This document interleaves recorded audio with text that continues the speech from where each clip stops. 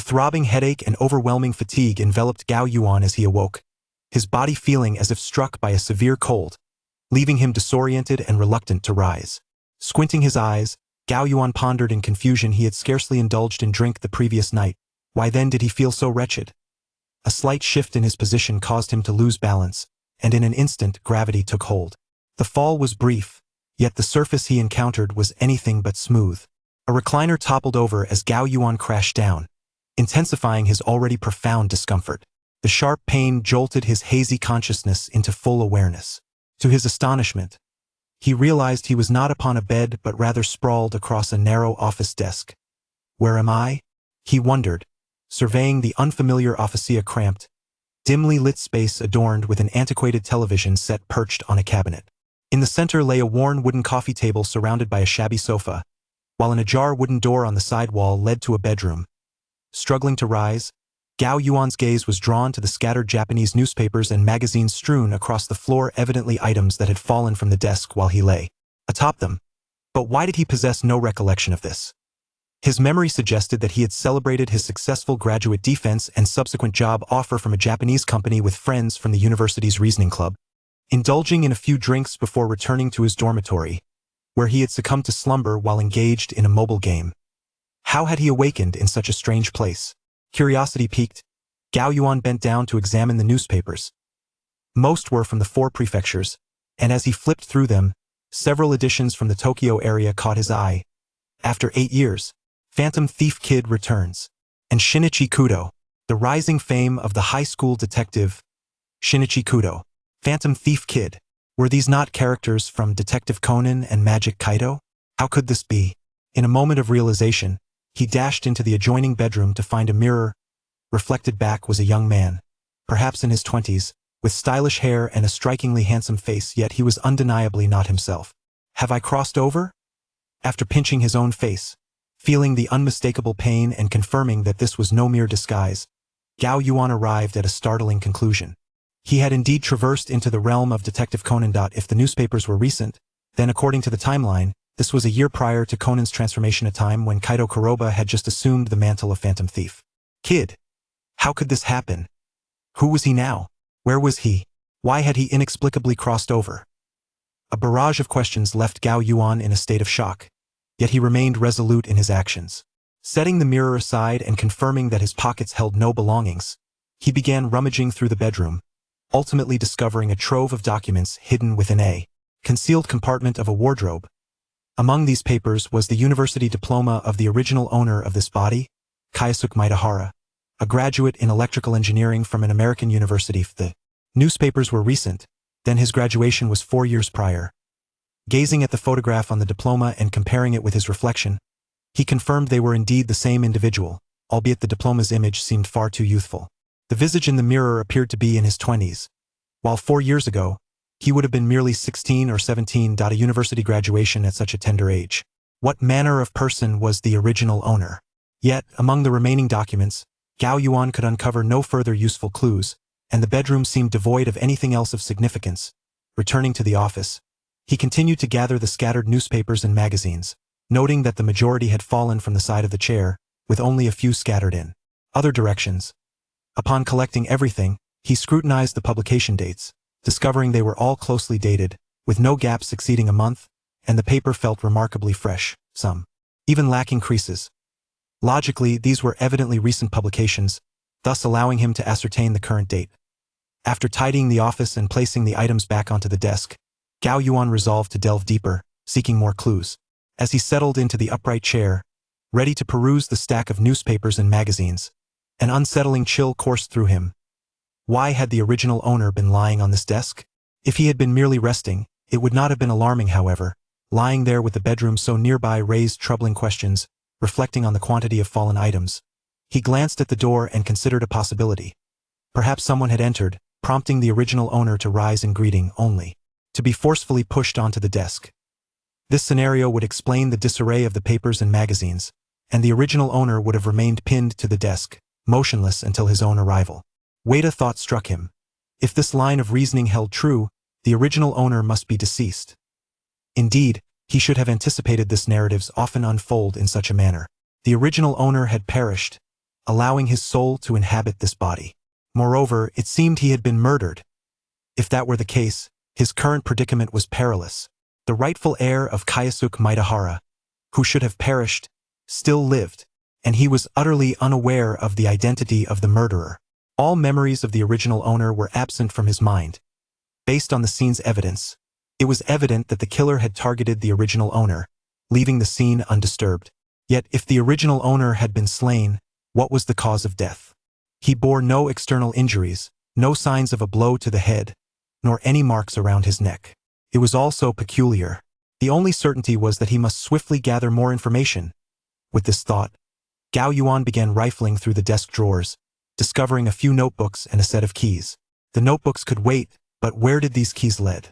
There were no locked areas in the 2 rooms adjacent to his own. Trembling with trepidation, Gao Yuan cautiously approached the office door. Upon opening it, he was greeted by a sunlit day. Outside was a concrete road, with a few sparsely positioned houses nearby, exuding a rural charm, yet no signs of life were in sight. Looking at the house he occupied, Gao Yuan realized it was a 2-story structure, with the staircase leading outside. The first floor housed 2 small rooms extending from the exterior wall, one a restroom, the other a kitchen. Contemplating the keys in his hand, Gao Yuan hesitated but ultimately decided to ascend the staircase. The second floor also contained 2 rooms. Beginning with the outermost room, he experimented with the keys until one fit, granting him entry into what appeared to be a study. Yet, amidst the shelves brimming with books, his gaze was drawn to something else entirely.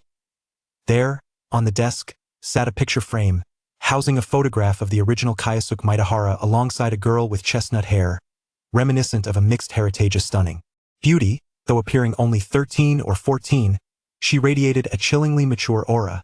Without a doubt, Gao Yuan recognized her as Shiho Miyano, a principal character from the world of Detective Conan. Gao Yuan stepped into the study, lifting the frame to examine it closely. I in the photograph, the original figure, Kyosuke Mitarashi, and Shiho Miyano both smile at the camera, though they stand apart, separated by roughly an arm's length. Behind them looms what appears to be a school building, with a sign at the entrance emblazoned with the words Laboratory Building in English. The bottom right corner of the photo indicates the date it was taken, coinciding perfectly with the date on Kyosuke Mitarashi's diploma. Considering the timeline, it seems that Shiho Miyano returned to the country exactly 4 years ago, which implies that she and the original figure were indeed schoolmates.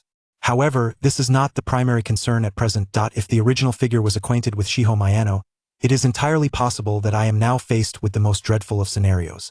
Previously, I pondered the cause of the original figure's demise, yet if he knew Shiho Miyano, a new possibility arises. A death that leaves no trace. APTX 4869, a flawless crime that leaves no toxins detectable in the body, resulting in an untraceable murder. It is conceivable that the original figure succumbed to this substance.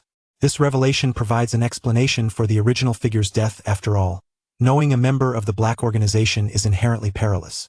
It is even feasible that the original figure was a member of the organization himself. A person who could have been murdered with the organization's drug now exists in this world, leaving me chilled to the bone. In a sudden rush, I burst through the door, anxiously scanning my surroundings, fearful that someone may still be monitoring this place. If there are indeed watchers, I have already been discovered from the moment I awoke. Quickly, I ceased this futile behavior. If the aforementioned deductions hold true, the perpetrator likely left, having confirmed the original figure's death. This location appears rather remote, with houses not clustered together, resembling a dispersed village, allowing the killer ample time to await the original figure's demise. Returning to the study, I begin to meticulously examine my surroundings. The bookshelf is a veritable treasure trove, filled with tomes spanning various disciplines. However, a cursory glance yields nothing of note. Seated at the desk, I intend to open the drawer but am distracted by a rectangular mark on the surface, which catches my eye. The desk appears to be dusted infrequently, as evidenced by the slight layer of dust, with this particular mark being a conspicuous absence of dust. It is evident that something was previously placed here, and judging by its size, it closely resembles a laptop. Furthermore, there is an Ethernet port at the desk's edge, though it currently lacks any connecting cable, suggesting it has been removed. Upon opening the drawer, I finally uncover a wallet containing a stack of cash, several bank cards, and some of the original figure's identification documents. According to the driver's license, the original figure is precisely 20 years old. With no further leads, I open the door to another room. Upon entering, I am met by an altar adorned with two black-and-white photographs of a middle-aged couple. Beneath the photographs lie memorial tablets inscribed with the names Taro Mitarashi and Aya Mitarashi. Observing their likeness, it becomes clear that these are the original figure's parents. This revelation indicates that the original figure is now an orphan. Approaching the altar, I detect the scent of fresh lacquer and notice that Taro Mitarashi's memorial tablet is newly crafted, its varnish still retaining a strong odor, suggesting he passed away not long ago. In contrast, Aya Mitarashi's tablet appears to have aged significantly. The room is sparsely furnished, and after searching several times without finding any additional clues, I return to the study. Sitting in the chair, I gaze at the photograph on the desk, lost in contemplation. The original figure's connection to Shiho Miyano, along with a suspected association with the Black Organization, and the missing laptop are likely intertwined. The cause of death is highly probable to be an overdose of aptX 4869. What a hellish beginning. I cannot fathom the nature of my circumstances, yet I recognize the precariousness of my situation. For my own safety, this identity cannot remain in use. However, contemplating this, how can I ensure that Kyusuke Mitarashi vanishes entirely from existence? After all, facing a potential killer from the Black Organization, I must not reveal a single flaw. At that moment, a translucent window materializes before my eyes. Staring at this floating window, I am momentarily at a loss for how to respond. As I am all too familiar with the text displayed before me, it resembles the conclusion screen of the mobile game Bounty Detective, which I played before sleeping. As a top 10 player in my region, I routinely enter the game to accumulate points before bed. This game immerses players in various cases, allowing them to utilize their intellect to solve mysteries and earn rewards. Players with higher total bounties ascend in the rankings, and achieving an S rank in any case grants additional items that can facilitate future investigations. Now, the game's conclusion screen appears before me as I summarize my current situation. Could my transmigration be linked to this game? Once again in the downstairs bedroom, I retrieve a mirror, only to find that the floating display remains unseen in the reflection, indicating that it is visible solely to me. My taut nerves begin to relax. I am not without resources. If this is the case, does it imply that my deductions are accurate, and the original figure's death is indeed related to the Black Organization? Now, I must consider the three rewards before me. This decision is paramount, as it may determine my path forward. Reward 2 is self-explanatory. If I am indeed facing the Black Organization, no matter how skilled I am in self-defense, it pales in comparison to firearms. Reward 3 is intriguing, yet even within the game, special items merely expedite the acquisition of case clues. Conversely, Reward 1, which is tied to the observation category that only holds an A ranking, suggests I must have overlooked something of great significance. After weighing my options, I ultimately choose Reward 1, and new text appears on the screen. You have noticed that Taro Mitarashi's memorial tablet is newly crafted, indicating that his passing occurred recently, yet you found no materials related to cremation within the house. However, in the empty space behind the house, you discover a patch of disturbed earth beneath the grass. Reading this passage, a wave of excitement washes over me. For the first time since my transmigration, I cannot suppress a smile.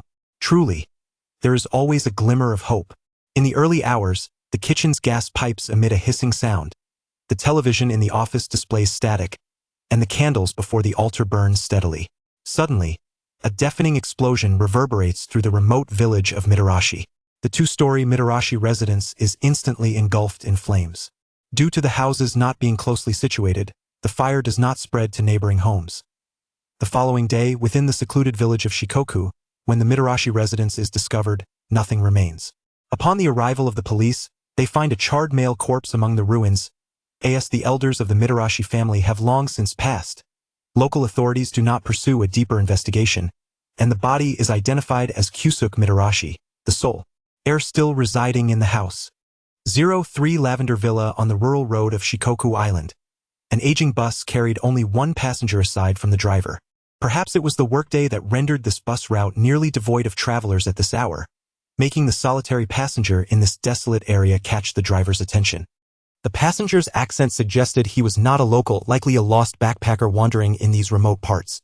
In this age, it was hardly surprising for the young and impulsive to find themselves in peculiar situations.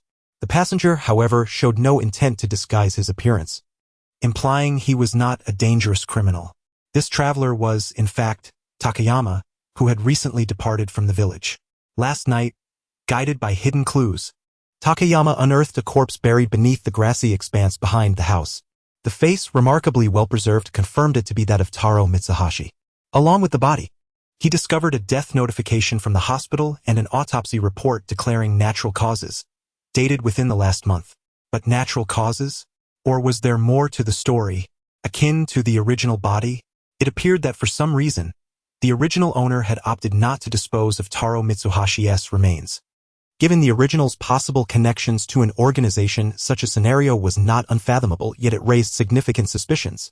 Despite having completed the necessary procedures for cremation, why had there been no attempt to incinerate the body? Takayama found himself lacking the motivation to delve deeper into this line of inquiry. Confronting that shadowy organization alone would undoubtedly be perilous. The wisest choice was to integrate himself into the social circle of the renowned detective Shinichi Kudo.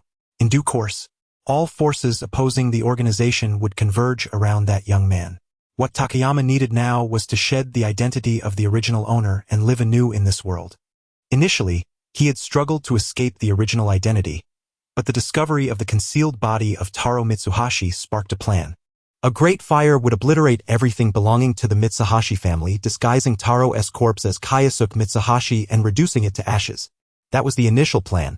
However, when Takayama transported the body back to the house, intending to change its clothing, he unexpectedly discovered something hidden within. As he removed the shirt, he felt an unusual texture. The right side of the pocket was noticeably harder than the left. A closer inspection revealed a concealed layer sewn into the right pocket. Upon unraveling this hidden layer, he found two pieces of paper. One was the cremation certificate for Taro Mitsuhashi and the other was a receipt from the temple that had received his ashes. Gazing at these documents, new questions emerged. If Taro's body remained here, how could there be a cremation certificate and an ashes receipt? Were they perhaps forgeries? If that were the case, could the previously discovered autopsy report also be a fabrication? No, if it were fake, why hide it so meticulously? Yet if it were genuine, how could one explain the body before him? Whose ashes had the temple received? Pondering these perplexities, Takayama scrutinized the clothing on the corpse and uncovered further inconsistencies. The body had undergone an autopsy at the hospital, and it was improbable that it had been dressed in these garments from the start. Clearly, the original owner must have dressed it upon returning home. Could it be that this was a deliberate concealment by the original owner? With such thoughts swirling in his mind, Takayama deliberated until dawn, ultimately deciding to proceed with his plan. In the night, he watched the Mitsuhashi residence gradually turn to ash, knowing his plan was likely a success. Kyosuke Mitsuhashi would henceforth vanish from this world. Yet only Takayama was aware that he would inevitably return here. He noted the name of the temple that received Taro Mitsuhashi's ashes, taking only the cash from the Mitsuhashi household and a photograph from the desk. He meticulously cropped out Kyosuke Mitsuhashi from the photo, retaining only the portion featuring Shiho Miyano. He also trimmed the original owner's conspicuous hairstyle. And under the cover of darkness, he set off on foot from the village. By the following day, after traversing an unknown distance, he encountered the bus on this rural road. Through inquiry with the driver, Takayama confirmed he was indeed in Shikoku. Even within the extensive narrative of Conan, the only case he could recall connected to Shikoku was the Phantom of Kanpira Theater, a location so obscure that even the most renowned local police could not uncover it. Clearly, he needed to find a way to reach Tokyo. Upon boarding the bus to the nearest developed town, it was already past noon. Takayama was famished and resolved to take a proper rest before heading toward Tokyo. He indulged in a hearty meal at a udon noodle shop and subsequently transformed his hairstyle at a salon. His formerly slightly wavy brown hair was dyed and straightened to a mundane black, adopting an ordinary style that rendered him unrecognizable, resembling more the commonplace demeanor of his former self. However, mere changes in hairstyle were insufficient to entirely alter his visage unless he resorted to cosmetic surgery. He had no choice but to seek guidance from individuals skilled in high-level disguise. With Yukiko Kudo in America and Vermouth too perilous, his only viable option was Kaito Kuroba from Ikoda High School, necessitating a journey to Tokyo. Exiting the salon, dusk was approaching. Realizing he would not be able to travel further that day, Takayama sought a hotel for the night.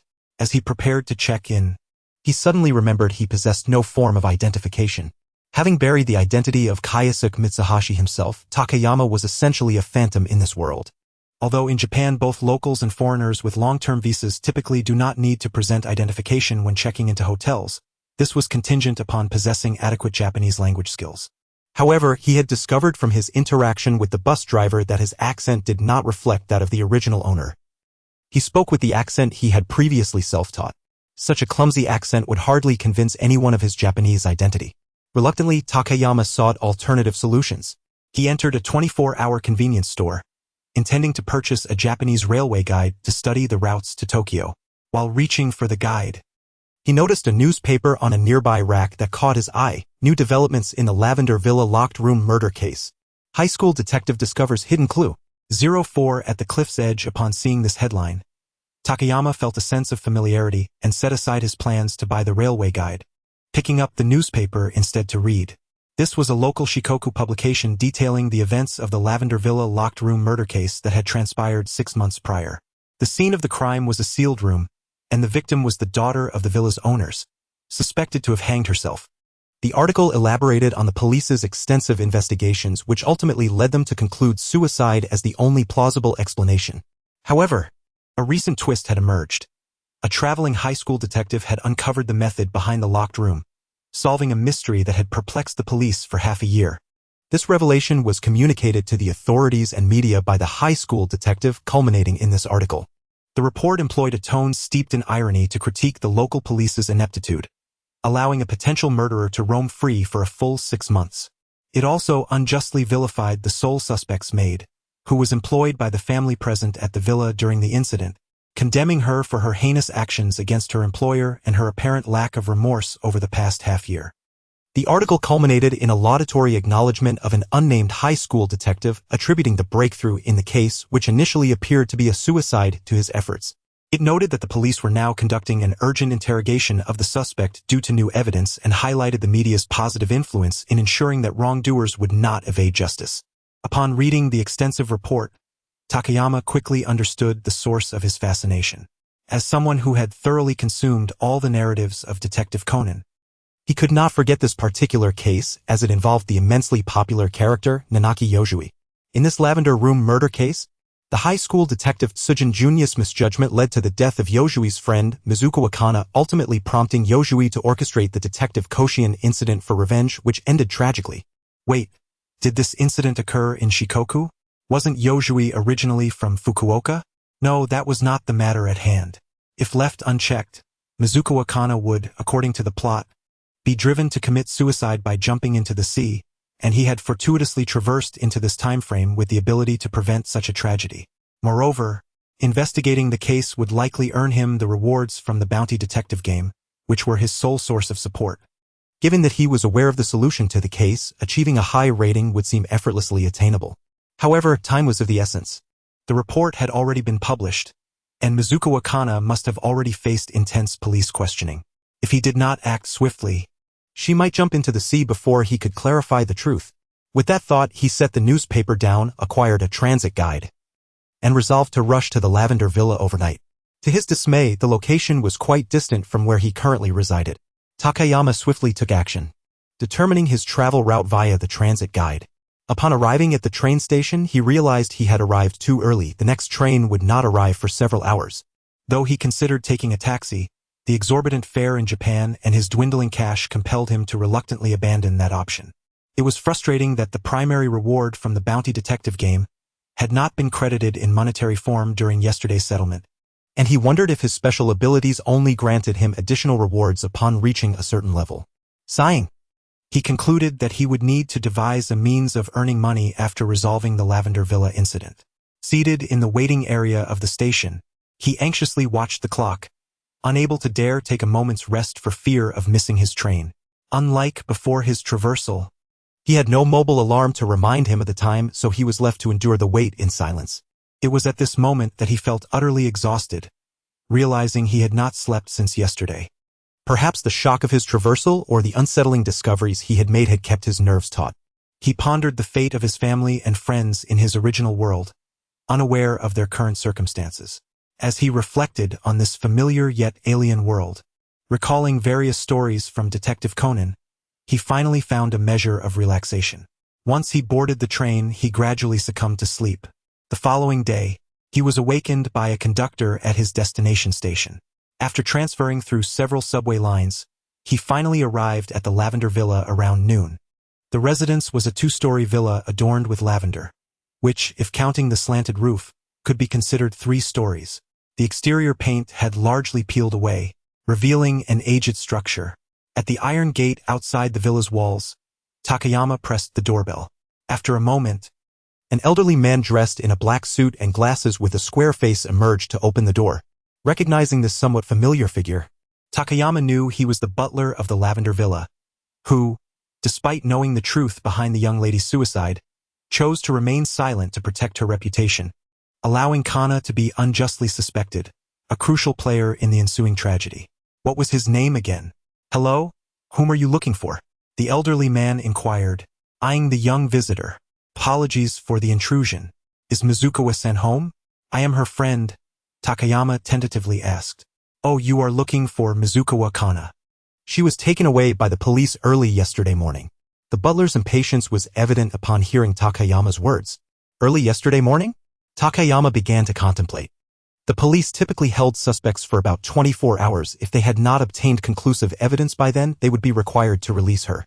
Since she had been taken away early yesterday and it was now well past noon, surely they could not still be holding her. Could you tell me where the nearest coastal area is? He queried. Why do you ask that? The butler appeared disinclined to entertain such an odd question and began to turn away, but Takayama grasped his arm. Please answer me, it is of utmost importance. He insisted, his tone grave. The butler, seemingly swayed by Takayama's intensity, hesitated before pointing in a direction. If you are looking for the coast, it is that way. But it's not a beach. It's a cliff. Upon hearing this, Takayama immediately released the butler's arm, muttering a quick thanks before sprinting toward that direction. Hoping he was mistaken, he urged himself onward. Running swiftly, he covered several kilometers and soon caught a whiff of the sea air. Despite his untrained body beginning to tire, he persevered, driven by a will stronger than he had shown during university physical tests. Before long, he spotted a figure at the edge of the cliff. Without a doubt, it was a girl dressed in a maid's outfit. The clear sea breeze tousled her shoulder-length hair, styled in 2 ponytails, while the hem of her long maid dress danced in the wind. Her frail silhouette appeared precariously balanced. Despair filled her eyes as she gazed down at the vast sea below, seemingly having made up her mind. She closed her eyes and leaped forward. But in that fleeting moment, a hand grasped hers. Don't do it. Innocent people should not pay with their lives for the mistakes of others. Turning back, Mizukawa Kana met the gaze of a breathless man whose resolute eyes fixed upon her. Amaki Takayama, a detective. At the critical juncture, Takayama managed to reach her just as she was about to leap off the cliff. This was perhaps the most exhausting run of his life. He was now out of breath, his body feeling as though it might crumble. While he had forced himself to endure for the sake of saving her, now that he had succeeded, he felt utterly depleted. Nevertheless, he stood firm, still holding onto Mizukawa Kana. After all the struggles to arrive at this moment, the outcome was finally favorable. Upon encountering the unexpectedly young man, Mizukuchi Kanai was taken aback. However, noticing his labored breathing, she quickly realized the effort he must have exerted to rush over and save her. Why did you save me? She instinctively questioned. Hearing this rhetorical inquiry, Takayama felt a sense of relief. He understood that she likely no longer harbored thoughts of self-harm. Observing this girl, who had met a tragic end in the original timeline, now alive before him, Takayama felt that all his efforts had been worthwhile. Is a reason truly necessary for saving a life? He countered, responding to Kanai's question. This reply left her momentarily dazed. Yet soon, the grim memories of her ordeal surged back, plunging her once more into despair. Seeing her despondent expression, Takayama released her hand and gently patted her shoulder, offering comfort. Do not worry. Everything will be all right. His words seemed to open the floodgates of her emotions, and she succumbed to tears, crouching down and covering her face as she wept. Ever since that high school detective had arrived, everyone around her had regarded her with the eyes of a criminal, and the police had subjected her to relentless questioning, coercing her to confess to being the murderer. In contrast, Takayama appeared as the sole beacon of light in her dark existence. Why? Why does no one believe me? I am not the murderer. Truly, I am not. The girl cried out, articulating the thoughts that had long haunted her. She was merely an ordinary girl, working as a maid, devoid of reasoning skills or the ability to argue her case. With her only detective friend absent, she felt utterly alone and cornered. I know you are not the murderer. Therefore, there is no need for you to weep nor to contemplate ending your life. An innocent person is innocent. You should not bear the consequences of another's mistakes. Takayama stated, extending his hand to Kanai. So please, stand up and live well. At the sight of his outstretched hand, Kanai ceased her tears but hesitated to rise. But the detective told the police he found evidence. They will not let me go. If you are not the murderer, then the truth must lie elsewhere. Rest assured, I will handle everything from here on. I will help you clear your name, Takayama asserted, taking her hand and pulling her to her feet. Standing upright, Kanai wiped her tears and scrutinized the youthful man before her. May I ask, who are you? Why are you helping me? Upon hearing her question, Takayama hesitated briefly before breaking into a confident smile. I am Takayama Akira, a detective. In that moment, he resolved to live in this world under the name of Takayama Akira, bearing the surname of the renowned detective Kagoro Mori from the novels. A detective? The realization of her own predicament as a detective began to dawn on Kanai, causing her to waver upon hearing Takayama's self-introduction. Indeed, I am not merely someone who hastily boasts about a few clues. A true detective strives to uncover the complete truth and never wrongfully accuses an innocent person, Takayama declared. Recognizing her concern, seeing the unwavering determination in his eyes, Kanai chose to place her trust in him. Together, they returned to the Lavender Villa, where Kanai revealed the name of the housekeeper, Kakuya Renzo. Upon learning that Takayama was also a detective, Kakuya appeared to breathe easier. His initial impatience upon meeting Takayama softened into a somewhat amiable expression. Observing Kakuya's reaction, Takayama could surmise that the housekeeper felt a twinge of guilt for remaining silent about the truth, which had led to Kanai's suspicion. Naturally, he welcomed the arrival of a new detective to aid in clearing Kanai's name. However, he had not anticipated that in the original plot, the police had ultimately failed to uncover the truth, instead driving Kanai into despair. It must be said that the police in the world of Detective Conan often struggle with cases that require even a modicum of discernment, relying heavily on detectives to resolve matters. Yet, should the detective themselves prove unreliable, the situation becomes perilously precarious. Ultimately, unresolved cases are one thing, but wrongful accusations carry far greater ramifications. Takayama casually explored the villa, conducting a cursory investigation before informing Kanai and Kakuya that he had uncovered the truth and requested them to summon the police. Kakuya felt some skepticism at this rapidity, but Kanai had already chosen to place her complete faith in Takayama and called the investigating officer to the scene. Before long, the police arrived.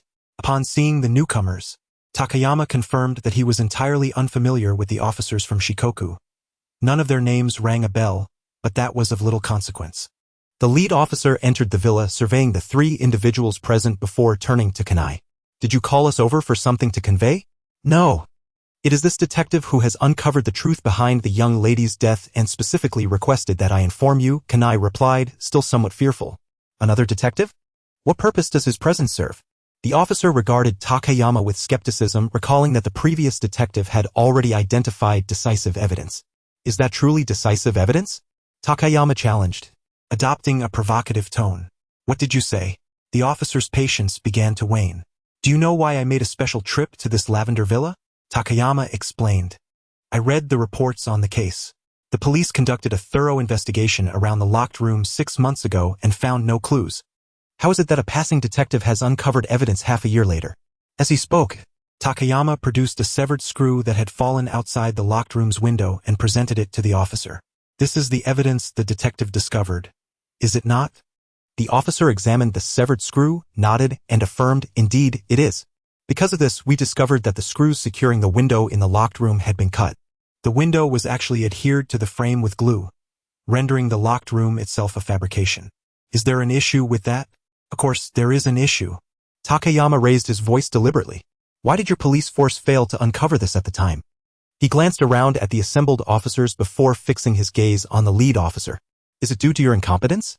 His words carried a tone of both inquiry and mockery. The feeling of wielding the correct answer and adapting it to the situation, thus gaining control of the scenario, was exhilarating. Takayama's heartbeat quickened in response to this sensation, and he found himself relishing it. I believe the police in Japan are still quite competent, he thought, half-jokingly, wondering how such a remark would be perceived by the officers. It was unreasonable that these anomalies had gone unnoticed during the initial examination.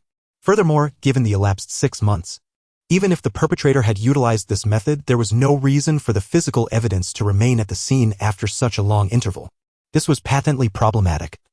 Upon reading the newspaper report detailing the Lavender Villa locked room murder that had occurred 6 months prior, and considering that the high school detective, Sujin Ryuya, had recently discovered new evidence at the villa, it was easy to conclude that there was no justification for the evidence to remain unremoved after such a considerable time lapse.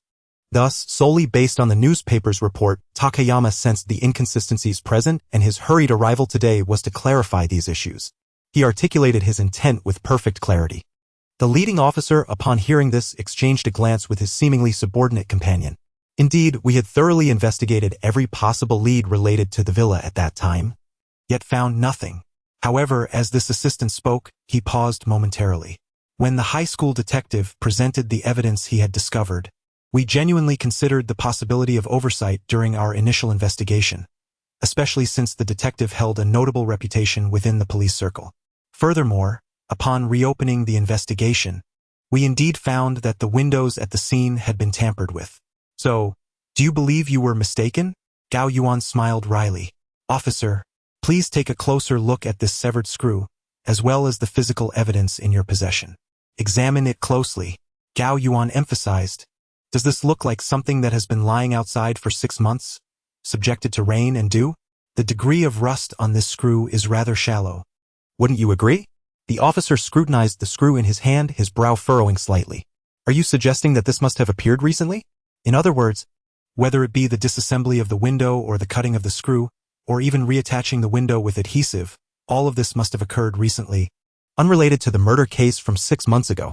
As Gao Yuan spoke, he turned his gaze to Mizukawa Kanai and Kataguchi Renzo. In the past month or so, has anyone entered the villa and stayed for a considerable duration? Hearing this, Kataguchi Renzo pondered for a moment and recalled, a month ago, we did hire a cleaner for a thorough cleaning of the villa. Due to the extensive workload, the cleaner stayed for an entire day. That seems plausible. The tampering with the windows was likely done by that cleaner. After all, such a large villa, especially one that gained notoriety due to that incident, might attract someone with ulterior motives. Gao Yuan remarked, although he knew the truth was indeed as he stated, he could only express it in this seemingly speculative manner.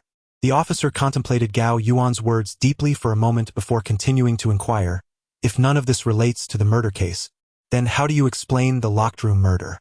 Why are you so fixated on the locked room aspect? Gao Yuan suddenly countered.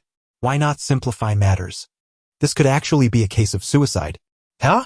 Upon hearing this, everyone present was taken aback, unable to fathom that someone claiming to be a detective would utter such words. Observing the stunned expressions around him, Gao Yuan felt a tinge of helplessness. The principle of Occam's razor suggests that when a situation can be explained in multiple ways, we should favor the simplest or falsifiable explanation. What reasons do you have to believe the deceased did not commit suicide? The officer replied, considering the deceased's family situation, they were affluent and lacked any apparent emotional entanglements, making it difficult to conceive why they would choose to end their own life. Is that the only reason? There is no substantial evidence, such as unusual strangulation marks or peculiarities at the scene that would provide clearer proof. Gao Yuan feigned confusion, though he was acutely aware of the truth. If there were, the initial investigation would not have yielded nothing. Was there no abnormality found in the autopsy? No, due to the guardian's vehement opposition. A more thorough examination was ultimately not permitted. Only superficial markings on the body were investigated. Nevertheless, the cause of death should be accurate, the officer stated, glancing at Kataguchi Renzo. Indeed, vehement opposition. Gao Yuan had acquired the answer he sought and began to scrutinize Kataguchi Renzo with a curious gaze. Mr. Kataguchi, being of such advanced age and the steward of this villa, you must have been the closest person to the deceased. Do you know why the family opposed an autopsy? Faced with Gao Yuan's sudden shift in topic, Kataguchi Renzo felt pressure, as he truly wished to protect the young lady's reputation, not wanting her to be subjected to such scrutiny posthumously.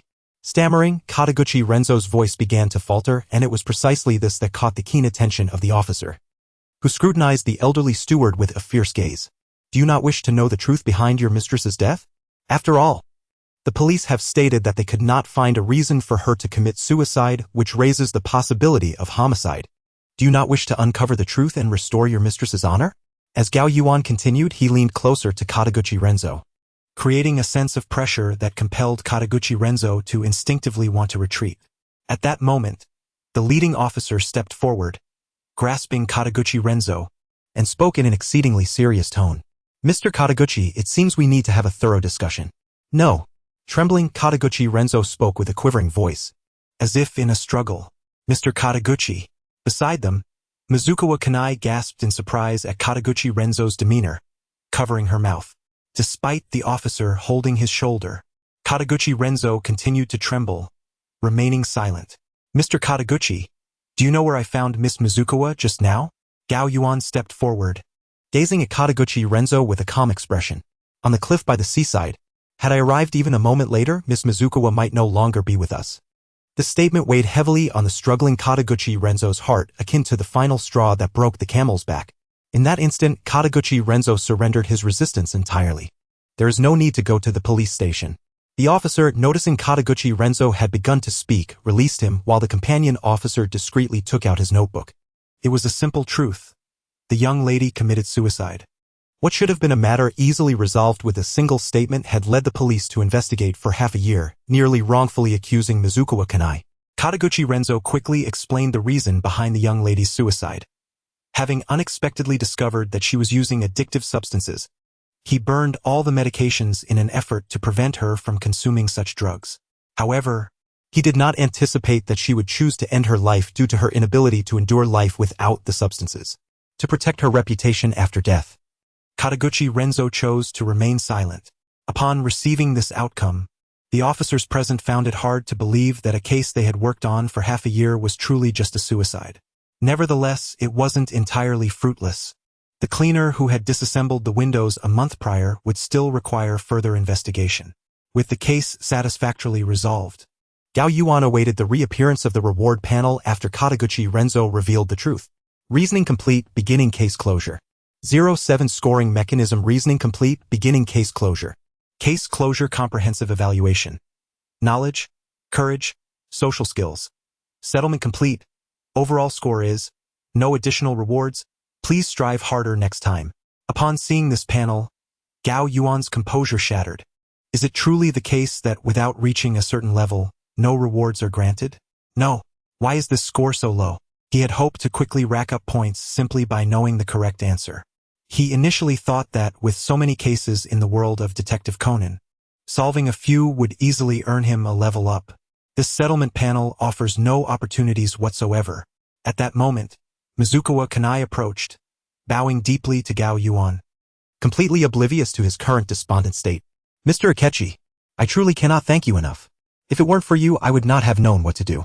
Shifting his focus from the panel to the reality before him, Gao Yuan politely acknowledged Mizukawa Kanai's gratitude. "It's nothing.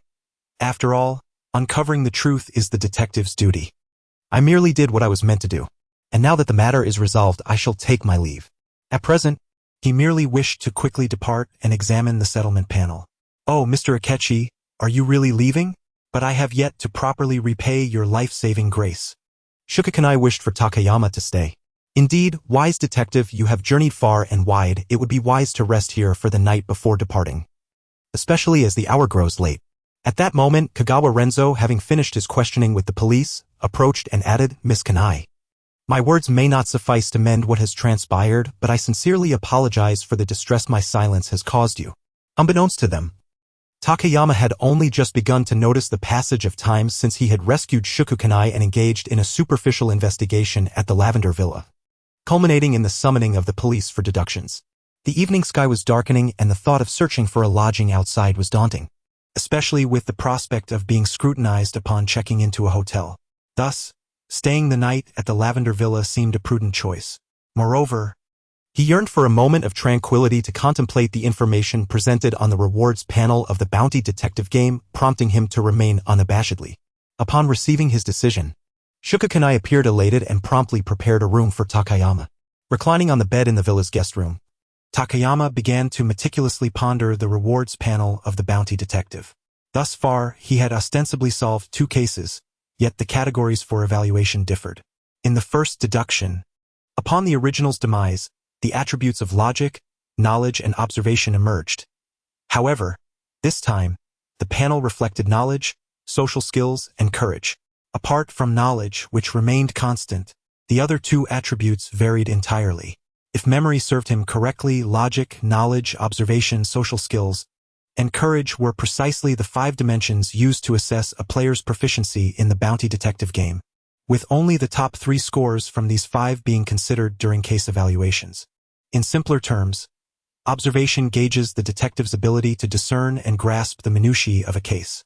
Knowledge assesses the detective's understanding of the underlying information tied to various aspects of the case. Logic evaluates the detective's capacity to draw conclusions through the analysis of clues. Social skills measure the detective's ability to leverage interpersonal relationships for information and assistance. Courage represents a comprehensive evaluation of the choices made by the detective throughout the investigation. During his initial deduction, Takayama had not utilized social connections, resulting in a lack of a social score. Additionally, his courage likely did not surpass his observation score, leading to the omission of both social skills and courage in the final evaluation. This time, however, he had altered Shuko Kanai's life trajectory, thus earning a commendable score for courage. He had also coerced Kagawa Renzo into revealing the truth, which could be tenuously categorized under social skills. Yet, fully aware of the entire truth, he had no need to seek clues or engage in reasoning, rendering observation and logic irrelevant, and thus their absence in the final score was inevitable. What a riddle! If this scoring system persisted, even when confronting cases from the original work, he would find himself in a similar predicament where observation and logic were of no use, necessitating a reliance on courage and social skills to level up. Yet, despite the life-altering decisions he had made, his courage was only rated at a basic level, and accruing points in social skills proved exceedingly challenging. As a player ranked among the top 10 in the bounty detective game, Takayama understood that to achieve a comprehensive evaluation of level, he needed either all 3 categories to reach the same level or 2 to attain a higher level while 1 remained at a basic level. How infuriating! In light of this scoring mechanism, his familiarity with the original cases became a hindrance to point accumulation. Furthermore, the rewards panel only offered benefits upon reaching a certain level.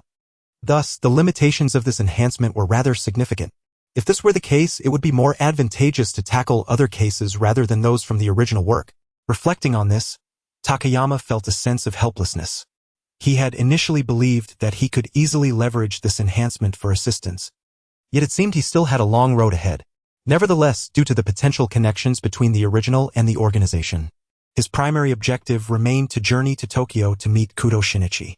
Sitting up in bed, he felt the limited cash in his pocket and sighed. Knowing he needed to address both his financial and identity issues, he retrieved the half-photograph of Miyano Shiho, gazing at it quietly. As if finding solace in the belief that one day they would meet, there were many questions he wished to ask her. Looking at the image of his favorite character filled him with anticipation. Mr. Akechi, he heard a polite knock on the door, and Shuko Kanai entered. Dinner is ready. All right, I'll be right there. He tucked the photograph away and rose to join her. Is that a photograph of someone important? Shuko Kanai inquired as Takayama approached the door. Taken aback by her question, he turned to her and smiled. Yes, indeed, someone very important. 08 incident emerges. It certainly was not easy. In a net CAF in Osaka, Takayama sat in a private room, gazing at the myriad of codes on the computer screen, feeling a sense of frustration. A few days prior, after leaving the Lavender Villa, he realized he had not changed clothes in 3 days. Thus, he purchased 2 outfits at a mall and took the train to Osaka. He initially intended to rest in Osaka, hoping to encounter Hattori Heiji, as cases in this world often unfolded around detectives. If he could seize a few opportunities to engage with cases, it would trigger more evaluations on the rewards panel, and he was curious to see if this enhancement would yield new developments. While passing by the net CAF, he noticed a sign seeking temporary workers. Given that his cash had dwindled due to expenses over the past few days, a temporary job was precisely what he needed. Moreover, working at a CAF would grant him access to the internet, allowing him to investigate various matters. The CAF required a temporary worker to cover for a regular employee who had recently sustained an injury. With the CAF's network frequently encountering issues, they were in need of someone capable of fulfilling this role. Takayama's background in information security from his graduate studies made him a suitable candidate, and thus he seamlessly transitioned into the CAF as a temporary employee. His responsibilities were initially limited to the days the regular employee was absent, and the manager did not scrutinize Takayama's identity closely, recognizing the challenge of finding someone qualified for the job. After assessing Takayama's capabilities, they agreed upon a daily wage and arranged for him to stay in a private room during his employment. For the past few days, Takayama had remained inside that room, managing the CAF's network security while attending to his own matters. Maintaining network security was a straightforward task for Takayama. Upon investigating the CAF's recent network issues, he discovered they were the result of malicious attacks from hackers that were difficult to trace. After informing the manager, who speculated it might be the work of competitors, he was instructed merely to focus on completing his tasks. Meanwhile, the matters Takayama was pursuing were far from simple. Over the past few days, he had been attempting to infiltrate Japan's residency system. While Japan does not possess a legally recognized form of identification, a residency system still exists. The current identity of KY is that of a wise and lofty individual, one who ostensibly does not exist in this world. To completely disguise his identity, it is imperative to establish a plausible household registration for KY. Once this is achieved, all subsequent identification documents can be procured through certain means. Yet, this very point has caused KY considerable distress. After much contemplation, he concluded that the most effective approach would be to directly hack into the household registration system and add KY's information. He possesses the requisite technical skills for such an endeavor. However, after several days of practical attempts, he found himself increasingly troubled. While he had indeed infiltrated the system's periphery, forcibly breaching the core was not the challenge. Rather, executing the operation without leaving any traces or being discovered proved to be insurmountable. Having spent days studying the system, he realized that undetected entry was only feasible with the management key of the system. Unfortunately, deciphering the encryption algorithm of this key was nearly impossible with current computational power. At that moment, a program he had developed suddenly appeared on his screen, signaling the commencement of a routine attack on the Internet CAF's network. It was incessant, happening daily. KY, feeling exasperated, continued to operate steadily on his keyboard. The same tactics were employed each time. The use of a Trojan was consuming excessive bandwidth, as if the perpetrator were intent on ensuring their detection. Were it not for his recent lack of energy, he would have sought to uncover the source of this annoyance. Thus, he resolved to identify this bothersome intruder, especially since he had been consistently attacked by a Trojan at approximately the same time each day. He had initially suspected that the adversary was highly skilled, but upon discerning the characteristics of the Trojan program, he recognized that the intruder lacked sophistication. The reason for the daily invasions was, in fact, quite simple. The assailant was not launching attacks via the network, but had instead installed malicious software directly onto the CAF's computers. In other words, the individuals utilizing the CAF's network at the time of the attack were the intruders. A simple inquiry at the front desk would reveal their identities. With this thought in mind, KY cleared the computer's usage records and was about to leave when a cacophony of noise erupted outside: shouts, the sound of running footsteps, and a cry of "He is dead." Upon hearing this, KY immediately burst out of the door to find the hallway filled with people. The manager, along with 2 staff members and several customers who had emerged in response to the commotion, were present.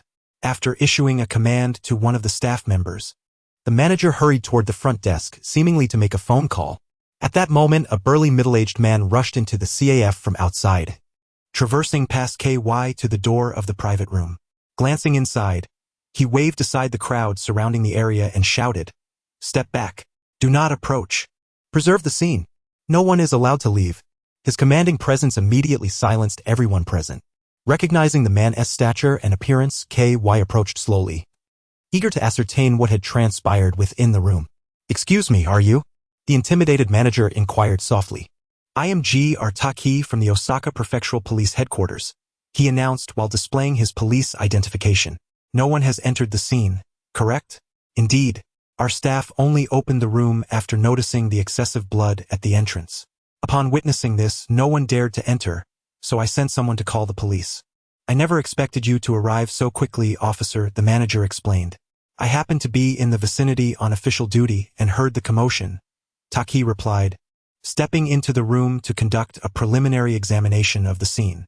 KY followed closely behind and observed the unsettling sight within. Inside the room lay a man, his mouth sealed with tape, motionless on the sofa. His right hand rested on the armrest, blood oozing from his wrist, pooling into a crimson stain on the floor that extended toward the door. Strangely, the sofa, which should have faced the computer screen, had been deliberately turned to face the entrance, allowing anyone outside to glimpse the man's grim fate. His eyes, wide with terror, remained unblinking even in death, while his bag was in disarray with his wallet carelessly discarded on the ground, now devoid of its contents. Taki, surveying the scene, felt a surge of frustration. How could such a heinous crime occur in a public venue? It appeared that valuables had been taken, and the victim seemed to have been interrogated. Was the motive purely robbery? No, KY dismissed Officer Taki's assessment. Without a doubt, this was a case of revenge killing. Out of nowhere, a youthful voice with an Osaka accent echoed beside KY, articulating the same conclusion he had reached. Haichi Hattori, the young man said, appearing unexpectedly. Taki's irritation was palpable, yet he also seemed resigned. Hattori, weren't you instructed to wait outside? Where is Miss Waka? Observing the confident young man with dark skin and a smile, KY recognized him as Hattori Heiji, a significant character from the detective series Detective Conan. It was an unexpected encounter. Just then, a sweet, high-pitched voice called from behind. Heiji, why did you sneak away again, you fool? I told you to stay outside. It's better for girls not to be here. Upon hearing the voice, Hattori turned and called out to the approaching girl, stepping forward to block her from getting any closer to the scene. The girl, with deep brown hair tied in a high ponytail, was none other than his childhood friend, Kazuha Tayama. What is the matter, Heiji? I came because I was worried about you. Why are you being so harsh? And calling me a fool so loudly? Kazuha retorted, though her voice trailed off as she concluded her statement. Meanwhile, Officer Taki, having listened to Hattori's remarks and observed the scene again, remained perplexed. Heiji, while this scene is indeed strange, what leads you to believe it is a case of revenge? Because of the cause of death, Hattori began to explain, but was interrupted by Kazuha's appearance. As a result, the response fell to KY, who unexpectedly interjected, drawing the attention of everyone present. The cause of death? Is there an issue? Taki queried. KY glanced at Hattori, noting his silence, and proceeded to elucidate. Observe the wounds on the victim's wrist. The man has sustained 2 precise cuts, severing 2 arteries. This method prevents the wounds from clotting and maximizes blood loss. In such circumstances, the victim would typically succumb to excessive blood loss. As the loss of blood increases, the brain suffers from oxygen deprivation due to insufficient blood supply. In such circumstances, an individual may lose consciousness before death, resulting in a state of tranquility rather than pain. Upon hearing this, Officer Otaki glanced at the deceased, understanding the implications of what Takayama was suggesting. However, look at the deceased's eyes. Takayama pointed to the victim's wide-open, terrified gaze and continued. This expression is imbued with fear and dread. A person who has lost consciousness cannot exhibit such a countenance, indicating that the deceased experienced a terrifying stimulus while still conscious, ultimately succumbing to fear before dying. In simpler terms, the individual did not perish from excessive blood loss, rather he was frightened to death. In other words, the perpetrator could have allowed the victim to die from blood loss but chose instead to inflict the most agonizing torment in the victim's moment of helplessness, ensuring that he died in terror.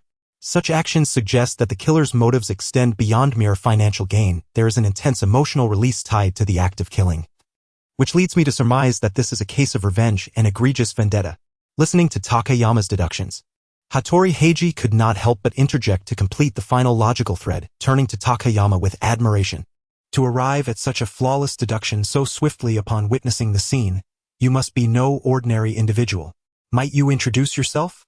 Faced with Hattori's inquiry, Takayama offered a resigned smile. I am Amamiya Takayama, a detective temporarily working part-time at this internet CAF. Ah, I see. You are a detective as well.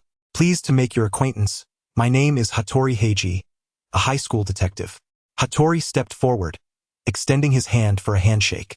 Noticing the scrutinizing gaze from Hattori, Takayama realized he was under suspicion, and encountering the son of the Osaka Prefectural Police Chief made the situation all the more precarious. Nonetheless, he shook Hattori's hand. As a detective, why are you working part-time here? Hattori's question struck at the crux of the matter. It was indeed suspicious for someone claiming to be a detective to be working at a crime scene without a reasonable explanation. To earn a living, of course. Takayama replied with a smile. After all, as a novice detective, I receive very few commissions. In such situations, showing hesitation would only heighten suspicion, so Takayama pressed on, hoping that, as long as his identity remained unverified, he would be fine. By the way, as patrons of this CAF, do any of you recognize the deceased? Officer Otaki seized the moment to pose a question to the manager and staff, momentarily dissipating the awkward atmosphere between Takayama and Hattori. At that moment, a staff member who had gone to call the police returned with an answer. I recognize him. He has been coming here almost every day around this time for over a week. Every day? Upon hearing this, Takayama was struck by a thought. The individual who had infiltrated the CAF's network must be someone who regularly came to install malicious software on the CAF's computers. And could it be that the deceased was that very intruder? Is there a record of his registration? Officer Otaki continued his inquiries. Yes, at the front desk. I will retrieve it, the staff member said as he hurried back to the front. However, Heiji, if the killer's motive is revenge, then we should be able to uncover clues about this case swiftly. You and Miss Ko should head back for now, Officer Otaki advised Hattori and Yamaoka Ko. Indeed. Pursuing the murderer is far too perilous. Heiji, you should return with me. The subsequent matters will be handled by the police, Ko interjected as she approached, tugging at Hattori. However, Hattori clearly had no intention of acquiescing. It is far too early to leave. After all, the killer is still at the scene. Turning to Takayama, Hattori added. Wouldn't you agree, detective? Takayama was filled with questions. What? The killer is still present? Why do I not share that sentiment? Hattori surveyed the expressions of those present, then confidently explained. When a person dies, the heart ceases to beat. Even with a severed artery, the amount of blood loss is limited. Therefore, the considerable amount of blood at the scene must have been lost before death, and judging by the state of coagulation, the time of death must be recent. I noticed upon entering that there are surveillance cameras at the entrance of this establishment. It would be conspicuous for the killer to leave so shortly after the act. Hence, to avoid suspicion, the perpetrator must be hiding among you. But the killer need not leave through the front door, Takayama replied, somewhat exasperated. However, you must understand, aside from the front entrance, the back door has been locked from the inside. If the killer did not exit through the front, there are no other escape routes, explained the manager, Miki Nishikawa. Exactly. When I passed by earlier, I specifically checked the back and confirmed that it was indeed locked from the inside. If the killer had exited from there, it could only mean that he had an accomplice still mingling among you. Regardless, all of you present are suspects, be it the true culprit or an accomplice, Hattori proclaimed with excitement, particularly emboldened by Takayama's earlier narrative. Takayama sighed. Something peculiar struck him about the scene. Despite the extensive bloodstains, the killer had left no footprints. As you noted, all this blood was shed before the victim's demise. Considering the cause of death, the killer must have still been present before the victim died, thus, the absence of footprints as the killer departed from a blood-soaked scene appears rather odd. What of it? The killer merely needed to tread carefully. Look, Officer Otaki managed to enter without leaving any marks, Hattori dismissed. Moreover, the blood may not have spread in the manner it currently appears when the killer exited.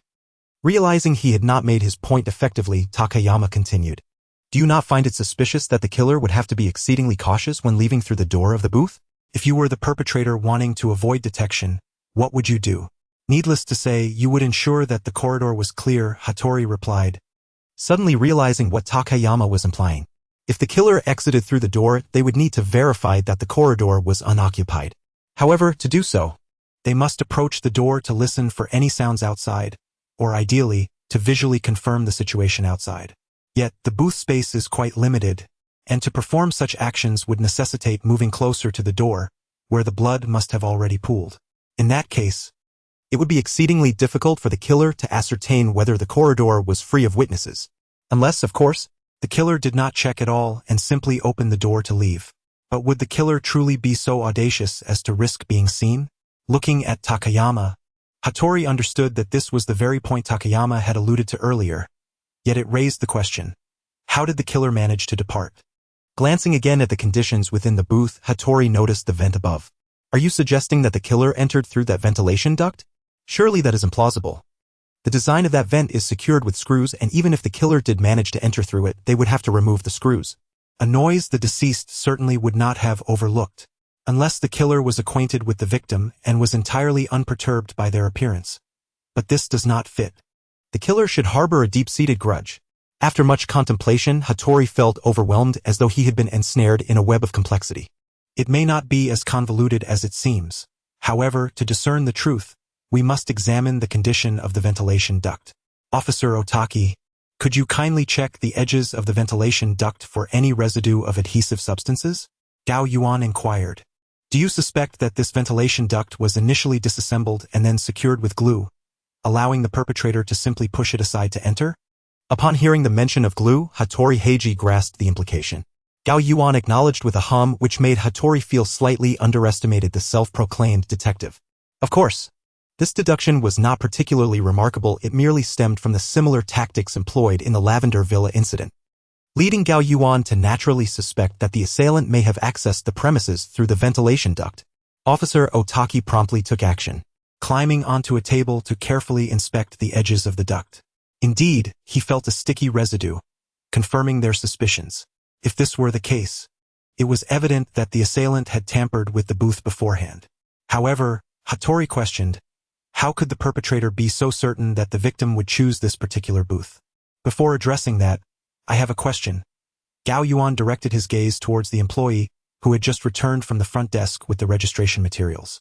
Was the network issue in our establishment only encountered after the victim's visit? The employee suddenly seemed to recollect something, stating, yes, I remember the victim came to our CAF for the first time that day, and shortly after we received complaints from customers about the poor internet connection. The victim, however, did not lodge a complaint that day, which left an impression on me. Upon hearing this, the manager, Kinoshita Kawashi, looked towards Gao Yuan, seemingly piecing together some insights. Kechi, what does your inquiry imply? Well, I have been managing the CAF's network these past few days and discovered that the fluctuations in connectivity originated from within the establishment. It appears someone may have installed malware on the computers after using the CAF's internet, thereby affecting the entire network. Given that the victim frequented our CAF daily, it raises some suspicion. The manager, seeking confirmation, received an affirmative response from Gao Yuan. Yet why would he do such a thing? Kinoshita pondered, while Hattori perked up, intrigued by this unexpected lead. Gao Yuan had not contemplated that question deeply. After a brief reflection, he suddenly queried, did the network issues arise only after that employee took leave? Upon hearing this, the CAF staff collectively realized the truth and confirmed it. Hattori, having absorbed their statements, remarked, the assailant's advanced preparations in the CAF indicate a thorough familiarity with its layout, which casts suspicion on the employee who is currently on leave. At that moment, police sirens echoed from outside as officers who had received the report arrived on the scene. It appeared that they were all subordinates of Officer Otaki, who swiftly organized the site, ensuring the protection of evidence while dispatching personnel to investigate the ventilation duct. Considering Hattori's earlier remarks, they planned to investigate the home of the employee who had taken leave. What do you think? Shall we accompany you to the home of that employee on leave? Hattori invited Gao Yuan. Just as Gao Yuan was about to agree, an employee rushed in, breathless, exclaiming to Kinoshita, manager, something terrible has happened. The server in the CAF. Upon hearing this, Gao Yuan's expression shifted, and he dashed towards the main computer managing the server, followed closely by Kinoshita and Hattori. Seeing Hattori's urgency, and Officer Otaki hurriedly followed suit. Arriving at the main computer, they witnessed data within the server being systematically obliterated by an unidentified program. A virus had bypassed the firewall he had configured, and the emergency protocols had failed to activate. Gao Yuan frantically attempted various operations, but it was too late. Night Baron. The name instinctively surfaced in his mind. To devise a method to infiltrate Japan's household registration system, Gao Yuan had been studying the latest advancements in cyber attack and defense techniques. However, he found the technological level in this world starkly inferior to that of the era he had previously studied, rendering it improbable that hackers here could deploy methods beyond his comprehension. Yet, the current situation had spiraled far beyond his control. With a virus he had not detected wreaking havoc on the main server's data. In this context, and recalling the world of Detective Conan, the name Night Baron naturally flickered in his thoughts. This virus was first mentioned in the case of the Night Baron murder incident. Allegedly, it was a phantom computer virus that gradually infiltrated the computers of major corporations, wreaking havoc in a manner undetectable and unstoppable by engineers. Its elusive nature led to its ominous moniker. The event's organizer proposed to use the Night Baron as a reward for participants, but after the case was resolved, it was revealed that the organizer had no possession of such a virus. It was merely a bait to lure victims to their demise, with the virus thought to be merely a myth. However, the virus indeed resurfaced after Miyano Shiho had shrunk. When Hybera AI used the data disk containing all personnel and related information from the Black Organization, she inadvertently neglected to remember that the organization had installed that virus on all disks. Consequently, the data vanished shortly after being accessed. The reason was that the disk had not been operated on the organization's internal computers, thus triggering the virus within, leading to the obliteration of all data on Professor Agasa's computer and the disks. Aside from this, there had been no other mention of this virus. Thus, when Gao Yuan watched the plot of Detective Conan, he speculated that it might be a virus developed by the Black Organization, considering their continuous efforts to attack major corporations and safeguard their data from exposure. At this point, Gao Yuan felt overwhelmed. If his assumptions were correct, he had already encountered 2 potentially related incidents with the Black Organization within just a few days of his arrival in this world, which was utterly chilling. However, if the Night Baron truly attacked the CAF's main computer, what could be the reason? Did the network attack and this murder case somehow connect to the organization? As they watched the data on the main computer vanish entirely, Manager Kinoshita began to panic. Akechi, is there any way to recover this? Gao Yuan shook his head. It was futile, the destruction was too thorough, leaving even the virus itself untraceable. Such a virus, unless one happened to encounter it while it was corrupting their data, would remain entirely unknown, obliterating all records without a trace. Even if one were to witness its destructive process, they would be helpless to intervene.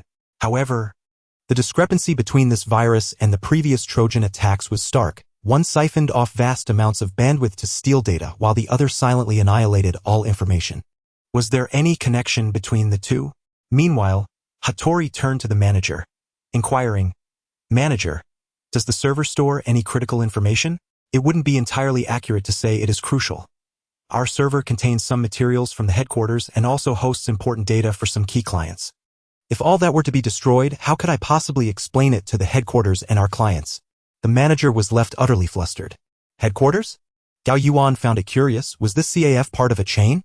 Our internet CAF operates as a subsidiary of a gaming company, often hosting external tests for games developed by the company, explained Kinoshita Kawashi.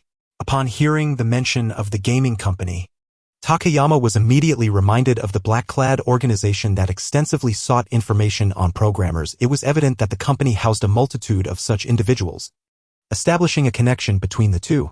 Furthermore, recalling the recent Trojan that had been stealing data despite having thwarted it in the last few days, he was still troubled by the attack he had suffered prior to his arrival, compounded by the enigmatic presence of the Silent Baron.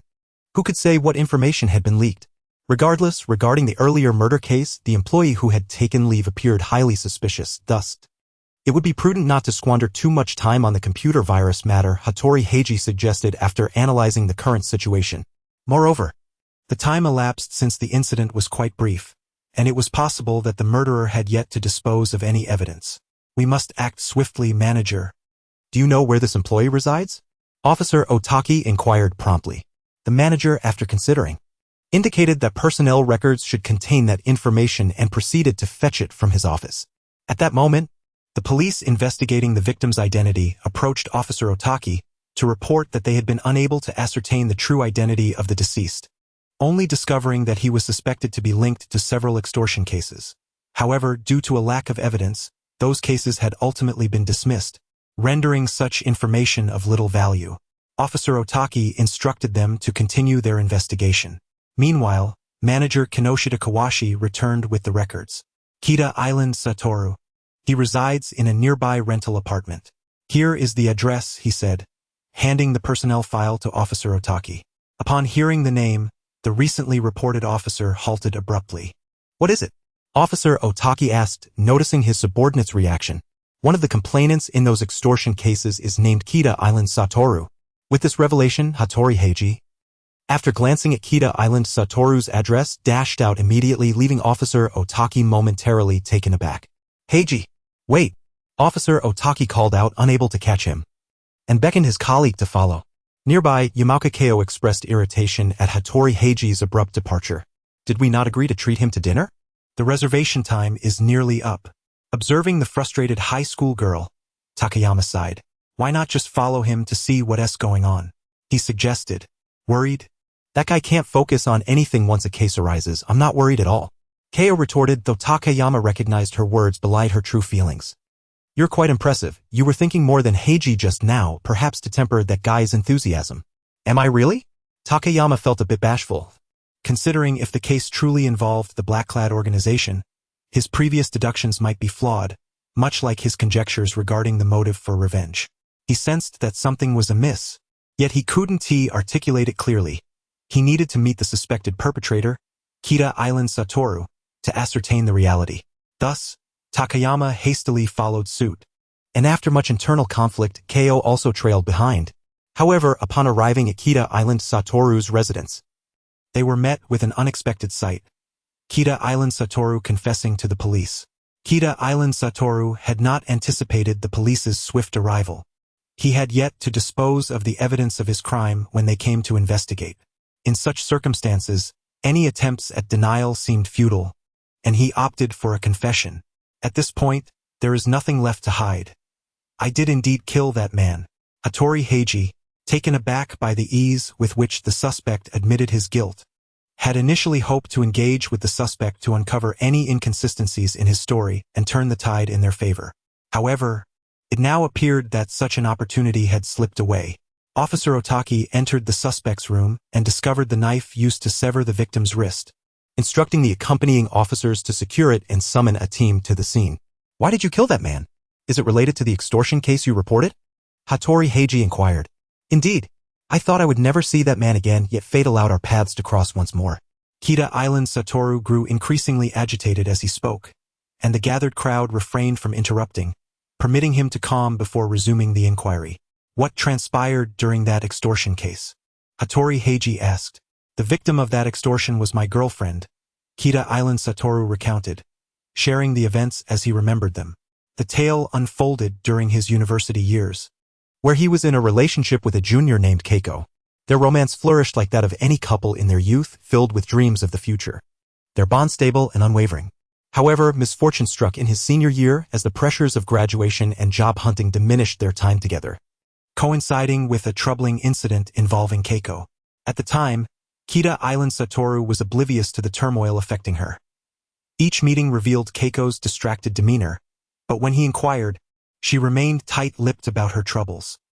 He mistakenly attributed her distress to his own neglect, consumed by the weight of academic and career-related stress, believing he could mend things once the storm had passed. One day, Keiko finally summoned the courage to call him and revealed the harrowing truth. Unbeknownst to her, someone had been secretly filming her. An intruder had hacked into her frequently used computer and captured numerous intimate photographs via its webcam.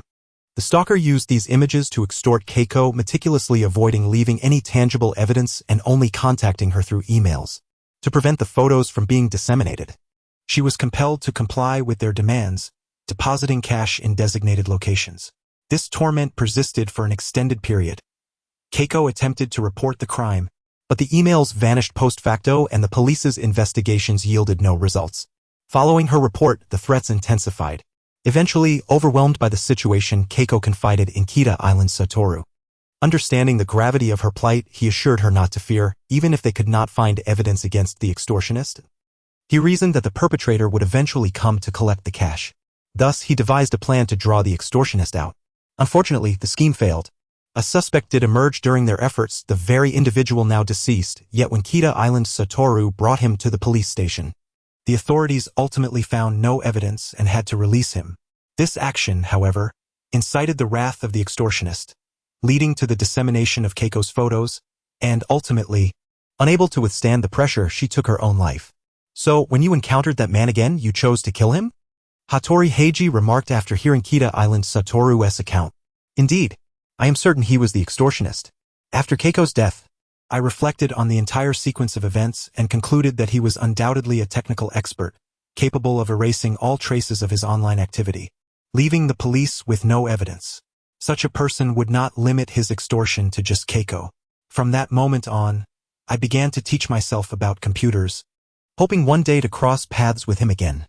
Beidao-ju, filled with excitement, exclaimed, "Finally, a few days ago, I spotted him near the internet CAF. I feigned an injury to take leave and have been trailing him ever since. I discovered that he frequented the same booth at the CAF at a fixed time every day. So, I tampered with the ventilation system of that very booth and today, I killed him. I want him to endure the same torment that Huizi experienced. Is it true that you chose to murder the victim in such a manner? Specifically by slashing your wrist, solely for the sake of vengeance?" Gao Yuan inquired, noting this particular detail. Since Huizi had taken her own life in a similar fashion, it seemed unnecessary for Beidao-ju to terrorize the victim further. Indeed, I knocked him unconscious and severed his arteries. I learned this technique over the past few days. With just 2 precise cuts, he would inevitably perish without any chance of rescue. Beidao-ju replied. "To clarify, you did not frighten him after the act of slashing?" Hattori Heiji questioned, puzzled.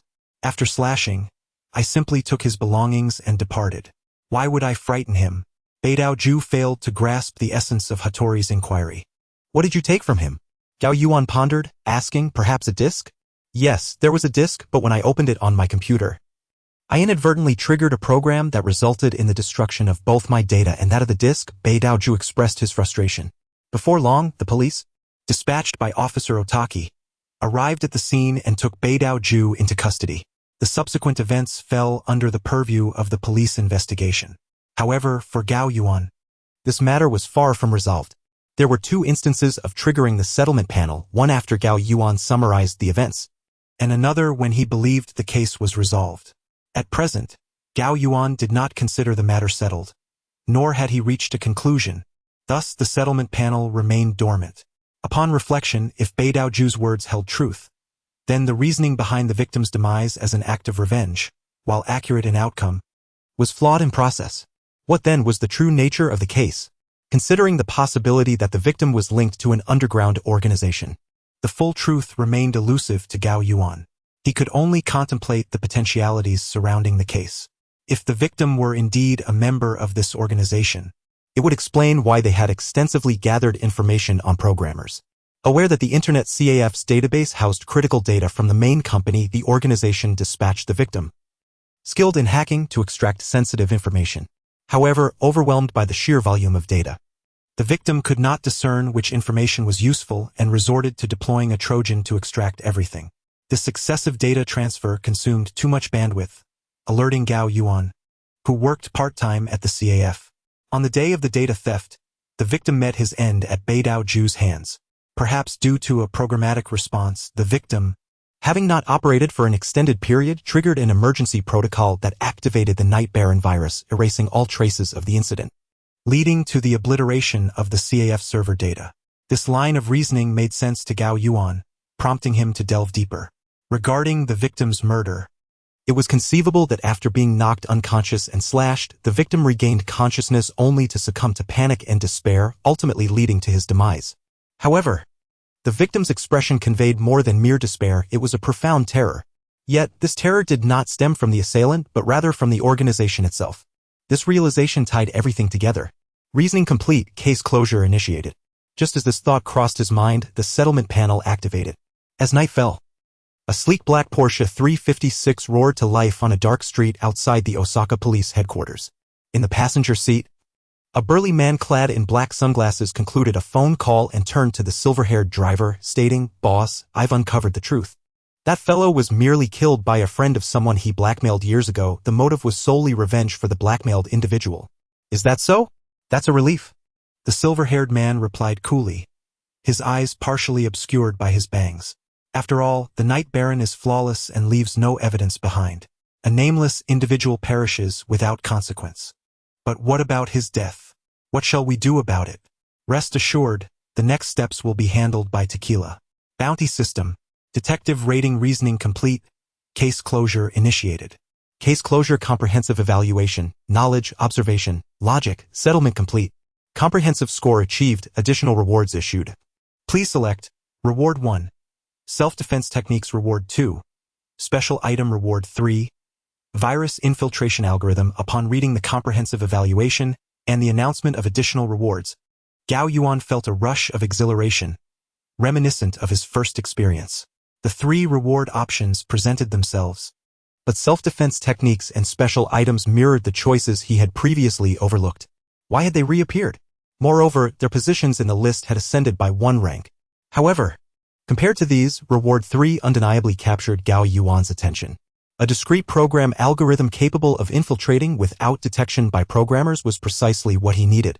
Having been in this world for only a few days and narrowly avoiding encounters with the underground organization, Gao Yuan felt an urgent need to establish a new identity. While self-defense techniques and special items were indeed enticing, the matter of identity was paramount. If he could find a way to infiltrate the household registration system and alter his identity information, then from that point onward, the identity of Mingji Gao Yuan could genuinely live as an ordinary person in this world. With this thought in mind, Gao Yuan was poised to select Reward 3 but suddenly hesitated. If Reward 3 referred to the Night Baron virus algorithm, why not state it plainly instead of using the ambiguous term virus infiltration algorithm? Gao Yuan pondered this silently and soon realized a question. Why had his mind immediately associated Reward 3 with the Night Baron virus? Perhaps it was because the first time he received a level reward, event-related rewards appeared, leading him to make assumptions when similar rewards re-emerged. The Trojan virus? Being a direct physical installation, clearly did not qualify as an algorithm. Hence, the only relevant connection was indeed the Night Baron virus's algorithm, which he had neither perceived nor could prevent. Yet, after this analysis, the same question lingered. Why did Reward 3 not explicitly state it as the Night Baron virus algorithm? No, that's not the crux. Gao Yuan felt he was on the verge of understanding something crucial. Yet the key remained elusive. Looking back at the settlement panel, he recalled the first settlement panel when he achieved a level. Compared to the initial occasion, 2 rewards were identical, which he set aside for the moment. The distinguishing factor was that during his first observation, the rewards supplemented details he had overlooked. This time, the logic was intertwined with the mention of an algorithm. The clues he had neglected the first time could have been discovered without expending a reward opportunity if he had taken the time to search thoroughly. What about this instance? As this realization dawned on him, Gao Yuan finally comprehended why he had hesitated when making his selection. Both sets of options contained rewards related to aspects he had yet to achieve at the level. Could it be that this reward option was subtly hinting to him that within that category lay something he could have obtained through his own efforts in this case? If one were to ponder this, it becomes evident that this Reward 3 cannot possibly represent the source code of the Night Baron virus. Given the virus's capacity to obliterate all data, it is inconceivable that one could comprehend the algorithm of the virus during the unfolding of such events. Thus, if Reward 3 could be interpreted as a veiled hint, it implies that the process of the Night Baron infiltrating the Internet CAF is logically flawed. Excellent. Following this line of reasoning, it suggests that the algorithmic logic of the intrusion can indeed be deduced. Gao Yuan grasped this notion and swiftly began to reflect on the sequence of events during the attack on the Internet CAF. An overt Trojan program had consumed excessive bandwidth, which he had discovered while the Night Baron virus stealthily infiltrated the CAF server without his knowledge. How careless of him! In that moment, Gao Yuan understood everything and could not help but voice his thoughts. Hattori Heiji, beside him, was puzzled by Gao Yuan's sudden remark and questioned what he meant by being careless. "It's nothing. Just reflecting on how I could have prevented the destruction of the CAF server data," Gao Yuan sighed. Hattori Heiji, however, dismissed his concern, saying, "Listen, detective. Stop dwelling on your part-time job. With such exceptional deductive skills, you are destined to become a renowned detective. It would be a shame not to pursue that path." As he spoke, Hattori patted Gao Yuan on the shoulder. Gao Yuan smiled appreciatively at the carefree Hattori, realizing he might need to seek his guidance in the future. Upon returning to the Internet CAF, Gao Yuan secluded himself in a booth. He had formulated a rough idea about the algorithm of the Night Baron virus's intrusion. The seemingly foolish Trojan program that consumed too much memory was merely a decoy, allowing the Night Baron to infiltrate amidst the network fluctuations and subsequently disguise itself. At that moment, the Trojan's glaring presence had distracted him, preventing him from noticing other intrusions amid the chaos. All his attention had been consumed by dealing with that Trojan, thus allowing the perfect covert operation to be executed. As for how the Night Baron disguised itself and operated after infiltrating, Those were intricacies Gao Yuan could not fathom at the moment, but this line of thought inspired him regarding infiltrating the household registration system. Consequently, he decisively opted not to select Reward 3 and instead browsed through the defensive techniques and special items, ultimately choosing Reward 2, a special item. New text appeared on the panel. Name: the enigmatic trench coat of the renowned detective special effect. Wear it, and you become yourself, the most extraordinary detective. Those who see you will not ponder your identity, you will simply be the detective solving cases in their eyes. Acquisition method: go to a store and purchase a trench coat of your liking. The first trench coat you buy will transform into the enigmatic trench coat of the renowned detective. This item. Gazing at the description, Gao Yuan was momentarily speechless with astonishment. With this, he would no longer have to worry about his appearance in the short term. No longer would he have to fear that someone might recognize him as Kyuka Mitsuhashi. However, the surprise did not end there. When the reward acquisition interface concluded, the settlement panel did not vanish as before. New text emerged. 3 cases solved. Detective training period concluded. Evaluation begins. First case performance. Second case performance. Third case performance. Comprehensive performance during training period. Settlement completed. Comprehensive performance meets the criteria. Promotion granted. Detective rating unlocked. Bounty system activated. Detective rating, Apprentice Detective Bounty, 130. The bounty system is now unlocked. Gazing at the newly appeared text, Gao Yuan scrutinized the figure of 130 and instantly understood its significance. In the game Bounty Detective, achieving a grade evaluation for a standard case yields a bounty of 50 for an A rating, 40 for B, 30 for C, and 20 for D. Additionally, there are some exceptionally challenging cases with bounties calculated separately. Now possessing a bounty of 130, which corresponded to the theoretical value of the 3 cases he had completed, it became clear that this bounty system aligned perfectly with the game's mechanics. Within the game, the bounty serves 2 functions. One is accumulation. When the bounty reaches a certain threshold, one can apply for a detective rating upgrade, enhancing their ranking within the game. However, one must ponder what such an upgrade would mean in this real world. The second function allows one to spend 100 bounty points to purchase a special item. The Hourglass of Time. This item enables players to restart and relive a case that they were dissatisfied with, essentially a tool for case reenactment. Yet, as it stands, neither of these functions could be utilized by Gao Yuan at this moment. Nevertheless, this experience was not entirely fruitless. He must seize an opportunity to acquire that special item, and once his identity information is secured, he could finally live without constant fear. Since arriving in this world, he had first been murdered by the Black Organization, and now, while working part-time in Osaka, he felt as though he had narrowly escaped their clutches once more. The original identity's connection to the Black Organization had always left Gao Yuan feeling insecure. Thus, even though there were suspicious circumstances surrounding his father's cremation, he had no choice but to feign death to escape. To acquire a new identity, he had to resort to the hacking activities he despised before his voyage. Aside from rescuing Mizukawa Kanai and altering the fate of Yojui Natsuki, every other action was merely a means to secure his safety in this world. Although this world was one he was intimately familiar with and cherished, the world of Detective Conan. Just a few days spent here felt like an eternity, leaving him physically and mentally drained. But fortunately, all of this was nearing its conclusion. After a night of effort and 2 attacks on Japan's household registration system via foreign servers, he had successfully breached the system, leaving behind a deeply concealed backdoor and adding the identity of Akira Gao Yuan to the registry. At present, Akira Gao Yuan was a legitimate citizen of Japan, free to live openly in this world. Having accomplished all this, he no longer needed to remain in the internet CAF. When the manager, Kinoshita Kawashima, urged him to stay, Gao Yuan chose to decline. The earnings from his part-time work over the past few days exceeded the cash he had brought from Mitsuhashi Kyuka's residence, alleviating his financial concerns for the foreseeable future. Now, it was time to contemplate the next steps. Heading to Tokyo to meet Kudo Shinichi and prepare for a confrontation with the Black Organization. Upon exiting the internet CAF, Gao Yuan ventured to a nearby large shopping mall to begin selecting a trench coat.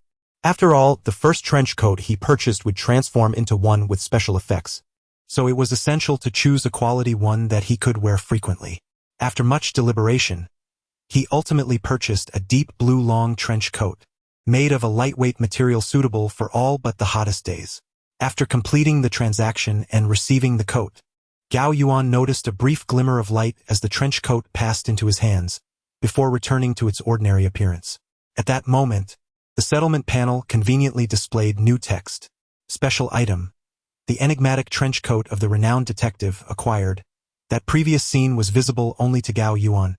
Once the trench coat was in his possession, it was no longer an ordinary garment but rather a magical trench coat that would prevent others from speculating about his identity.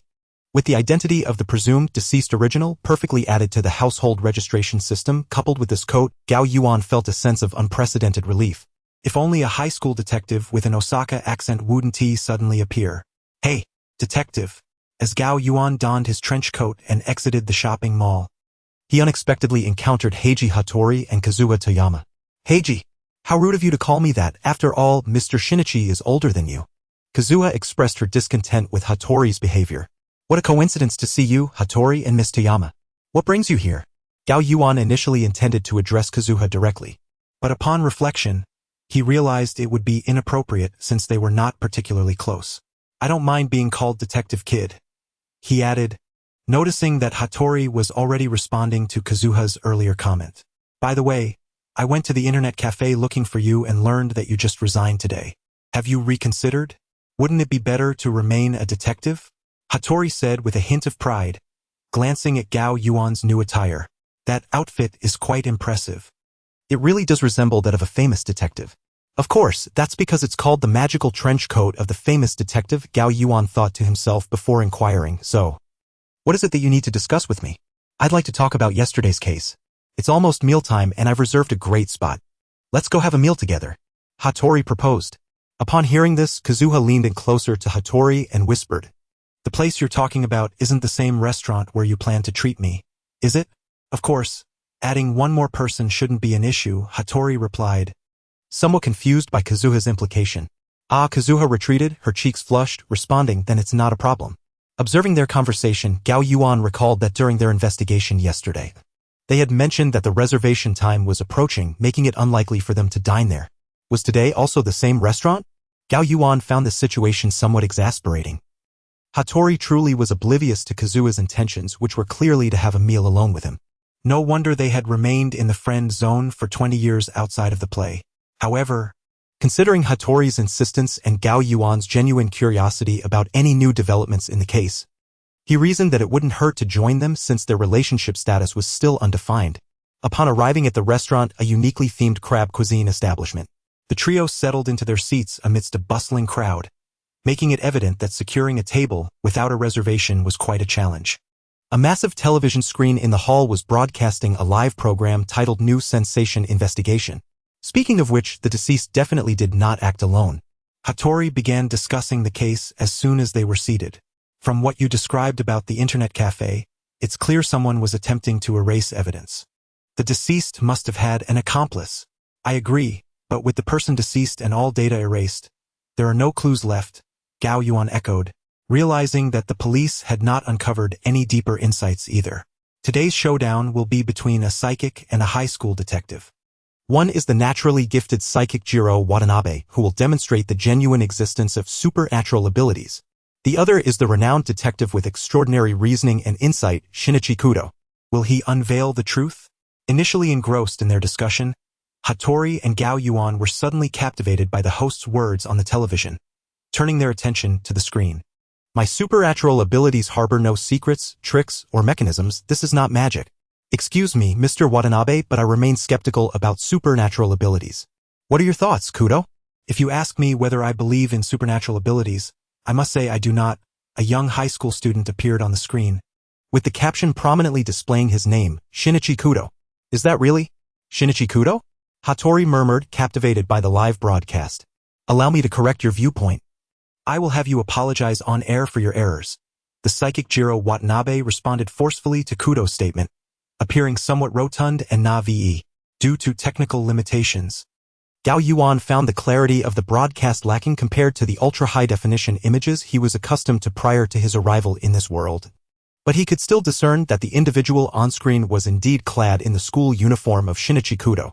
Soon, under the host's encouragement, the two prepared to engage in a showdown. Staff members brought in a table, focusing the camera on several metallic spoons arranged atop it.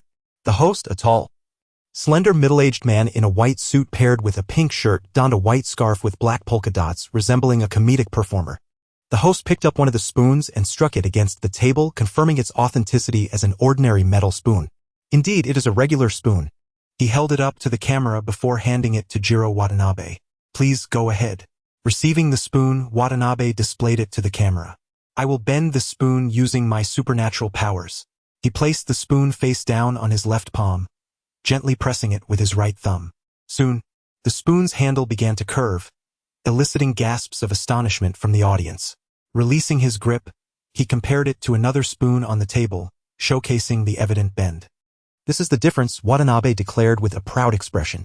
The camera quickly shifted to the audience, who applauded, exclaiming how impressive it was.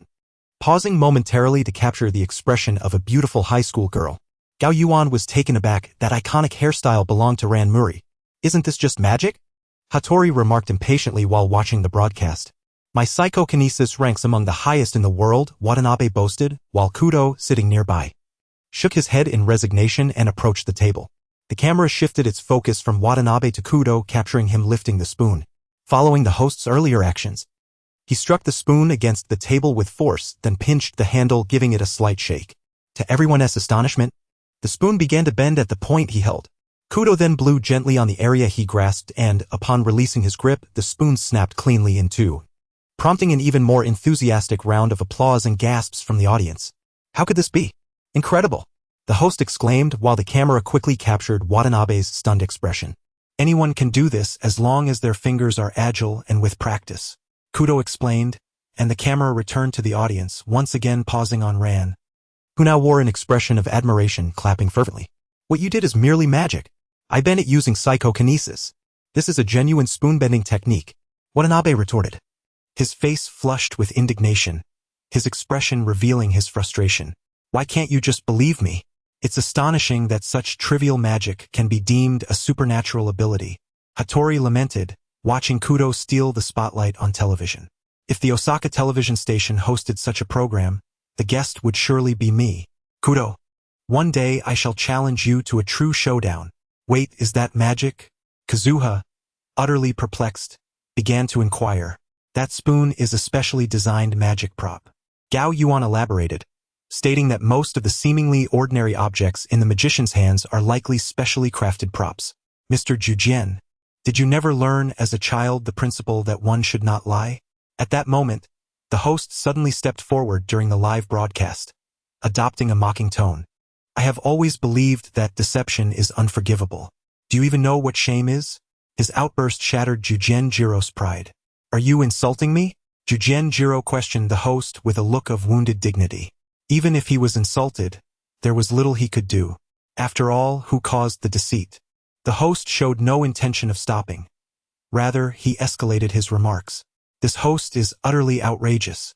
Watching this scene unfold on the screen, Yi felt sympathy for Jujian Jiro, while Hattori and Gao Yuan remained indifferent. It must be a pre-written script, designed for dramatic effect, Hattori remarked regarding Hiye's reaction.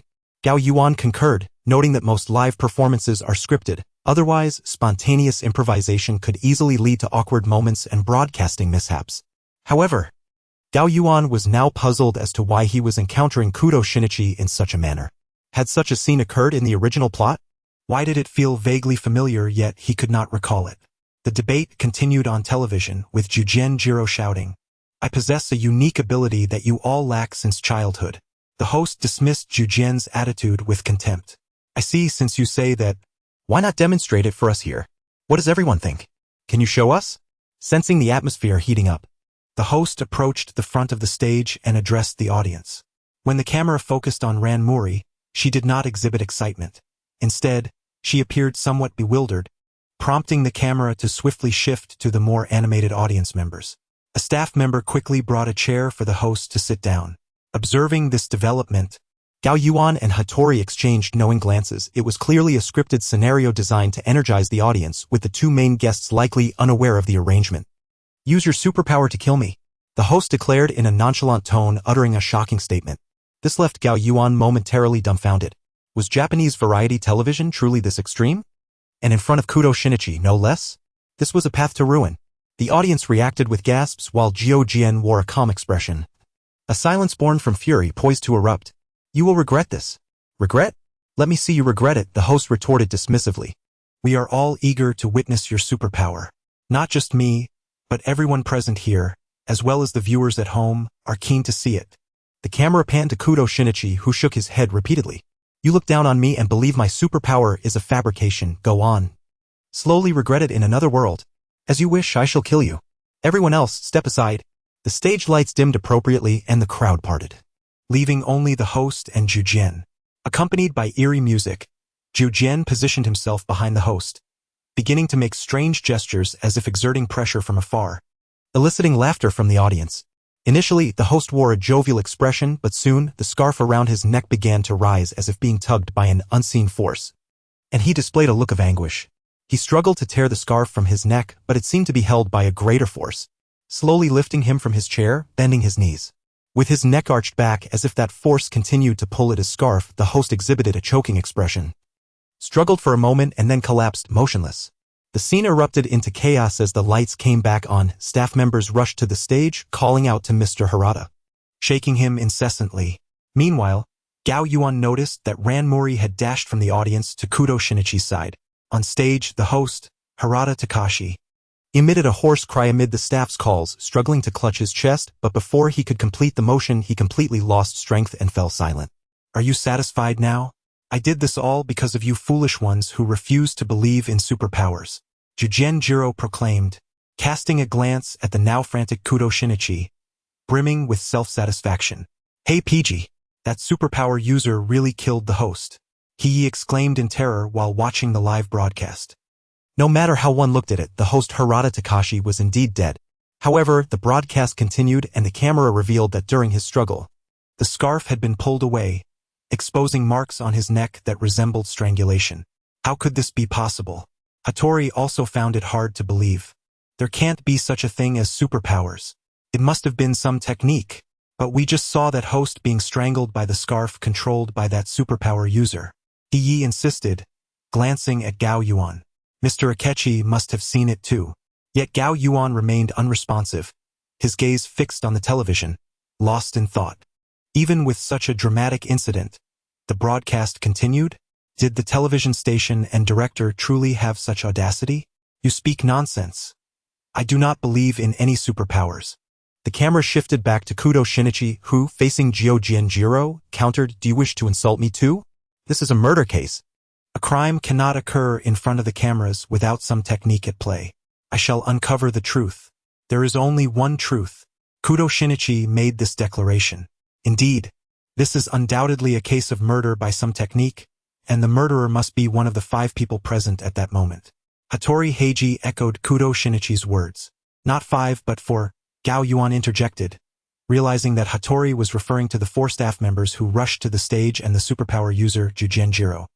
Hearing this, Hattori paused to consider before agreeing, that's right, 4, that person could not have committed the crime. What 5, what 4? What are you talking about? He asked, perplexed by their conversation. Fool, how could superpowers possibly kill?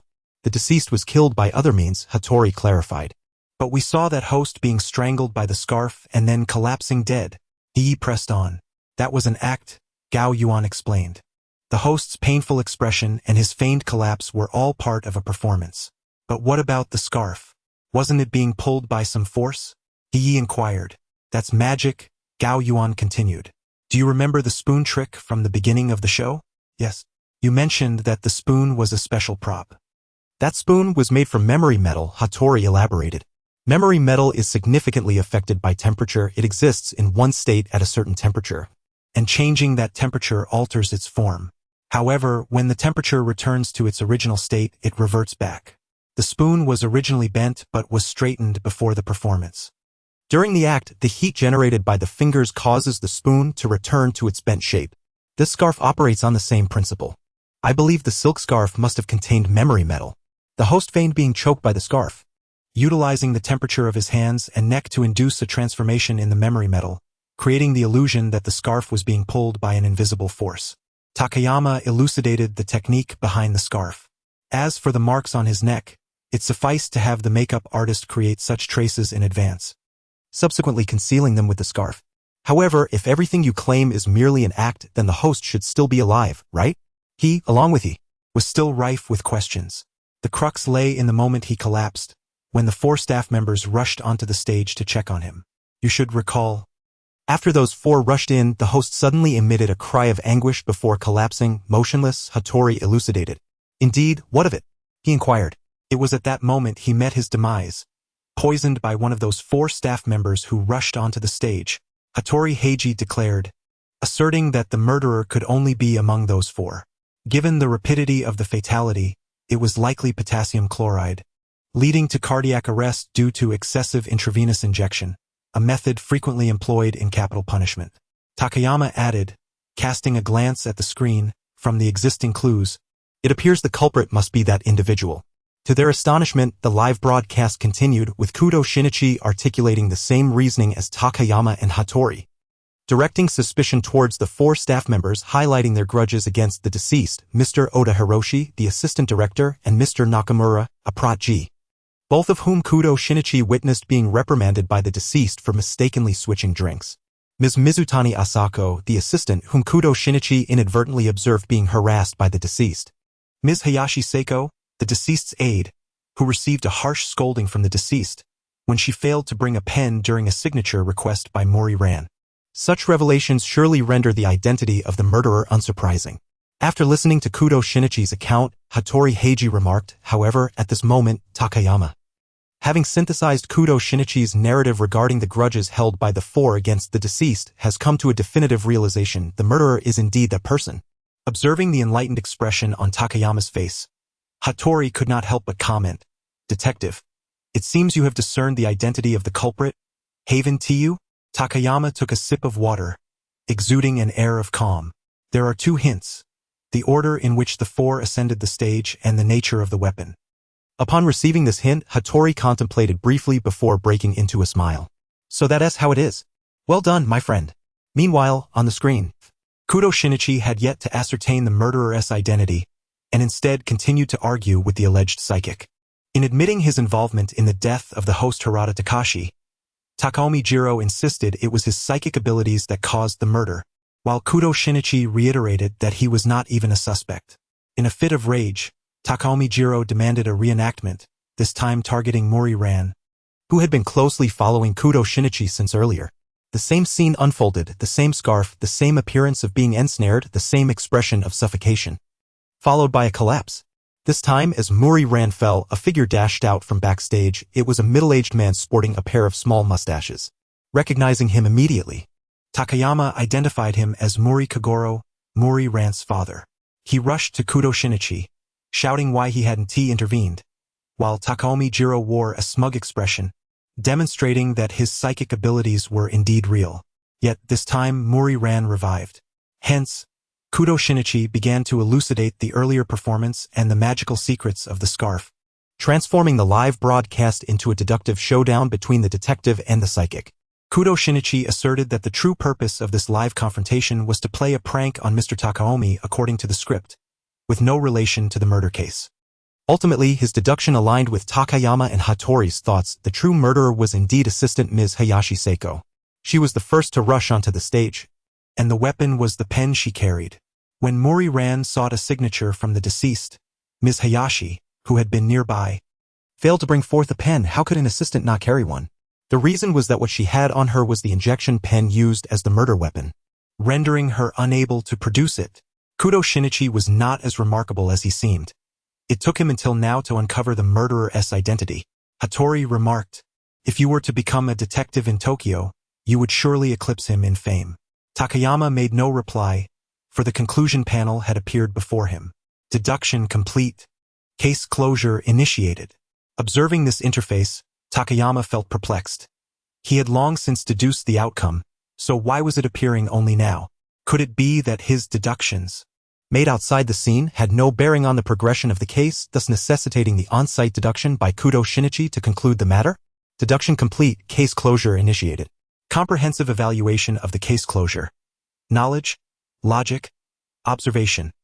Settlement complete. Overall score achieved. Reward amount 40. Viewing this evaluation, which did not meet the necessary level, Takayama displayed a knowing expression. Indeed, he had certainly encountered this case before, leading him to deliberately lean towards the correct direction while observing details and deducing the case, ultimately resulting in a failure to attain a high rating in logic and observation. But had this case appeared in the original work? Soon enough, Takayama's attention was drawn to the newly appeared text. Notice, due to the detective's bounty exceeding 150, promotion eligibility obtained.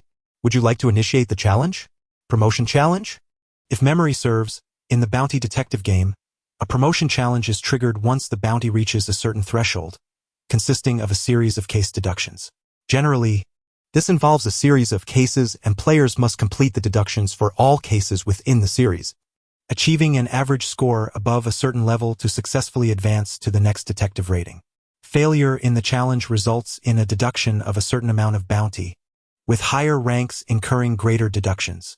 Currently, as a novice detective, advancing to the next stage would mean becoming an assistant detective, with a failure resulting in a deduction of 50 bounty. At this moment, his bounty stood at 170 should he fail the challenge.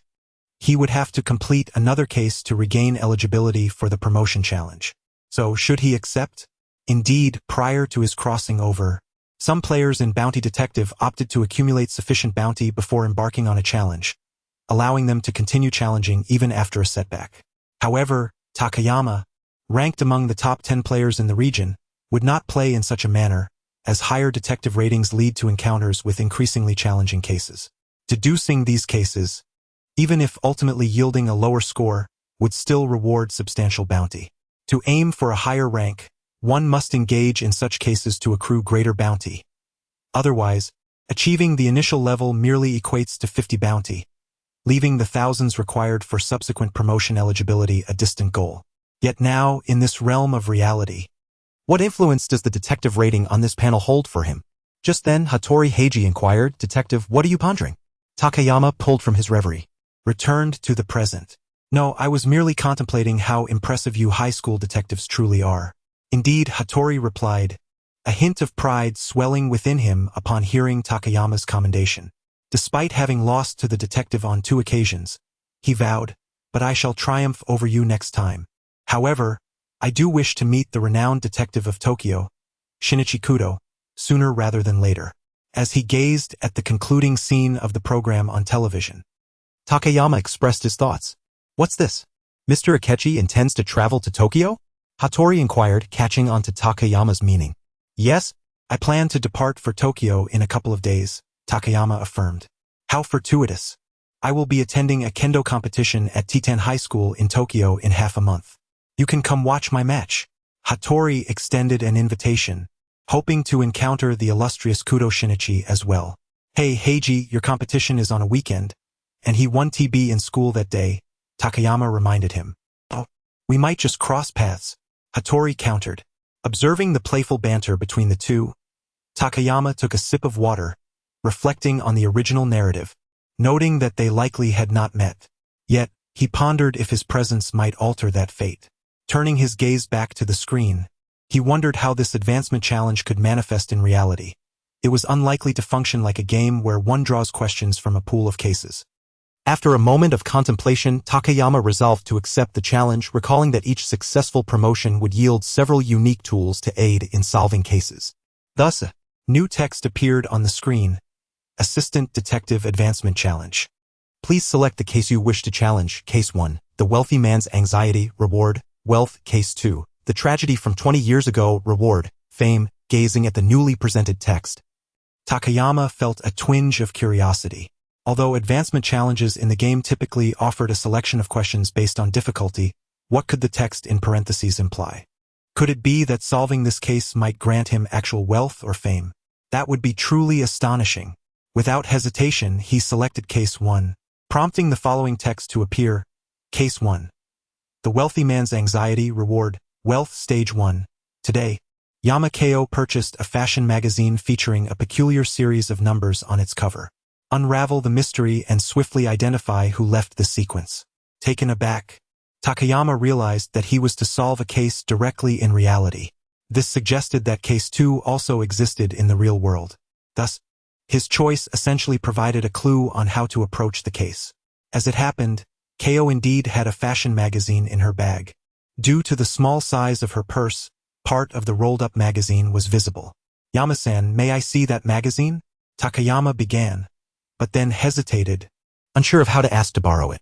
As a man requesting a fashion magazine from a high school girl, he felt an awkward embarrassment. "Ah, you mean this one?" Ko said, pulling the magazine from her bag and unfurling it.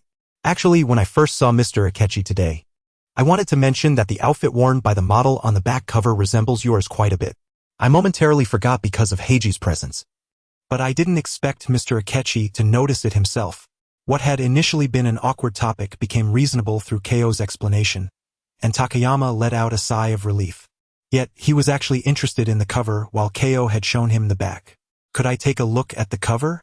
he asked. Of course, Ko replied, handing the magazine to him. "I didn't realize Mr. Akechi had such an affinity for fashion." Takayama flipped to the cover where a stylish female photo was displayed. Yet alongside it was a jarring doodle that concealed what appeared to be a seemingly random sequence of numbers. Takayama studied the digits intently, recognizing them to be 9, 53, 60, 75, 57, 22, 23, 99. Had it not been for the prompt, one could easily mistake this seemingly artistic cover as mere decoration, oblivious to its underlying significance. As he contemplated the numbers on the cover, Takayama found himself puzzled. "Yama-san, has this magazine ever featured such designs on its cover before?" "Huh? Let me check," Ko replied, somewhat perplexed. She took back the magazine and examined the cover's doodle, pondering for a moment. It seems previous covers did not include such designs. Upon hearing Ko's words, Hattori leaned in to observe the doodle composed of numbers, feeling intrigued. "This doodle serves no aesthetic purpose and appears rather out of place," he murmured to himself. Moreover, the strokes in this drawing seemed to resemble numbers. Upon realizing this, Hattori's surprise grew. Could this be a code? He wondered. He began scrutinizing the seemingly haphazard strokes within the doodle and quickly discerned the digits.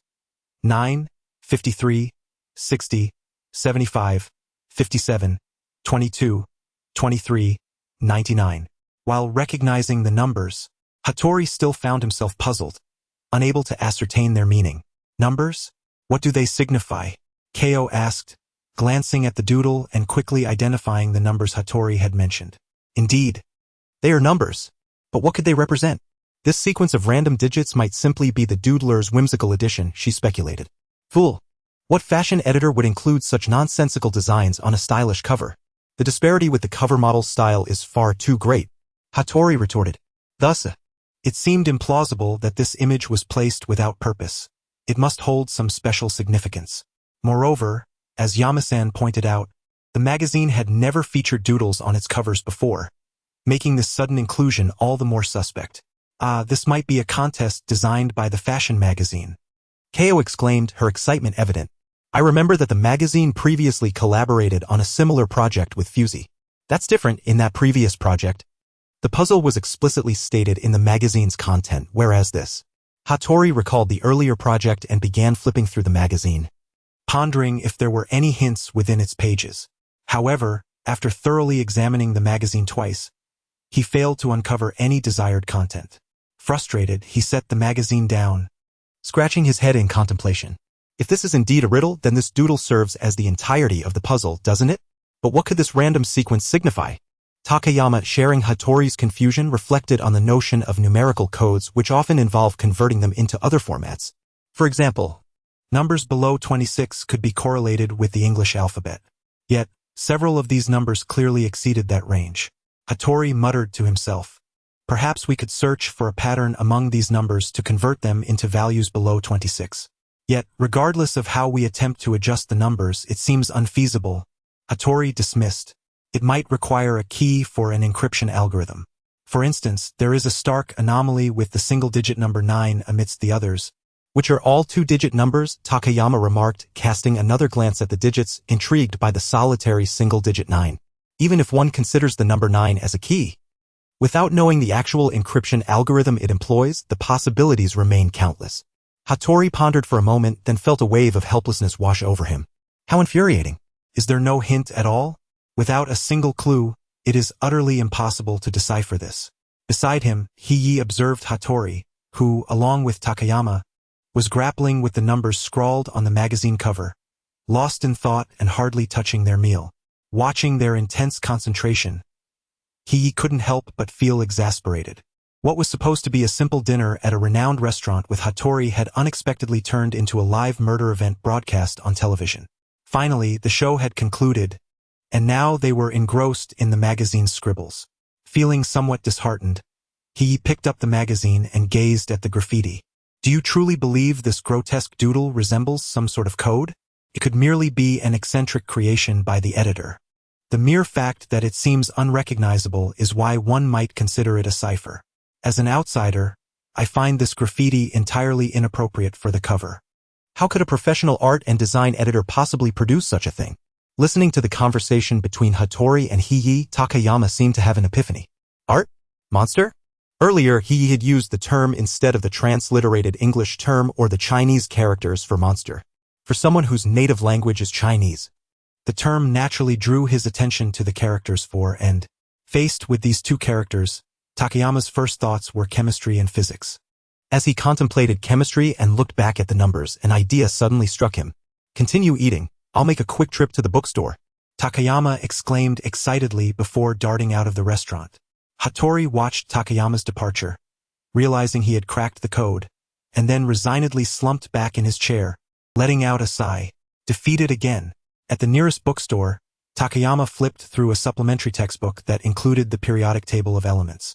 The elements numbered 9, fluorine, 53, iodine, 60, neodymium, 75, rhenium, 57, lanthanum, 22, titanium, 23, vanadium, and 99, einsteinium, combined to form. Looking for relatives, though it consisted of merely 2 words. Constructing an English sentence from elemental symbols is no simple task, and these words conveyed a clear message. Someone is seeking help. The individual issuing this distress signal must be affiliated with the magazine's editorial team. Upon returning to the restaurant, Takayama shared his findings with Hattori and Hiei. When he mentioned the periodic table, Hattori immediately understood and turned to Hiei. Do you know where the editorial office of this magazine is? Huh? This is a local fashion magazine in Osaka. The editorial office is right here in Osaka. It seems quite close. I visited during the last event for Fusey. Then we mustn't delay. Let us hurry and inquire about who requested this code be printed on the magazine cover. Hattori eagerly voiced the thought Takayama had in mind. Yet Takayama sensed something was amiss. As they traveled to the editorial office, Takayama reflected on the first stage of their task, which was to decipher the code on the magazine cover and promptly identify the individual responsible for leaving these numerical clues. Now that the cipher had been solved, discovering who left it should be as simple as asking the editorial team. But why did he feel something was off? Based on the content of the code, it appeared the intention was to seek assistance in finding relatives. However, if that were truly the case, why wouldn't the informant simply publish a clearer message requesting help or hire a private investigator? Why go through the trouble of leaving a code on the magazine cover? Was it possible that the person who left the code did not want others to know about their search for relatives? Perhaps they wished to keep this matter private, which is why they went to such lengths to leave a cipher hoping someone would decipher it. Yet, if that were the case, why not just hire a private investigator? If that were the case, could they really glean any answers at the editorial office? But it didn't add up. The code had to have gone through the editorial review process to be printed on the cover, meaning the editors must know who requested the graffiti. If the person who left the code could manage that, it was illogical to assume they could not hire a private investigator. Looking at it from another angle, could it be that this individual could only do this much and nothing more? Moreover, their challenge involved the anxiety of a wealthy individual. Where was the wealthy person in all of this? Speaking of which, why didn't this person simply issue an advertisement instead of leaving a code?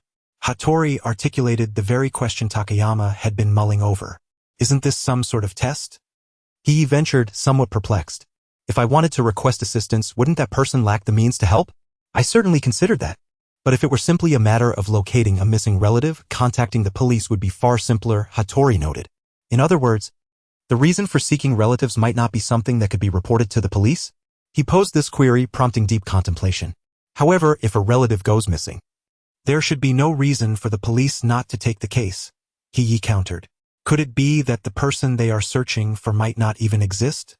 Takayama interjected, expanding the conversation.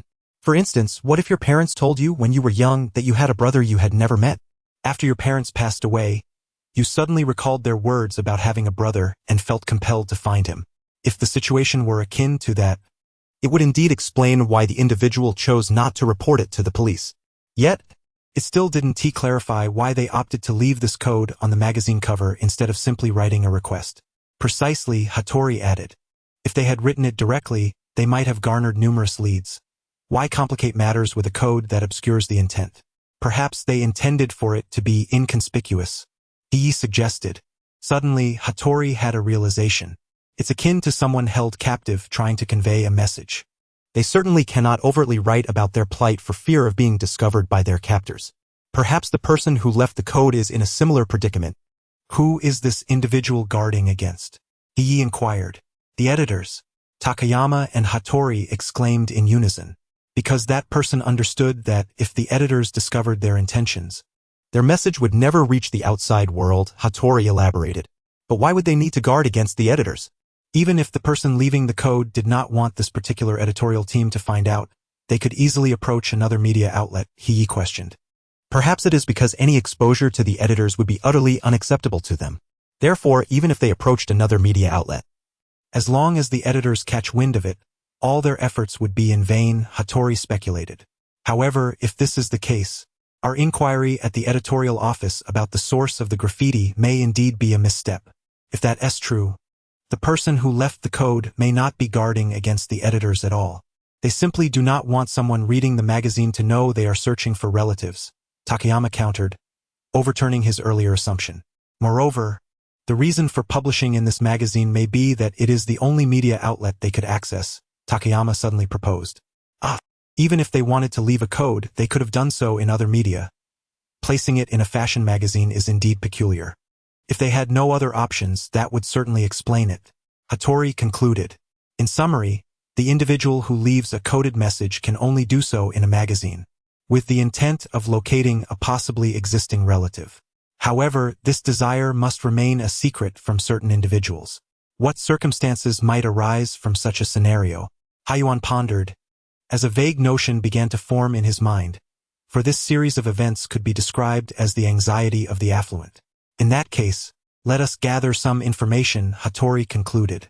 After all, someone who chooses to publish their coded message in a fashion magazine and manages to have such scribbles featured on the cover must be quite limited in number. Thus, the trio ventured to a library in Osaka to search for information regarding individuals connected to this magazine. During this time, Hattori contacted Officer Otaki to inquire about any recent incidents involving high-ranking figures associated with the magazine. Soon enough, they uncovered a lead. Approximately 1 week prior, a board member of the magazine, along with a major shareholder, had been involved in a car accident while traveling for business. The driver died on the spot, and both passengers sustained severe injuries. However, they were now out of danger and had been transferred to a private hospital that was difficult for outsiders to access, attended by family members and caretakers hired by their relatives. Interestingly, this magazine operates somewhat like a family business, as the relative attending to the board member also works at the magazine. Moreover, the major shareholder's son serves as the editor-in-chief of the magazine. Given that both individuals are of advanced age, their health following such a significant accident is rather precarious. The board member, fortunately, is still able to manage some work-related matters from the hospital, whereas the major shareholder appears to be in a dire state, requiring assistance for all daily activities, which is now the responsibility of his son, the editor-in-chief, and a caregiver he has employed. From Officer Otaki, they received some crucial news. When traffic police questioned the board member about the details of the accident at the hospital, a representative from the magazine had even presented the latest issue's cover for his approval. It seems likely that the individual leaving the coded message is indeed this board member, Hattori stated. Is that so? I believe the shareholder is a more plausible suspect, Hayuan remarked as he examined the available records. This board member comes from an artistic background, whereas the shareholder has previously worked in a chemical factory. Is that all? No, that's not all, Hayuan replied, pulling up another article. It was an entertainment news piece from over 20 years ago detailing a popular actress who left the industry after becoming pregnant out of wedlock. The article noted that prior to her pregnancy being revealed, she had been closely associated with a shareholder from her management company and they were rumored to have traveled together, leading to speculation that the child she bore was his. This shareholder, mentioned in the article, is none other than the major shareholder involved in the recent car accident. Nishikawa Taijiro? Oh, this is indeed a significant discovery, Hattori remarked. Is there any further development on this matter? I just searched for information about the actress online. It seems after retiring, she moved to Tokyo, but there are no updates regarding her child. Haiyuan explained, accessing several articles on the library's computer. So, there are neither reports of her giving birth nor any news of an abortion? Hattori mused. If everything holds true, it all begins to make sense. Hattori, are you suggesting this shareholder is trying to locate the now-retired actress? Asked Hayuka. No, I suspect he is more likely searching for the potential child. Haiyuan responded, opening another article. The report indicated that Nishikawa had hired a lawyer to draft his will 6 months ago, leading to speculation about his declining health. Coupled with the severe car accident he recently endured, it is likely he is aware that his time is limited. Thus, in this context, it is not unreasonable to think he would wish to find his illegitimate child before he passes, Hayuka added. However, this complicates matters concerning the distribution of his inheritance. Hattori grinned knowingly. An additional illegitimate child would naturally reduce the share of the inheritance for the rightful heir, the editor-in-chief, who would undoubtedly wish to prevent such a scenario. Haiyuan elaborated, noting that with Mr. Nishikawa now residing in a private hospital where he is unable to care for himself, any communication with the outside world would have to go through his son, the editor-in-chief. Hence, the only method for him to express his desire to reconnect with his illegitimate child would be through such a coded message. Indeed, if that is the case, it would be quite challenging for us to approach Mr. Nishikawa and gather more information as his every action is likely under his son's scrutiny, Hattori noted. Perhaps we could alternatively seek out the board member for inquiries, Haiyuan suggested. After all, the publication of such a scribble would have to pass through the board member's approval, as he is responsible for the review process. But do you have any means of accessing that private hospital? Hayuka interjected, recalling that it is difficult for outsiders to enter. Upon hearing Hayuka's comment, both were momentarily taken aback. If they could not even enter the hospital, consulting anyone would be futile. After some contemplation, Hattori devised a plan. Wait, didn't the police visit the hospital to inquire about them? We could ask Officer Otaki for assistance. When do you intend to go?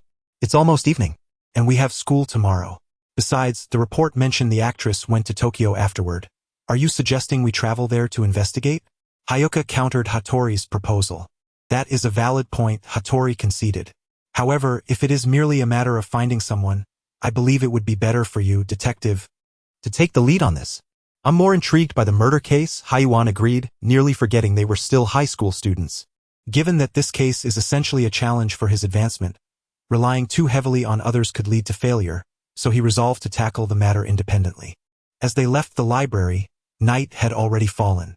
Under the evening sky, a gentle breeze brushed against them, bringing a chill that Haiyuan keenly felt, as the temperature fluctuated significantly from day to night. The cold wind tickled his nose, prompting a sudden sneeze. Achoo! He exclaimed, realizing he felt as though he had caught a cold. Remembering his late-night efforts to navigate the residency system, he surmised that perhaps fatigue had weakened his immune system, allowing a virus to take hold. Detective, are you coming down with a cold? Hattori inquired, noticing Haiyuan's condition. Yes, I believe I caught a chill last night, and now it has manifested. It's nothing. I'll take some medicine and rest, Haiyuan replied. Wait here. I know of a good pharmacy nearby. I'll go get you some medicine, Hattori declared, racing off. Hayuka, standing beside him, appeared puzzled. Strange, I don't recall there being a pharmacy around here. Before long, Hattori returned, holding a paper cup and offering it to Haiyuan. Here, drink this. It will help you sweat it out.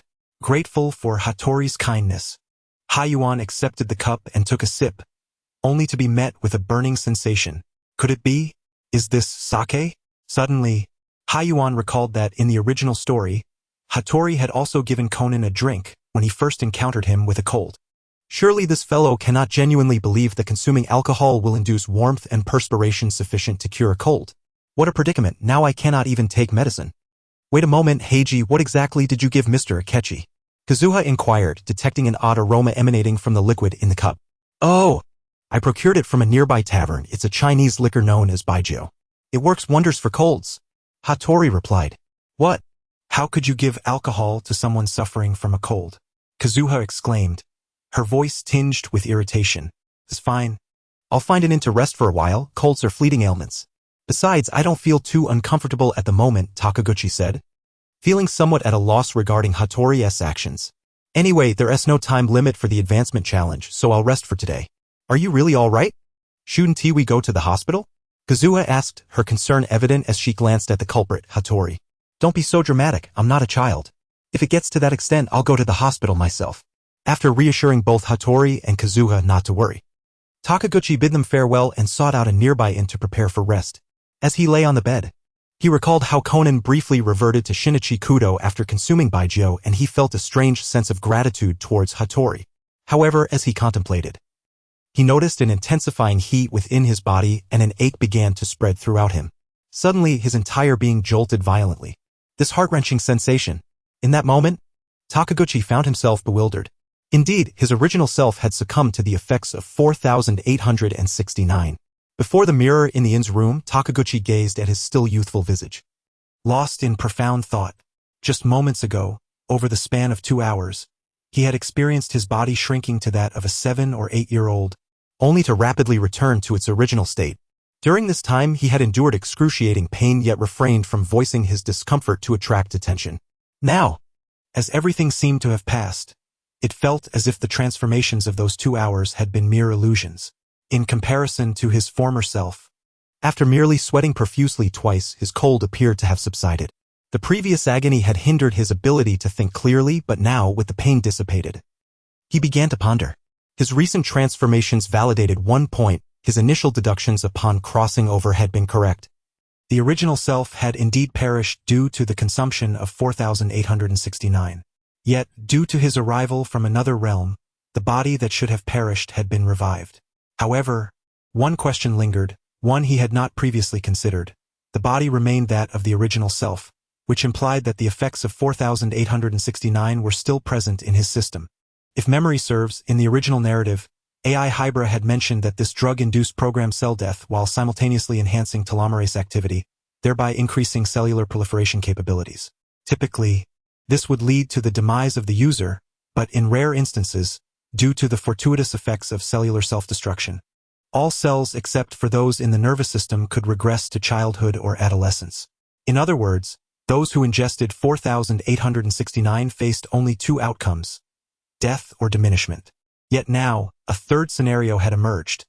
A person who should have died had, through this inexplicable phenomenon of crossing over, come back to life. Yet, upon revival in this body, there had been no subsequent death due to the drug's effects, nor had there been any regression in size. Thus, even though Takaguchi had surmised that the original self's demise was due to 4869, he had not further contemplated the drug's implications for his body. Now, considering the original narrative, where Conan and Hybra experienced permanent diminishment due to the drug, it was evident that the drug's effects were enduring and would not be nullified by the body's metabolism. This suggested that the original self, upon consuming the drug, had irrevocably impacted this body. Yet, this influence manifested in a manner Takaguchi could not comprehend. A person who would ordinarily shrink due to the drug now experienced a temporary diminishment after consuming baijiu, completely reversing the expected outcome. This indicated that his current physical state was far from normal, yet the revival itself was inherently abnormal. Contemplating the possibility of drug tolerance, he wondered if those who had ingested 4,869 developed a resistance that impeded the drug's effects. Perhaps the consumption of baijiu had diminished the sensitivity of his cells, allowing the drug's potency a fleeting opportunity to manifest. With a heavy sigh, Takaguchi realized that unless another individual who had consumed 4,869 were to experience revival, he could not substantiate his hypotheses. To unravel the mysteries of his current existence, he might need to consult the drug's developer, Shiho Miyano, who would later become known as AI Hybra. Changing out of his sweat-soaked attire, Takaguchi departed the inn and ventured to a tavern, where he procured a bottle of baijiu. Upon consuming it once more, he experienced a moment of clarity. His body, aside from feeling slightly intoxicated, showed no further signs of diminishment.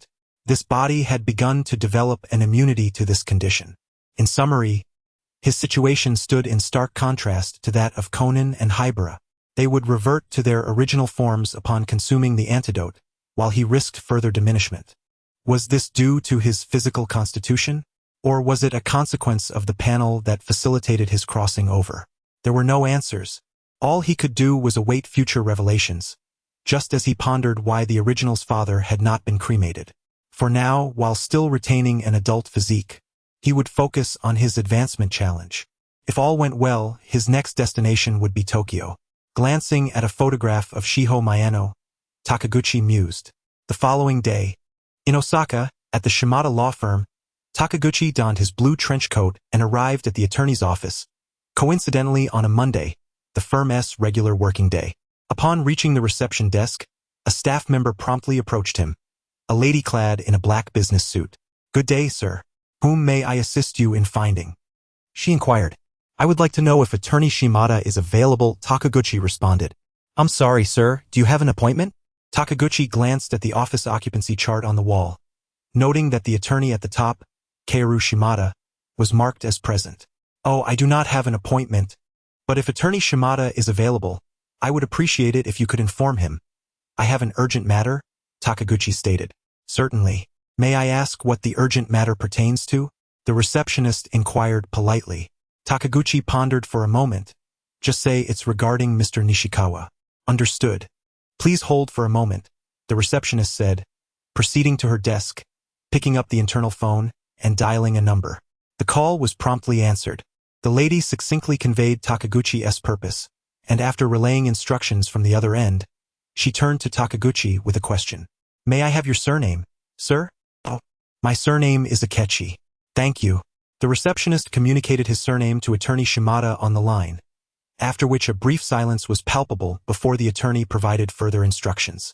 Upon hanging up, the receptionist gestured to Takaguchi. "Mr. Akechi, please follow me." She led him to the second floor of the office. As they ascended the stairs, they encountered a middle-aged man in a suit descending from above. The receptionist and Takaguchi instinctively stepped aside to grant him passage. It was a minor occurrence. Yet upon catching sight of the man, Takaguchi recognized him as Hiroaki Nishikawa, the son of Tai Nishikawa and the chief editor at a magazine agency.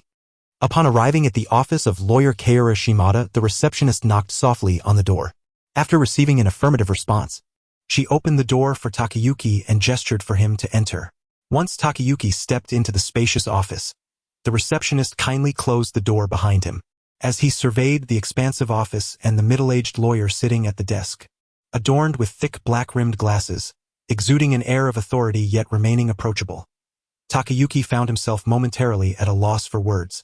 However, this awkward silence lasted only a brief moment. After the receptionist had closed the door and they waited a moment, Kaoru Shimada broke the ice. "Did you see Mr. Nishikawa, who just left?" he inquired, rising and gesturing for Takayuki to take a seat on the sofa positioned in the center of the office. "I did," Takayuki replied, settling into the seat without further movement. Shimada took a seat opposite Takayuki, choosing not to delve deeper into the previous question, but instead shifting the conversation. "So, have you deciphered the clues from the magazine?" Upon hearing this, Takayuki realized he had not come in vain. If Mr. Nishikawa was indeed seeking his illegitimate child, which pertained to the distribution of his will, it stood to reason that Shimada, as the attorney drafting Mr. Nishikawa's will, would be somewhat informed. Evidently, lawyer Shimada possessed some knowledge about the matter. A smile crept across Takayuki's face. "So, Mr. Shimada, just to be sure, how much do you know?" he inquired. "Essentially, it seems that Mr. Nishikawa wishes to locate his illegitimate child, but is facing opposition from his current son, Hiroaki Nishikawa," Takayuki summarized. Shimada nodded silently in acknowledgement. "You're quite astute," he remarked, rising to retrieve a stack of documents from the safe and placing them on the coffee table between them.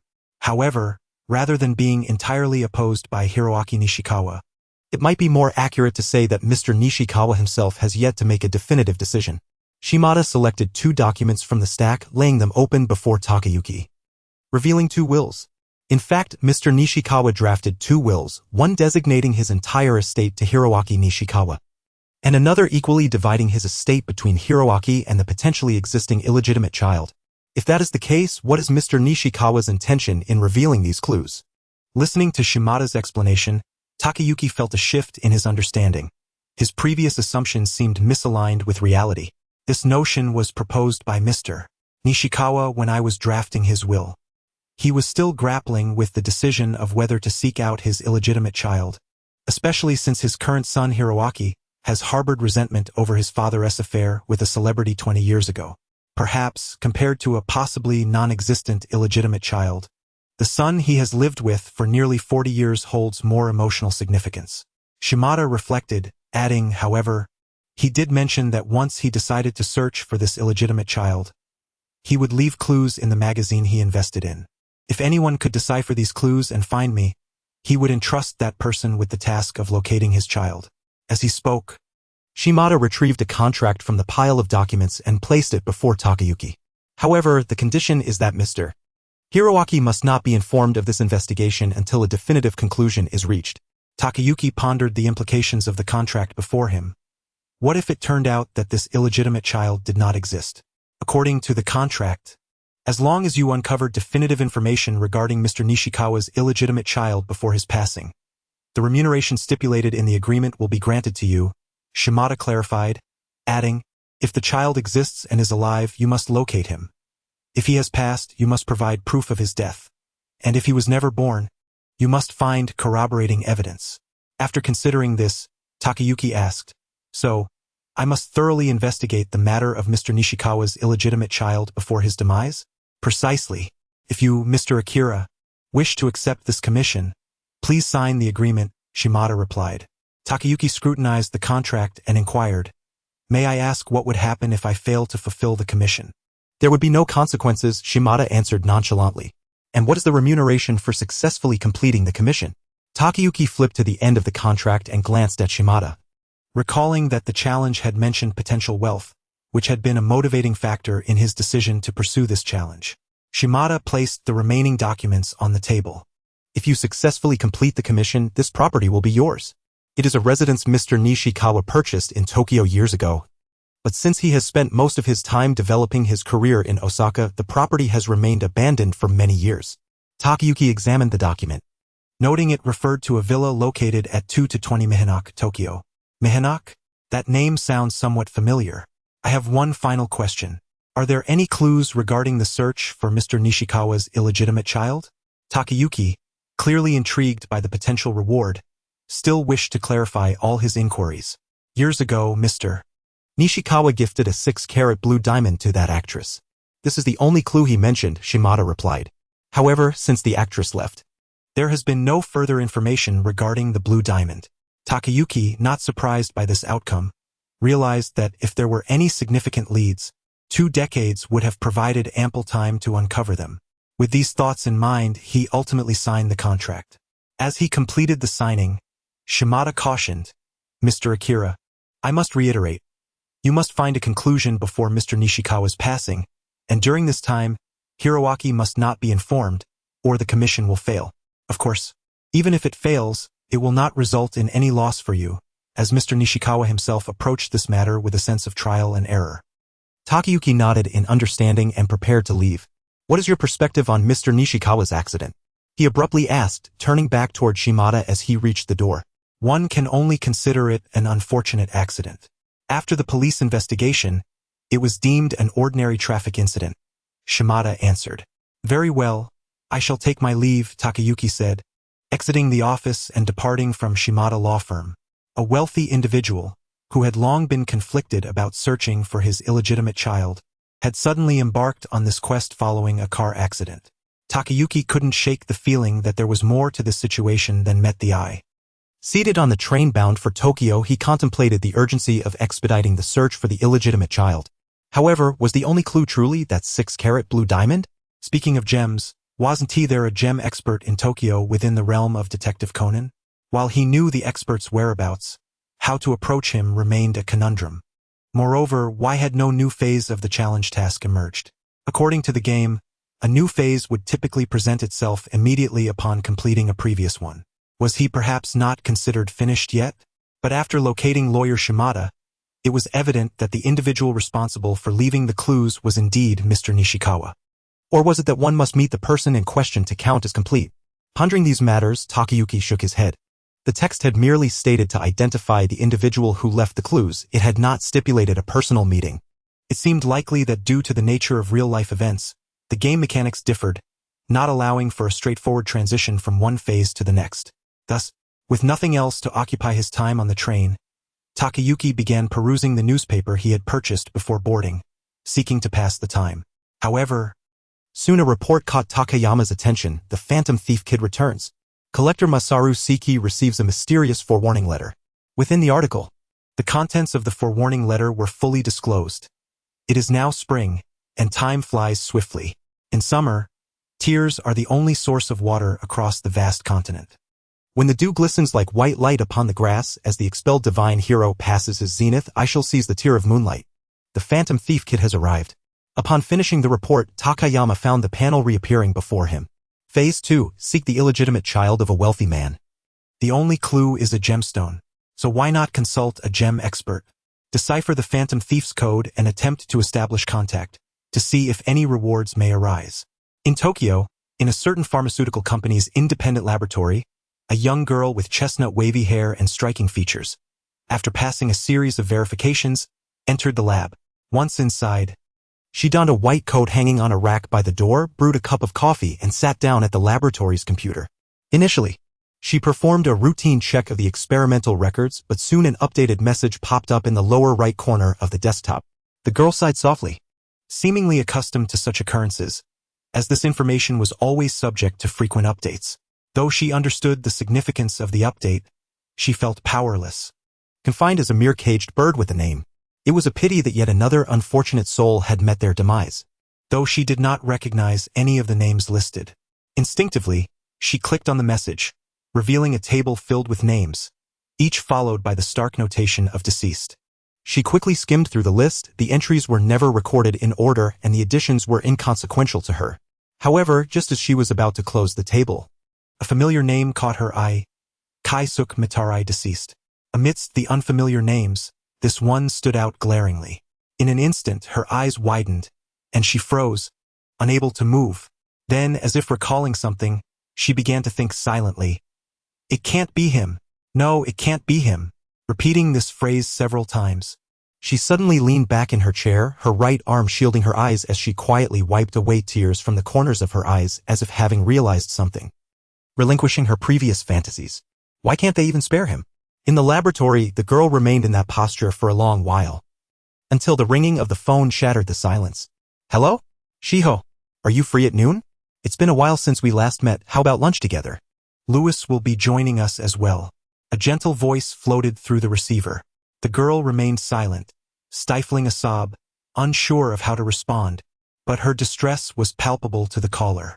What's wrong? Shiho, are you crying? The voice on the other end waited patiently, refraining from pressing further. Sister, he is dead, she eventually managed to say after calming her emotions. Meanwhile, on the train, Takayama gazed at the newly appeared panel text, a relieved smile gracing his face.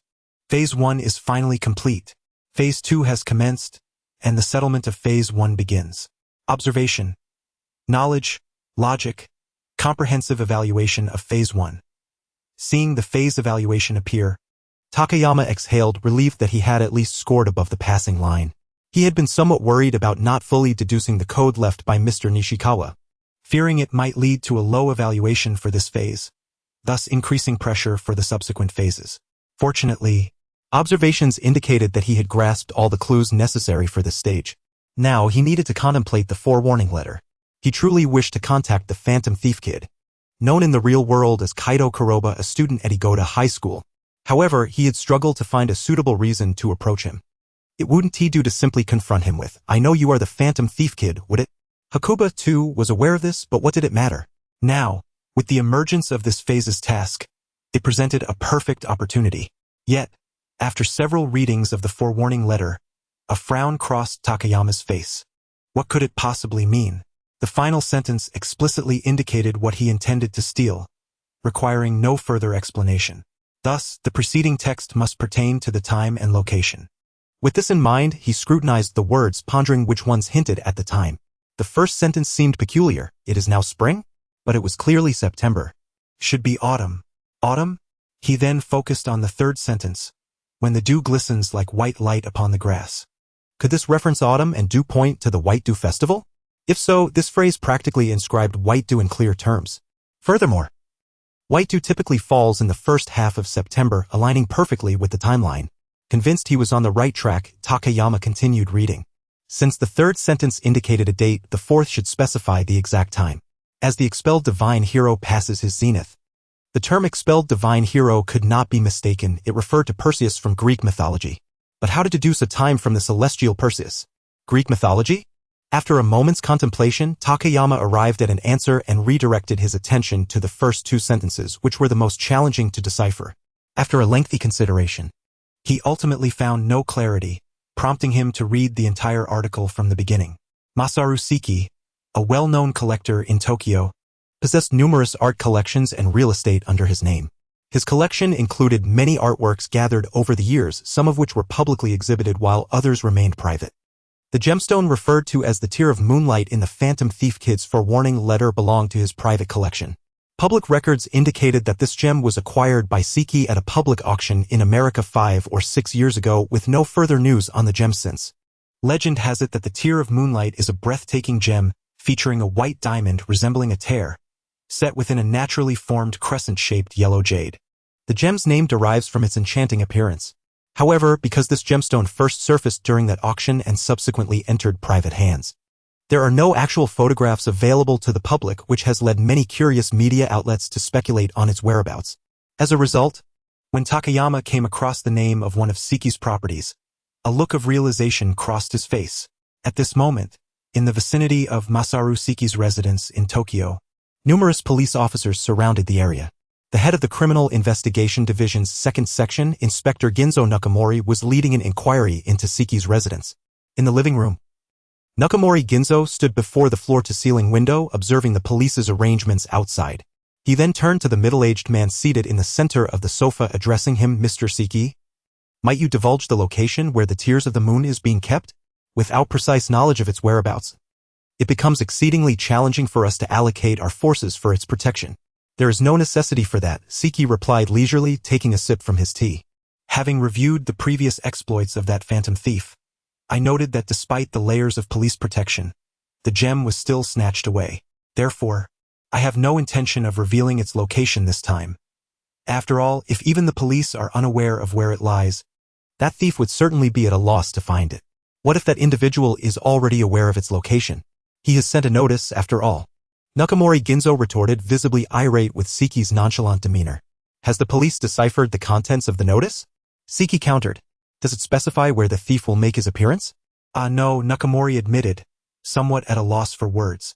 All we know is that he is scheduled to appear at some point today during the White Dew. Beyond that, we have yet to uncover anything further. Given that, we cannot ascertain whether the contents of the notice are mere bluster. If we were to initiate protective measures, would we not be inadvertently revealing the gem's location to him? Seki asserted confidently. At that moment, a police officer hurried over to Nakamori, whispering, Inspector Nakamori. The son of Commissioner Hakuba just requested to borrow 2 officers from us, though he didn't specify the purpose. Hakuba's son? He has returned? How curious. What does he need them for? Could it be he has deciphered the notice? Nakamori pondered aloud. I'm not certain. He merely stated it was a secret. How troublesome. Choosing such a time to cause a ruckus. Just send 2 officers his way, Nakamori instructed, intent on resuming his conversation with Seki in hopes of persuading him to relent. However, it was evident that Seki had no intention of cooperating with the police. He was confident that the location of the Tears of the Moon was somewhere utterly unexpected. And in truth, even if it were stolen, it mattered little to him. At that moment, a young woman's voice echoed from outside, Uncle Seki. Upon hearing this, a young woman entered, around 20 years of age, with flowing golden hair and an exceptionally fashionable appearance, imbued with a playful charm. Following closely behind her was another young woman, also in her 20s, with black hair and an elegant demeanor. The blonde woman rushed to Seki's side, inquiring, Uncle Seki, why are there so many police officers here today? Mr. Seki, may I ask who these 2 are? Nakamori questioned, regarding the newcomers with wariness. Oh, this is my niece, Hanada Emi. And what about you, Emi? Won't you introduce your friend? Siki prompted. The blonde, Hanada Emi, quickly turned to the black-haired girl. This is my friend from university, Hirota Asami. We were out together, but upon passing by your residence and seeing all these police officers, we decided to come and take a look. Hello, I am Hirota Asami. The girl introduced herself to Siki and the others. I see. Well, there's nothing of concern here. Since you have plans with your friend, you may go, Siki replied. Then we shall not disturb you further, Hanada Emi said, taking Hirota Asami by the arm as they departed. Watching the two leave, Nakamori felt a mix of frustration and helplessness toward the man who remained unfazed by the notice from the phantom thief. Mr. Siki, since you refuse to cooperate, as the police, we are obliged to maintain vigilance over all your properties. By all means, Siki responded with an air of indifference, inciting Nakamori's ire as he turned and left the residence with his officers. Outside, an officer questioned Inspector Nakamori. Do we truly need to assign officers to monitor all of Mr. Siki's properties? Our manpower is simply insufficient. Fool. Of course, I am aware of that. Nakamori snapped. Where did those two officers borrowed by Hakuba go? Oh, it seems they were dispatched to a small gallery under Siki's name. Nakamori paused, contemplating. Then, deploy a substantial number of officers to secure the area outside that gallery. Ensure that it remains discreet. As night fell, the bustling vibrancy of Tokyo persisted, with most shops still open for business even as the clock neared 11. In a secluded corner of Ginza, a CAF named Hajo harbored but a few patrons. Among them, a young man with short brown hair sat at a table, occasionally glancing at his pocket watch. At that moment, the bell above the door jingled as a man in a blue trench coat entered the CAF, none other than Takagami. Takagami surveyed the sparse clientele before striding directly to the young man's table. Excuse me, may I share this table? The young man looked up at Takagami, then scanned the nearly empty seats around them, appearing puzzled. Yet, he ultimately offered no objections, allowing Takagami to sit opposite him. This young man was Hakuba, a notable detective character within the world of Detective Conan, and Takagami recognized him the moment he entered. Are you familiar with the hero Perseus, the cast-out demigod? Takagami inquired abruptly. Hakuba remained silent, awaiting Takagami to elaborate. The cast-out demigod refers to Perseus from Greek mythology, also known as the constellation Pegasus. The zenith of Pegasus occurs annually on November 7th. However, the notice clearly indicated the date of white dew. Thus November 7th serves not as a date but rather a time, 11:07. Upon hearing this, Hakuba's gaze toward Takagami grew serious. Oh, by your words, it seems you have unraveled the notice from the phantom thief. Kid. How should we interpret the first two lines of the notice? The first line states it is autumn, yet mentions spring. Spring refers to the character for grain within autumn. The second line, in summer, tears are the sole source of water, implies the absence of water.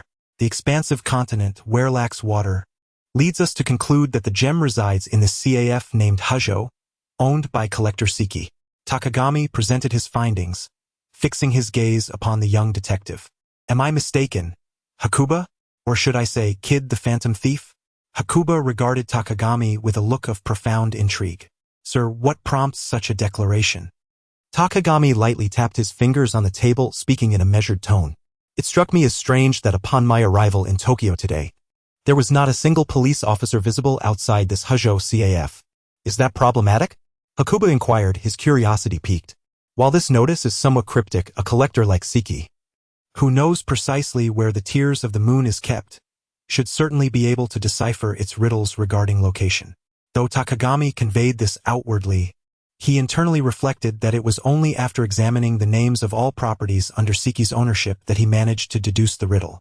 Although the notion of a gem hidden within a CAF may seem improbable, sometimes the most unexpected places provide the greatest security. Ultimately, however, there remained no police presence outside Hajo. This situation is indeed peculiar. If the police were aware of the gem's location, it is inconceivable that Officer Nakamori of the Metropolitan Police would not take any measures. Thus, the only plausible explanation is that the police are entirely unaware of the gem's whereabouts, meaning that Masaru Siki himself has not disclosed this information to the authorities. But what does it matter? After all, it is the owner's prerogative. Detective Hakuba, calm and composed, continued to inquire, as I previously stated. The gem's concealment within the CAF sometimes enhances its security. In such a case, even if one knows the gem is in this CAF, it would likely be hidden in an inconceivable location. Therefore, if the police were to openly protect the gem, they would inadvertently expose its existence. Hence, if the gem's owner chooses not to reveal its location, unless the thief knows exactly where it is hidden, it would be exceedingly difficult to locate it. Takayama articulated his reasoning. In this context, the notice is merely bait. If the gem's owner loses their composure and intensifies security due to the notice, it would inevitably reveal the gem's location. Any action taken would expose a flaw. I suspect this was the original plan of Kid the Phantom Thief. Takayama paused, observing the unperturbed expression of Detective Hakuba before continuing. However, this time, the gem's owner surprisingly did not take the bait and made no moves, disrupting Kid's initial strategy. The lack of action implies that the gem's location remains unknown. To thoroughly search for it here, it would be best to have no police presence. Which is why you cleverly diverted all the officers under the guise of Detective Hakuba. Nevertheless, your deductions rest on the assumption that the gem is hidden within this CAF. What if it is not here? After all, no one has truly laid eyes on this gem, have they? Detective Hakuba interjected. The gem is undoubtedly here, Takayama asserted confidently. I believe you have investigated this matter. Masaru Seki, after purchasing this CAF, had never set foot here until he acquired the Tears of the Moon at an auction and subsequently frequented this establishment. Can you fathom the reason behind this? As Takayama glanced at the grandfather clock displaying nearly 11:07, he noticed that aside from their table, there were no other patrons, and only one staff member remained at the bar. I believe it's time for you to shed this disguise, wouldn't you agree? After all, the time indicated in the notice is approaching. At this, Detective Hakuba revealed a sly smile, and a cloud of white smoke enveloped him. When the smoke dissipated, sitting opposite Takayama was no longer the short-haired youth, but a man adorned with a white top hat clad in a white suit, and sporting a monocle over his right eye. Seeing the unveiled Kid the Phantom Thief, Takayama couldn't help but chuckle. Ah, it is indeed you, Kid the Phantom Thief. Yet, the bartender remained unfazed, confirming that the individual was indeed the accomplice, Kaido Kuroba, masquerading as the bar staff. I am curious. How can you be so certain that I am not the real Detective Hakuba? Kid inquired, his voice charming yet devoid of emotional fluctuation. Ah, that is quite simple. The flight that Detective Hakuba is on will not arrive from London until tomorrow morning, Takayama replied with a confident smile. Oh, I see. May I ask for your esteemed name? Akechi Takayama, a detective, he answered, maintaining his smile as Kid retained his poker-faced demeanor. Ah, a detective, you say? Are you here to apprehend me? No, I harbor no such interest. Rather, would you not like to know where the Tears of the Moon is concealed? I presume you and your assistant have conducted thorough searches of this CAF over the past few days, Takayama remarked, glancing at the bartender. Such generosity from a detective is rarely seen. You must not be a philanthropist. Kid's tone remained unchanged, which made Takayama feel somewhat weary of the interaction. Perhaps it would be best to seek him out at his high school another day. Consider this a transaction. In exchange for information about the gem, I offer you something you may know. Is that so? I am all ears, Kid replied, implying that he might or might not know. You might want to take a closer look at that grandfather clock. Upon hearing this, Kid rose and approached the clock. After scrutinizing it, he suddenly fell silent. Surprising, isn't it? Who would imagine that such a large gem could be cut into pieces and fashioned into a clock's hands? Indeed, what appeared to be a marble dial was embedded with a crescent-shaped piece of yellow jade, and the diamond hands were simply a waste of material. At this moment, Takayama finally detected a hint of emotional resonance in Kid's words. If I had not acquired the documentation regarding the clock's construction, I too would find this hard to believe, Takayama stated. As for the documentation, I naturally hacked into Masaru Seki's computer. Takayama continued. Now, the information I seek is this. Approximately 20 years ago, a blue diamond weighing around 6 carats was brought from Osaka to Tokyo by a retired actress. Do you know the whereabouts of this diamond? Takayama posed his question, setting aside further contact with Kaido Kuroba as this information was the crux of his visit today. I have heard of this matter, but I am indeed unaware of the blue diamond's whereabouts, Kid replied. However, if one were to piece together the diamonds on this clock's face, it seems they would approximate a 6-carat blue diamond. Hearing this, Takayama paused. A blue diamond?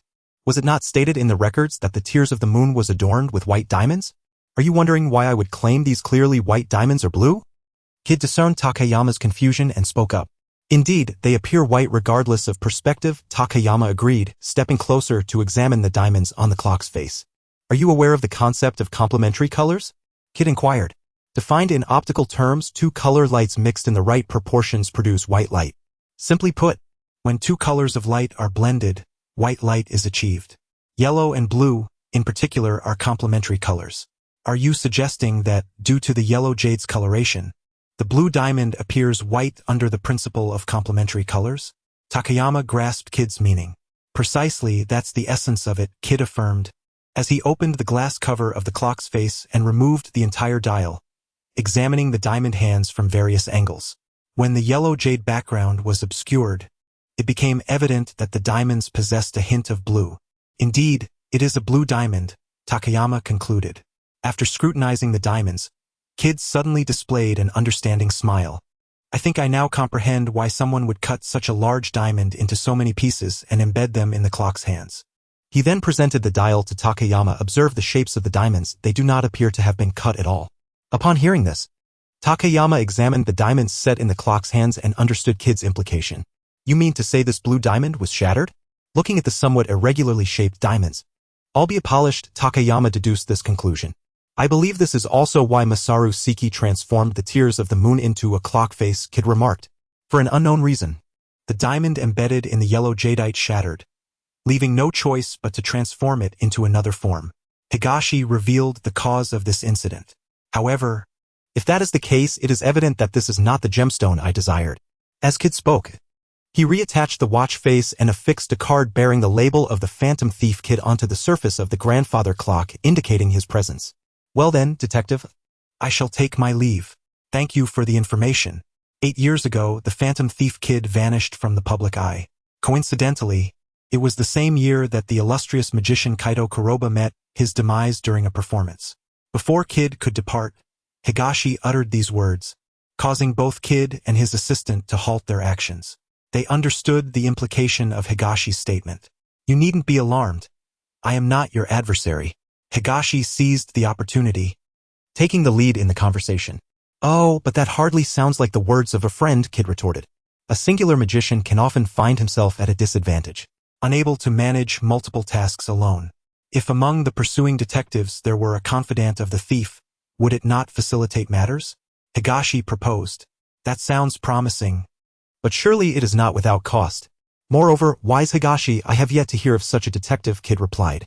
For I am new to this field, Higashi responded, adding, as for the price, it is simple. I wish to learn the art of disguise.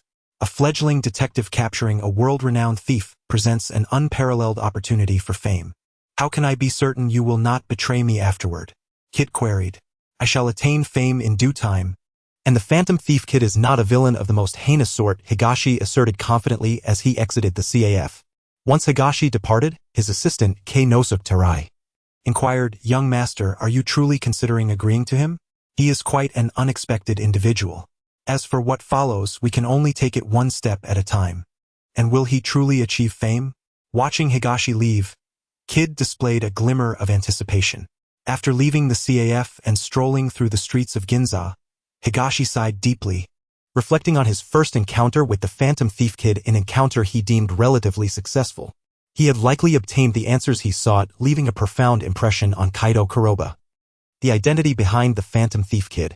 Subsequent interactions with Kaito as a high school student would not appear out of place. However, the diamond from the Moonlight tier, which Seki had auctioned, was likely a 6-carat blue diamond, an issue worthy of thorough investigation. Yet, the actress had vanished approximately 20 years ago, while the Moonlight tier had surfaced 6 years prior, leaving a gap of around 14 years. An arduous task to unravel. Furthermore, the diamond had been shattered. What a formidable challenge this task presents. First, I must find a way to confirm whether the diamond that adorned the Moonlight tier was indeed the one gifted by Nishikawa to that actress. With this thought in mind, Higashi entered a nearby internet CAF. The following day, around midday, a yawning Higashi arrived at a CAF in Mahanmaki, ordered an unsweetened iced Americano to go, and prepared to visit Seki's residence. A sleepless night made searching for overseas information quite troublesome. Just after Higashi left, a girl with chestnut wavy hair entered the CAF and approached a table where two women were already seated. Upon seeing the girl, a blonde named Emi Hanada stood up and waved enthusiastically. "Shiho, over here." The girl named Shiho Miyano sat beside another dark-haired woman, Masami Hirota. Noticing Shiho's arrival, Masami smiled reassuringly and leaned in to ask softly, "Are you feeling all right now?" "Yes, I am fine now," Shiho replied, flashing a radiant smile. "At least I have my sister by my side." Seeing the two whispering, Emi's mood soured, and she pouted, "Honestly, I'm the one who invited you, so don't ignore me as soon as you arrive." "All right, Emi, we haven't seen each other in a long time," Masami said. "By the way, Shiho, why didn't you come yesterday?" "I was held up with matters at the lab." "I apologize," Shiho replied politely, seemingly unfamiliar with Emi. All right.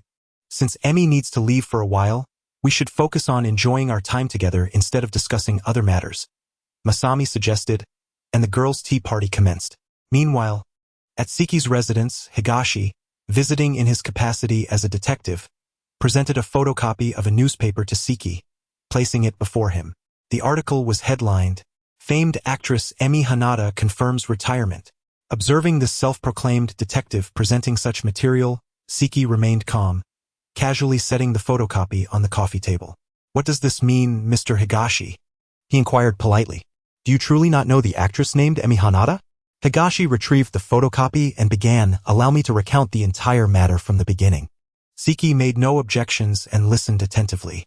"Initially, I accepted a commission from Mr. Nishikawa to investigate his illegitimate child from 20 years ago. At that time, Mr. Nishikawa had an affair with an actress, but due to the vehement opposition of his son, their relationship did not progress further. Consequently, the actress was embroiled in a scandal of being pregnant out of wedlock. In a fit of anger, she chose to retire and, while pregnant, departed from Osaka for Tokyo, vanishing from public view for nearly 20 years without a trace. Thus, my purpose in coming to Tokyo was to uncover the whereabouts of that actress after her arrival in the city." Higashi paused, observing Siki's lack of reaction before continuing. "Naturally, to locate someone, one must gather clues. However, in my diligent search for information, I encountered a dilemma. What was the actress's true name? I scoured numerous newspaper articles reporting on the incident, but they only mentioned her stage name, with no information regarding her real name. Therefore, I could only pursue another lead. Mr. Nishikawa had once gifted her a 6-carat blue diamond. Yet, when I attempted to investigate based on this, I found myself at an impasse, as no information about this diamond could be found in the market." At this point, Higashi's gaze fixed on Siki. Realizing something, Siki responded, "So, you seek me to inquire about the gem? In that case, you may be disappointed, although I am a collector. I cannot provide any useful information based solely on a 6-carat blue diamond. That is not the case. Perhaps by fate, upon my arrival in Tokyo, I encountered the phantom thief kid who delivered a notice to Mr. Siki. Out of curiosity regarding the thief, I deciphered the contents of the notice. Thus, I went to the location indicated by the thief and discovered the gem in your collection, the Moonlight Tear."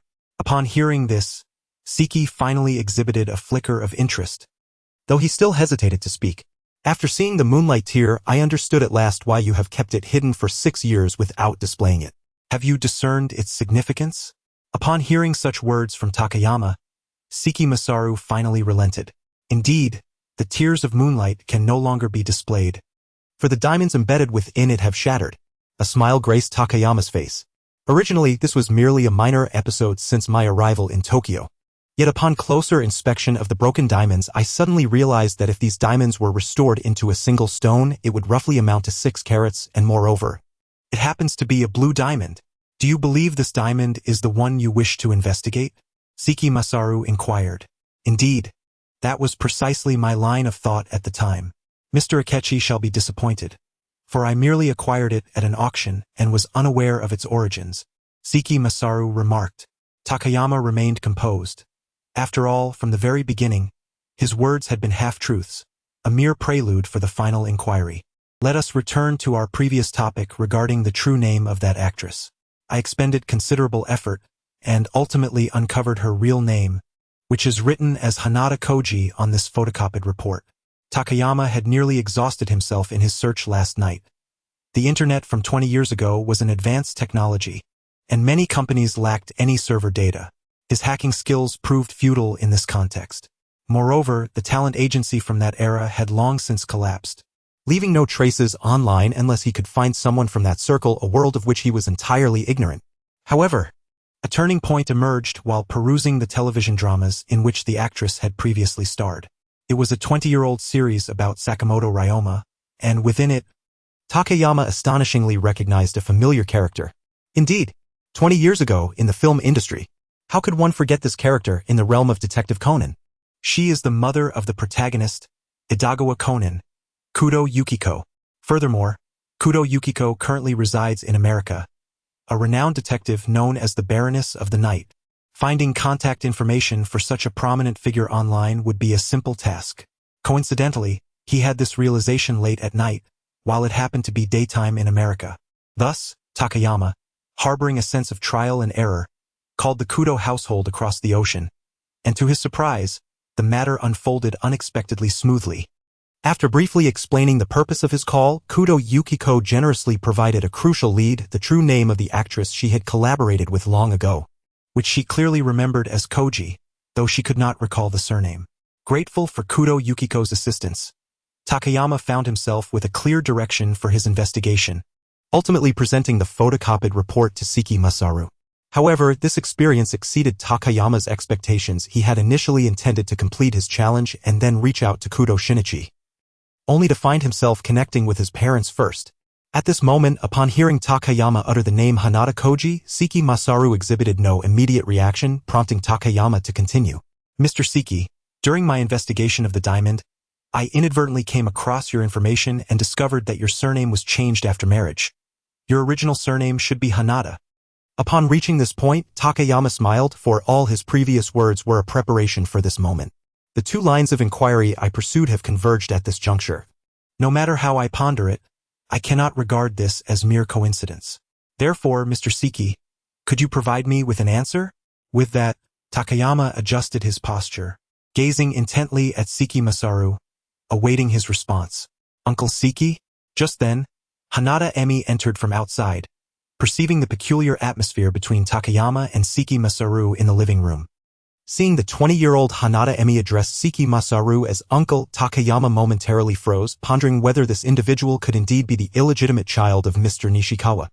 For he had no prior knowledge of Hanada Koji's child's gender. If it were a daughter, it would not be impossible. Uncle Seki, we have a guest. Hanada Emi approached Seki Masaru, presenting him with a bag of sweets, and upon noticing Takayama, she inquired, Yes, we are discussing some matters. Emi, did you not plan to leave yesterday? Seki Masaru took the bag, somewhat puzzled. Well, I intended to gather with friends for a farewell. But one of them was unavailable yesterday, so I postponed until today, Hanada Emi explained. Have you rescheduled your flight? Seki Masaru asked. Yes, it has been changed to this afternoon. I just wanted to bid farewell to Uncle Seki before I leave. Hanada Emi replied. You should come back to visit me more often, Seki Masaru said with a warm smile. Well then, since Uncle Seki has a guest, I shall not disturb you. Farewell, Uncle Seki. Smiling, Hanada Emi bid her farewell to Seki Masaru and turned to leave. Observing their familial farewell and the departing Hanada Emi, Takayama furrowed his brow deeply. From their conversation, it was evident that this lady was about to board a plane. If she were indeed Mr. Nishikawa's illegitimate daughter, he ought to clarify matters swiftly, yet Seki Masaru had yet to provide him with an answer. Mr. Akechi, let us resume our earlier discussion. Seki Masaru finally spoke, pulling Takayama's thoughts back to the present. You wish to inquire, given that I, originally surnamed Hanada, fortuitously purchased the diamond you suspect to investigate, whether you were doubting any connection between the actress Hanada Koji and myself. Seki Masaru articulated Takayama's meaning. In simpler terms, that is indeed the case. Takayama did not deny his intentions. Since the detective has uncovered this much, it would be futile for me to continue concealing the truth. After a brief pause, Seki Masaru continued to explain. You are correct, I am acquainted with Hanada Koji, for she is my biological sister. Takayama was not surprised by this revelation. My sister was an exceptionally strong-willed individual. She originally intended to marry Nishikawa Takeiro, who had recently lost his wife, but due to the objections of Nishikawa's son, he ultimately abandoned the idea of marrying her. So, They were genuinely considering marriage back then? Takayama felt a twinge of curiosity. If they were indeed contemplating marriage, it suggested a foundation of affection, yet over the subsequent 20 years, Nishikawa Takeiro had not once sought her out, which seemed rather peculiar.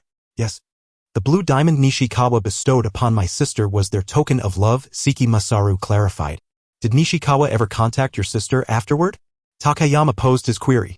How could he possibly reach her? Seki Masaru replied with a sardonic smile.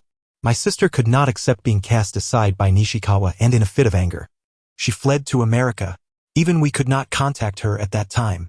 As he spoke, Seki Masaru's tone grew increasingly animated, ultimately bordering on anger. And then, Takayama pressed further. That was 6 years ago. Was it because of that gem? Hearing Seki Masaru's words, Takayama began to piece together the narrative. Indeed, upon seeing the tears of moonlight at that auction in America 6 years ago, I instantly recognized the diamond upon it as the very one Nishikawa had given to my sister. Thus, I spent a considerable sum to acquire it and located the gem craftsman responsible for creating the moonlight tear. Through this artisan, I learned that my sister, driven by necessity, ultimately sold the diamond years ago. With the address provided by the craftsman, I found my sister's residence. However, at this point, Seki's voice began to quiver. Regrettably, my sister had passed away several years prior, leaving only the young Kawai to grow under the care of the local church. Upon hearing the name Kawai, Takao realized that it referred to the woman who had just departed. Consequently, I took Kawai back to Japan to raise her. She proved to be exceptionally bright, earning a qualification to study at an American university during her time at Nanyang University. Seki recounted the events succinctly, albeit at a leisurely pace. Hearing this, Takao suddenly recalled that the woman mentioned she was departing on a flight.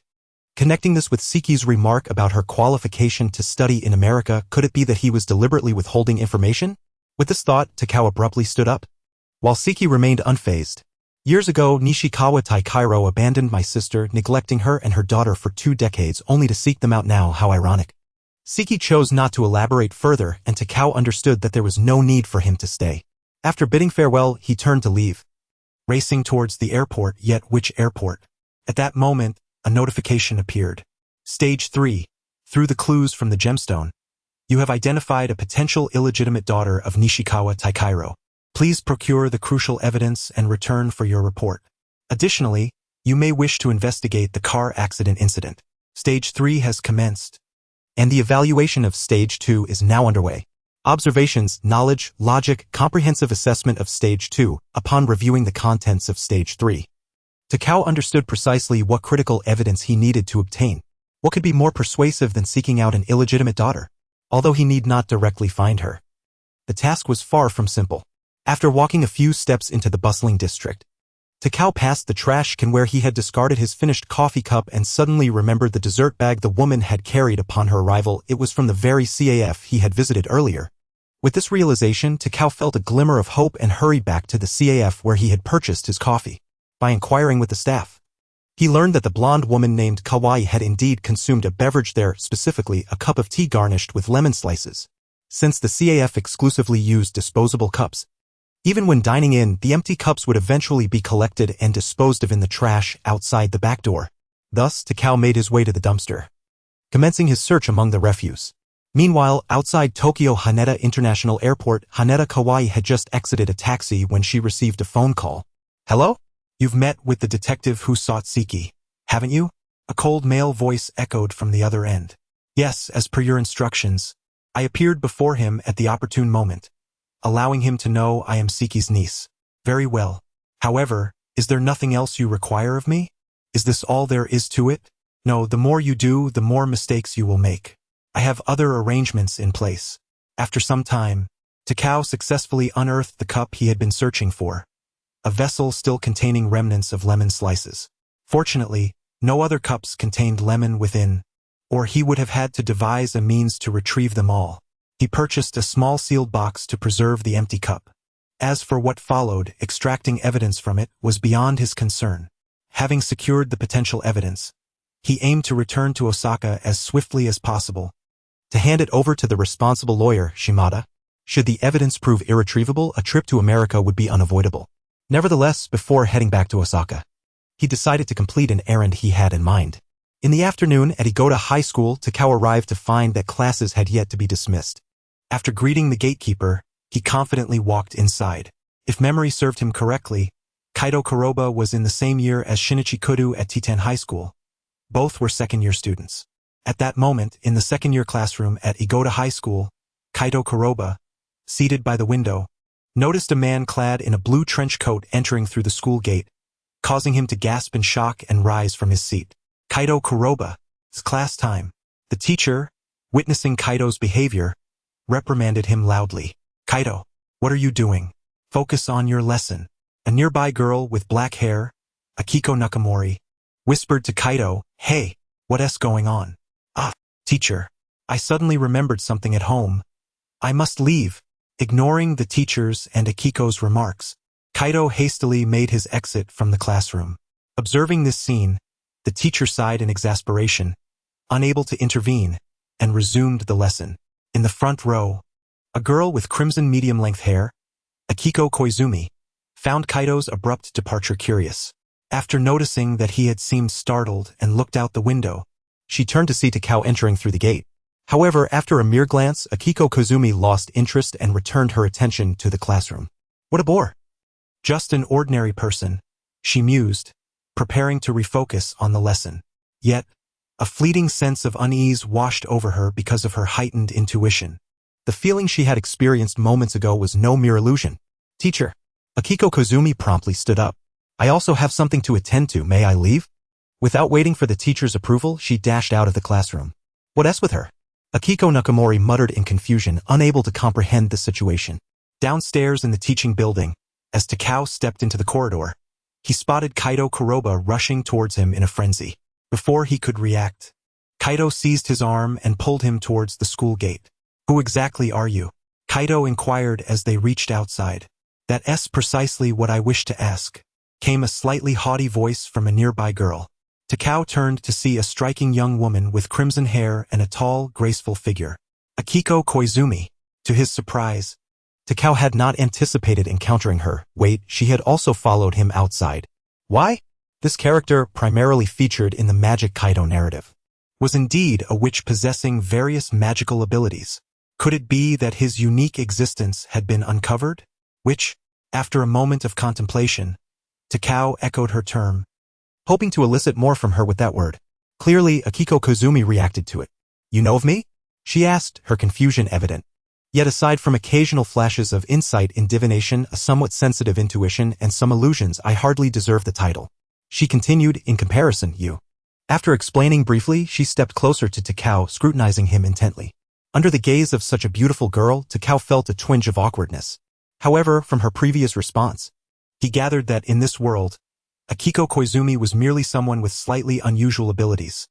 Thankfully, otherwise, this realm would be far too terrifying. Koizumi, do you know him? Kaito inquired, puzzled by their earlier conversation. Not at all. I senti he's someone you're familiar with? Kazumi Hongzi responded, shifting her gaze to the trench coat worn by Takayama, and gently ran her fingers over the fabric. I see now. The peculiarity lies not with you, but rather with this coat of yours, which possesses an aura reminiscent of illusion.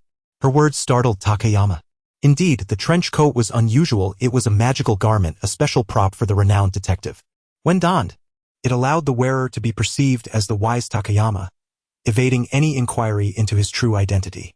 However, the fact that Kazumi Hongzi had discerned the coat's uniqueness was alarming. Illusion. Takayama found himself intrigued by the term that had slipped from Kazumi's lips twice. In essence, it referred to inducing a state of mental disorientation through seemingly casual yet covert gestures, sounds, images, substances, or objects, thereby conjuring a plethora of hallucinations within the individual's consciousness. The classmate Kaito Kuroba should have first-hand experience regarding this matter. As Kazumi explained, she glanced towards Kaito. I told you, I'm not. Kaito appeared eager to clarify, but Kazumi chose not to pursue the topic further, redirecting her attention back to Takayama. However, I cannot ascertain the method behind the illusion created by your coat. It is remarkably faint, so subtle that it is nearly imperceptible.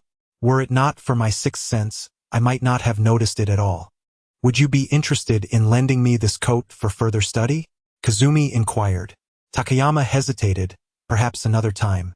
He could not acquiesce to her request. What if someone who recognized his original identity saw his face without the protection of the coat? At the very least, he would need to master the art of disguise first. Reflecting on this, Takayama remembered his initial purpose for coming. I almost forgot. Kaido, I came to learn the art of disguise from you. He shifted his focus to Kaido. You could have mentioned your desire to learn earlier. There was no need to come all the way to school to find me. Kaido exclaimed, visibly irritated.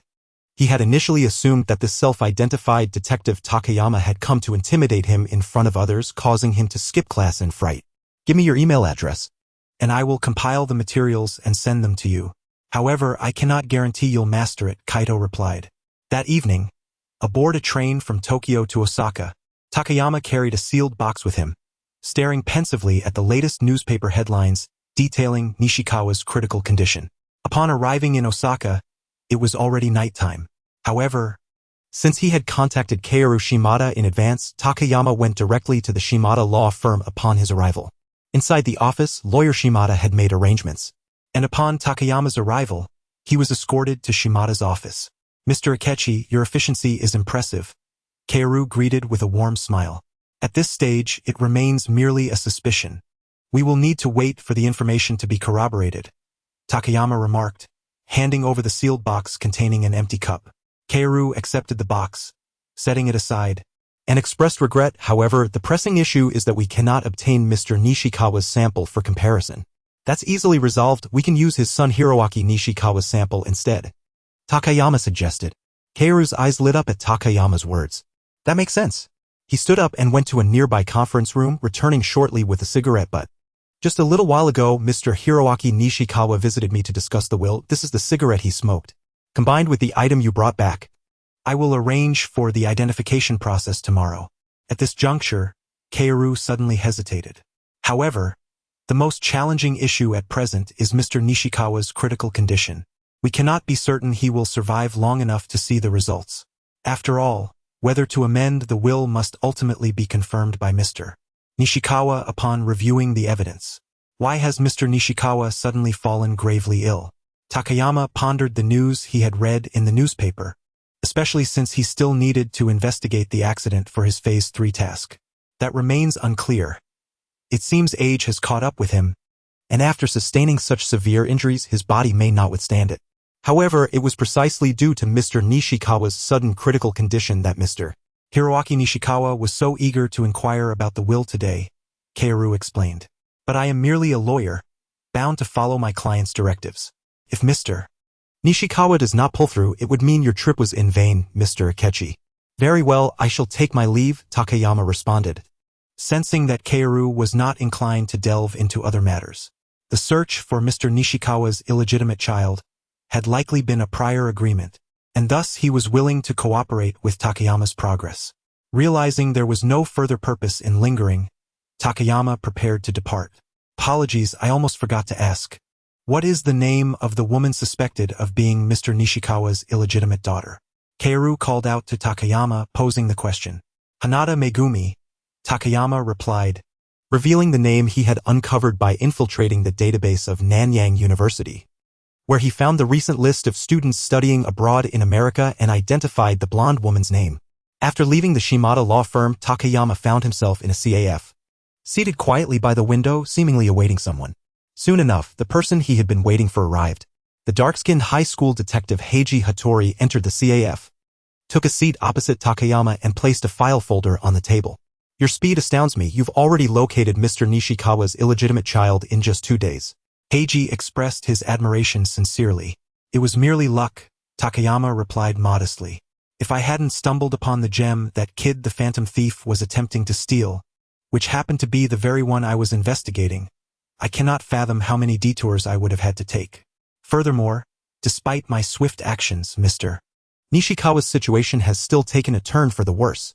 I managed to procure the accident report you requested from Officer Otaki in the traffic division. Here is a complete copy of the documents, Heiji said, pushing the file folder towards Takayama. Takayama accepted the folder and began to peruse its contents. So, you two find this accident rather suspicious? Heiji inquired. Indeed, Takayama replied, scrutinizing the details of the accident report. A wealthy man, torn between whether to acknowledge his illegitimate child and divide his wealth, suddenly finds himself in a car accident, while his legitimate son is overly concerned about the will after the incident. Everything seems exceedingly dubious. He continued to examine the report. The accident occurred around 6 a.m. at the entrance of a tunnel involving a small car. The front of the vehicle was crumpled almost beyond recognition, severely deformed. The front half of the roof was also dented. The driver in the front seat had suffered catastrophic head and leg injuries, likely resulting in instant death. The rear seat held Nishikawa, the board member and shareholder of a magazine company, who had lost consciousness and sustained serious injuries. Fortunately, they were discovered soon after by passing vehicles who called for help, and they were rushed to the emergency center. Scattered around the front of the car were shards of glass and car parts, and there were no signs of braking on the trajectory the vehicle had taken prior to the accident. According to the witness, as he approached the tunnel, he noticed a vehicle parked on the right lane at the tunnel's entrance. He was filled with curiosity, and as he drove closer, he discovered a severe car accident. Without hesitation, he called the police and emergency services, then remained at the scene to manage the vehicles and await the arrival of paramedics and traffic officers. Based on the condition of the crash site, the police initially concluded that it was a rear-end collision. It appeared that for reasons unknown, the car involved had crashed directly into the rear of a truck, and the truck driver likely fled the scene upon witnessing the accident. Although the police were in pursuit of the truck, if it was indeed a rear-end incident, the primary responsibility lay with the car, as there were no brake marks evident from it at the scene. This suggested possible driver error or fatigue, and subsequent examinations of the car revealed no signs of tampering. Thus, the police surmised that even if the crash was intentional, the fault rested solely with the deceased driver, whose identity remained untraceable during follow-up investigations. Ultimately, the case was deemed a tragic accident.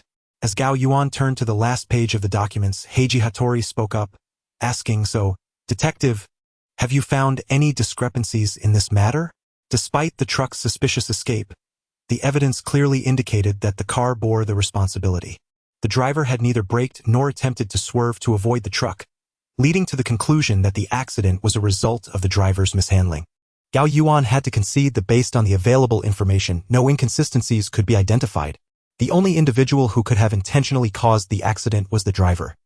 Yet no suspicious details emerged during the investigation.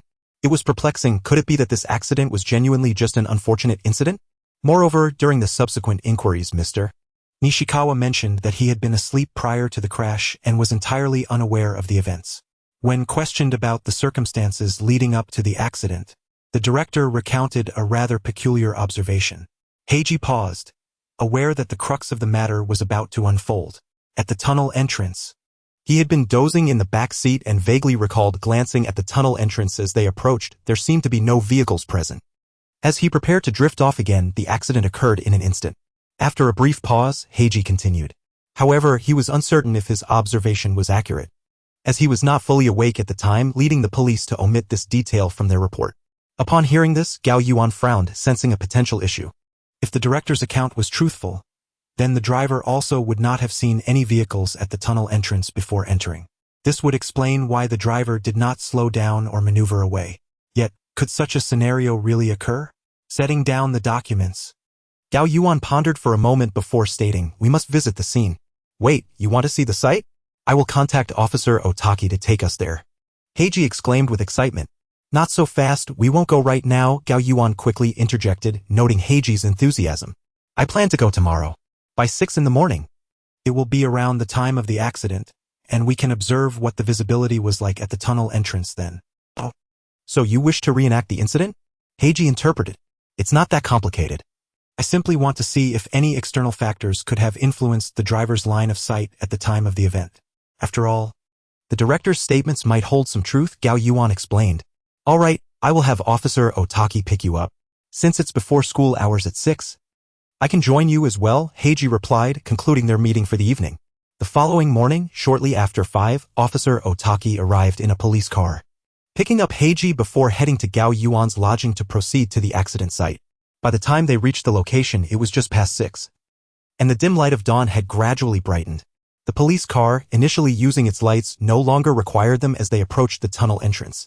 Upon arriving at the scene, Officer Otaki parked in the emergency lane, and the trio made their way towards the tunnel entrance. The daylight illuminated the road clearly, revealing a two-lane, bidirectional roadway. Look, the visibility here is excellent. If there were vehicles at the tunnel entrance, the driver would surely have seen them, Officer Otaki remarked. Indeed. Heiji responded, contemplating the implications. If the accident was truly a rear-end collision involving the small car, then the director's claim of not seeing any vehicles at the tunnel entrance seems illogical. Officer Otaki clarified, actually, the traffic department has already determined through debris analysis and vehicle damage assessments that the accident resulted from the small car rear-ending a fully loaded truck. Could it be that the small car collided with the truck in an area with poor visibility yet was somehow transported here? Heiji suggested, noting the absence of any brake marks from the small car. Then the director's account becomes even more puzzling, Gao Yuan added. According to him, he clearly saw the tunnel entrance prior to the crash, suggesting the location was accurate. It is indeed strange that he failed to notice any vehicles, given the excellent visibility.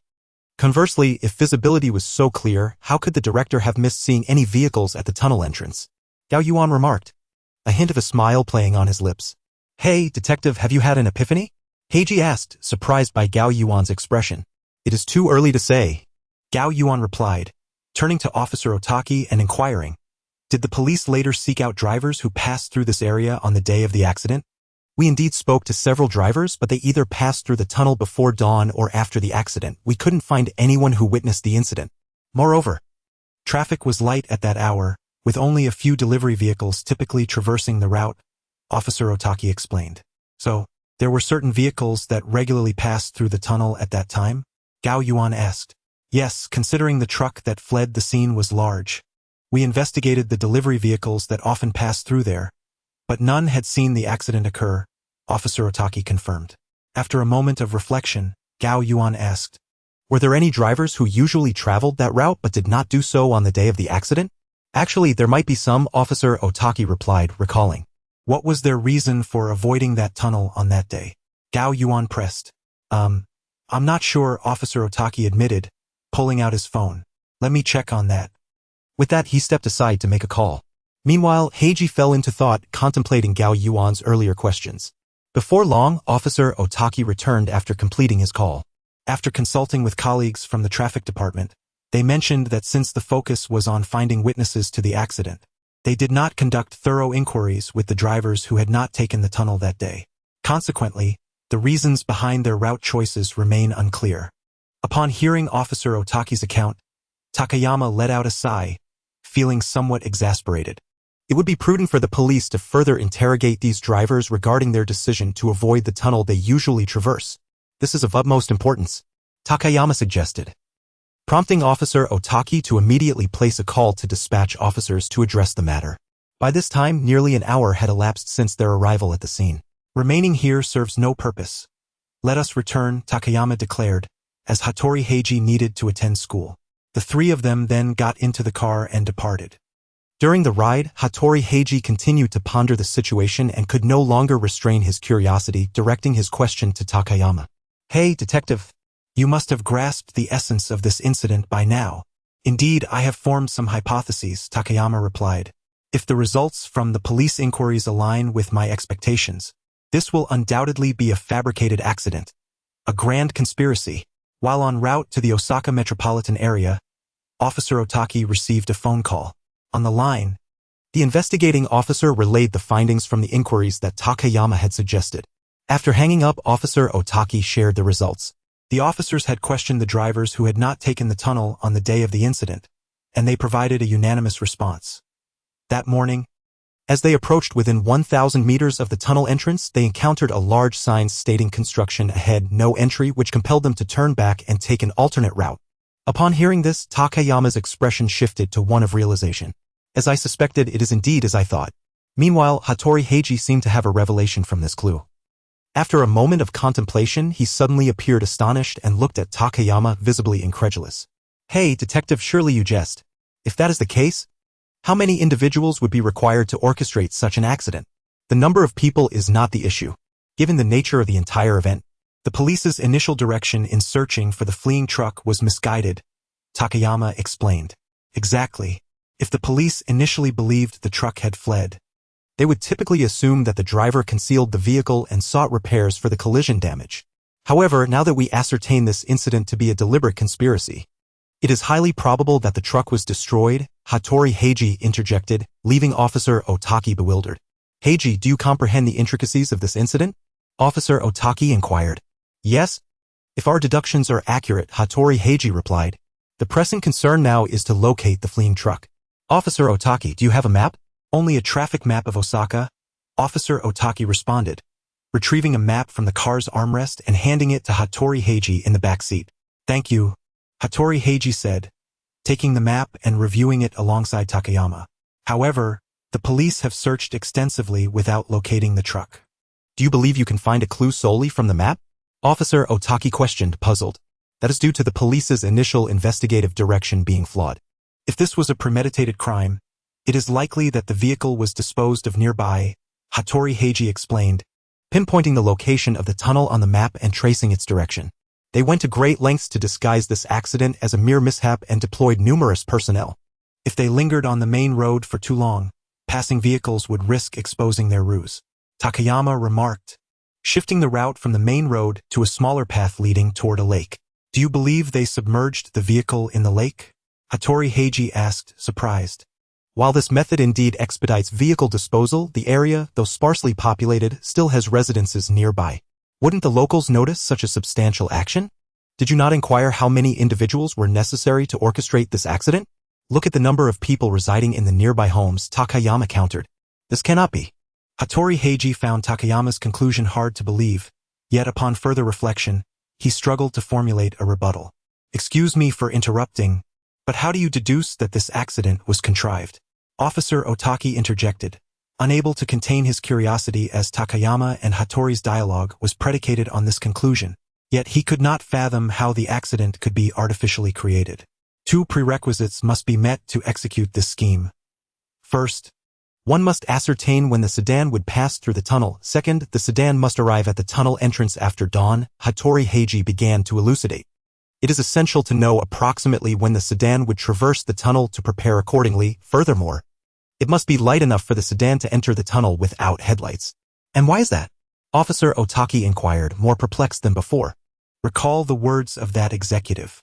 He did not observe any vehicles at the entrance before entering the tunnel, Takayama interjected. He certainly would not have seen any vehicles because the entire tunnel entrance was obscured by a black curtain. As vehicles approached from outside the tunnel, the entrance appeared entirely dark, leading the driver to overlook any anomalies. However, this method hinges on one condition. Vehicles must not activate their headlights. If any light shone from outside the tunnel, the presence of the curtain would be revealed. Therefore, it was imperative that it was already light outside, allowing vehicles on the road to travel without headlights. Hattori Heiji elaborated further. But what if other vehicles had passed by at that time? Officer Otaki continued to question. To implement this tactic, it is crucial to have someone monitoring the victim's vehicle as it approaches and another individual responsible for placing and retrieving the warning signs, Takayama asserted. On the day of the incident, several vehicles that typically pass through the tunnel at that hour chose to reroute upon seeing the warning sign located 1,000 meters from the tunnel entrance. Once this understanding is established, the entire situation becomes remarkably straightforward, Hattori Heiji remarked. Position a truck at the tunnel entrance and hang a large black curtain at the opening. With someone managing the warning signs, only the targeted vehicle would proceed toward the tunnel. As the sedan sped toward the tunnel, it would harbor no suspicion and would crash directly into it. This explains why there were no skid marks and why that executive did not see a truck before the accident. Takayama recounted the sequence of events. Afterward, the perpetrators merely needed to retrieve the warning signs and curtain and depart with the truck. Hattori Heiji added, from a different perspective, executing this method necessitates knowledge of the vehicle's itinerary that day to facilitate such extensive planning. And considering Mr. Nishikawa's will, the most suspicious individual can only be that person. Takayama concurred with this conclusion. Furthermore, Mr. Nishikawa, who had been grappling with whether to search for his illegitimate child, chose to initiate the search for his offspring after the accident, likely suspecting that his accident was orchestrated by his current son, Hiroaki Nishikawa. All challenge tasks have been completed. The settlement phase 3 will now commence. Just as this statement concluded, a settlement panel suddenly appeared. 33 knew will upon seeing the settlement panel appear, Gao Yuan felt a sense of confusion, although the explanation for stage 3 merely indicated that he could investigate the car accident. Had he truly reached a conclusion merely by deducing the cause of the accident? Furthermore, the matter regarding Mr. Nishikawa's illegitimate daughter remained unresolved. The task had only mentioned that he needed to bring back evidence, yet it was evident that both cases were far from complete. Why then was the task deemed finished? Knowledge, logic, observation, stage 3 comprehensive evaluation, promotion challenge concluded, commencing statistical settlement of each stage's comprehensive evaluation for each stage. Settlement completed, promotion challenge, comprehensive evaluation. Score satisfactory, promotion successful, reward 100, promotion reward. Gao Yuan sighed in relief at the cascade of text on the panel. Finally, the promotion challenge had been successfully completed and indeed, a promotion reward existed. However, why was there only one observation for stage 3? Had he overlooked some vital information? Never mind. Since the case had been concluded and the overall evaluation was satisfactory, there was no need to linger on it. Given that logic was present, it implied that his deductions were fundamentally correct. Securing the promotion and receiving the reward was what truly mattered. Moreover, since the panel had declared all tasks completed, he could only wait to see if he would obtain the wealth mentioned in the task title. Detective rating. Assistant Detective Bounty. 270 promotion reward, unclaimed. As he pondered, the settlement text on the panel vanished entirely, replaced by these 3 lines. Observing the unclaimed label on the promotion reward, Gao Yuan decisively chose to claim it immediately. New text appeared. Promotion reward. Special item name. Detective's monocle special effect. When worn, you will become the focal point of the room. Upon donning this monocle and commencing your deductions, everyone you gaze upon will momentarily cease their actions, turning their attention towards you to hear your reasoning. Claim method. Pat your right pocket of your trench coat. Stunned by this description of the special item, Gao Yuan found it rather intriguing. However, he was surprised that the method of claiming had changed. He had expected to have to purchase it like the previous trench coat. Contemplating this, Gao Yuan reached into the right pocket of his trench coat and indeed felt a circular lens attached to a metallic chain. Yet, with Heiji Hattori beside him, he decided to refrain from taking it out. Now, let the police conduct the investigation, Officer Otaki said after listening to Gao Yuan and Heiji Hattori's deductions. Heiji, I will drop you back at school. Indeed, what a detective could accomplish was limited. It was now up to the police to apprehend the culprit. Heiji Hattori concurred with Officer Otaki's statement. Gao Yuan did not object either. Having completed the promotion challenge, there was no need to stir up further trouble. And leaving it to the police was the safest course of action. Returning to his lodgings, Gao Yuan retrieved the monocle reward from his pocket. It was a circular, single-lens monocle with a nose pad, seemingly designed to be worn over the right eye with a silver chain hanging from the outer edge, adorned with a star-shaped charm. After trying it on, he discovered the lens had no prescription, it was merely a reflective surface. Reflecting on the description of the special item, it appeared to activate only during his deductions, leaving Gao Yuan somewhat disinterested as he returned it to his pocket. Now, the functions of the game Bounty Detective had essentially all appeared on the settlement panel. Gao Yuan had already tested the functionality of purchasing the special item, the hourglass. With 100 bounty points, it was indeed functional. However, he remained uncertain about the specific utility of the detective rating. After spending another day in the inn, Gao Yuan continued to monitor the developments of the car accident case. However, before he could receive any news from the police, he was contacted by attorney Kaoru Shimada. Upon arriving at the Shimada law office, just as he was about to enter, he was directed by the receptionist to the parking lot. In the parking lot, he found attorney Shimada waiting in his car. Without further ado, Shimada instructed Gao Yuan to get in, and they drove off together. On the way, Gao Yuan inquired, "Attorney Shimada, what has happened?" "The appraisal results are in. The residue on the cup you brought back has been confirmed to belong to Mr. Nishikawa's illegitimate daughter," Kaoru Shimada replied. "Thus, we are heading to the hospital to finalize matters concerning the will." Such swift results? Gao Yuan was taken aback, as he recalled that personal appraisals typically took a considerable amount of time for reports to be completed. "I had a friend expedite the process at the appraisal agency, as Mr. Nishikawa's condition is not looking good. Fortunately, Mr. Nishikawa was stabilized last night," Kaoru Shimada explained. Then can we address Mr. Nishikawa's emotions directly with his daughter, Mr. Nishikawa Taiju? Gao Yuan asked. Don't you know? This morning, Mr. Hiroaki Nishikawa was taken away by the police, Kaoru Shimada stated. I heard from a friend in the police that yesterday, a wise detective, alongside the minister's son, helped the police unravel the details of the accident. Based on new leads, the police located the truck that sank in the lake along with the perpetrators. According to the assailants' testimonies, the one who hired them to commit the crime was Mr. Hiroaki Nishikawa. Kaoru Shimada paused, then glanced at Gao Yuan, who was seated in the passenger seat. That wise detective must be you, right? Gao Yuan found himself speechless. Was this the extent of a renowned lawyer's connections? Indeed, I had some thoughts regarding the accident, which I shared with the police. You truly possess remarkable insight. You will undoubtedly become a famous detective in the future, Kaoru Shimada praised. Before long, the vehicle arrived at the private hospital where Mr. Nishikawa was located. After confirming their identities at the front desk, they proceeded to the room where Mr. Nishikawa Taiju was situated. It was a private room containing only a single hospital bed. An elderly man lay on the bed, receiving an 4-drip, appearing somewhat frail. Having seen a photo of Mr. Nishikawa Taiju, Gao Yuan recognized him as the wealthy individual mentioned in the task, though he had not anticipated meeting him in person only after completing the promotion challenge. Upon seeing the two enter, Mr. Nishikawa Taiju spoke in a calm tone. Attorney Shimada, what is the outcome? His tone was placid and his speech slow, as if he had come to terms with everything. The results are in. The lady that Mr. Maiwaka found is indeed your biological daughter. Kaoru Shimada replied. Is that so? That is good to hear, Mr. Nishikawa Taiju responded, then turned his gaze towards Gao Yuan. Detective Maiwaku, you have my gratitude.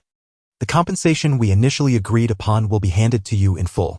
Additionally, I would like you to accept an extra 1 million yen as a reward. The specifics can be handled by Attorney Shimada. Hearing this, Gao Yuan contemplated how to respond graciously, but Mr. Nishikawa Taiju continued, as for the will. Since Hiroaki has done these things, let him forfeit 70% of his share to my long-unseen daughter. Consider it my final compensation to her and her mother.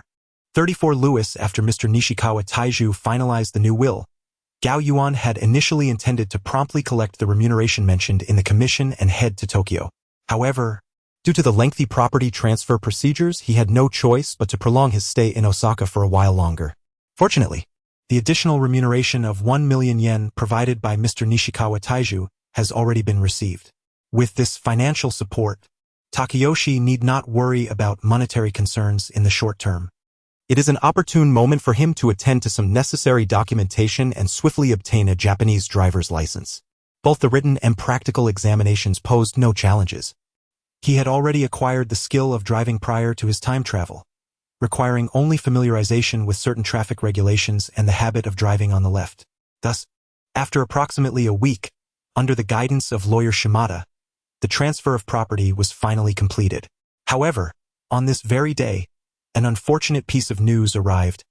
Mr. Nishikawa Taiju had ultimately succumbed and passed away. The car accident caused by Nishikawa Hiroaki had already placed the frail Mr. Nishikawa Taiju in a precarious condition, and later, during his hospitalization, Nishikawa Hiroaki had illegally increased the dosage of certain medications, exacerbating Mr. Nishikawa Taiju's critical state. The day Takayoshi and Kaoru Shimada visited Mr. Nishikawa Taiju marked one of the rare moments of lucidity in his final days. But ultimately, his condition deteriorated, and he did not survive.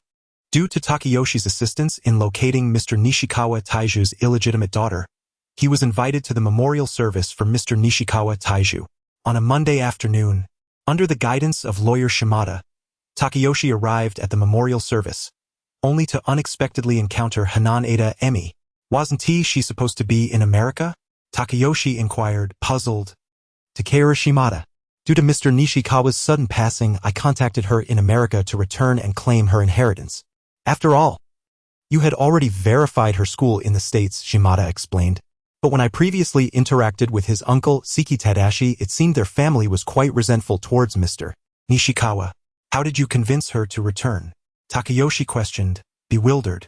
I suggested to her that since they held such animosity towards Mr. Nishikawa, perhaps accepting his inheritance could serve as compensation for the years he owed them, Shimada replied. This reasoning left Takayoshi somewhat speechless, yet undeniably, It was a rationale that no one would refuse. Who would turn down such a substantial inheritance? Hananeda Emi had evidently noticed Takayoshi and the others. Dressed in a black ensemble, she initially stood silently, refraining from engaging with anyone. Upon seeing Takayoshi and Kaoru Shimada approach, she walked over. "Hello, Lawyer Shimada," Hananeda Emi greeted. "Miss Hananeda, when you have a moment, we shall proceed with the inheritance formalities," Shimada stated, devoid of pleasantries. Given the nature of the event, her father's memorial, she had a unique relationship with Mr. Nishikawa, rendering the usual ceremonial platitudes inappropriate. Her attendance was indeed a rarity.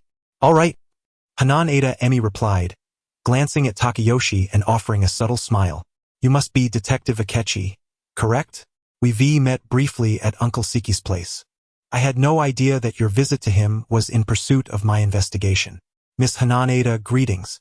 I apologize for any unpleasantness during my prior dealings with Mr. Siki," Takayoshi offered courteously, recognizing that their acquaintance was not particularly deep. The memorial service concluded swiftly, led by the director who had been involved in the accident with Mr. Nishikawa.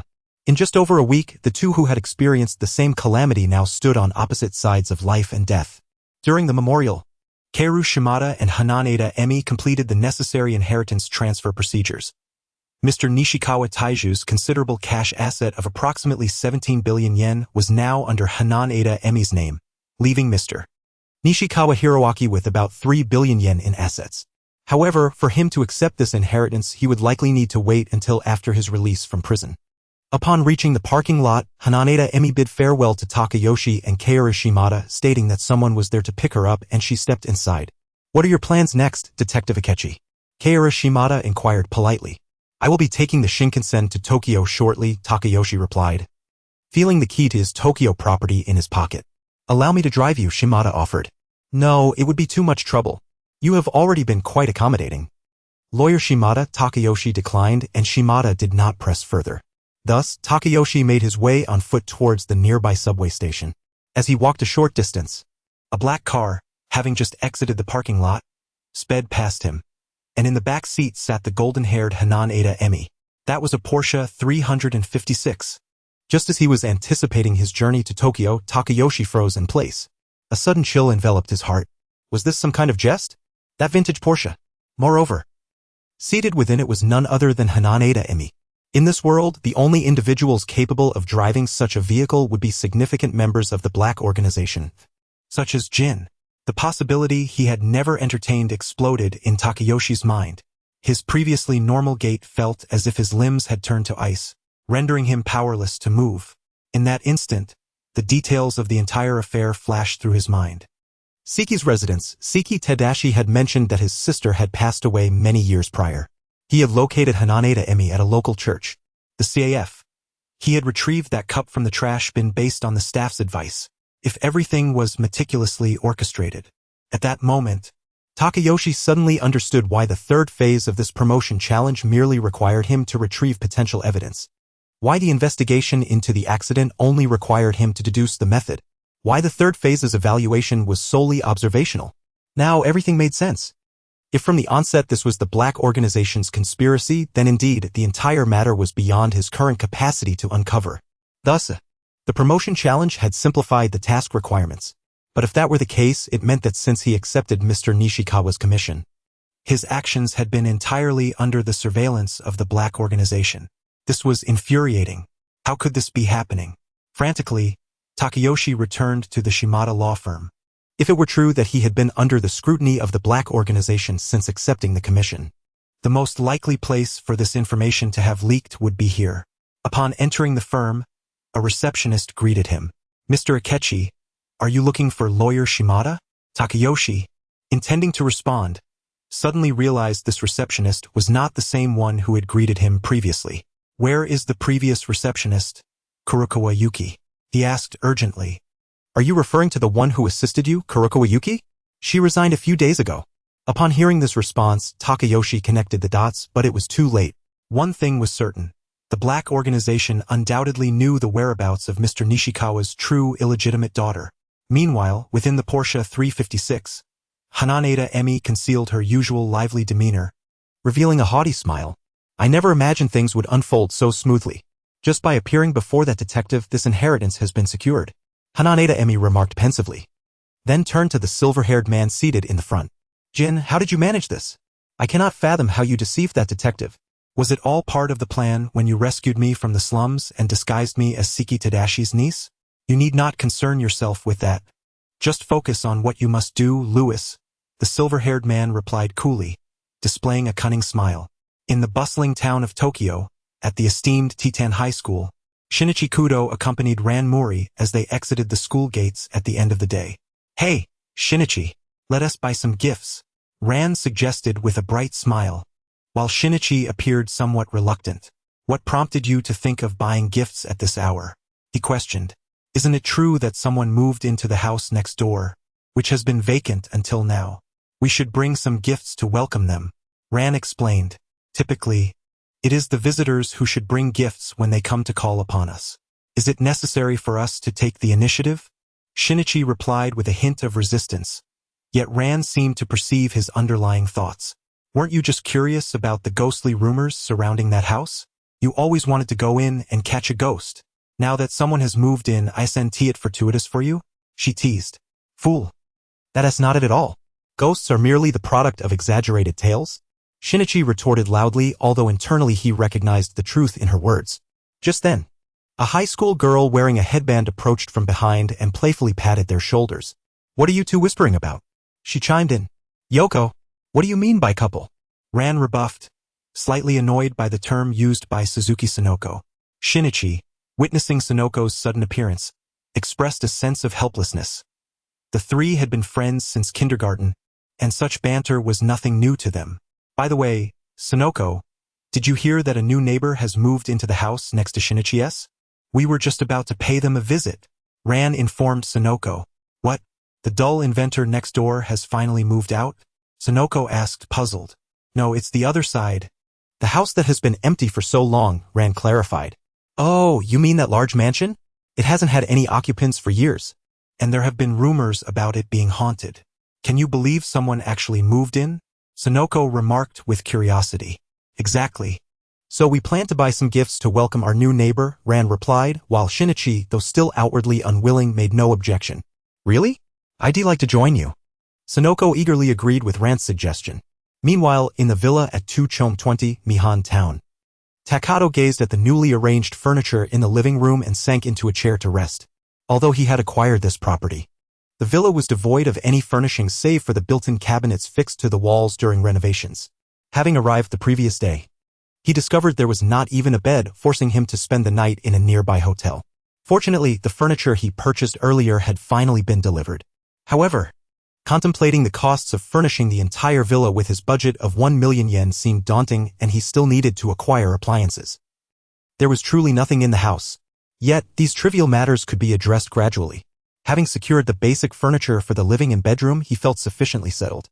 Moreover, he could now legally own a villa in Tokyo. What more could he desire? Additionally, after arriving here yesterday, he finally understood why this address felt familiar. It was adjacent to the home of Shinichi Kudo, the protagonist of Detective Conan. This was a serendipitous turn of events. He had been pondering how to approach Shinichi. And now, as his neighbor, opportunities would abound, especially since there was still time before Shinichi's transformation. Recalling his unsettling encounter with the Black Organization during his recent promotion challenge, Takato felt a chill run down his spine. He had truly come face to face with members of the organization. Had it not been for his carefully crafted identity and the concealment of his trench coat, he might have found himself in grave danger. As he pondered, he surveyed the villa, questioning whether it had really been unoccupied for years. His initial visit had been a hurried affair, merely a quick glance before he dashed out to buy furniture and stay at the hotel, leaving him little time to reflect. However, now that the furniture was arranged, he finally had the opportunity to consider the matter. When attorney Keiru Shimada mentioned that Mr. Nishikawa had signed a regular cleaning contract with a cleaning company after purchasing this villa, he had been informed that the contract had expired 3 years ago. Mr. Nishikawa had long forgotten about the villa's existence and failed to renew the contract. It was only during a recent discussion about his will with attorney Shimada that he discovered he still possessed this property. Thus, theoretically, no one had visited or cleaned the villa since the contract's expiration 3 years ago. Yet, upon his arrival yesterday, The state of the house did not seem to reflect years of neglect. While many rooms had indeed gathered dust, the entrance hall and living room appeared as though they had been recently cleaned. Could it be that the cleaning company had overlooked the expiration of the contract and returned to the villa? But then, why would they have only cleaned certain areas? Even if they had not realized the contract was up 3 years ago, it was unreasonable that they had not discovered it by now. Contemplating this, Takato retrieved his newly purchased sliding phone and called the Shimada law firm. Soon, he obtained the information he sought. According to attorney Kaoru Shimada, Mr. Nishikawa's contract with the cleaning company had been managed by a lawyer from his firm. During the contract's active period, the lawyer would contact the cleaning company and supervise their work in Tokyo using the keys. Once the contract expired without renewal from Mr. Nishikawa, the service ceased. In other words, the keys had always been under the control of the Shimada law firm, and the lawyers handling the matter had all developed their careers in Osaka. There was no reason for outsiders to have access to the keys, and the cleaning company could not have come into contact with them. This made the situation rather peculiar. It was evident that someone had been in the villa recently. As he contemplated this, the sudden sound of the doorbell interrupted his thoughts. Upon opening the door, he saw 3 high school students standing outside the iron gate. "Hello, I am Shinichi Kudo, your neighbor from next door." The boy in the middle introduced himself. Upon recognizing them, Shinichi Kudo, Ran Mori, and Sonoko Suzuki, Takato was surprised that they had come to see him first. Noticing the bag of pastries they held, he surmised their intentions. "Forgive the intrusion. I am Ran Mori, a classmate of Shinichi." Ran politely introduced herself. "Hello, I am also a classmate, Sonoko Suzuki," Sonoko added. "We heard that a new neighbor moved in near Shinichi's home, so we decided to visit. Here are some gifts we brought," Ran said, presenting the bag. In response, Takato approached the gate and opened it for them. "Greetings. I am Takato Akechi, and I will be residing here. I look forward to your guidance." He accepted the gifts and said, "If you don't mind, please come in and have a seat." "Is that all right?" Ran asked politely. "Of course," Takato replied. "However, as I only moved in yesterday, I have yet to organize the place. I hope you do not mind." "How could we possibly mind? It is our honor," Mao Lilan replied without a hitch. Under Takayama's guidance, the 3 of them entered the villa. Upon passing through the entrance and arriving at the hall, they observed merely a rectangular table accompanied by matching chairs, with the rest of the space devoid of furniture. "It is evident that you have just moved in and have yet to settle in," Suzuki Sonoko remarked, somewhat speechless at the sight. "Indeed, I have very few possessions at the moment, so I kindly ask for your understanding," Takayama said, pulling out a chair from the table, gesturing for the 3 to take a seat. "I only have barley tea. Will that suffice?" Once the 3 were seated, Takayama went to the kitchen, returning with a large bottle of barley tea and 3 new cups, pouring the beverage into each cup and placing them before his guests. "Mr. Akechi, you are too kind," Mao Lilan said politely, and the others accepted the drinks without hesitation. "By the way, Kudo Shinichi, you are that famous high school detective, are you not?" Takayama inquired as he sat opposite Kudo Shinichi. "Yes, that is correct." Since entering, Kudo Shinichi had been surveying the villa's structure in silence, but upon Takayama's inquiry, he offered a casual response. "May I ask what Mr. Akechi does for a living?" Mao Lilan asked. "Judging by your age, are you perhaps a university student?" Suzuki Sonoko interjected. "To be honest, I am also a detective," Takayama replied to their inquiries, which clearly piqued the interest of the 3. "Oh, Mr. Akechi is also a detective," Kudo Shinichi remarked, a glimmer of excitement in his voice. "Indeed. To be candid, I acquired this villa from someone else and before your arrival. I was pondering the issues surrounding it. Since you reside next door, might you know if there are any problems with this villa?" Takayama stated plainly, noticing that Kudo Shinichi seemed intrigued by the villa, suggesting he might possess some knowledge. "Huh? Mr. Akechi is unaware?" Mao Lilan expressed her surprise. Approximately a year ago, rumors of haunting began circulating here. However, since the villa remained unoccupied, no one truly knew what was happening. About a year ago, strange noises would sometimes emanate from the villa at midnight, but this had ceased about a month ago. However, approximately 2 weeks ago, I heard from Dr. Agasa next door that one night the lights in this villa appeared to be on, Kudo Shinichi added, providing additional details. Takayama shook his head, indicating he was unaware, and then shared what he knew with the 3. Thus, theoretically, this villa should have been uninhabited for 3 years. However, The hall clearly does not reflect a lack of occupancy for such a duration. Kudo Shinichi summarized after hearing Takayama's account. How intriguing. Shinichi, that is quite rude. Mao Lilan quietly reminded him upon hearing his comment. I share your sentiment. Takayama expressed no surprise at Kudo Shinichi's demeanor and echoed the same sentiment. Since that is the case, would you be interested in investigating this villa together, Kudo-san? Takayama proposed. I am indeed interested. Kudo Shinichi exclaimed, rising from his chair to begin inspecting the various rooms, prompting Mao Lilan to immediately follow suit. Shinichi, I senti this a bit impolite? What's wrong? They have already agreed, Kudo Shinichi replied. However, what if we discover something ghostly? Mao Lilan said, a hint of fear in her voice as she leaned closer to Kudo Shinichi. What's there to fear? Surely ghosts do not exist. Observing the two in action, Suzuki Sonoko sighed, exclaiming as expected before glancing at the contemplative Takayama, hesitating to interrupt, and thus she followed Kudo and the others in exploring the villa. At that moment, Takayama was pondering Kudo Shinichi's earlier remarks.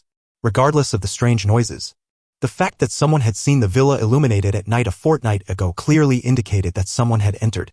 While the villa's utilities had never been cut off over the years, lights cannot illuminate without occupants. How then did an outsider gain entry? After all, the keys had always been with lawyer Shimada, and no outsider had access. Could not have been a case of lockpicking, as the doors and windows were secured when I arrived yesterday and the keys I possess work perfectly. Could it be a master locksmith? Yet, what would be the motive? This was a puzzling aspect for Takayama. A villa that had been vacant for years had evidently been trespassed. However, there were neither valuables to steal nor any signs of temporary occupancy. What could be the explanation? Suddenly, a startled exclamation from Mao Lilan shattered the villa's tranquil atmosphere. Hearing the commotion, Takayama rushed toward the source of the sound. Arriving in a room on the first floor, he discovered that a custom bookshelf, which had been fixed to the wall, had unexpectedly shifted, revealing a dark passage behind it. Mao Lilan and Kudo Shinichi stood nearby, appearing somewhat astonished, with Mao Lilan covering her mouth in surprise. Are you all right, Sonoko? Mao Lilan called out toward the passage. I'm fine. Suzuki Sonoko's voice echoed from below, leaving Takayama astonished. What happened? Takayama inquired.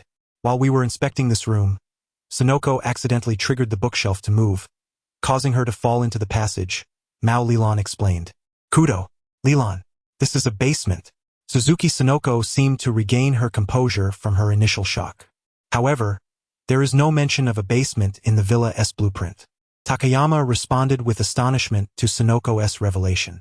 Upon uttering this, Takayama suddenly had an epiphany, and Kudo Shinichi, who had been about to enter the passage, likewise paused. Unanimously, they approached the window, opened it, and climbed out. Reaching the wall opposite the bookshelf, they discovered that from the outside it was positioned at the rear of the house, and this wall had been thickened to accommodate a passage leading underground. So that's how it is.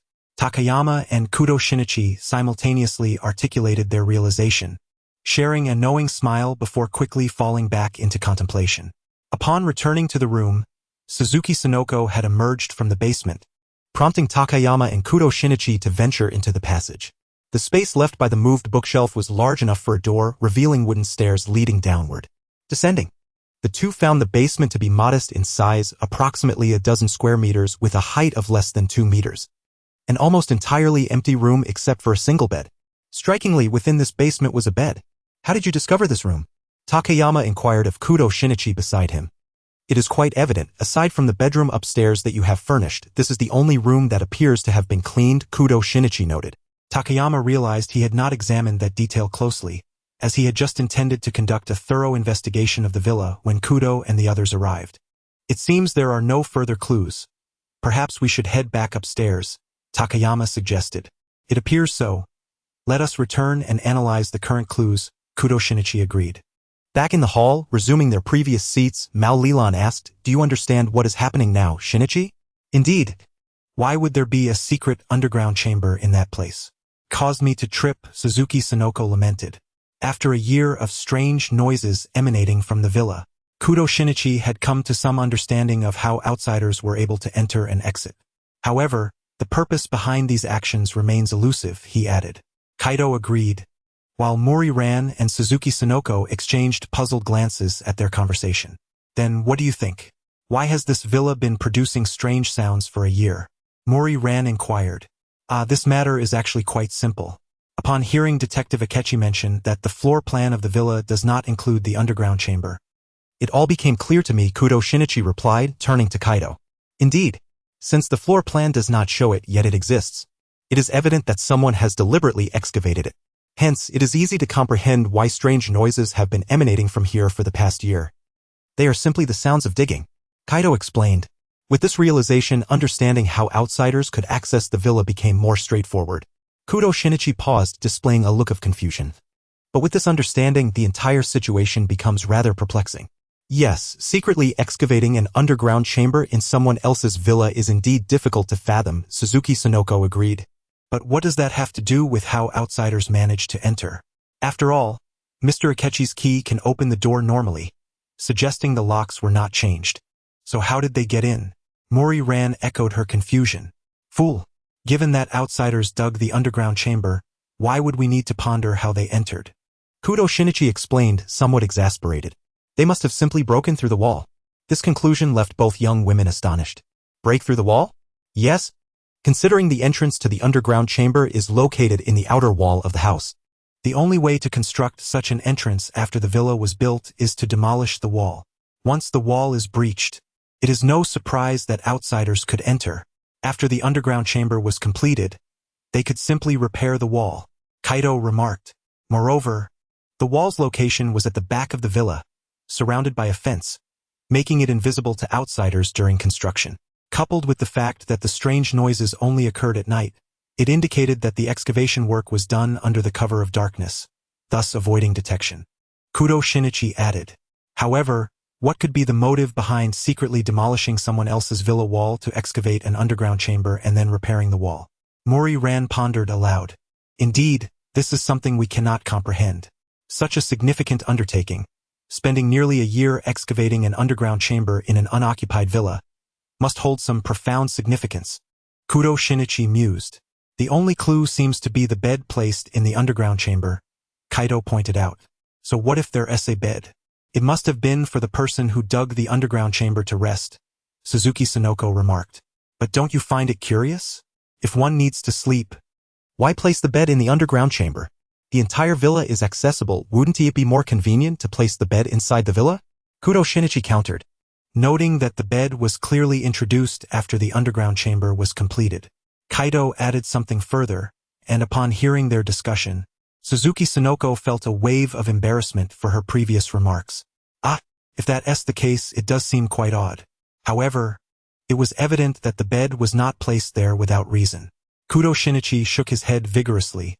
No, if we insist on examining it, from the excavation of the underground chamber to the placement of the bed, the entire endeavor cannot be without purpose, as if it were done to fulfill a certain need. Kudo Shinichi appeared momentarily at a loss for words, prompting Kaido to interject. Yes, that's precisely the impression.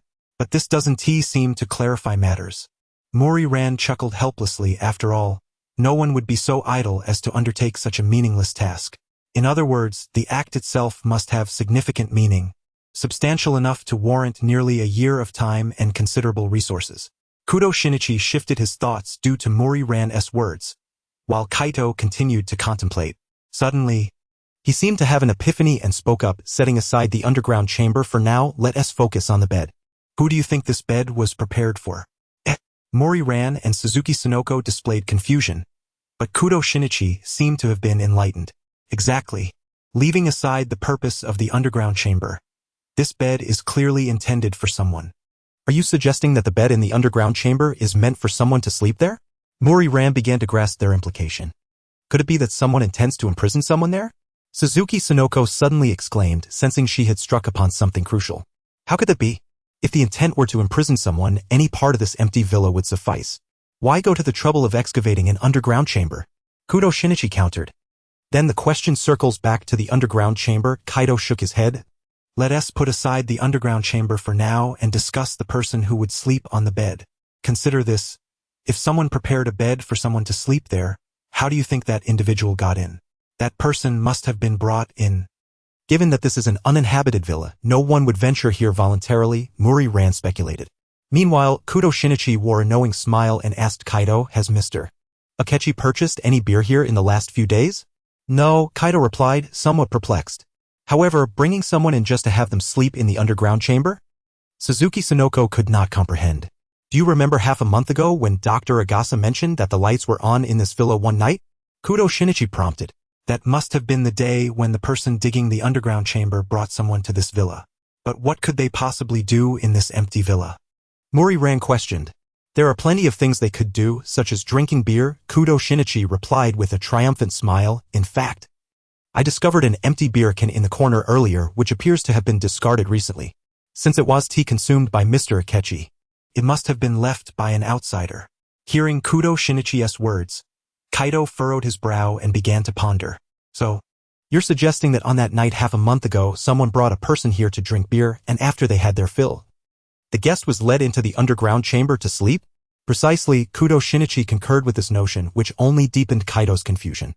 But that seems rather odd. If that were the case, why place the bed in the underground chamber? Furthermore, allowing someone to sleep in this empty villa does not seem logical. Suzuki Sonoko countered. Moreover, bringing someone here just to drink beer is peculiar. Mori-ran added, unable to accept this explanation. Perhaps the intention behind such strange actions was to make that person feel at ease.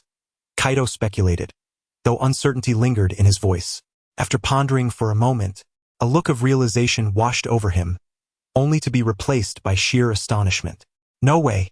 It appears that Mr. Akiwi's has come to a realization, Shinichi Kudo remarked. Eliminate the impossible, and whatever remains, however improbable, must be the truth. What on earth are you two talking about? Mori-ran and Suzuki Sonoko found themselves utterly bewildered by the conversation between Kudo and Akiwi's. Moreover, what does it mean to make the person feel unperturbed? Drinking in an empty villa and then sleeping in the basement is quite peculiar, isn't it? Suzuki Sonoko exclaimed. While the act of drinking in an empty villa and retreating to the basement seems rather odd to us, what if it is perceived as completely normal by the person who was brought here? Shinichi Kudo responded. How could anyone consider that normal? What nonsense are you spouting, Kudo? Suzuki Sonoko retorted. For instance, what if the person brought here simply lives that way? To put it more directly, what if the individual brought here regards this place as familiar? Akiwi's elaborated, though Mori-ran and Suzuki Sonoko were thoroughly lost in the discourse between the two. To simplify, there exist two villas with identical layouts. One is this one. The other is where the person brought here originally resided. Shinichi Kudo stated more plainly. The digging of the basement must be a distinguishing factor. Before Mori-ran could finish her thought, Shinichi Kudo interjected. Perhaps the only difference between the two villas is that this one lacks a basement, necessitating the excavation of one here to achieve identical layouts. If that is the case, the entire situation becomes comprehensible. Akiwi's began to clarify. Naturally, for the sake of simplicity, let us temporarily refer to the person who excavated the basement as the digger and the person brought here as the guest, due to a fortuitous circumstance. The layout of this vacant villa was discovered to be almost identical to that of the guest's original residence. Thus, for a certain purpose, a basement was excavated in this villa to render the layouts identical. Then, on a fateful night 2 weeks prior, the guest was brought here and shared drinks, entirely unaware that this was not his own villa. Upon becoming inebriated, he habitually returned to the basement to sleep. Mori-ran and Suzuki Sonoko wore astonished expressions, as if they were listening to an incomprehensible tale, prompting Shinichi Kudo to continue detailing the intricacies. The motive behind this scheme, I surmise, was to create an alibi for the perpetrator.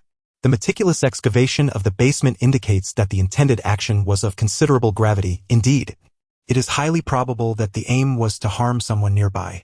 However, should that individual perish, suspicion would inevitably fall upon the perpetrator. Hence, he required someone to provide him with an alibi, making the guest the optimal choice. Given that his own villa is quite distant, if he has proof of drinking together at the time of the incident, he would lack the means to reach the crime scene in time, thereby clearing his name. Subsequently, it would suffice to return the slumbering guest to his own villa. Akiwi's explained. But two villas with identical layouts, isn't that too coincidental? Moreover, according to this theory, the guest's villa should also be vacant. Is that even possible? Mori-ran inquired incredulously. Of course, it is possible. For instance, what if the guest's villa was constructed based on this one?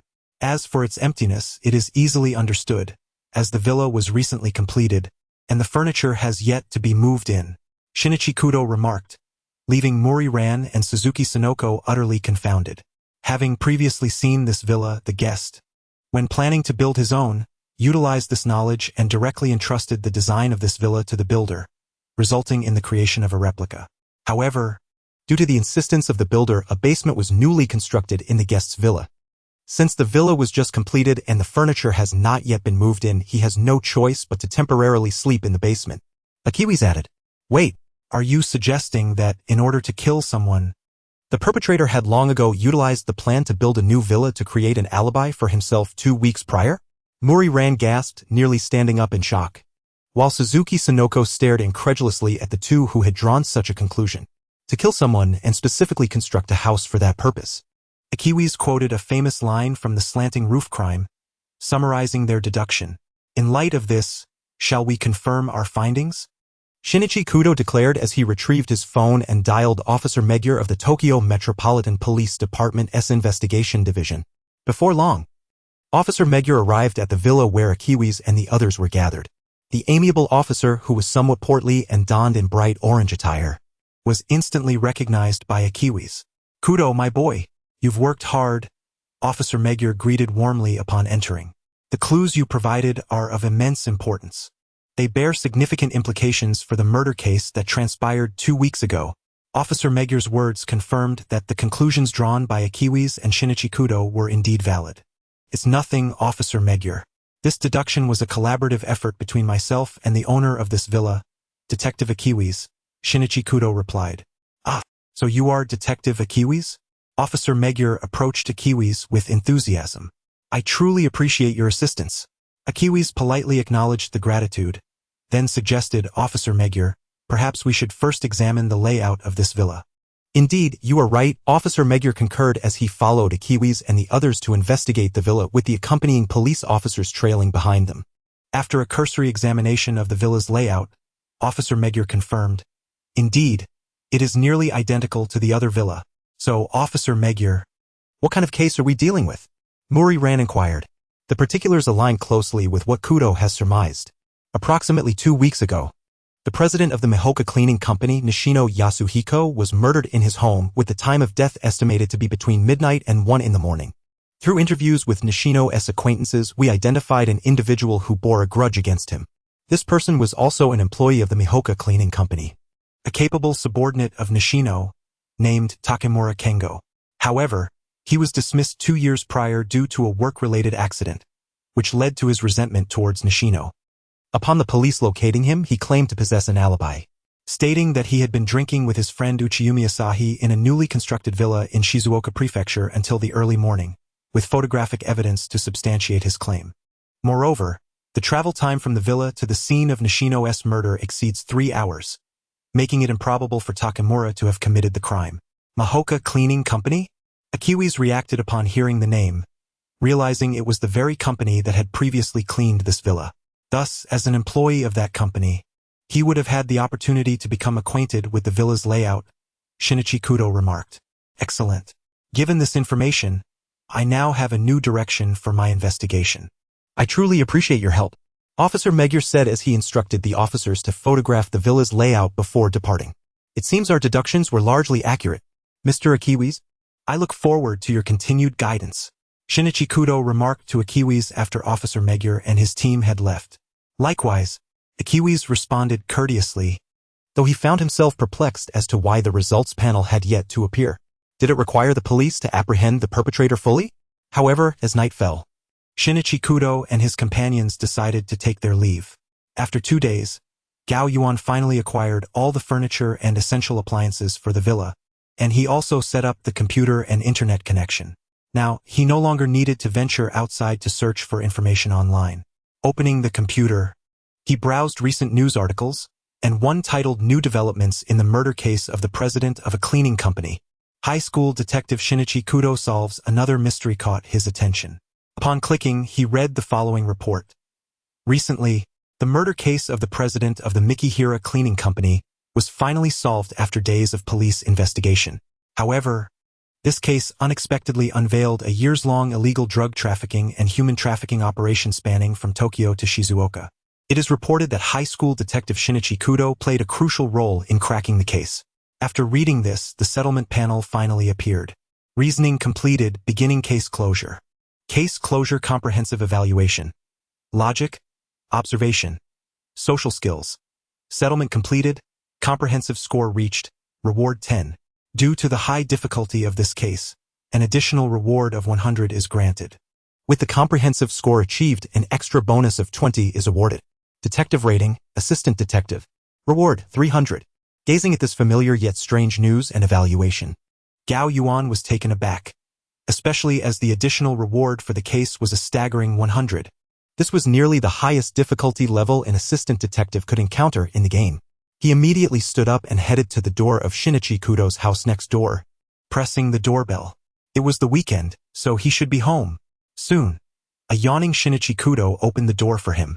What's the matter? Is there something you need, Akechi? Kudo asked sleepily. What's going on with the murder of the cleaning company president? What's this about drug trafficking and human trafficking mentioned in the news? Gao Yuan asked urgently. About that. I was just called by Officer Megure to Shizuoka for an investigation yesterday, which kept me up late. Kudo yawned again. Can you explain briefly? Gao Yuan said in a heavy and slow tone. To put it simply, the Mikihira cleaning company was essentially a front, secretly involved in drug trafficking and controlling women with drugs for human trafficking. The key figures in this operation are Nishiyama, Takemura, and Uchiyumi. Nishiyama is responsible for procuring the illegal drugs, Takemura is in charge of using drugs to traffic women, and Uchiyumi is responsible for transporting the drugs and people to Shizuoka for sale.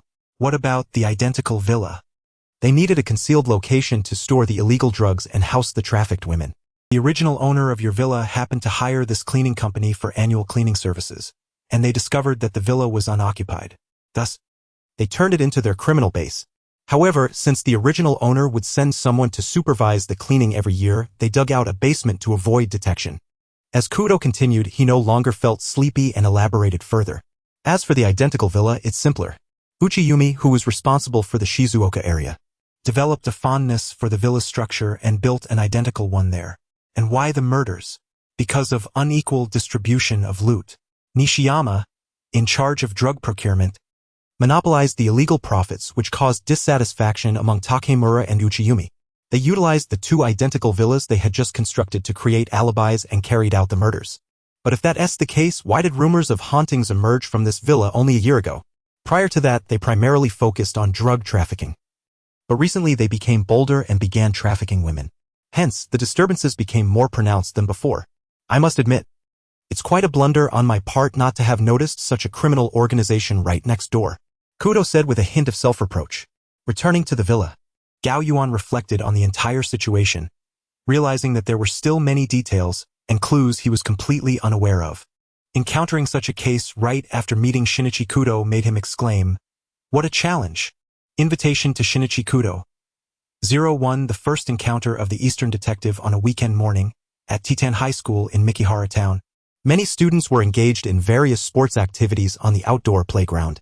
Today marked the day of the National High School Kendo Championship, and the gymnasium of Titan High School was the venue for this competition. Consequently, students from sports clubs who usually practiced indoors had to engage in activities on the outdoor playground. Among them was high school detective Shinichi Kudo. Members of the soccer club, initially playing football with Kudo, could no longer bear his overwhelming skill and gradually chose to leave the activity and go home. After kicking the ball around alone for a while, Kudo felt a bit bored and prepared to leave. Shinichi, are you really going back? Seeing Kudo's actions, Mao Lilan, who was packing her bag, approached him to inquire. Didn't you say that a high school detective like you is coming from Osaka for the kendo competition? Don't you want to meet him? Fool. Sherlock Holmes is a different matter. He's just an ordinary detective. Nothing worth meeting, Kudo replied, balancing the soccer ball with his hand, seemingly indifferent. What is going on? Kudo, Lilan, are you two leaving? At that moment, a high school girl wearing a headband, Suzuki Sonoko, walked in from outside the school gate and greeted the two, accompanied by Gao Yuan in a blue trench coat. Sonoko and Akechi, what brings you here?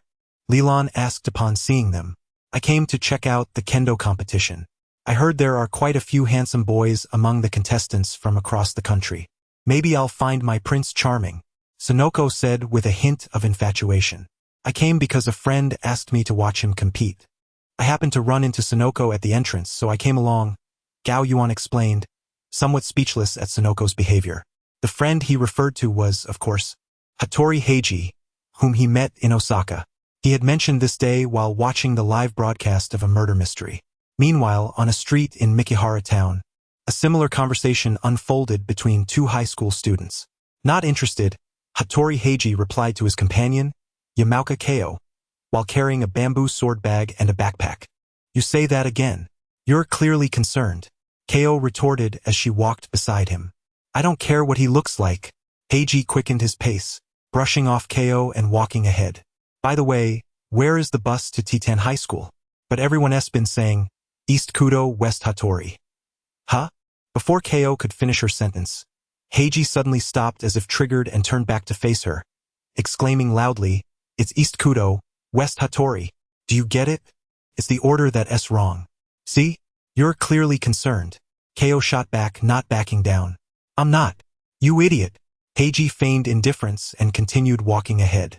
By the way, how did you end up coming along with me? Well, it was Auntie who asked me to keep an eye on you and ensure you don't cause any trouble in Tokyo. Yama and he spoke with an air of reluctance, only to be met with Hattori Heiji's disdainful glare. Come on, who gets so overly excited at the mere mention of going to Tokyo? Ah! If we can't find our way, should we have Akechi-san come to pick us up? By the way, Heiji, did you bring your talisman? Last time, forgetting it caused quite a stir. Just then, Hattori Heiji's attention was captured by a figure across the street. A man clad in a white hoodie, with his hood pulled up and mask covering his face, riding a bicycle. He was speeding towards a woman carrying a bag.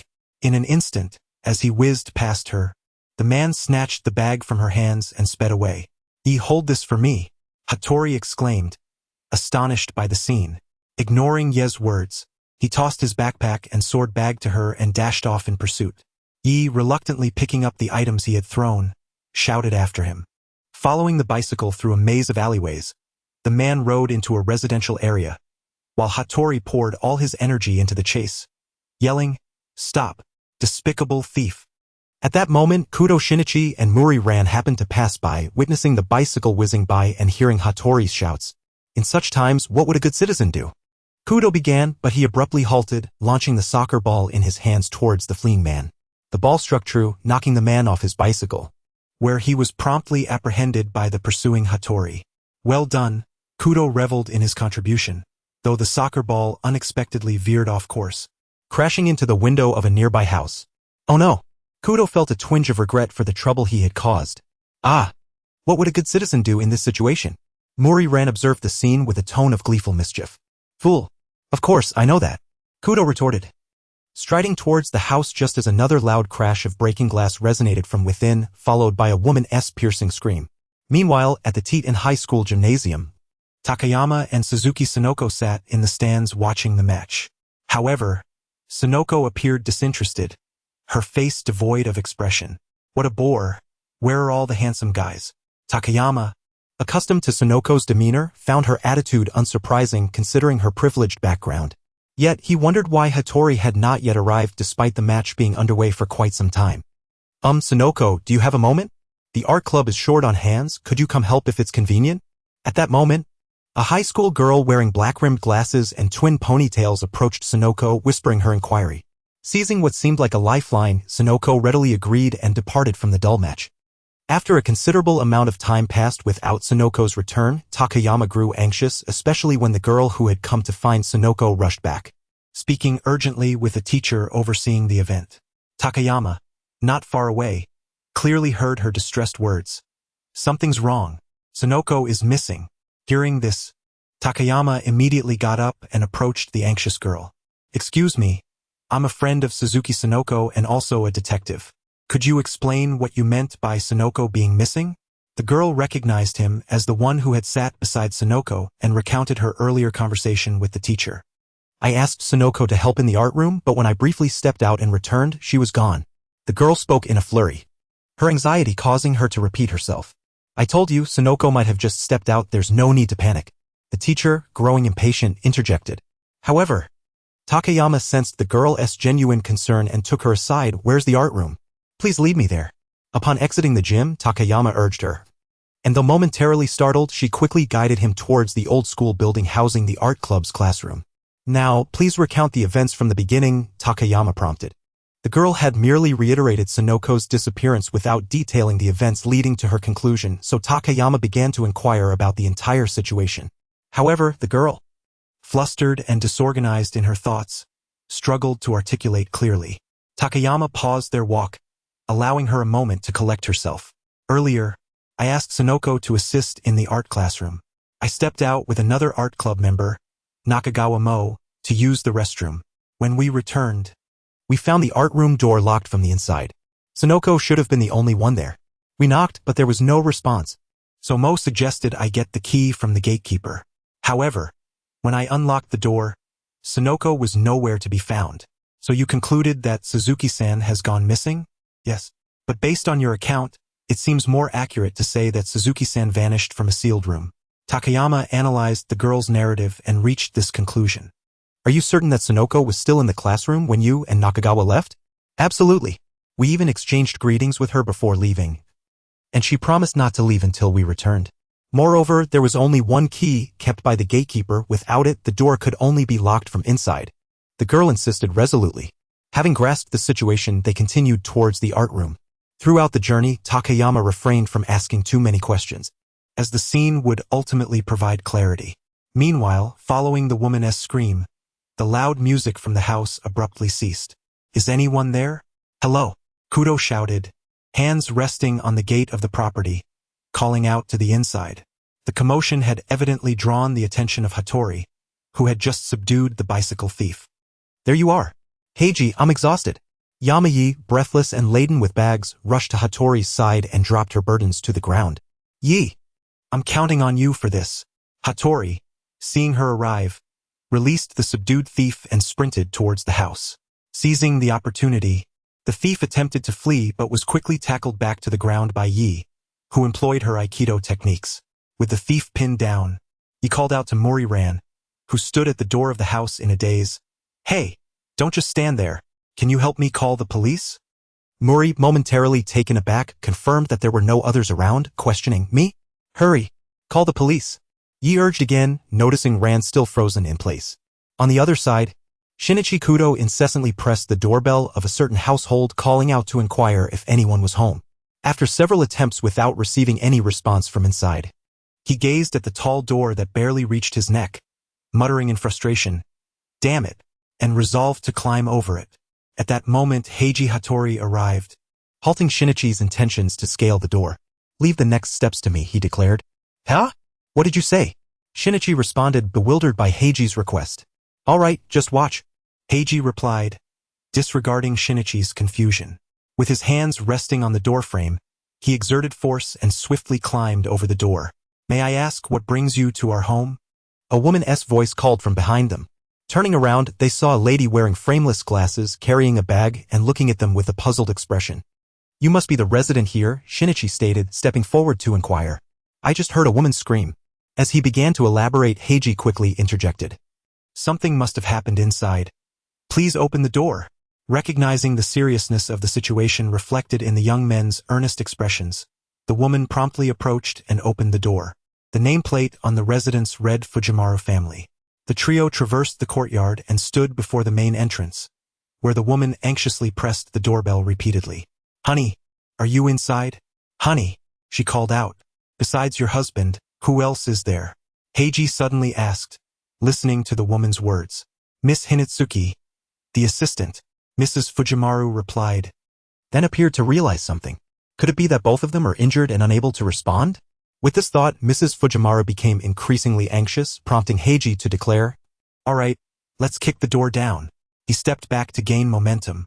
I'm going in. Just as he charged towards the door to kick it, it swung open. A man in a red and black checkered shirt, looking somewhat fatigued, emerged. Honey, it can't be you who called Miss Hinatsuki. Mrs. Fujimaru exclaimed incredulously, ignoring the man as the three rushed into the house. Upon entering the living room, they spotted a woman collapsed on the sofa. Mrs. Fujimaru let out a terrified scream and retreated to the side of the tuning console, taking a moment to collect herself. Observing this scene, Shinichi approached Mrs. Fujimaru to comfort her and urged her to remain calm. Meanwhile, Heiji surveyed the woman lying on the sofa, instructing Shinichi to call the police. Scattered across the sofa were shards of glass, and it was evident that the woman had succumbed to her injuries. She lay on her back, a shard of glass having pierced her neck, her hand dangling off the sofa, blood trickling down her wrist and dripping onto a sheet of music titled Bonds. The police swiftly arrived at the Fujimaru residence to investigate the scene. After conducting a preliminary examination, they removed the deceased's body. The perpetrator was taken away by the responding officers while Ranmuri and Kagawa Yoko arrived at the victim's home. Fujimaru Kazuo, a composer by profession, would always lock the living room door while composing with his assistant, Miss Hinatsuki. The officer present, harboring suspicion, questioned the male head of the household. Composing is a meticulous endeavor, Fujimaru Kazuo replied with a hint of resignation. I prefer not to be disturbed. He then approached his wife, Mrs. Fujimaru, who looked at him with a mix of surprise and concern. The broken glass struck Miss Hinatsuki, who was seated on the sofa. The officer remarked, glancing at the shattered glass and the framed portrait of Fujimaru Kazuo hanging on the wall behind the sofa. Shinichi, observing the wall with the frame, suddenly walked through the door adjacent to it and discovered two shelves behind the wall, one filled with various boxes and the other with audio equipment. After surveying the area, Shinichi pondered as he exited, colliding with Heiji, who was entering. Ouch! They both exclaimed, clutching their foreheads. Be careful where you're going, Heiji sighed, casting a glance at Shinichi. Hey, you over there, a police officer called out, pointing to the soccer ball that Shinichi had kicked into the living room. Is this soccer ball yours? It is, Shinichi confirmed. Mr. Fujimaru, did this soccer ball strike the frame and shatter the glass? The officer inquired. However, Fujimaru Kazuo seemed uncertain. Is that so? He mused, before suddenly affirming yes. It happened so suddenly that I can't quite remember, but it should be that way. Hearing this response, the officer turned to Shinichi, his gaze scrutinizing. Did you hear that? Your negligence has resulted in a death. That's not true. Shinichi and Heiji retorted in unison. It wasn't his fault. Clearly, Heiji's words overshadowed Shinichi's, and after stepping out, he added, What? The officer, puzzled by the two, observed as Heiji moved to the window, pointing at the hole in the broken window and illustrating the trajectory the ball would have taken to reach the frame. Heiji even found marks on one of the audio devices that aligned with the path, ultimately indicating the ball's current resting place. See? That's how the ball came in. On what basis do you make such claims? The officer responded, visibly annoyed. Take a good look around. Navigating all those obstacles to hit the frame is simply impossible. Heiji indicated the layout of the living room. Moreover, there is a significant time gap between the sound of the soccer ball breaking the window and the frame shattering. Shinichi added. Enough. The officer, increasingly frustrated by the two high school students' assertions, raised his voice. What time gap? You bunch of kids, who do you think you are? Do you not know? I am Heiji Hattori, a high school detective renowned in Osaka. Shinichi started to introduce himself, but Heiji interjected. Upon hearing this name and title, everyone present reacted, with the officer expressing anger and shoving Heiji as he stepped forward. A detective? I absolutely detest detectives. They not only have a big ego but also always steal the limelight. Just shut up. Leave the investigation to the police. His vehement words conveyed his disdain for detectives. During this tirade, Shinichi and Heiji remained silent, allowing him to finish, while Kagawa Yoko entered and whispered a few words to the officer. Immediately, the officer's demeanor changed, and he approached Heiji with a slightly obsequious attitude, bowing respectfully. I beg your pardon for my ignorance. I am Inspector Moriya Masayoshi, in charge of violent crimes at the Mahara police station. Don't bring my father into this, Heiji reproached Kagawa Yoko, noticing the officer's shift in attitude. It's fine. It's necessary to use it when the time comes, she replied nonchalantly, leaving Heiji with no choice but to accept the current situation as he turned to Shinichi. My friend, what is your name? How can you not know, being a detective? I'm called Dr. Shinichi replied, but quickly realized the error and added, I'm registered as Hudo in Italy, which means meteor. It's Hudo Iry. I'm just an ordinary second-year student at Titan High School. Hudo Iry. What a peculiar name, Kagawa Yoko remarked. Hudo Iry. Very well, I shall take care of the rest. Hattori remarked after listening to Kudo's introduction. Following this, Kudo was pulled outside by the girl. Ran. Wait a moment. Shinichi, what do you intend to do? What is this toy Ryu? Kudo, however, wore a smile. For such a splendid opportunity was indeed rare. This could hardly be a coincidence. As the renowned detective of the waves, allow me to witness your true prowess. Meanwhile, at Titan High School, within the old school building, under the guidance of a female student, Takato ascended the staircase, where he noticed the steps were covered entirely with a brand new thick carpet. Inquisitively, he asked, and the girl explained that the building was old and had recently been repainted, making the stairs slippery. After a student had fallen, the school decided to lay down the carpet. Upon reaching the entrance of an art club activity room located at the corner of the second-floor staircase, he found only one girl inside, a graceful young lady with shoulder-length hair, embodying the essence of a refined lady. It appeared she was Nakagawa Momi, as referred to by the bespectacled girl beside her. Upon seeing the girl accompanied by a gentleman, Nakagawa approached and inquired, Ayako, you're back. Did you manage to find Sonoko? At that moment, Takato learned that the girl with glasses was named Ayako. Ayako shook her head. No, but this detective gentleman said he is a friend of Sonoko, so he came to help as well. By the way, detective, I haven't asked your name yet. I am Ninagawa Ayako, and this is Nakagawa Momi. Akira Takato. Let us set that aside for now, Nakagawa-san. Could you please recount the events to me? Takato inquired of Nakagawa Momi, suggesting that they should first combine the testimonies of the two parties involved. Just then, Takato's phone rang. He took it out and saw that the caller ID displayed Yamaoka Keiho, so he gestured to the two girls and stepped outside to answer the call. As he exited, he suddenly noticed that the classroom door opened outward. Hello, Mr. Akira? Are you still at Titan High School? Heiji and I encountered a case on our way and might not make it in time. I apologize for making you wait so long. However, we unexpectedly ran into two students from Titan High, and the boy's name is surprisingly Toy Ryu. How peculiar. Keiho briefly conveyed to Takato the reason for her and Heiji's delay due to the case, expressing her apologies. After hanging up, Takato was about to return to the classroom to investigate Sonoko's disappearance when he pondered, wait a moment, Toy Ryu? Why does that sound so familiar? Could it be? 04 Misunderstanding. Upon recalling that Toy Ryu was clearly a pseudonym and the oddly familiar naming method, Takato immediately associated it with Kudo Shinichi. So, Kudo has met with Hattori? It seems that in this world of Detective Conan, whenever detectives meet, a case is bound to arise. No wonder even Sonoko might be in trouble. However, this fleeting thought did not linger for long, and Takato returned to the art club classroom to inquire further with Nakagawa Momi. Since we need to submit our oil paintings for the art competition tomorrow, our club is preparing to frame the completed pieces today. However, many members could not come today. So I invited Sonoko, who is more familiar with the school, to help. As the president of the art club, Nakagawa Momi explained why they had called Sonoko over. So, initially it was just the two of you in the art club classroom? Takato said, observing the paintings they were about to frame. There were 4 paintings in total. One was already framed, one was in the process, and the other 2 had not even been taken off the boards yet. Could you describe the situation when you both left the classroom? Takato casually picked up one of the unframed oil paintings and inquired. Certainly. I was the first to step out, telling Sonoko that I would return shortly. Shortly after I left, Momi followed me out. Ayako recounted, looking at Nakagawa Momi. Indeed. Shortly after Ayako exited, I followed. At that time, Sonoko was still in the classroom. Nakagawa confirmed Ayako's statement. What was the sequence when you returned? Takato asked. I returned alongside Momi, Ayako replied. Then when you reached the classroom door, you discovered it was locked from the inside. Takato set down the painting titled Scorching Sun and approached the door. Yes. When we returned, we found the door was closed, and no matter how hard we pulled, it wouldn't budge. We thought perhaps Sonoko accidentally locked it after we left.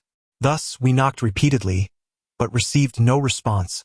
Prompting Ayako to fetch the key from the guard, Nakagawa explained. How long were you both outside? Takato asked. Perhaps about 10 minutes.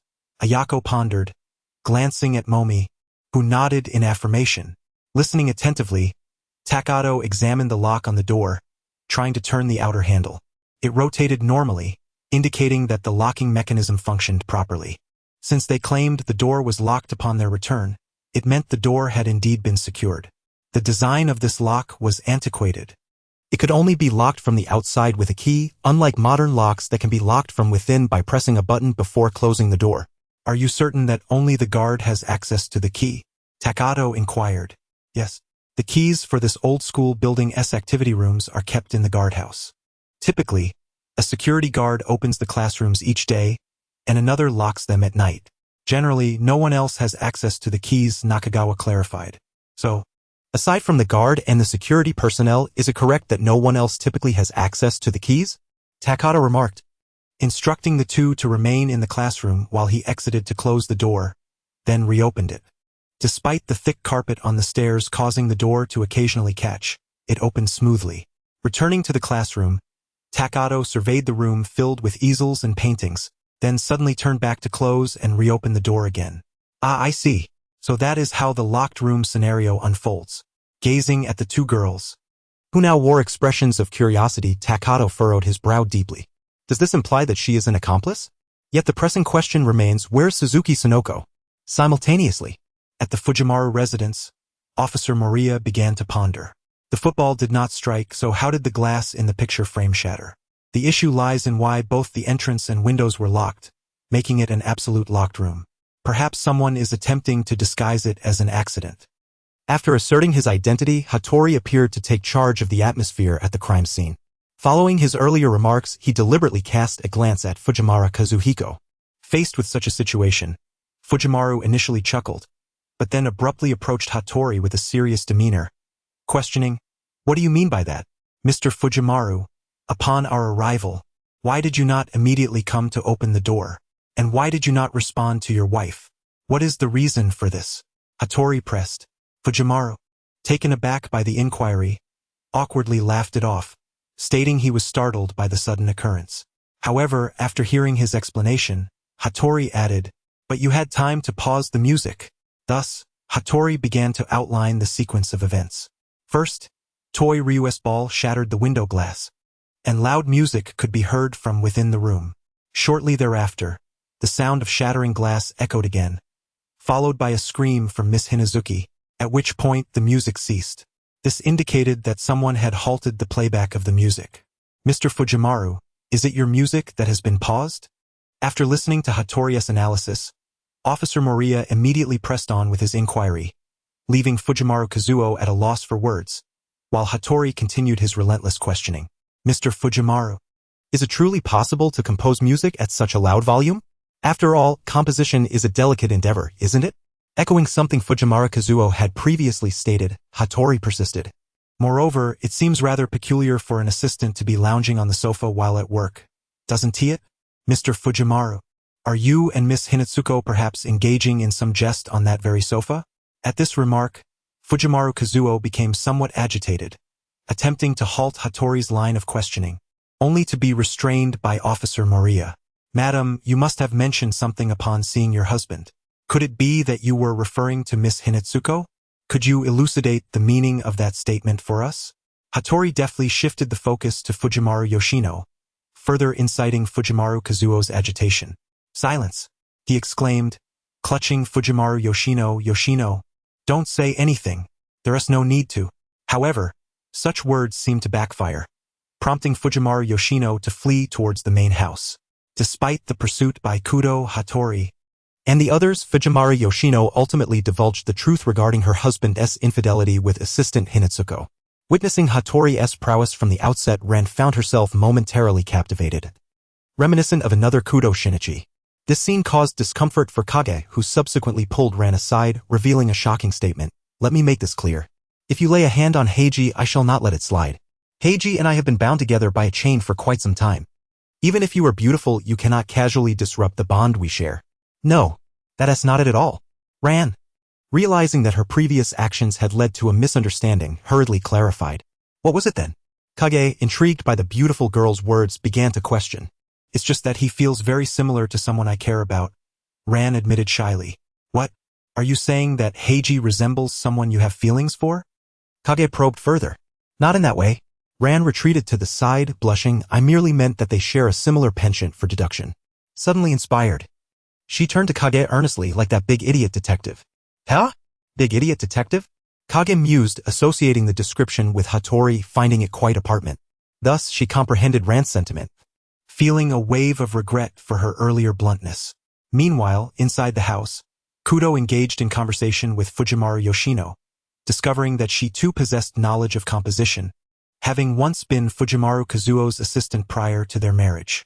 With this newfound understanding, Kudo appeared to have an epiphany and dialed a number. Wait, I was not threatened by Hinatsuko. It was all a misunderstanding on my wife's part. In any case, I did not commit murder. Faced with inquiries from the officers and Hattori, Fujimaru Kazuo insisted on his innocence, repeatedly stating his inability to recall why he had not opened the door promptly. Observing Fujimaru Kazuo's uncooperative demeanor, Hattori pondered the deceased's condition upon entering the premises and suddenly had a realization. Officer Moriya, I would like to confirm something with the forensic team. Understood. Officer Moriya agreed. Indeed. Apologies for the oversight. Meanwhile, Kudo concluded his phone call, addressing the person on the other end. Thank you, goodbye. Outside, Kage and Ran resolved their misunderstanding, engaging in conversation about their earlier exchanges. Hey, does the chain refer to handcuffs? Ran inquired, eyeing the charm Kage had produced with a hint of envy. Yes, it's a pair of charms containing that shard. So, are you two dating? No. Kage vehemently denied, her joy evident as she held the charm. I'm more like an older sister to Heiji. What about you, Ran? Are you involved with that big idiot detective? Not yet. Our relationship hasn't reached that level of clarity. We don't share the same strong bond as you two. Just then, Kudo approached, intending to call them back inside. Hey, what are you two up to? Who is this big idiot detective you're referring to? Overhearing snippets of their conversation, Kudo inquired as Kage discreetly stepped away. I don't know. Ran retorted, more importantly, have you figured anything out? Hattori might solve this case before you do. It doesn't matter how many detectives there are, the truth remains singular, Kudo replied, striding back into the house. Watching Kudo's retreating figure, Ran muttered in exasperation, honestly, that big idiot detective. Upon returning indoors, Officer Moriya received confirmation from the forensic team and reported to Hattori, just as you surmised, Hattori. The forensic team found numerous minute glass abrasions on the upper half of the deceased's body, yet there were no damages to the clothing. Upon hearing this, Hattori's expression brightened as he glanced at the dazed Fujimaru Kazuo. Indeed, you dressed Miss Hinatsuko's corpse, did you not? In an attempt to conceal your relationship with her, your primary concern was self-preservation. If this matter were to become public knowledge, it would spell trouble for you. But please believe me, I did not commit murder. Realizing he could no longer maintain his FAAD, Fujimaru Kazuo begrudgingly acquiesced. How did the glass shatter? Officer Moriya challenged. I don't know. Fujimaru Kazuo retorted loudly. I locked the door and played music as usual. Then when I stood up to see what was happening after hearing a commotion, the glass shattered. Of course. Upon hearing this response, both Hattori and Kudo grasped the answer simultaneously. Hey, who allowed you in here? At that moment, a tall woman clad in professional attire strode in, drawing the scrutiny of Officer Moriya.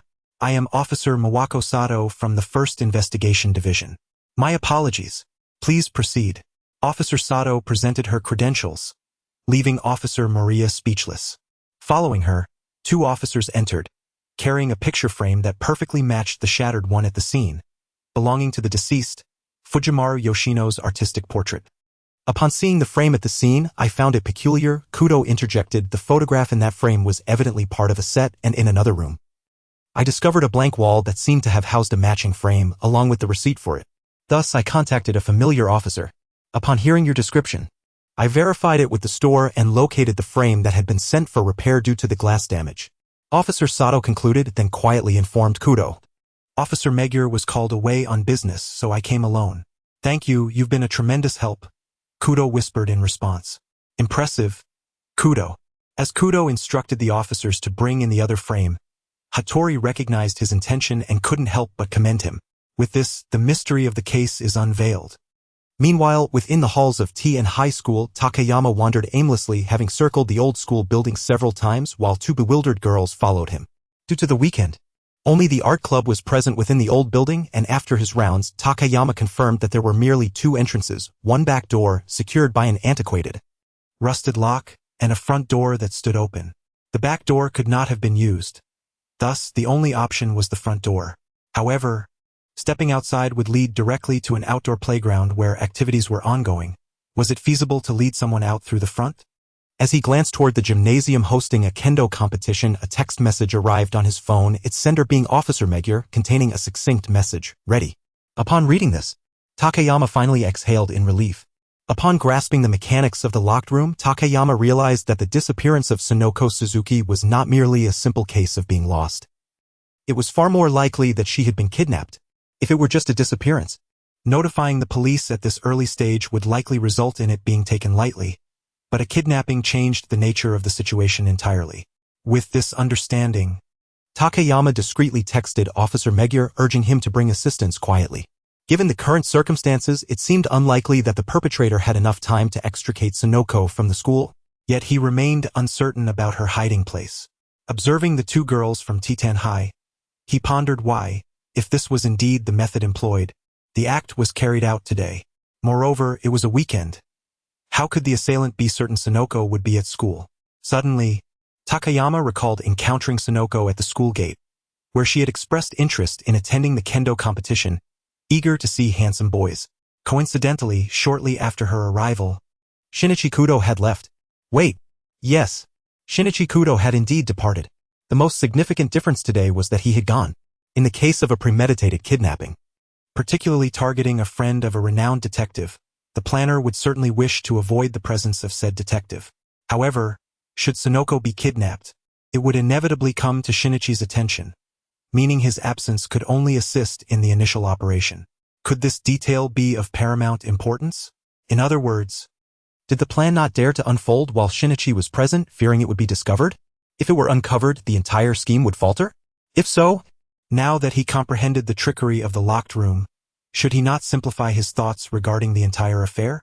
Previously, he had considered the possibility of accomplices aiding in removing Sonoko from the old school building, but there seemed to be no time to escort her out of the school grounds. Hence, he had called for the police yet hesitated to permit them to investigate openly, fearing Sonoko might still be in their grasp, and a hasty action could jeopardize her safety. However, if he considered a more straightforward approach, could it be that she had never been removed from the old school building at all? Observing the old building where only the art club was active today, with one entrance evidently long unused and the other facing the playground, it would be exceedingly difficult for anyone, even with assistance, to extract her. Thus, it was conceivable that she remained hidden within the confines of this old structure. If so, was there a true need for accomplices? Have you both thoroughly searched this old building? Takayama inquired of the two girls. We have searched most places we could think of, but haven't found Sonoko, replied Mo Nakagawa. Upon hearing this, Takayama feigned contemplation before responding. I see. As it stands, we cannot dismiss the possibility that Sonoko has gone to another location. Nakagawa, why don't you search elsewhere? Kanechiwa, accompany me to re-examine the old building. Understood, replied Ayako Kanechiwa. Perhaps Ayako should check a different area. I am more familiar with this old building and can search more thoroughly, Mo suggested. That works as well. With their agreement, Takayama turned and strode back into the old building, a subtle smile playing upon his lips, concealed from the two girls. At that moment, within the Fujimura residence, Heiji Hattori and Shinichi Kudo had arranged the interior for a reenactment of the case. Let us begin. Everyone, pay close attention, Heiji declared, adjusting his baseball cap from the back to the front and moving to the soundboard to play music. The living room's speakers erupted with loud melodies, identical to those heard by the witnesses outside during the incident. Yet after a considerable time, nothing transpired. What is going on, Heiji? We only hear music. No strange sounds. Nothing is happening, asked Kyotoyama. What is the matter? This should be the method. Heiji, surprised by the lack of expected results, leaned over the soundboard, perplexed by the various buttons. Meanwhile, Shinichi Kudo, lost in thought regarding this outcome, suddenly shared an epiphany with Heiji, their eyes meeting in mutual realization. Ah, I see, Heiji exclaimed, before they each moved in opposite directions. Shinichi approaching the soundboard, while Heiji headed toward the wall adorned with artistic photographs. Behind the wall, amidst shelves filled with audio equipment, Heiji discovered a speaker that had not been plugged in, exclaiming, just as I thought. On the other side, Shinichi stood at the soundboard, lowering the music's volume. Why lower the music? Ran asked, puzzled. Now, everyone, let us reveal the singular truth. Heiji and Shinichi harmoniously declared, sharing a knowing smile. Shinichi adjusted the soundboard to amplify a specific frequency, and although nothing was audible, an unexpected occurrence soon unfolded. At the spot where the shattered artistic frame had been, a restored frame of identical dimensions began to tremble. Ah, another supernatural event. Ran recalled the recent television broadcast. Fool, that's impossible. Shinichi retorted, it's about to begin. He then maximized the volume for that frequency, and astonishingly, the glass of the artistic frame shattered, sending shards cascading onto the sofa. This scene startled both Ran and Ko. Why? We did nothing. Ran questioned in confusion. Resonant frequency. That is the method that caused the glass to shatter. Shinichi elucidated, though many present appeared bewildered.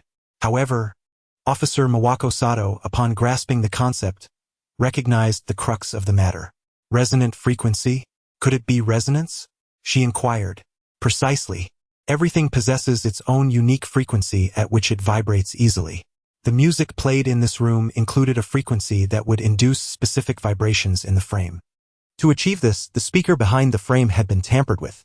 Shinichi and Heiji explained the event's mechanics in succession, yet Ko remained unclear. But we heard nothing. She protested. Fool. Sounds over 20,000 hertz are inaudible to the average person. Heiji clarified. The glass of the frame, akin to a swing in a park, swings more vigorously with greater force.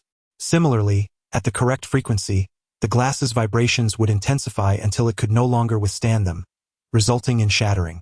The culprit employed this invisible weapon to murder Miss Hinazuki. And this invisible weapon was resonance. Kudo and Hattori exchanged words, while Fujimaru Kazuo hurriedly interjected, Wait, I have never used this frequency. Furthermore, this piece has never shattered glass until now. Upon hearing this, Hattori couldn't help but chuckle, of course. It was someone who knew you would use this piece to conceal your infidelity who incorporated a specific frequency, wasn't it, Tue Ryu? Indeed. The culprit is you. Kudo and Hattori simultaneously pointed at the perpetrator, Fujimaru Yoshino. The method of the locked room. When you entered this room, you pretended to be startled and fell, but in reality you intentionally approached the soundboard and turned off the speakers behind the photographs, Kudo stated. Officer, please investigate the machine. It should only bear the fingerprints of Madam. As Hattori revealed the evidence, realizing that the truth was out, Fujimaru Yoshino suddenly bolted back to the parlor. Yoshino, why? Why would you do such a thing? Fujimaru Kazuo inquired as the group chased after her. Yoshino did not respond. Instead, she shattered the framed photograph of the two of them and suddenly lunged for Kazuo with a knife. However, her attempt was thwarted as Officer Moriya pulled Kazuo aside, and Hattori seized a nearby mop to intercept Yoshino, knocking the knife from her grasp. Do not further incriminate yourself, Hattori admonished. I have sacrificed everything for you. From the very beginning, I provided you with countless inspirations for your compositions. That piece was originally mine. Yoshino gazed at her husband, expressing the feelings she had long harbored, only to be met with Kazuo's retort, nonsense. Even if the initial inspiration was yours, it was I who completed it. Faced with such an outcome, Yoshino merely smiled. If it helps you, I wouldn't mind. Even if you are such a person, I still love you dearly. But that woman intervened. As she reflected on their affair, she recalled her confrontation with Miss Hinode, who had revealed that it was her husband who chose to play the piece titled Bond during their infidelity. Only I believe there is a bond between us. If my ball did not shatter the window, Kazuo should be on the sofa. Yoshino, you wouldn't, Kudo interjected at this moment. I originally intended to kill both of them, to ascertain the frequency that shattered the glass. I first used my picture frame as an experiment. It has all been uncovered. With that, Yoshino cast a glance at Hattori and Kudo, then turned back to Kazuo. Darling, you should brace yourself. I will reveal everything to the police. Her tone shifted from gentle to resolute, ultimately tearing off the necklace adorned with their photographs and throwing it at Kazuo. Our bond. You wretched woman. What bond?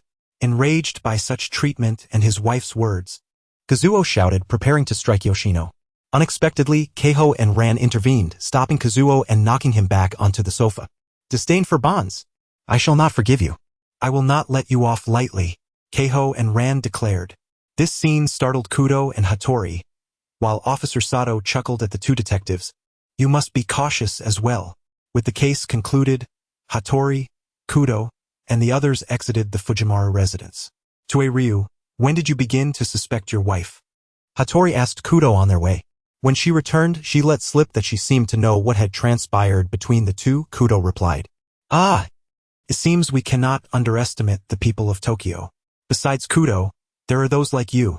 Upon hearing Kudo's words, Hattori glanced at the time. Ah, the match has already begun. Keiho, let's hurry. After bidding farewell to Keiho and Ran, the two departed swiftly. Observing their retreating figures, Ran sighed and glanced at Kudo. It's all your fault for not being straightforward. You missed the opportunity to clarify things. That is uncertain, Kudo replied with a slight smile. The renowned detective of the waves should not be underestimated. Meanwhile, Keiho, who was diligently running after Hattori, inquired, Heiji, Tue Ryu cannot be, do not say it. It's fine. Let us consider it a hope for our next meeting. Next time, let it not be something with such a foolish name as Tue Ryu. In another part of the city, at the old school building of T and High School, Takato was walking aimlessly towards the rooftop, prompting Nakagawa to follow him, puzzled. Upon reaching the rooftop, Takato halted, turning to face Nakagawa. Detective, didn't you say you were going back to the old school to find Sonoko? Why are we here? Nakagawa questioned, perplexed. Indeed, I came here specifically to find Suzuki. So, Nakagawa, can you tell me where Suzuki is? Takato asked, looking intently at the girl before him. Detective, what are you talking about? How would I know where Sonoko is? Nakagawa retorted, her expression one of confusion. Not surprised by her reaction, Takato continued, let me think about where to begin. You told me that after you left and then returned to the classroom, you found the door locked, and then Kiryu went to get the key from the guard. When the door was opened, Suzuki was missing, correct?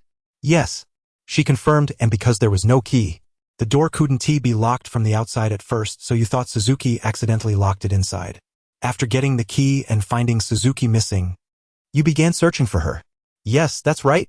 After searching for a while with Ayako and not finding Sonoko, Ayako went to seek help and then brought you, detective. Is there anything wrong with that? Of course, there is. Takato responded. Because that door was never locked from the beginning. But how could it be unlocked when Ayako and I couldn't get in? Nakagawa questioned, agitated. Because something was blocking the door, Takato began to explain. I noticed something peculiar. The door actually opens outward. Could be a design flaw, but this detail is crucial to the method. To make the door unopenable, you simply need to block it from the outside. But Ayako and I were both there. If something was blocking the door, how could we not see it? Nakagawa argued. Of course, you couldn't see it, because the object that blocked the door was right beneath your feet. Takato declared solemnly. The classroom door is located at the corner of the stairs, and there is only a very narrow and short corridor in front of it. Just the right size to be covered by 2 painting boards. Upon hearing Takato's words, Nakagawa appeared stunned, while Takato continued, indeed, the stairs were carpeted, so once you exited, you could place the 2 painting boards under the carpet, raising the entire floor. This way, nothing would be noticeable from the outside. However, the elevated boards would block the bottom edge of the door, and with 2 people standing on top of it while trying to open the door from the outside, it would be impossible to do so. Upon grasping the method of the locked room, Takato concluded Nakagawa to execute this method. It could only have been you, who returned later than Kiryu. You must have drugged Suzuki to render her unconscious, then exited and created the locked room. When you returned with Kiryu, you made her a witness to the locked room. Then you asked her to go out and fetch the key, allowing you the opportunity to bring Suzuki out. Afterwards, all you needed to do was return the drawing board used to create the locked room back inside and wait for Kawakawa to return with the key, pretending to open the door with it. This encapsulated the entire sequence of events regarding the disappearance in the locked room. Upon hearing this, Nakagawa Momi fell silent, then suddenly inquired, what evidence do you have? The evidence lies on the drawing board, Takato replied, explaining that the paint on the staircase floor had been scratched when the board was placed down and lifted, leaving behind marks. However, once I grasped this, a new question arose. Where had Suzuki been taken? Noticing Nakagawa Momi's silence, Takato continued, so, your earlier suggestion for me to look elsewhere was merely to gauge my reaction. Nakagawa Momi suddenly realized something, exclaiming in surprise. Indeed, I wanted to see your reaction by sending you to look for Suzuki elsewhere. If Suzuki was still hidden in the old school building, you would certainly not allow me to search with Kawakawa. Thus, I am now certain Suzuki is still in this building. Takato added, by the way. I forgot to mention that after realizing Suzuki had been kidnapped, I reported it to the police, and they are currently conducting a thorough search downstairs. Faced with this outcome, Nakagawa Momi sighed deeply. Initially, I thought my plan would be flawless with Kudo Shinichi absent.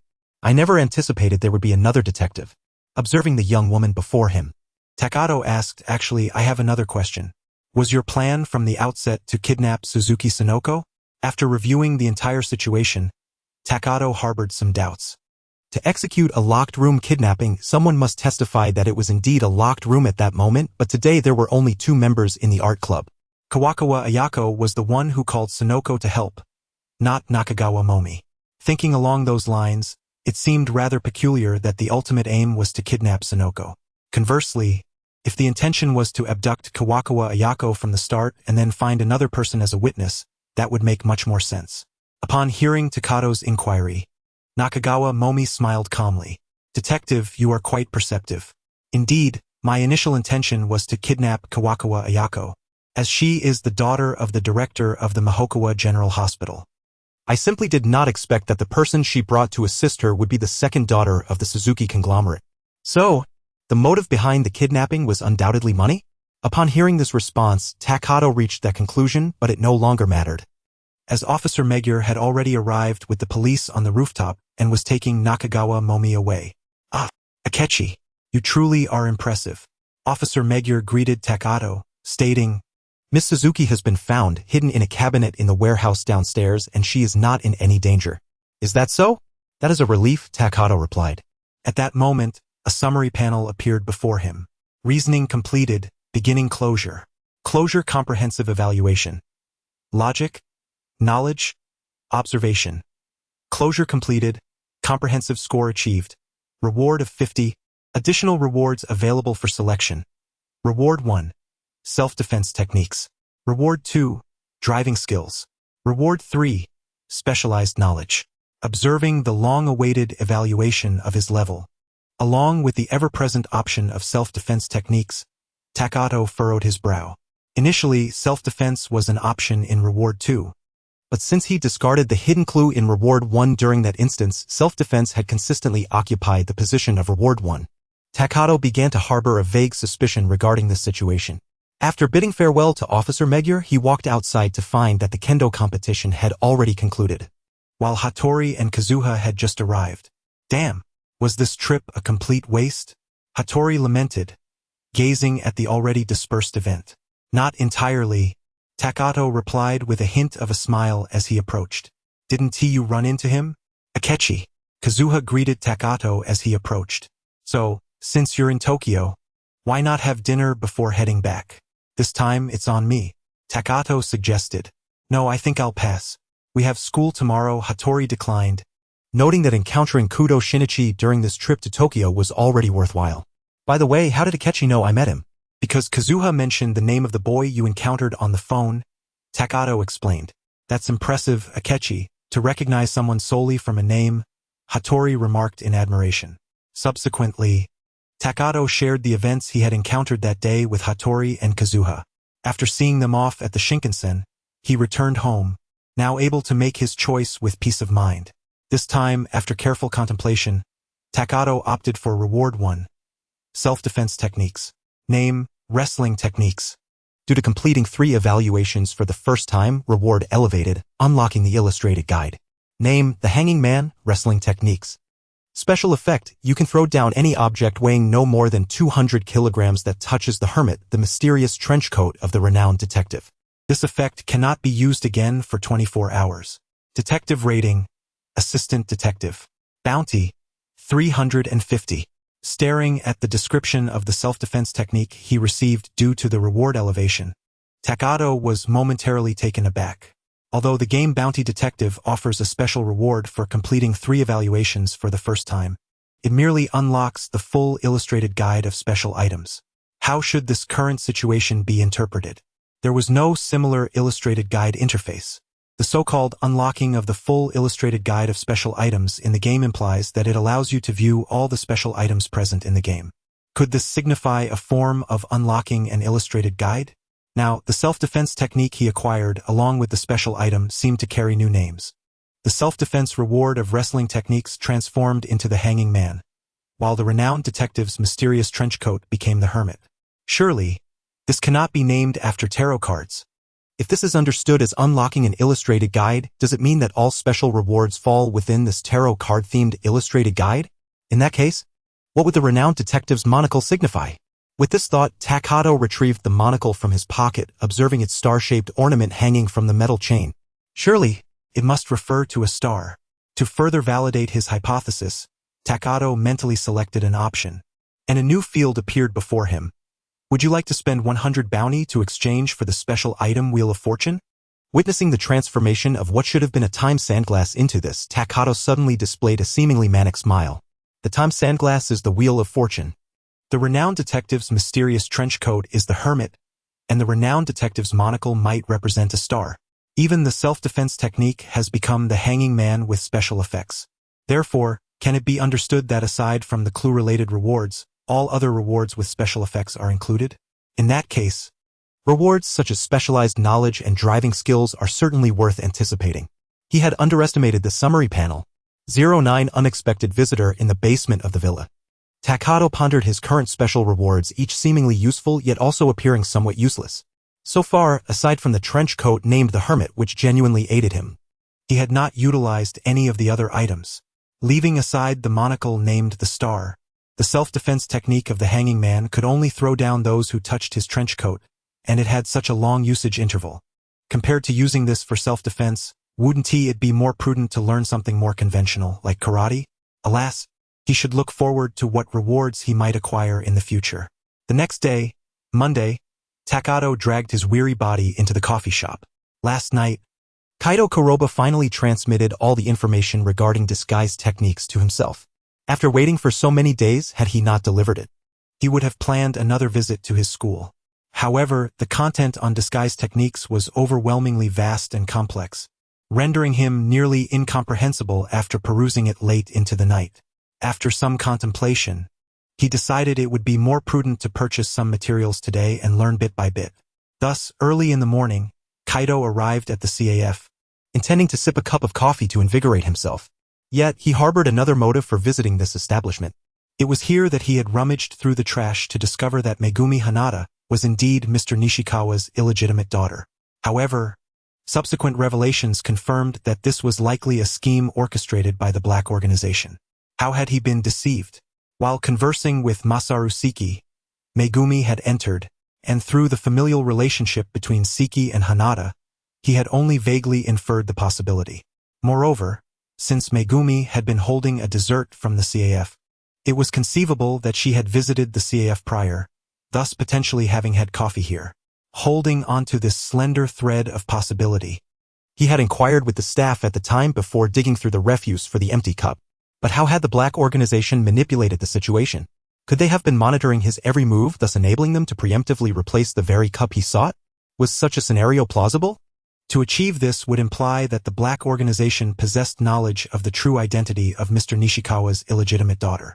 Observing the barista who prepared his coffee today, the very same he had encountered previously, Kaido remained skeptical of this possibility. Compared to such thoughts, directly intervening with the testing agency to alter reports seemed far simpler.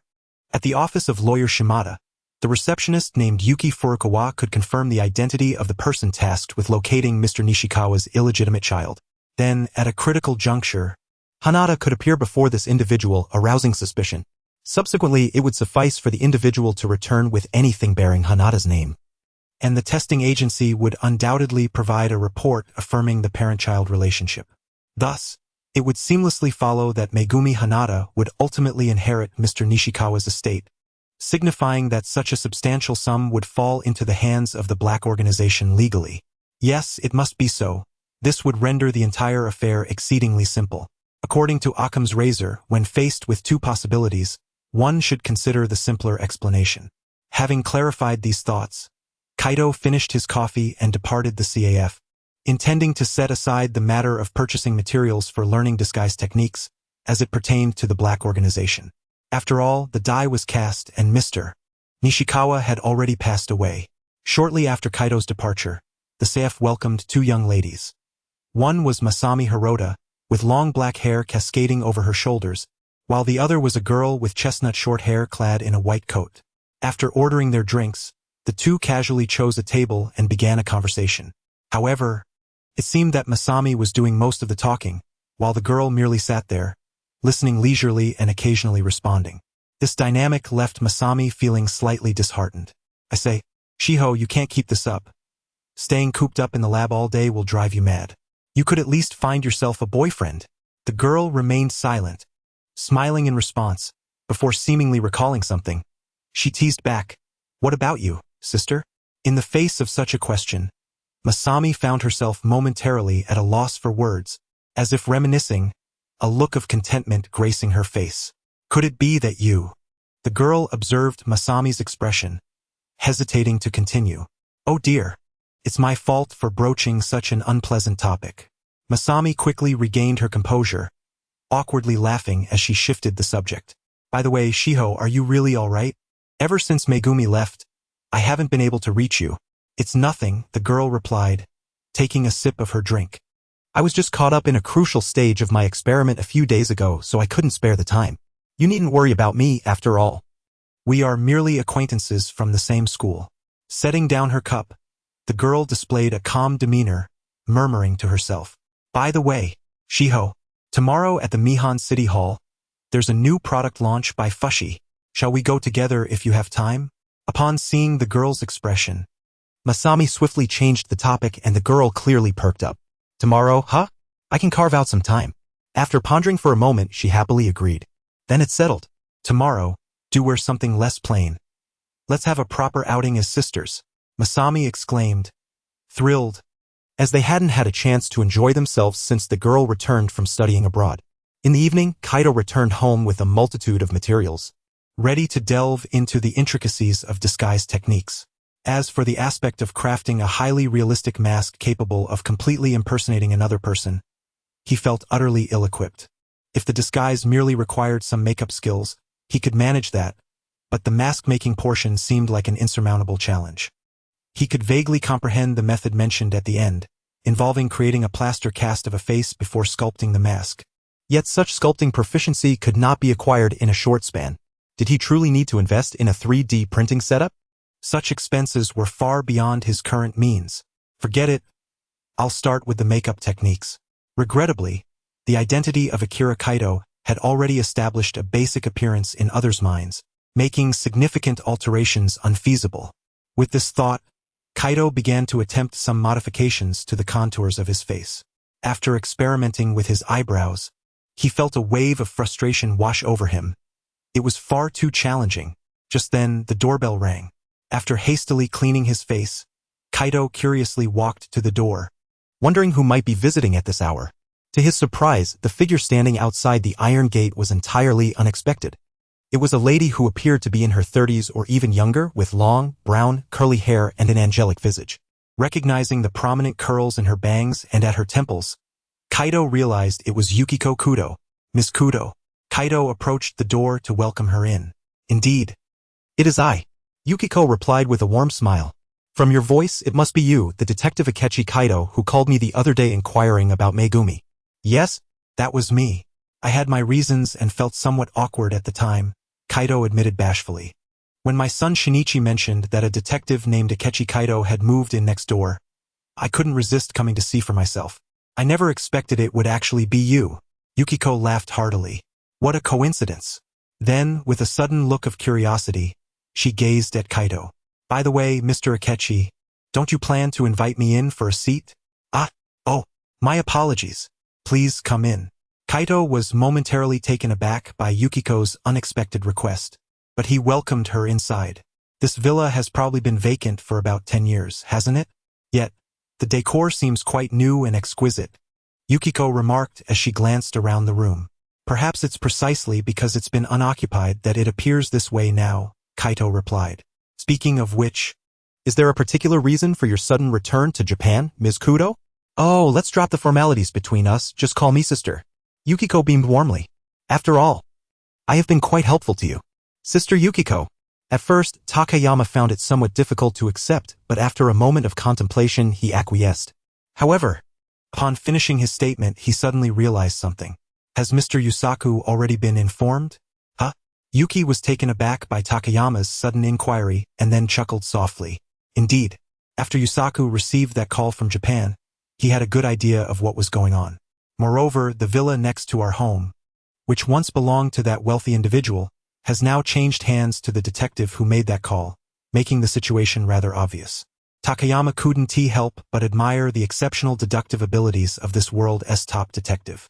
Nevertheless, since little Takayama had already settled in here, it indicated that matters were proceeding smoothly. Yes, it's hard to deny that, as the difficulties are currently unspeakable. Indeed, having little Takayama as Shinichi's neighbor brings me and Yusaku great peace of mind. I might need you to look after little Shinichi from now on. Yuki patted Takayama's shoulder and then, gazing into his face, suddenly leaned in to scrutinize him with a serious expression. This left Takayama perplexed, breaking into a cold sweat as he forced a smile, uncertain of what Yuki might have discerned about him. Speaking of which, little Takayama, are you learning makeup? Yuki remarked, glancing at Takayama's face and wiping away some black makeup from his eyebrows. I suppose so. Feeling a bit embarrassed and somewhat helpless, Takayama replied, almost forgetting that compared to his novice attempts at disguise, the person before him was a true expert in this domain. Upon hearing Takayama's response, Yuki burst into laughter. Oh my, you've truly found the right person. I happen to be quite the expert in this field. What's the matter? Are you unhappy with your eyebrows? Come on. Let me help you fix them. That would be great, Takayama replied, attempting to maintain a cheerful facade while secretly feeling quite eager, as this would allow him to observe up close, serving as a practical lesson. Consequently, Yuki utilized the tools and materials that Takayama had just purchased to reshape his eyebrows. Based on her own preferences, she transformed Takayama's originally thick and muddled eyebrows, sharp and pointed like daggers, into a gently curved shape, with a glossy black hue, reminiscent of a silkworm, resembling the delicate, soft eyebrows of a silkworm lying in repose. There we go, all done. Stowing away the tools, Yuki gazed with satisfaction at her handiwork. Those previously hasty and impulsive eyebrows did not suit your temperament, little Takayama. This looks much better. You now exude a sense of justice and cleverness. Looking at his reflection in the mirror, although his face shape remained unchanged, the alteration of his eyebrows, coupled with the previous trimming and dyeing of his once stylish brown hair, resulted in a transformation so profound that his entire aura was now nearly unrecognizable from the original in the photographs. This is perfect, as long as one isn't particularly familiar with the original. Even without donning the reclusive trench coat, it's unlikely anyone would recognize his true identity. Yuki, you arrived at just the right moment. Oh, by the way, I almost forgot. Little Takayama, are you free tomorrow? Yuki suddenly recalled something and inquired. I don't have any plans, Takayama replied honestly, as despite presenting himself as a detective, his lack of fame rendered him essentially an unemployed drifter. Perfect. Tomorrow, at the Mihua City Hall, there's a new product launch for Fushui, and I would like you to accompany me. Yuki extended the invitation. Huh? Takayama appeared puzzled. Didn't you previously ask me why I returned? Yuki began to explain. You see, after that rare phone call from Japan, I had the desire to come back and visit. Coincidentally, Yusaku received a commission regarding the Fushui product launch yesterday. He has to attend a gathering for mystery novelists in Los Angeles and cannot make it, so he sent me instead. Observing Takayama's incredulous expression, Yuki continued, slightly pouting in annoyance. Don't underestimate me. I am, after all, the renowned Lady Baroness of the Night, a detective well known across America. Being called the Lady Baroness of the Night is not merely due to my appearances on American television where I have mirrored Yusaku's critiques from his daily newspaper readings, coincidentally hitting the nail on the head regarding the cases at hand. Of course, this was merely Takayama's inner monologue, though he understood why he was asked to accompany her tomorrow. Clearly, Shinichi would be attending school, leaving only himself available as a dependable detective. So what commission did Mr. Yusaku receive? Takayama inquired. This was a matter brought to Yusaku's attention by Ms. Fushui Campbell, the founder of the Fushui brand, through a mutual acquaintance. It seems that Ms. Akatsuki Yamahara, the brand ambassador expected to attend tomorrow's launch, received a threatening letter stating that if she attended, her life would be in danger. It's more or less something like that, Yuki elucidated. If that's the case, wouldn't it be simpler for Miss Yamahara to just not attend? Why go to the trouble of hiring Mr. Yusaku from so far away? Takayama expressed his confusion. I'm not sure why Miss Yamahara insists on attending. However, the reason for hiring Yusaku is that Ms. Fushui Campbell happens to be in America right now, Yuki clarified. The next morning, Takayama was awakened by the roar of a car engine, followed by the doorbell ringing. Struggling to get out of bed, he glanced at the clock, realizing it was already 7:30, which filled him with a sense of resignation. He hurriedly dressed and washed up before opening the door to find Yuki standing outside. Today, Yuki had her long hair tied back and wore sunglasses, exuding a professional demeanor with a red sports car parked behind her. Sister Yuki, Takayama yawned. Wasn't the product launch scheduled to begin at 10 in the morning? It's not even 8 yet. Since it's an investigation, we must arrive early. The participants are already there preparing, Yuki replied, urging him to get in the car. Takayama glanced at the distinctive inverted triangle at the front of the car and realized it was an Alfa Romeo. No wonder, in the original story, Yuki drove this car back to take Conan out, leading him to comment on the lack of other cars available for rent. Once inside the car, under Yuki's guidance, they soon arrived at the Mihua City Hall. After parking in the underground garage, they proceeded to the second floor of the mall where the Fushui launch was taking place. Upon reaching the mall's second floor, they saw numerous staff members bustling about, setting up display stands. A sign was prominently displayed on the ground, indicating that this was indeed the venue for the upcoming product launch. By the way, who did you say we should look for? Takayama inquired of Yuki as they surveyed the scene. I recall we were supposed to go directly to the specialty store here and ask for the event manager. Yuki responded thoughtfully, then glanced around before spotting the Fushui store not far off. However, the store's door was closed, and a sign outside stated it would open at 10:30. Approaching the locked entrance, Yuki wore a puzzled expression. Strange. Why is the door closed? It seems there should be someone inside. Takayama observed through the glass window, noting the brightly lit interior, leading him to make such a judgment. Let us see if there's a staff entrance nearby. Upon hearing Gao Yuan's words, Yushi proposed to circle around the side of the store, where they came upon an employee entrance that was currently ajar. Hurry. Let us see how many chairs can fit in there. A male voice called from inside, followed by a young man in professional attire rushing out, clearly flustered. Shortly after, a middle-aged man, also dressed in formal wear, followed him out. Observing the young man's retreating figure, he muttered, honestly, can he not handle such a trivial task? At that moment, he noticed Yushi and Gao Yuan standing at the entrance. Could it be? Are you Miss Cud? He suddenly inquired upon recognizing Yushi. Yes, that's correct. Hello. I am Ryuichi Hori, the person in charge of this event for Fushui. President Mukinoshita has informed me that you would be arriving shortly, Hori replied, leading the two into the store. Upon reaching the office, Hori explained to Yushi, I was informed by the president that Mr. Cud's wife would be visiting, but I had not anticipated such a stunning beauty. I have heard much about the Baroness of the Night. Oh, how flattering. Yushi responded, her face radiant with joy. To be honest, I initially suggested involving the police regarding this incident, but Ms. Yamahara was adamantly opposed, which ended up troubling the president and causing you to come here. I sincerely apologize. Hori then turned to Gao Yuan, asking, and who might this gentleman be? Oh, he is my advisor, a somewhat renowned detective. Yagami Gao Yuan introduced himself. Pleased to make your acquaintance. Could you kindly elaborate on the matter at hand? Yushi inquired. Hori did not provide specifics, but instead approached the office door, opening it and gesturing for them to enter. My apologies, but I must attend to other matters. You may begin your inquiries with the involved parties. Inside the office, 3 women were present, a young lady in her 20s, dressed in a gown and seated, while a modestly attired makeup artist, also in her 20s, attended to her. A slightly older woman in professional attire stood nearby. Ms. Soku, the detectives have arrived for the investigation. Please entertain them, Hori instructed the standing woman. After receiving her acknowledgement, he bid farewell to everyone present and took his leave. Undoubtedly, the lady in the gown was the party involved in the incident, Akasaki Yamahara, while the other 2 appeared to be her makeup artist and manager, Gao Yuan deduced. Soku? Upon hearing Hori address the woman in professional attire, Yushi seemed to recall something.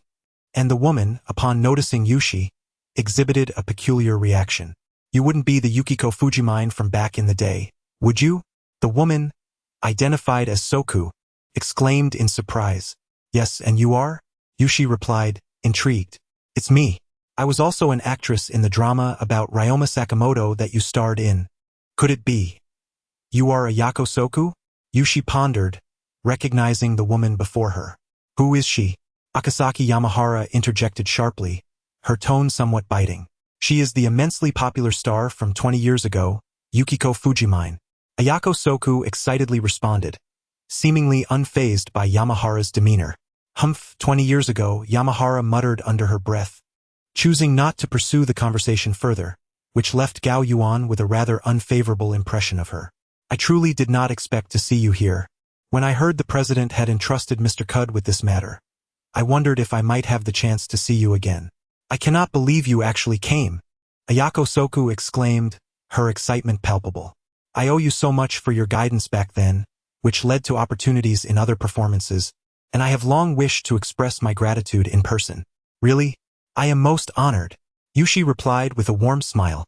Meanwhile, in the underground parking lot of the Mihua City Municipal Building, Masami Hirota arrived in her car, accompanied by a girl with chestnut hair. Today, both women donned similar outfits, a snug white sweater paired with a dark knee-length pleated skirt, accentuating their graceful figures. The distinction lay in Hirota's beige cardigan, while the other girl wore a pink shawl. Upon exiting the vehicle, they chatted merrily as they made their way toward the shopping mall on the upper floors of the municipal building, oblivious to the Alfa Romeo parked beside them. Before the event began, in the office of Fushui, Yushi engaged in light conversation with Ayako Soku before inquiring, So, Ayako, what are you currently up to? And are you still unmarried? Oh no. I am not as fortunate as you, Yushi, to have found such a wonderful husband. After a few years as an actress, I transitioned to being Ms. Yamahara's manager, Ayako Soku explained. I see. Regarding the matter at hand, you might have more insight into the commission, right? Indeed. In fact, I was the first to discover this issue. For days ago, while sorting through fan letters for Ms. Yamahara, I came across a particular letter. Ayako Soku produced a letter sealed in a transparent folder, which bore cut-out newspaper letters spelling a threatening message. Dare to attend Fushui's product launch, and it will be your demise. At that moment, Gao Yuan managed to join the conversation, as he had previously found it challenging to interject amidst the dialogue between the two women. Why did you not opt to report this to the authorities or cancel the event? Gao Yuan inquired, scrutinizing the threat letter. Because this event pertains to Ms. Yamahara's contract renewal with the Fushui brand. If we were to report this or cancel the event, it would adversely affect her chances for renewal, Ayako Soku clarified. What specific impact would that entail? Hey, you are here to investigate. Focus on your job and refrain from prying into matters that do not concern you. I suspect this is merely another fan trying to annoy me, Yamahara interjected, halting Gao Yuan's line of questioning. At that moment, the makeup artist, having completed her work on Yamahara, was preparing to exit the office. Observing Yushi giving him a subtle signal, Gao Yuan discreetly followed the makeup artist out of the office and called out to her. Excuse me, may I have a moment? He said, catching up to her. Yes? What is it? She responded, her voice tinged with shyness. Are you the one responsible for Ms. Yamahara's makeup? Yes, that's me. It must be quite demanding to work closely with an idol like her all day. Actually, it's not too bad. I've heard that many idols have high expectations for their makeup artists. You seem quite young to be working with Ms. Yamahara, so you must possess remarkable skills. Oh, not really. I just do my best to meet Ms. Yamahara's requests. Actually, it's my girlfriend's birthday soon and I want to gift her some quality cosmetics. However, I'm not well versed in this area. Would you mind if I consulted you? Gao Yuan continued to engage the makeup artist in conversation as they walked together. They arrived at the underground parking lot, where the makeup artist approached her car, bid him farewell, and drove off. With a sigh of relief, Gao Yuan turned and made his way back. The makeup artist did not leave immediately after the Idol-S event concluded, suggesting she may not be Miss Yamahara's personal makeup artist. However, she did not dispute the earlier inquiry regarding her exclusive responsibility for Miss Yamahara's makeup. This implies that she indeed oversees the makeup for Miss Yamahara. It appears that the current makeup work for Miss Yamahara is being performed by an external image design studio, which could indicate that her recent commercial engagements have been quite limited. Returning to the second floor of the department store, the exhibition booth was nearly completed. The young man in uniform, whom I encountered earlier, was arranging chairs in the open space in front of the booth, while Horiyasu was pacing back and forth on the stage, seemingly inspecting for any oversights. Detective Akiyama? Seeing Takato approaching, Horiyasu inquired, "Aren't you investigating inside?" I stepped out for a moment. "Mizuki is inside," Takato replied casually. "I see. So what has the detective uncovered?" "Everything seems rather perplexing," Takato replied with a bemused expression. "Has Miss Yamahara received similar letters before?" "I'm not entirely sure. You might need to ask Ms. Tsukiri," he responded. "Is that so?" Takato noted, observing that the setup was nearly complete. Horiyasu glanced at his watch and confirmed it was indeed time to prepare. He turned to the young man who had arranged the chairs, saying, "Uyama, you can go get that ready now." "Understood," Uyama replied, swiftly attending to the last row of chairs. However, given that today was the new product launch event, I couldn't help but wonder why there were so few staff members in the store. Typically, the employees at specialty stores start their shifts at 10. Today, due to the exhibition, the opening time has been pushed back, Horiyasu explained, pulling a few bottles of mineral water from a nearby cooler, which had been prepared for the staff setting up the exhibition. "I imagine you haven't had a drink since you arrived, Detective." "Thank you," Takato accepted the bottle. Upon returning to the store's office, Horiyasu distributed the extra bottles among his colleagues before commencing the event preparations. Meanwhile, Miss Yamahara, having received a bottle of mineral water from Horiyasu, retrieved a bottle resembling a health supplement from her bag. She nearly inverted it to extract 2 capsules, which she swallowed down with the water. Observing this, Yuki turned to Tsukiri, asking, "What is Miss Yamahara doing?" "Oh, it's nothing significant. It's just a habit of hers, a health supplement for her vocal cords," Tsukiri clarified. As they approached the exhibition stage, due to their roles, Takato and Yuki were seated in the front row, while Tsukiri and Horiyasu assisted Miss Yamahara with her final preparations backstage. Noticing that the start time of 10 o'clock was fast approaching, more customers began to gather around the booth. "Takato, did you manage to glean anything from that makeup artist?" Yuki began to inquire. "Not much, but I can confirm that something has indeed occurred concerning Miss Yamahara," Takato replied. "What sort of occurrence?" Yuki asked, puzzled. "Something that could impact Miss Yamahara's career," he explained. "It is rather unusual for a once active idol to now rely on an external studio for her makeup. So, are you suggesting that Miss Yamahara has been receiving significantly fewer opportunities lately?" Yuki grasped his implication.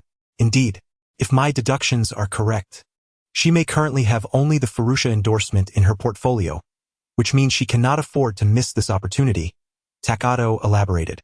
"What about you, Yuki? Have you discovered anything on your end?" "Oh dear, since Miss Yamahara was nearby, I tried to subtly inquire but couldn't extract any useful information from Tsukiri. However, if I must say something, I suspect that threatening letter was merely a prank," Yuki confessed, leaving Takato intrigued as to why she held that belief. "Why do you think so?" "It's just a hunch," she replied. "And what did Ms. Tsukiri mention?" "Since Miss Yamahara became the Furusha spokesperson, she has received such threatening letters periodically, yet nothing strange has transpired afterward. I have a strong suspicion regarding the sender of the latest letter," Yuki said, her expression brightening with a hint of pride. "Really?" Takato responded, surprised. "Would you like to know how I deduced it?" Yuki teased, narrowing her eyes playfully. "Please tell me." "Yuki," Takato implored, trying to satisfy her need for attention. "Ah, you missed a crucial detail. The letter had a faint scent of cheap tobacco," Yuki revealed, noticing Takato's puzzled expression. "Did you not notice, Detective?" Takato could only express his confusion, prompting Yuki to laugh. "It appears your experience is still lacking, Takato. The young man we encountered upon entering, the one named Uyama, had that very same scent." Takato, feeling somewhat defeated, realized he had not been close enough to Uyama to notice such details. "So you're suggesting the threatening letter might have been sent by him?" "Exactly. Moreover, the date the letter was received coincided with the announcement of the new product launch. Only someone involved with the project could have had advance knowledge to send such a letter," Yuki added. "That certainly makes sense," Takato pondered. "But is it truly that straightforward?" Last night, Takato had conducted an investigation online regarding Miss Yamahara, finding no negative press. Yet it was evident that her visibility had diminished significantly over the past 6 months, a fact that aligned with his observations from the makeup artist. He wondered whether this decline was connected to the recent threatening letter. At the same time, Masami and a girl with short brown hair, having completed their shopping, approached the Furusha new product launch booth, quickly securing 2 seats in the 4th row as they noted the growing crowd. As the clock approached 10, several fashion magazine reporters had gathered nearby, cameras at the ready for the first-hand coverage. Thank goodness we got seats. If we had arrived any later, we would have been left standing, Masami exclaimed. Not to worry. As long as we can buy the new bags, that's all that matters, the girl with short hair replied. Rest assured, while there are many people, few will actually make a purchase, Masami assured her. At precisely 10 o'clock, the event commenced. Horiyasu, as the host, took the stage with a microphone, offering a brief introduction of the product and announcing that the store would open at 10:30 for customers to purchase the latest items. He then invited the brand ambassador, Miss Yamahara, to provide a detailed explanation of the products, encouraging the audience to applaud warmly. In the audience, a girl with chestnut hair displayed a lack of enthusiasm upon hearing the name of Yamahara Akiyuki. Why hasn't Fushihyu replaced the spokesperson? She grumbled. What's wrong? Questioned Hirota Masami, perplexed. After all, she has been embroiled in scandals regarding her promiscuous private life. The girl replied with a blank expression. Sherbois, what ridiculous fashion magazine are you reading now? Such gossip is hardly worth your attention, Hirota Masami said, somewhat exasperated. The girl chose not to continue, but inwardly she murmured, although someone had helped suppress the news. Her sharply declining business deals over the past 6 months spoke volumes. On stage, Yamahara Akiyuki was elucidating Fushihyu's new product design philosophy, explaining how the designer drew inspiration from champagne as well as the overarching concept of the new series. Then, under the guidance of Hori Ryosuke, several audience members were invited to share their impressions of the new products, culminating in Hori's suggestion that everyone partake in a glass of champagne together. Consequently, a young man named Oyama approached the stage, holding a silver circular tray that bore approximately 5 glasses of champagne, arranged haphazardly. The people on stage each took a glass, and at Hori Ryosuke's command they all raised their glasses in unison. Yamahara Akiyuki did not finish her drink after downing about a third of it. She stepped forward to the most prominent position on the stage, striking an attractive pose, and began her concluding remarks for the event, while reporters below eagerly captured the scene. Suddenly, the wine glass slipped from Yamahara Akiyuki's hand, shattering on the stage, and she collapsed, struggling briefly before falling still. Panic ensued in the audience. The invited spectators on stage were left pale and frozen, staring at their glasses while Oyama, who had brought out the drinks, stood at a loss. Only Hori Ryosuke quickly regained his composure and urged the crowd not to panic. Nevertheless, the reporters continued to photograph the unfolding drama. Seeing this, Takato and Yukiko rushed to the stage. Takato checked on Yamahara Akiyuki while Yukiko maintained order and instructed Hori Ryosuke to call the police. Below, the girl with short chestnut hair observed the man in the blue trench coat who had rushed onto the stage. After checking Yamahara Akiyuki's pulse, he shook his head in resignation. It was clear that Yamahara Akiyuki was truly dead. The girl's expression turned serious. The time between her drinking the champagne and her demise was not long. Typically, it takes time for poison to enter the bloodstream and take effect. But if it were cyanide, the onset would be too prolonged.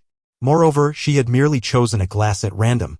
On the stage, gazing at the lifeless Yamahara Akiyuki, whose face was twisted in a grimace, Takato frowned. He then looked at the other spectators who had also consumed the champagne, noting that they showed no signs of poisoning. Could it be that only Yamahara Akiyuki's glass contained poison? As he pondered this, his gaze fell upon Oyama, who wore a look of panic, holding the now empty tray with an innocent expression, as if pleading for protection. But how could Yamahara Akiyuki have randomly chosen the poison glass? One thing was certain: the perpetrator must be among those present on stage. His thoughts shifted to the recently emerged Ms. Ishikawa Yako, who should also be considered a relevant party. However, given the time from Yamahara Akiyuki's consumption of the drink to the onset of the toxin, what kind of poison could have caused such a swift death? Confused, Takato approached the shattered glass, gently inhaling the spilled liquid on the stage, and after careful consideration, he detected a faint, bitter almond scent, cyanide. Yet, if it were cyanide, wouldn't the reaction be somewhat slow? Nevertheless, The presence of the bitter almond odor in the liquid clearly indicated that Yamahara Akiyuki's glass had been poisoned. As for the others who had drunk the champagne, they showed no signs of poisoning, suggesting that their drinks were free from toxins. Ignoring the speed of the toxin's effect for the moment, how had the assailant ensured that Yamahara Akiyuki picked the poisoned champagne? What do you discover? Yukiko inquired, having stabilized the scene. Cyanide, Takato replied, but why is it only in this glass? Yukiko grasped the situation and glanced towards the stage before approaching the reporters with cameras, negotiating to borrow a few that had captured the earlier events. Takato took the borrowed camera and, after adjusting the settings, played back the footage he wished to examine. Oyama had brought out the tray with several glasses of champagne, and Yamahara Akiyuki had taken one from slightly to the right of the center, her action taking only a second. She hadn't appeared to scrutinize her choice at all. After reviewing various angles, the scenes remained consistent. She didn't even glance at it, Takato remarked, frowning. There was no thought put into her selection, Yukiko added, her expression grave. What are your thoughts? Currently, I can only conceive of two possibilities, Takato contemplated. Either someone carelessly poisoned the champagne, randomly killing, and Yamahara Akiyuki unfortunately selected that glass, or the killer employed a method to ensure Yamahara would choose that very glass. Soon, Officer Mugure arrived with police officers to take over the scene. Oh, is that Ms. Yukiko? And my young brother Akira. What brings you here? Officer Mugure exclaimed upon seeing them. Ah, Officer Mugure. It's been a while. Yukiko smiled, greeting him. Since Ms. Yukiko is here, where is Yuzaku? Mugure asked, surveying the area. The truth is, Yuzaku couldn't make it due to an engagement, so I invited Takato to assist me with this assignment, Yukiko explained. Assignment? Could you elaborate? Mugure inquired, and Yukiko and Takato proceeded to recount the day's events in full. After listening to their account, Mugure summoned Oyama for questioning regarding the threatening letter. Oyama, whose full name was Uyama, was utterly shaken by the shocking scene of Yamahara Akiyuki's death before his eyes, and he confessed to the police about sending the threatening letter without reservation. Did you poison the champagne? Mugure asked sternly. No, Uyama retorted, flustered. I merely followed Mr. Hori Ryosuke's instructions to bring the champagne to the stage. Then why did you send the threatening letter? Mugure pressed. Because that woman's private life is scandalous. She is unworthy to represent Fushahue, Uyama shouted, startling those present. What makes you say that? I haven't found any relevant reports, Takato interjected, puzzled. Because I've seen it. I've been in the company, although I didn't see who that man was. But I'm certain of it, Uyama asserted. At that moment, the coroner had completed the preliminary examination and informed Officer Mugure of the findings. Officer Mumu, after hearing the report, instructed the officers to take Daesan K away before turning his attention to Gao Yuan and Yuxiko. The forensic expert had conducted a preliminary examination of the deceased, confirming that death was due to cyanide poisoning. The technical department had also analyzed the remnants in the deceased's glass, revealing the presence of cyanide, while no traces were found in the other glasses. It was clear that the victim had succumbed to a lethal drink. Thus, the matter indeed lay within the criminal methodology. Upon hearing these findings, Gao Yuan remarked that under such circumstances, no one could have influenced Miss Yamahara Akiyuki's choice of the poison wine. So, who had orchestrated her poisoning? And by what means? There exists a method known as forced choice, Yuxiko interjected, suggesting that what appeared to be a personal decision was actually an act of manipulation. A common tactic in magic. However, Gao Yuan shook his head, unconvinced. Or perhaps there was a distinctive feature on the glass that compelled Miss Yamahara to select it. Yuxiko proposed another possibility, but Gao Yuan dismissed this as well. The footage captured by the reporters revealed no markings on the glass. At this moment, the crowd gathered below had thinned considerably, yet Masami Hirota and a girl with short brown hair remained at the scene. Masami glanced at the officers present, her expression tinged with concern. Shirho, perhaps we should head back now. Not at all, the girl replied nonchalantly, resting her cheek on her right hand, elbow propped on her thigh, awaiting the launch of the new Fushui products. I see, Masami replied, unable to argue against such a carefree attitude, though it was unfortunate that their outing had been marred by such an incident. As she spoke, her gaze drifted toward Gao Yuan and Yuxiko on the platform. By the way, Haven't those two been in control of the situation since the incident began? Are they also officers? The girl did not respond, her attention fixed on the two conversing with the officers, particularly the man in the blue trench coat, deep in thought. She sighed inwardly, contemplating. Are they truly still deliberating over the glass selection? Yet, what concerns me more is the timing of the poisoning. On the platform, Gao Yuan leaned against a nearby pillar, lost in thought, while Officer Mumu began questioning the others. Meanwhile, Yuxiko stepped aside to make a phone call. A short while later, she returned to Gao Yuan's side and whispered, I just spoke with Yusaku and recounted the events. He advised you to contemplate the timing of the poisoning to understand the methodology behind it. Really? Did Mr. Yusaku say that? Gao Yuan replied, surprised. Yet he promptly resumed his contemplation. The timing of the poisoning, as cyanide can cause immediate death with even a minuscule dose. Miss Yamahara's speed of poisoning is indeed peculiar.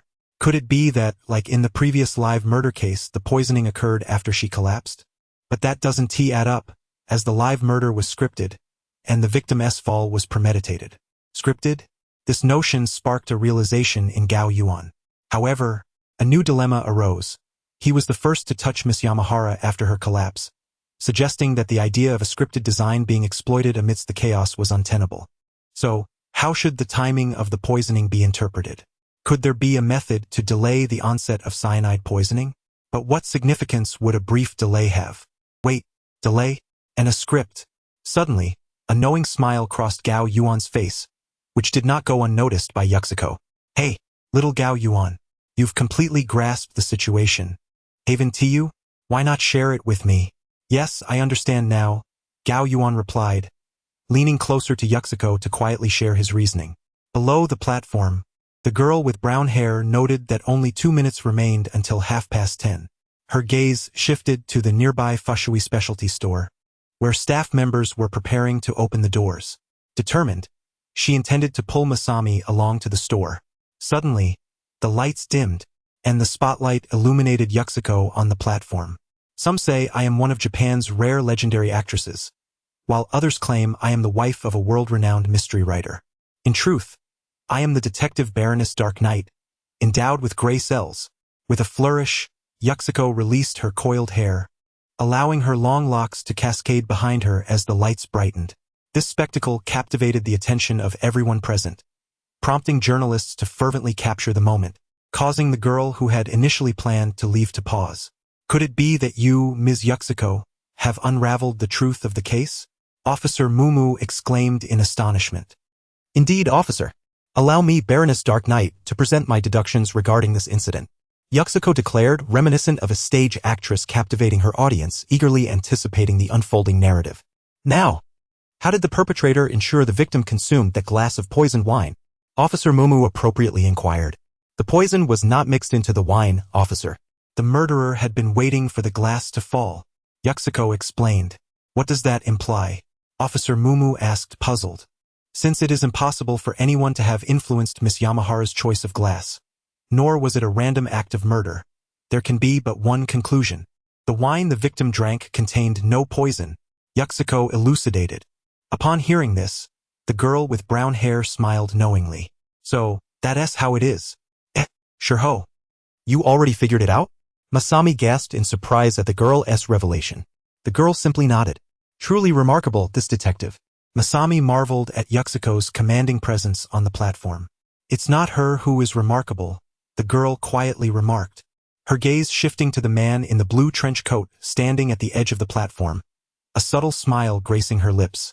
However, her attention lingered only briefly before she and Masami headed toward the now-open Fushui specialty store. On the platform, Yuxiko continued her deductions. In fact, the poison had already been ingested by the victim prior to her appearance on stage. Before stepping out, the deceased had consumed 2 capsules.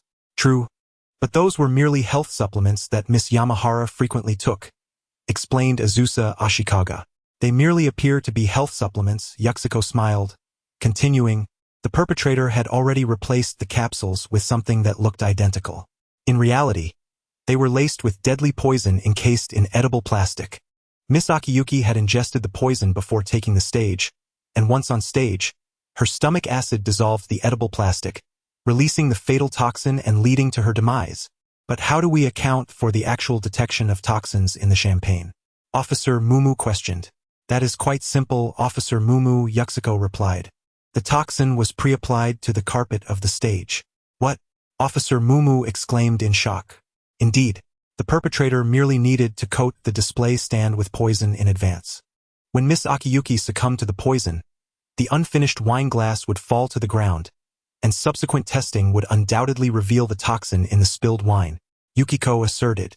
However, can it truly unfold so seamlessly? Officer Magyar expressed his skepticism. It is quite simple, Officer Magyar. Yukiko placed her hands behind her back, feigning profundity. As long as the timing of the poisoning is calculated correctly and Miss Akiyuki follows the pre-arranged script, everything will proceed flawlessly. As she spoke, Yukiko directed her gaze towards Ryuka Hori, who stood nearby. I am not mistaken, am I, Mr. Hori? Yukiko extended her right hand, pointing at Hori, her voice resonating with conviction. The killer is you. Miss Akiyuki consumed her medication only after you brought the mineral water into the office, and the entire product launch was orchestrated under your supervision. Moreover, the only person capable of preparing the script for this event and applying the poison to the stand beforehand can only be you. There is no one else, Yukiko stated solemnly. At that moment, the flashes of cameras erupted, as reporters captured the essence of this legendary actress from various angles. Ms. Yukiko, Hori said somewhat flustered. Your reasoning is indeed intriguing, but how can you ensure that everything will proceed so smoothly? What if Miss Akiyuki does not drop the glass in the poisoned area? What if she succumbs to the poison before drinking the champagne? This is all a matter of chance. Such a murder plot is far too crude and imprecise. It may not be absolutely precise, yet it can approach precision infinitely. Yukiko crossed her arms before her, revealing a confident smile. You only need to ensure that the edible plastic encapsulating the poison does not dissolve before Miss Akiyuki drinks. Allowing the toxin to leak out is all that is required. Afterward, Miss Akiyuki will naturally follow the script, arriving at designated locations and performing predetermined actions. You need only apply the poison at specific points and wait for the moment she succumbs. But how can we guarantee that the edible plastic will not dissolve before she drinks? Officer Magyar remained puzzled. As long as the timing is calculated correctly, you undoubtedly conducted numerous experiments to ensure that the edible film will not dissolve in gastric fluid within a certain time frame. You simply need to time it perfectly, allowing Miss Akiyuki to drink at that moment. Following this, the addition of alcohol, specifically ethanol, an organic solvent, will expedite the dissolution process, leading to Miss Akiyuki's poisoning. Yukiko declared. Officer Magyar, instruct the forensic team to conduct a thorough examination of the carpet. I believe they will discover toxins in several locations. Moreover, the display was only set up today, and applying the poison accurately could only have occurred today. I suspect a search could unearth the tools used for the poisoning. After all, such a lethal substance cannot simply be discarded. Upon hearing Yukiko's explanation, Ryuka Hori suddenly burst into laughter. I never imagined, Ms. Yukiko, that you would truly live up to your reputation, Hori exclaimed, abruptly rising to seize an unfinished bottle of champagne nearby, hurling it towards Yukiko. Seize him! Officer Magyar shouted in response to the sudden turn of events. However, before the officers could react, Takayoshi had already rushed forward, raising his arm to intercept the champagne bottle aimed at Yukiko. The bottle struck Takayoshi's wrist with a heavy thud, shattering and splattering champagne across his coat. Seeing his action thwarted, yet still holding the broken bottle neck, Hori lunged at the suddenly obstructive Takayoshi with the jagged edge. Despite the pain in his wrist, Takayoshi quickly responded, using the edge of his coat to deflect Hori's attack. Name: the Hanged Man's special effect. You can topple any object that weighs no more than 200 kilograms that touches the hermit. After using this effect, cannot be used again within 24 hours.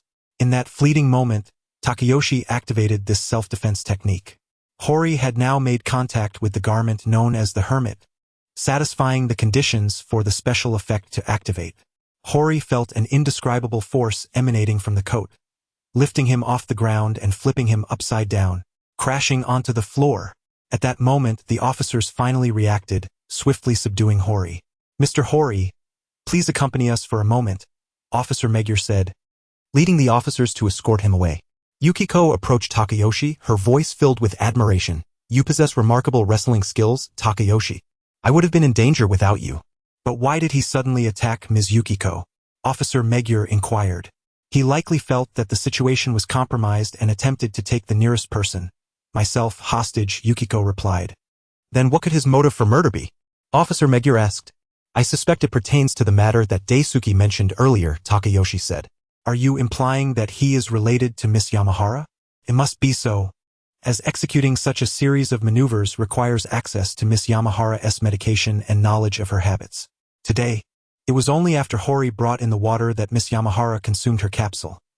He likely knew she needed water to take the capsule, which is why he did not prepare any in advance, bringing it in just before the event. After all, knowing we were coming today, not having water prepared in the office is quite impolite regarding hospitality. After Takayoshi finished speaking, Yukiko added. Meanwhile, Masami Hirota and a girl with short brown hair had just purchased new bags from Fushi. The girl looked content as she admired her new items, prompting Masami to smile with satisfaction at the girl's joy.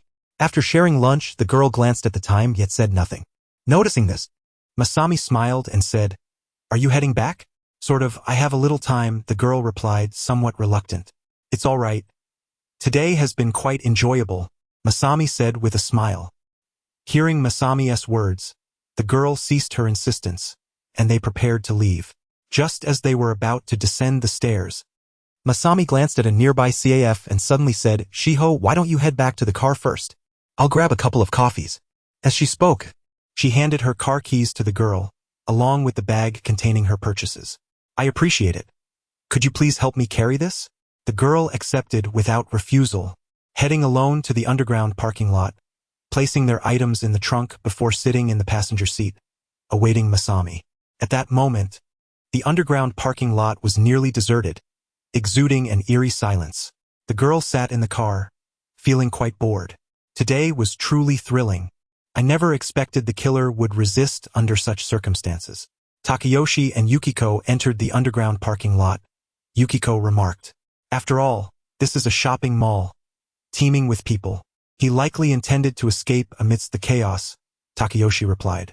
Nevertheless, thanks to you, little Takayoshi, you subdued him in an instant, Yukiko praised. However, your coat is stained with champagne. Is that all right? It's rather damp. Doesn't it feel uncomfortable? By this time, they had already approached the Alfa Romeo, and Takayoshi surveyed the empty parking lot around them. It is indeed. Gao Yuan spoke as he chose to remove his trench coat, folding it neatly before settling into the car. Unbeknownst to him, this scene was witnessed by a girl with chestnut hair seated in a vehicle parked nearby. Having seen Gao Yuan and Yuki together at the new product launch, the girl initially regarded them with indifference. However, when Gao Yuan took off his trench coat, it struck her like a flash of insight, and she suddenly felt that this man was strikingly familiar. With wide eyes, she observed Gao Yuan and Yuki entering the car before it sped away. Though his hairstyle had changed, his brow and demeanor were different, she was nonetheless certain she recognized his face. But how could that be? It was impossible. Sitting in Yuki's car, Gao Yuan reflected on the settlement panel with a hint of resignation.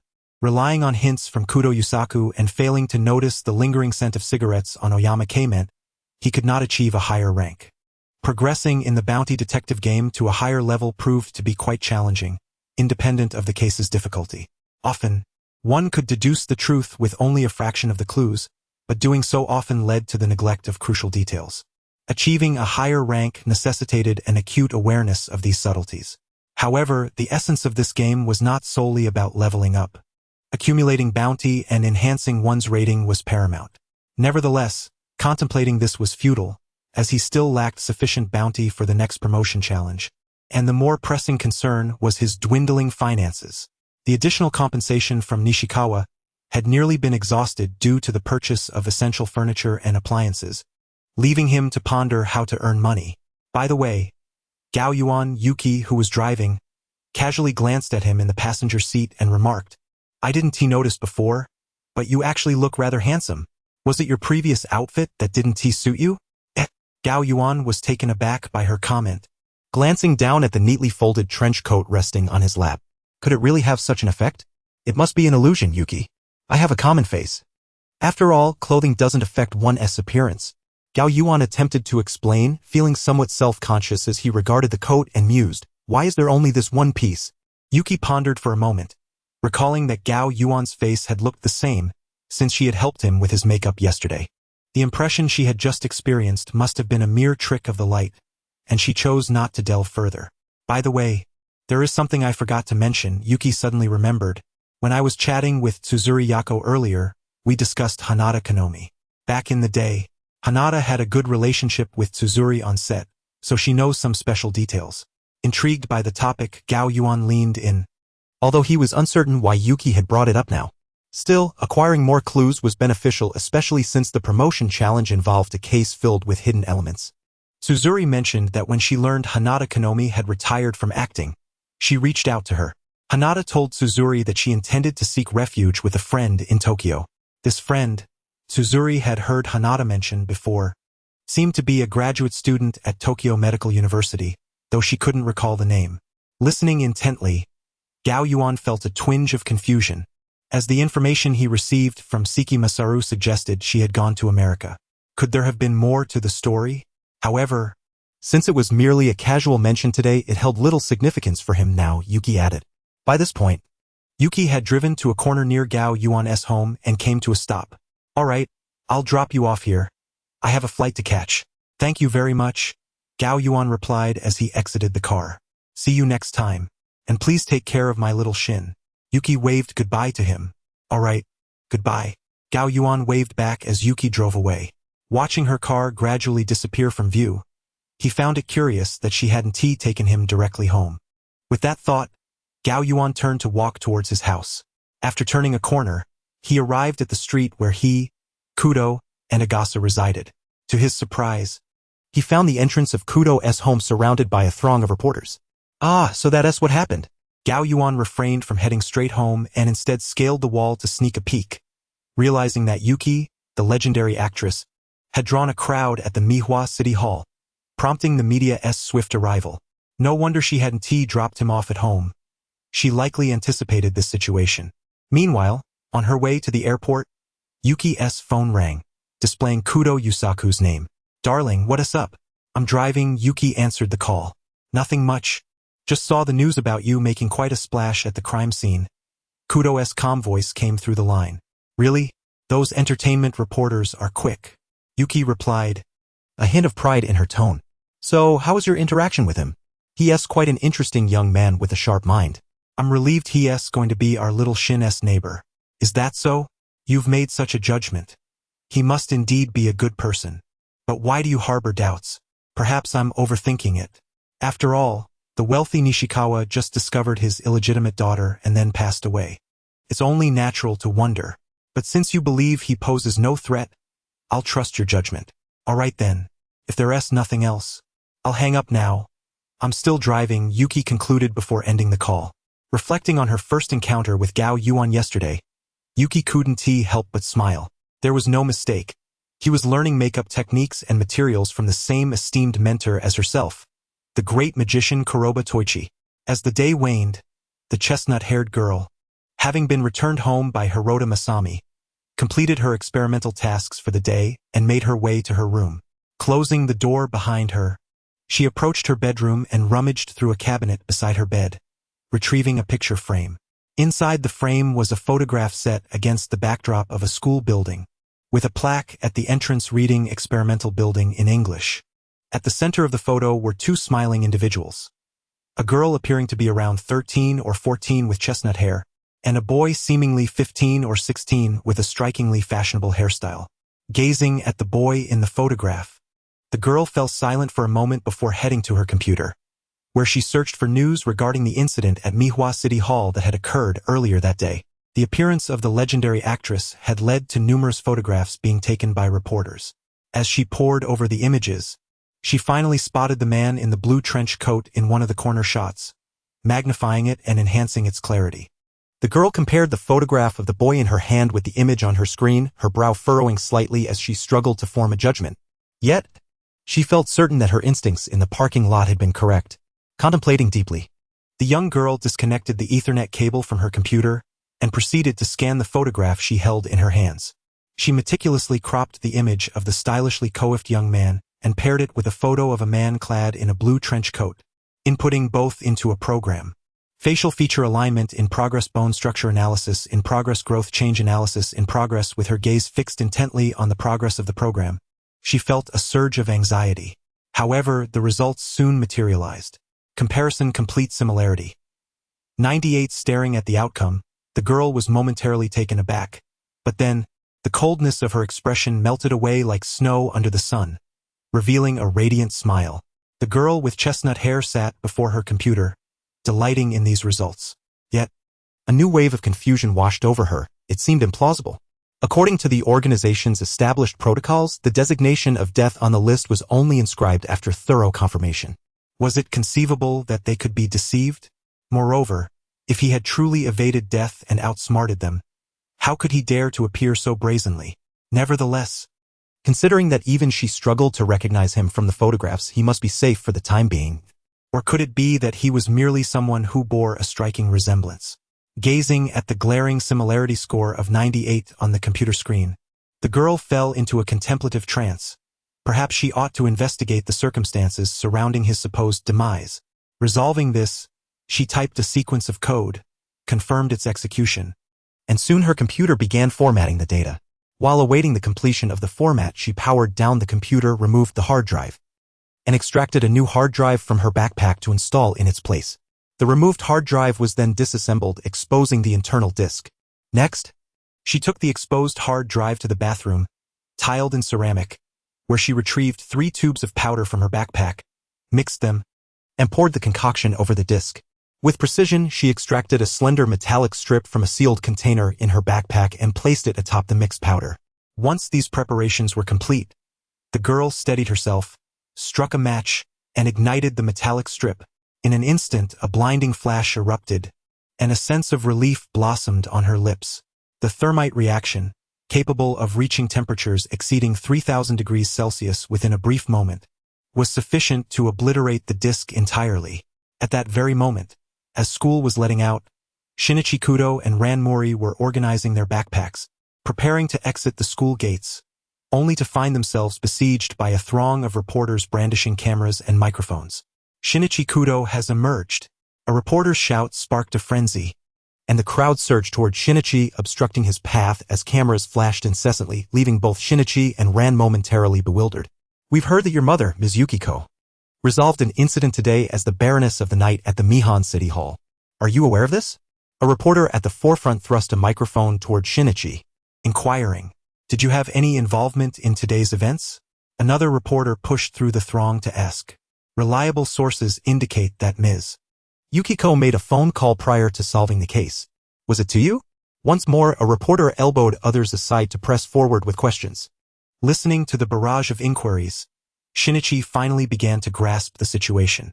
In response to the chaos, he found himself at a loss for words, until Ran suddenly grasped his hand, urging him to break free from the reporter's encirclement. "Let us make a run for it," Ran exclaimed, as they sprinted away. The reporters could only watch helplessly, unable to keep pace with the pair. "What on earth happened? What significant case did you solve to attract such a media swarm?" Ran asked as they dashed along the street. "Idiot. It wasn't me," Shinichi replied, exasperated. "It was my mom. She must have made quite a spectacle solving some case in public today, which drew all these reporters." "Wait, Shinichi's mom is back?" Ran remarked, surprised. "Yeah. She returned yesterday and startled me at home. But she should be back in the States by now." Shinichi sighed. At that moment, Ran's phone rang, displaying Yoko Suzuki's name. "Hello, Ran. Are you on your way home with Shinichi?" Yoko's voice came through the line. "Yes, but you might want to avoid the Kudo household for now. It's currently swarmed by reporters." "What? There's a crowd at Shinichi's house too?" Ran exclaimed, taken aback. "How do you know?" she questioned. "Because I'm near your place." "Just don't head back yet," Yoko concluded before hanging up. "What should we do, Shinichi?" Ran looked at him for guidance. "Expected this. Let us find somewhere to hide." Shinichi was unfazed by the situation. "How about we go to my place?" Ran suggested. "But your dad." Shinichi hesitated, thinking of Kagoro Mori, but after some deliberation, he compromised. Thus, they made their way to the Mori Detective Agency located at 39, 5 Chome, Mihan City, Tokyo. Meanwhile, after ending the call, Yoko Suzuki was riding in a truck, arriving at the Takagu residence. At that moment, Takagu was seated at his computer, coding a simple web scraper, when the doorbell rang.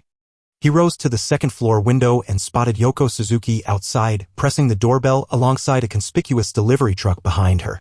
Perplexed, Takagu donned his champagne-stained trench coat, which had yet to be cleaned, and proceeded to open the door. "Miss Suzuki, how may I assist you?" he inquired, puzzled.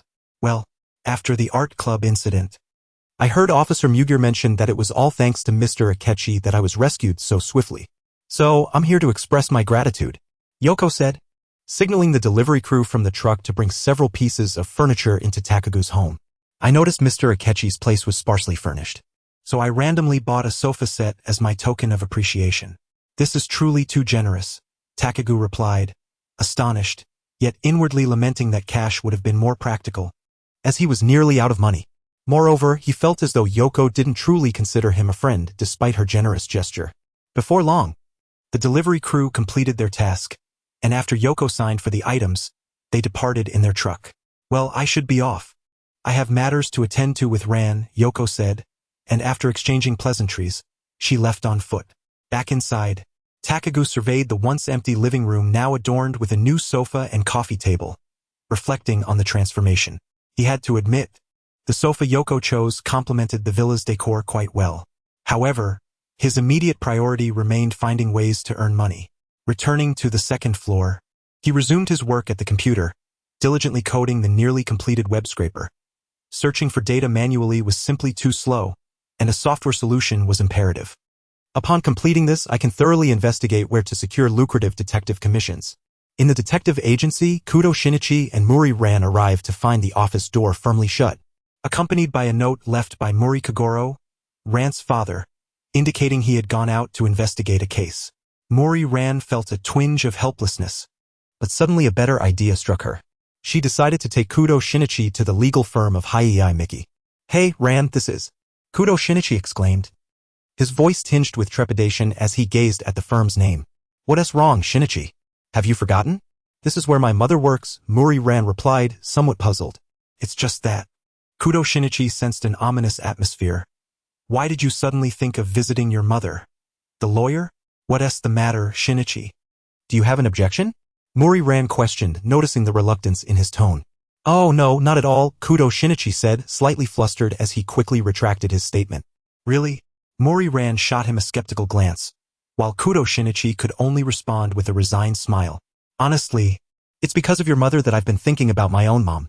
It's rare that my dad is away today, so I thought I'd come by," Muri Ran explained, leaving Kudo Shinichi with no further comment. Entering the firm, they were guided to High-Rank office by the secretary, Kuriyama Midori. At this moment, the elegant and accomplished lawyer, High-Rank, was engrossed in some documents at her desk, exuding an air of aloof authority.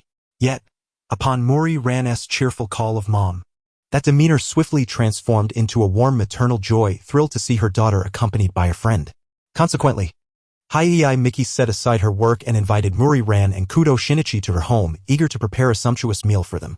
Upon hearing this, Kudo Shinichi instinctively averted his gaze, his expression conveying a sense of resignation. As night fell, at High-Rank residence, she had changed into casual attire and prepared an array of dishes, her demeanor radiating happiness. "Don't be shy, eat up," she urged, standing beside the dining table, eyeing the two high school students across from her. Kudo Shinichi and Muri Ran exchanged awkward smiles, reluctantly picking up their forks to poke at the pasta before them. "Ran, are you on a diet? You hardly touched the food I made," High-Rank remarked, a hint of disappointment in her tone which made her feel a lack of motivation. "Mom, that's not true," Muri Ran quickly countered, followed by Kudo Shinichi, who added, "Thank you, I'll make sure to eat more." With that, he twirled a forkful of pasta and took a bite. Observing their actions, High-Rank felt a sense of satisfaction. "Well, go on," she said. And as they took their first bites, she eagerly inquired, "How is it? Tasty?" Kudo Shinichi, attempting to stifle his reaction to the unpalatable dish, forced a smile and set his utensils down. "Actually, I've been on a diet as well," he offered as an excuse. High-Rank expression shifted subtly upon hearing this, prompting an uneasy foreboding in both Shinichi and Mori-ran. Fortunately, the doorbell rang, breaking the awkward tension in the room.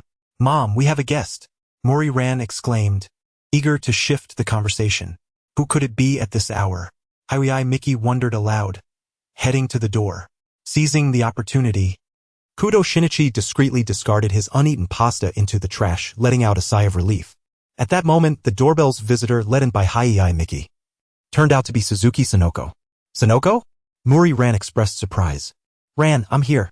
Sonoko entered with a smile, her gaze landing on Shinichi. "Kudo, hiding from the press. Are we? You still seem to be quite popular." "Blame that old hag. I can't even go home now," Shinichi replied, feeling a bit exasperated. "Perfect timing," Sonoko continued. "Though it's a bit sudden, how about we all go to Izakaya Village?" "Izakaya Village?" Mori-ran asked, puzzled, prompting Sonoko to elaborate. "A friend of my father's built a villa there and invited me for a visit." "Your father's friend, could it be?" High-Rank interjected, receiving an affirmative nod from Sonoko. "Indeed, it's the chairman of the largest izakaya chain in Japan, the Wakara Group, who also asked you to come along as a consulting lawyer." Meanwhile, Takayama had completed the coding for his web-scraping software and began searching for profitable ventures online. He swiftly extracted a multitude of information, presenting it in a concise format. Soon, Takayama discovered a commission that, while not related to solving a case, involved a straightforward engineering query with a reward of 100,000 yen. The task revolved around stabilizing a thrown manhole cover mid-air, ensuring it returned to its original position. After swiftly contacting the poster through the forum, Takayama suggested employing angular momentum conservation and installing a brushless motor akin to a gyroscope on the cover. However, the commission proved more complex than anticipated, as the poster soon provided specific dimensions and weight for the cover, requesting a more detailed response. Drawing upon his university experience in mathematical modeling, Takayama delivered a satisfactory answer.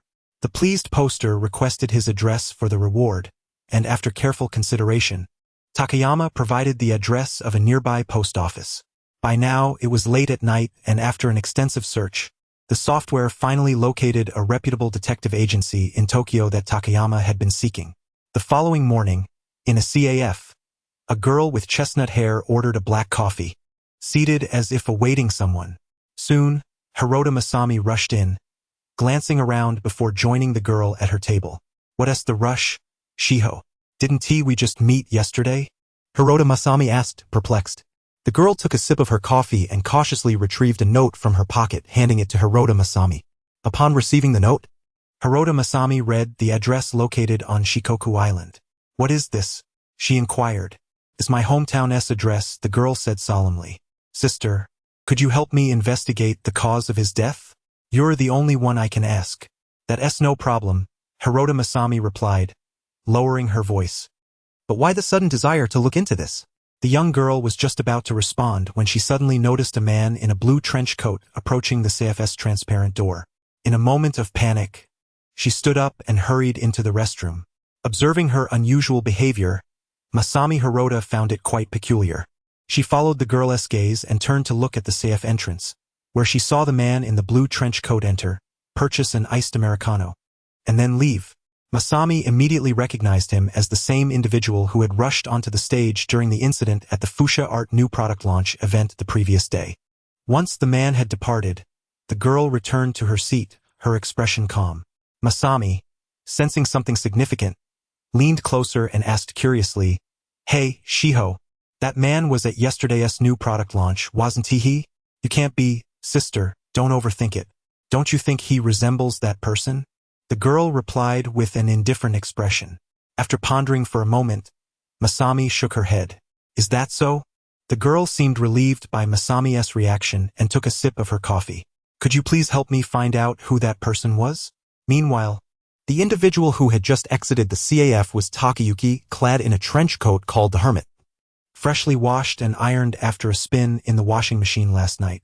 With a reliable detective agency in mind, Takayuki set off early that morning to the Detective Mediation Agency's location. In Japan, where private investigation is a legitimate profession, many individuals earn a living as private detectives. However, aside from the necessary skills, a detective also requires a certain level of notoriety to secure assignments, which poses a challenge for newcomers to the field.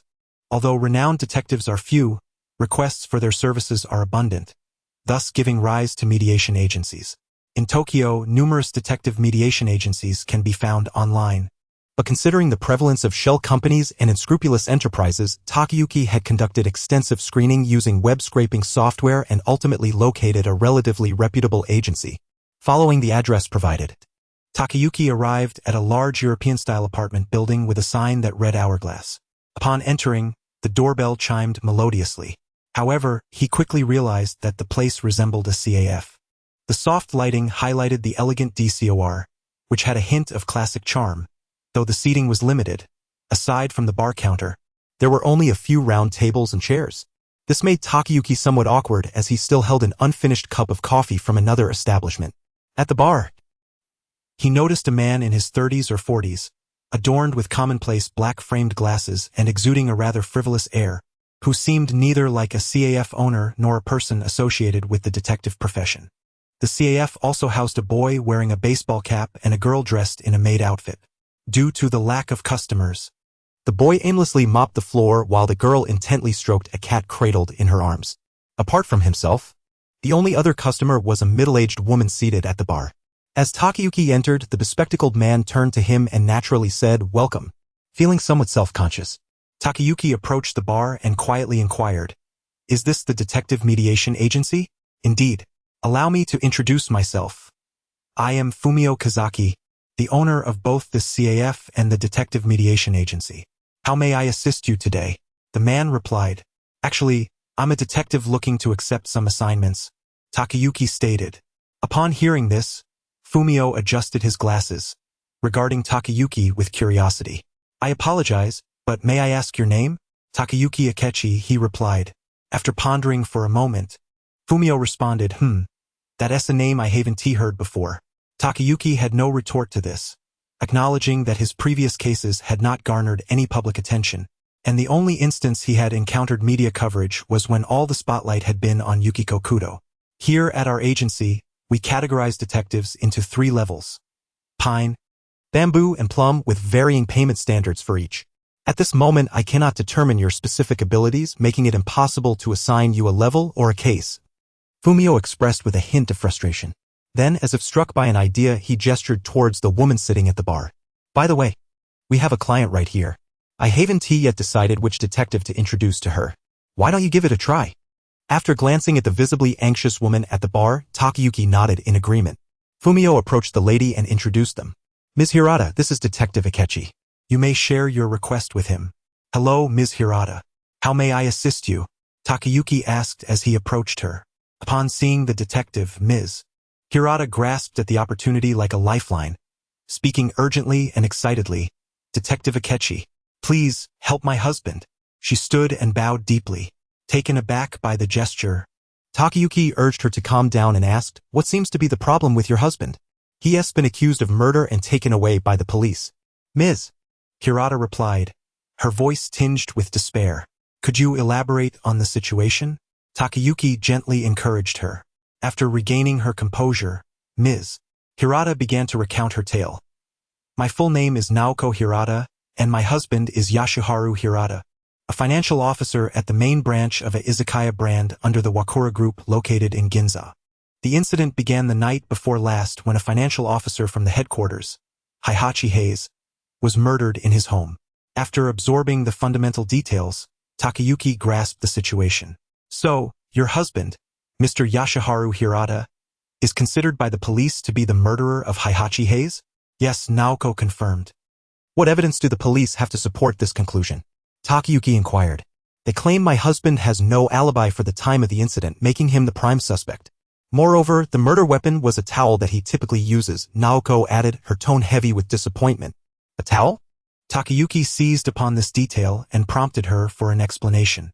"Yes, my husband tends to sweat easily, so he keeps a towel at the office," she explained. With this information, Takayuki began to formulate a plan, tapping his fingers lightly on the bar's surface. "Since Ms. Hirata has come to engage a detective, it stands to reason that you believe your husband is innocent, correct? Setting aside the police's accusation regarding the towel as the murder weapon, The primary issue lies with the lack of an alibi. As his wife, you must have a reasonable explanation, no? Naoko nodded affirmatively. Yes. That night, my husband received a phone call from someone claiming to be the financial manager from the Group's head office, asking to meet him at a bar. At this revelation, Takayuki smiled slightly. The police didn't accept your testimony, presumably because there were no surveillance cameras at the bar where you met? Yes, she confirmed.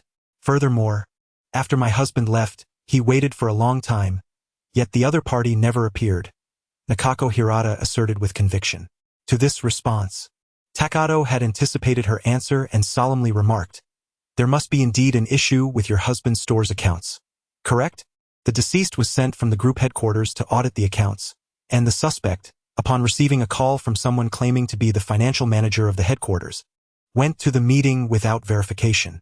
The only logical conclusion is that there is a problem with the store's accounts, and the suspect, Yoshido Hirata, must be an informed party. That is indeed the case, Nakako Hirata conceded without rebuttal, but soon added, however, it was the store manager who compelled my husband to act in such a manner. What about the manager's suspicion? Takato immediately inquired. If this case arose from the store's accounting issues, then the primary suspect should be the manager who instructed your husband. Regarding this, Nakako Hirata hesitantly replied, I am not certain. Oh? Takato expressed surprise and Nakako Hirata continued with rising agitation because yesterday, the police took my husband and the manager for questioning, and today the manager was released while my husband was identified as the prime suspect. Takato felt quite helpless at this outcome, tapping his fingers on the bar's surface in contemplation, until he suddenly asked, do you know who is in charge of this case? Nakako Hirata shook her head. I do not know the name, but I remember the leading officer was plump and wore an orange coat. That must be Officer Muro, Takato deduced. Upon hearing this familiar description, he realized Nakako was referring to Officer Muro from the 1st Division of the Tokyo Metropolitan Police, and he happened to have his contact information. However, considering his current standing, would he be able to extract more clues from Officer Muro? With a tentative mindset, Takato decided to call Officer Muro. Hello? Is this Officer Muro? Takato greeted as the call connected. It's you, Akechi. What can I do for you? Came Officer Muro's polite response from the other end. It feels rather awkward to say, but I have just taken on a commission regarding the case of Yoshido Hirata. Before Takato could finish, Officer Muro interjected, oh, this case? So, Mrs. Hirata entrusted it to you? I apologize, but since the investigation is still ongoing, I cannot disclose any further information. Hearing this, Takato sensed Officer Muro was about to hang up, so he quickly added, I was wondering how the manager's suspicion was eliminated? To this, Officer Muro replied, I can only say that the manager, Masakazu Komura, was with store clerk Ayumi Furuya at the time of the incident, providing a perfect alibi. After saying this, Officer Muro hung up. Perfect alibi, indeed? Takato murmured to himself, then smiled. What did the officer say? Nakako Hirata eagerly inquired as Takato lowered his phone. Let us go find Ayumi Furuya. From Officer Muro's words, Takato had identified the next target for investigation, and he stood up to ask Nakako Hirata, do you know Ayumi Furuya? Yes, I do. She is the manager at my husband's store, Nakako Hirata replied, and the two prepared to set off in search of Ayumi Furuya. Observing their departure, Fumio Kadai quickly called out, requesting they inform him of any results from their inquiries, which Takato assured him they would. Under Nakako Hirata's guidance, Takato finally found Ayumi Furuya at her residence. However, unexpectedly, upon arriving at the apartment where Ayumi lived, he saw an officer exiting the premises. Recognizing the young male officer as Takagi Wataru from the 1st Division of the investigation team, Takato immediately called out to him. Officer Takagi. Upon reaching him, Takato greeted. Oh, excuse me, may I ask who you are? Takagi looked surprised at being called by name and then glanced at Nakako Hirata. Mrs. Hirata, how? I apologize for not introducing myself. I am Akechi Takato, a detective. Today, I am investigating the case of her husband at her behest. Takato introduced himself. You are Detective Akechi. I have heard of you. A pleasure to meet you. But how did you recognize me?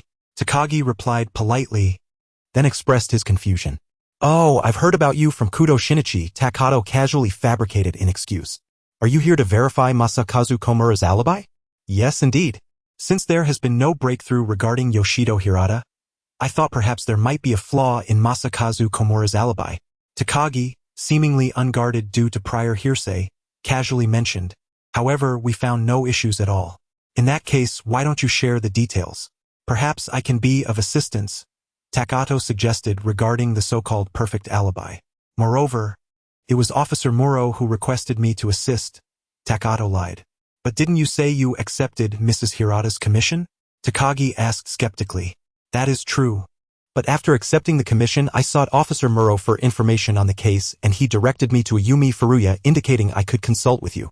Otherwise, I wouldn't even know about the alibi, Takato replied, blending half-truths to convince Takagi. Thus, the three of them descended to the ground floor, entered Takagi's car, and began discussing the case. What does Detective Akechi wish to know? Takagi inquired. The cause of death and the time of death. Takato posed two crucial questions.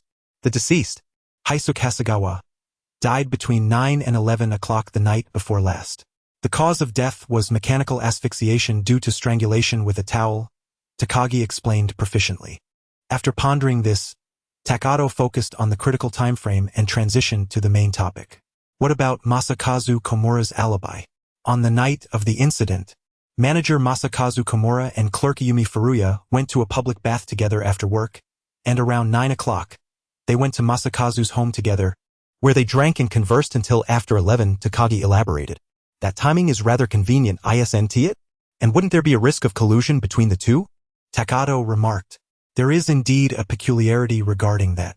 However, during our inquiries, we discovered that Ayumi Furuya is a person sent from the headquarters and has no direct interests with Masakazu Komura, nor does she handle financial matters, making her testimony highly credible. Moreover, Masakazu's alibi is not solely based on this, Takagi explained. Did Masakazu Komura step out at any point, or did Ayumi Furuya fall asleep? After hearing Takagi's clarification, Takato was convinced that this alibi must have been deliberately constructed and thus proposed two possibilities. Ayumi Furuya did not fall asleep, but Masakazu Komura did step out, Takagi clarified, prompting Takato to express curiosity with a slight O, awaiting further explanation. According to Masakazu Komura's wife, around 9 o'clock that evening, she remembered they were running low on body wash, so Masakazu went out to purchase some. He was gone for approximately 20 minutes. And both his wife and Ayumi Furuya can corroborate this, Takagi continued. What about the store where he bought the body wash? Takato inquired. This matter has been verified by our police. The surveillance footage from the store confirms that around 9:12 p.m. that evening, Komura Masanori indeed went there to purchase shower gel. We also calculated the time required for the round trip to the convenience store, which is approximately 20 minutes. It would take about the same amount of time to drive from Komura Masanori's home to the crime scene. Thus he would not have had the opportunity to buy the shower gel and then commit the murder. Takagi explained. Is it possible that the victim was killed elsewhere and the body was later moved to the victim's home? Higashi inquired. That is not a possibility. The victim's home is the primary crime scene, and there are no signs of a staged scene or body relocation, Takagi replied. Upon hearing this answer, Higashi fell into contemplation. From a temporal perspective, this alibi is indeed flawless, but its perfection renders it suspicious. A clever manipulation of time, perhaps? Higashi pondered this question and soon recalled something, prompting him to ask, how did Ayumi determine the time? How did he know that he arrived at Komura Masanori's house before 9? His watch, Takagi responded, somewhat puzzled. Ayumi has a habit of wearing a watch. When he arrived at Komura Masanori's home, he checked the time and noted that it was before 9. Furthermore, he confirmed that his watch was synchronized with the clock in Komura Masanori's house. Suddenly, Takagi realized Higashi's intent. Detective Akechi, you can't be suspecting that Ayumi's watch was tampered with, can you? That is impossible, as there are other people who can corroborate the time. How so? Higashi asked. That evening, when both individuals arrived at Komura Masanori's house, they felt somewhat hungry, so Komura Masanori ordered delivery from a nearby ramen shop. Ayumi confirmed that the ramen arrived shortly after 9, Takagi explained. Moreover, as a personal item, no one had the opportunity to tamper with the watch. Thus, Komura Masanori's alibi is perfect and the likely culprit remains Hirata Yoshiyuki. Impossible. My husband could not be the murderer. It must be that Komura Masanori colluded with Ayumi to frame my husband. Mrs. Hirata Naoko, who had been silent until now, shouted in agitation upon hearing Takagi's words. However, the current evidence indeed, Takagi wanted to elaborate, but seeing Mrs. Hirata's expression, he felt it prudent to refrain from further provocation. He turned to Higashi, hoping he could soothe her emotions. However, what Takagi saw was Higashi wearing a knowing smile. Detective Akechi, what are you thinking? Takagi asked tentatively. I believe I have nearly pieced it together, Higashi replied. I only need to confirm with 2 more individuals. Who are those 2? Takagi inquired. The delivery staff from the ramen shop that evening and Ayumi, Higashi stated. Thus, Takagi promptly took the 2 back to Ayumi's apartment, where Higashi asked Ayumi a singular question, did you fall asleep while taking a bath? Afterwards, Takagi drove the 3 to the ramen shop, where they found the staff from that day and asked just one question, who opened the door when the ramen was delivered to Komura Masanori's house? Ayumi's response indicated that he had dozed off for a brief period due to the relaxing massage after his bath, while the staff confirmed that it was Komura Masanori's wife who opened the door. With this revelation, Higashi wore a triumphant smile, assured of the accuracy of his deductions. Detective Akechi, what have you concluded? Takagi asked, observing Higashi's expression. I have unraveled the method behind the alibi. Higashi replied with a smile. This pleased Mrs. Hirata, while Takagi expressed curiosity to hear Higashi's explanation. At that moment, Takagi's phone rang, displaying Officer Megur's name. Hello, Officer Megur. We have cracked Komura Masanori's alibi. Takagi began, eager to showcase his findings, but was interrupted by Megur's voice. Forget about that for now. Komura Masanori has gone missing. The location is in the garage of his apartment. You must assist Officer Sato there. I need to head to Jigoya village, where another bizarre murder case has just occurred. As they drove towards Komura Masanori's apartment, Higashi and Mrs. Hirata sat in Takagi's car. Along the way, Takagi could not resist asking Higashi about the alibi issue, to which Higashi quickly provided an answer. This technique is quite simple, Higashi said. One merely needs to advance Ayumi's watch and the clock in Komura Masanori's house by about an hour. Wait, but the watch is Ayumi's personal item, Takagi questioned, puzzled. Higashi quickly clarified, however, weren't they together at the public bath? No one would carry their watch while bathing, and Ayumi even fell asleep afterwards. But even if Ayumi's watch and the clock were set back by an hour, it would only confuse Ayumi's timing. The convenience store and ramen shop times remain as references. Komura Masanori could not have made a mistake in the timing with the store clerks. Besides, there is surveillance footage with a clear timestamp, Takagi continued to ask. Now let us reconsider the events of that evening, incorporating my earlier premise that the time was advanced by an hour. Do you think the situation appears different? Higashi suggested. Thus, Takagi began to ponder aloud, let me think. If we accept this premise, Ayumi stated that he and Komura Masanori arrived at the latter's home near 9, which means they must have actually arrived before 10. At this point, Takagi experienced a moment of clarity. Indeed, when they reached Komura's home, it was already past 9 and approaching 10. Prior to that, they were bathing at the public bath, and during that time, Ayumi had even dozed off. Therefore, Komura Masanori had ample time to sneak out to the convenience store and purchase the shower gel around 9, thereby leaving behind surveillance evidence. Higashi explained. Yet, how do we reconcile the timing with the ramen shop? The staff indeed delivered the ramen after 9, and if the earlier premise holds, the actual delivery time should have been after 10. Takagi posed a new question, to which Higashi smiled knowingly. This explanation is even simpler. The ramen shop did deliver around 9, but you should recall that when I asked the staff, they said that it was Komura Masanori's wife who answered the door. Higashi elucidated. In other words, the staff did not see whether Komura Masanori and Ayumi were home at that time. Ah, now I understand. This means that Mrs. Komura had ordered the ramen in advance, Takagi remarked, but then paused, sensing a lingering doubt. But wait, Ayumi's testimony indicated that he heard someone knocking, and then Mrs. Komura went to open the door to bring in the ramen. Moreover, ramen would be overcooked after an hour. That's not difficult at all, Higashi replied, somewhat exasperated by Takagi's reaction. As long as they ordered ramen once more before 10, it would suffice. However, if they call again, the staff at the ramen shop should remember, right? Takagi Wataru felt himself on the verge of being convinced, yet he voiced his lingering doubts. You fool. Takato sighed. Must you insist on ordering from the same establishment for delivery? Oh, so it can be like that, Takagi exclaimed, suddenly enlightened. If this were the case, everything would fall into place. By this reasoning, the testimony stating that Komura Masaki left his home around 9 to purchase shower gel actually referred to a time closer to 10. And he wasn't going to buy shower gel, he was going to commit murder. However, when did Koyama Ayumi adjust the time on her watch? Takagi pointed out the crux of the matter, yet his last remark left Takato speechless. Have you forgotten what those two were doing that night? They were drinking and chatting until the wee hours. After consuming so much alcohol, it's likely that Koyama Ayumi was not in a clear state of mind to reset her watch's time. This implies that to execute such a scheme, Komura's wife must certainly be an accomplice. Moreover, there must have been another ramen shop that delivered ramen to the Komura residence around 10 o'clock. Takagi concluded. Turning to Takato, I truly appreciate your insight, Detective Akechi. I will diligently investigate this matter. Soon after, Takagi led the two to the underground parking garage of Komura Masaki's apartment. By this time, several officers had already cordoned off the area, and the leading female officer was Sato Mawako, a sergeant from the investigative division. Officer Takagi parked nearby and instructed the two to wait in the car while he approached Sergeant Sato.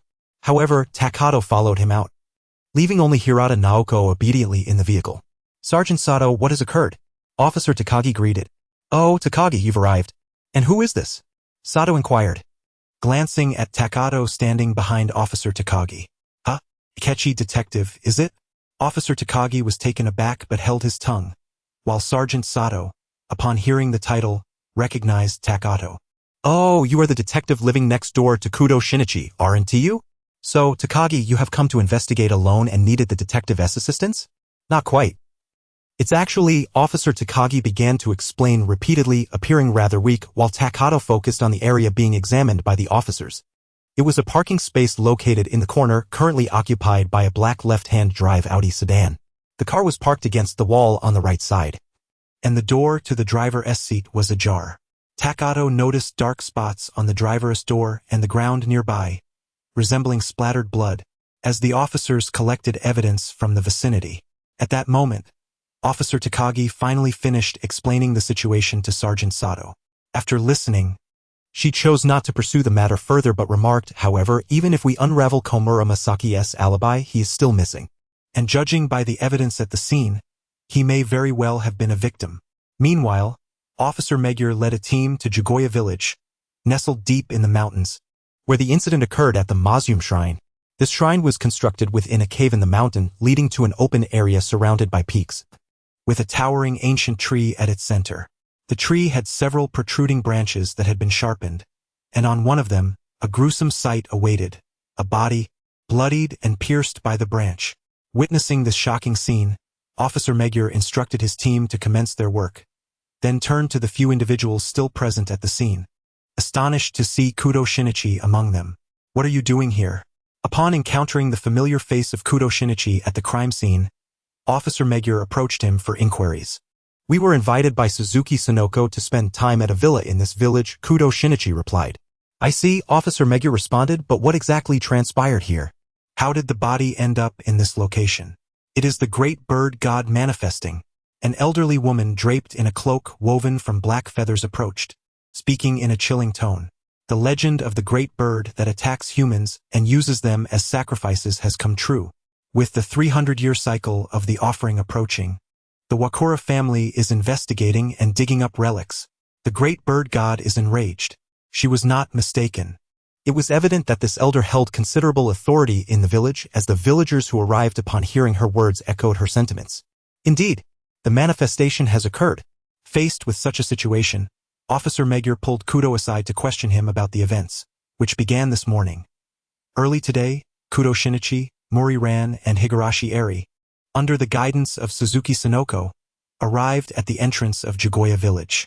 This location was nestled among mountains, far from populated areas. Upon reaching the stop, Suzuki Sonoko ceased to lead them and waited there. Since they were on a leisure trip, Mori Ran, Suzuki Sonoko, and Higurashi Eri all wore fashionable attire, while Kudo Shinichi, unable to return home, remained in his school uniform. Before long, someone from the village approached to greet them. Upon seeing the middle-aged man leading the group, Suzuki Sonoko stepped forward to greet him. Uncle Wakura, long time no see. The man appeared to be in his 50s, still vigorous, with a warm smile. Upon recognizing Suzuki Sonoko, he greeted her cheerfully, yes, welcome. He was Wakura Yuumi, the chairman of the Wakura group, followed by a young man and woman. Hello. Higurashi Eri also stepped forward to greet Wakura Yuumi. He smiled in return, saying, long time no see. Subsequently, Higurashi Eri and Suzuki Sonoko introduced Muri Ran and Kudo Shinichi to Wakura Yuumi, who welcomed their arrival with delight. Welcome to the village with the great bird legend. Intrigued by this statement, Suzuki Sonoko began to inquire about the story behind the great bird legend, prompting Wakura Yuumi to recount the village's tale. He explained that long ago, a giant shrike had appeared in the village, taking villagers as sacrifices. Those it attacked would be impaled on trees, reminiscent of how a shrike would pierce its prey, such as insects or frogs, onto branches. While he narrated the legend, Kudo and the others learned that the young woman accompanying Wakura Yuumi was his daughter, Wakura Misa, and the young man was a university student named Kosaka Sho, assisting Wakura Yuumi in investigating the great bird legend. After exchanging pleasantries, Wakura Yuumi led the group to Jugoya village. Before long, they arrived at a narrow suspension bridge woven from vines, connecting to wooden planks, with a dilapidated wooden sign indicating the name Jugoya village. Crossing the suspension bridge marked their true entry into Jugoya village. Under Wakura Yuumi's guidance, they traversed a winding mountain path and soon reached the village's iconic structure, the Mazume Shrine.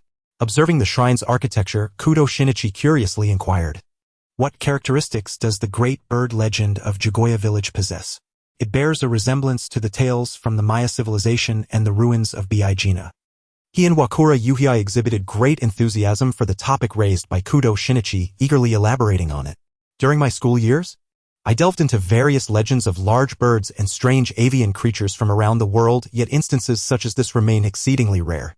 The village possesses similar relics, perhaps remnants of the ancient Maya civilization that once reached Japan. It could indeed be a remarkable discovery. As they conversed, the group quickly arrived at the heart of the shrine, a clearing surrounded by mountains where a towering ancient tree stood majestically at its center. This tree, nearly 10 meters tall, boasted a robust trunk and lush foliage, yet curiously bore several pointed branches that jutted out prominently. Before the ancient tree lay a substantial round log, horizontally placed with two bases beneath its ends resembling a bench. In front of the log rested a large circular stone exuding an air of peculiarity. What is this? Kudo Shinichi inquired, his astonishment evident. The villagers refer to it as the Kamisumi tree, also known as the Tree of Sacrifice, which was once the site for offering live sacrifices to the great bird god. Kosaka Sho stepped forward to explain, adding that the log nearby is known as the Kamichu tree, said to be where the great bird god alighted. Live sacrifices? Kudo Shinichi pondered, his thoughts turning dark. Indeed, Kosaka Sho continued, according to the method by which the Japanese nightingale pierces its prey, live sacrifices were offered here. It is said that, in the past, to appease the great bird god's wrath, villagers would select a sacrifice to tightly embrace this Kamichu tree, praying to the great bird god for protection against famine and disaster. If the great bird god accepted their prayers the following morning, the chosen sacrifice would be found impaled upon the branches of the Tree of Sacrifice. Wakura Yuhei interjected, however, nowadays, the belief is that simply hugging the Kamichu tree and making a wish will fulfill one's desires. Such Kamisumi trees can be found throughout the village. As they spoke, a police officer riding a bicycle and carrying a box happened upon them. Wakura Yuhei greeted him, and the officer, having parked his bicycle, returned the salutation and inquired about the gathering. Ah, yes, indeed. It is a splendid day, Wakura Yuhei replied, introducing the group to the village's resident officer, Tsukahashi Ichizai. Noticing the box he carried, he asked, "Are you here for something related to the shrine, officer?" "Indeed, I have been dispatched to assist in preparations for the festival," Tsukahashi Ichizai responded, carrying the box towards a nearby cave. "Uncle, is there a festival event?" Suzuki Sonoko asked curiously. "In 3 days," Wakura Yuhei replied. "What kind of event is it?" Mori Ran inquired, clearly intrigued. In response, Kosaka Sho began to explain, "It is a tradition of the Yamabato Shrine, where participants dress as birds, singing blessings and dancing to pacify the violent spirit of the great bird god. However, this year is particularly special, isn't it, officer?" He glanced at Tsukahashi Ichizai, who was still busy moving items. "Yes, indeed. In the inner courtyard, There is a national treasure-level ancient mirror that can only be seen once every 300 years. Tsukihashi Ichizai replied, his excitement palpable. Correct. 3 days from now marks the 300-year occasion. Kosaka Sho exclaimed, equally exhilarated. Really? Once every 300 years. We are incredibly fortunate. Suzuki Sonoko and Muri Ran could hardly contain their excitement. I've heard that the mirror resonates with the tree of sacrifice, leading to incredible phenomena such as an eclipse. Kosaka Sho added, moving closer to the Kamisumi tree while Wakura Misa also approached, gazing up at the grand tree. But the next total solar eclipse in Japan should be in 2035. Right? Kudo Shinichi questioned. Perplexed. Quite absurd, Wakura Yuhei remarked. The villagers are always anxious about curses, leading to a somewhat paranoid atmosphere. However, before he could finish, a sharp, high-pitched sound suddenly echoed throughout the village and mountains, causing a multitude of birds to take flight into the sky. The group, bewildered, looked up at the flurry of birds, and Wakura Misa, seemingly struck by a thought, walked over to Kudo Shinichi and said, well, this is a rare opportunity, let us stay until the festival concludes. At that moment, the strange noise ceased and Suzuki Sonoko, slowly shifting her gaze towards the Kamisumi tree, suddenly screamed.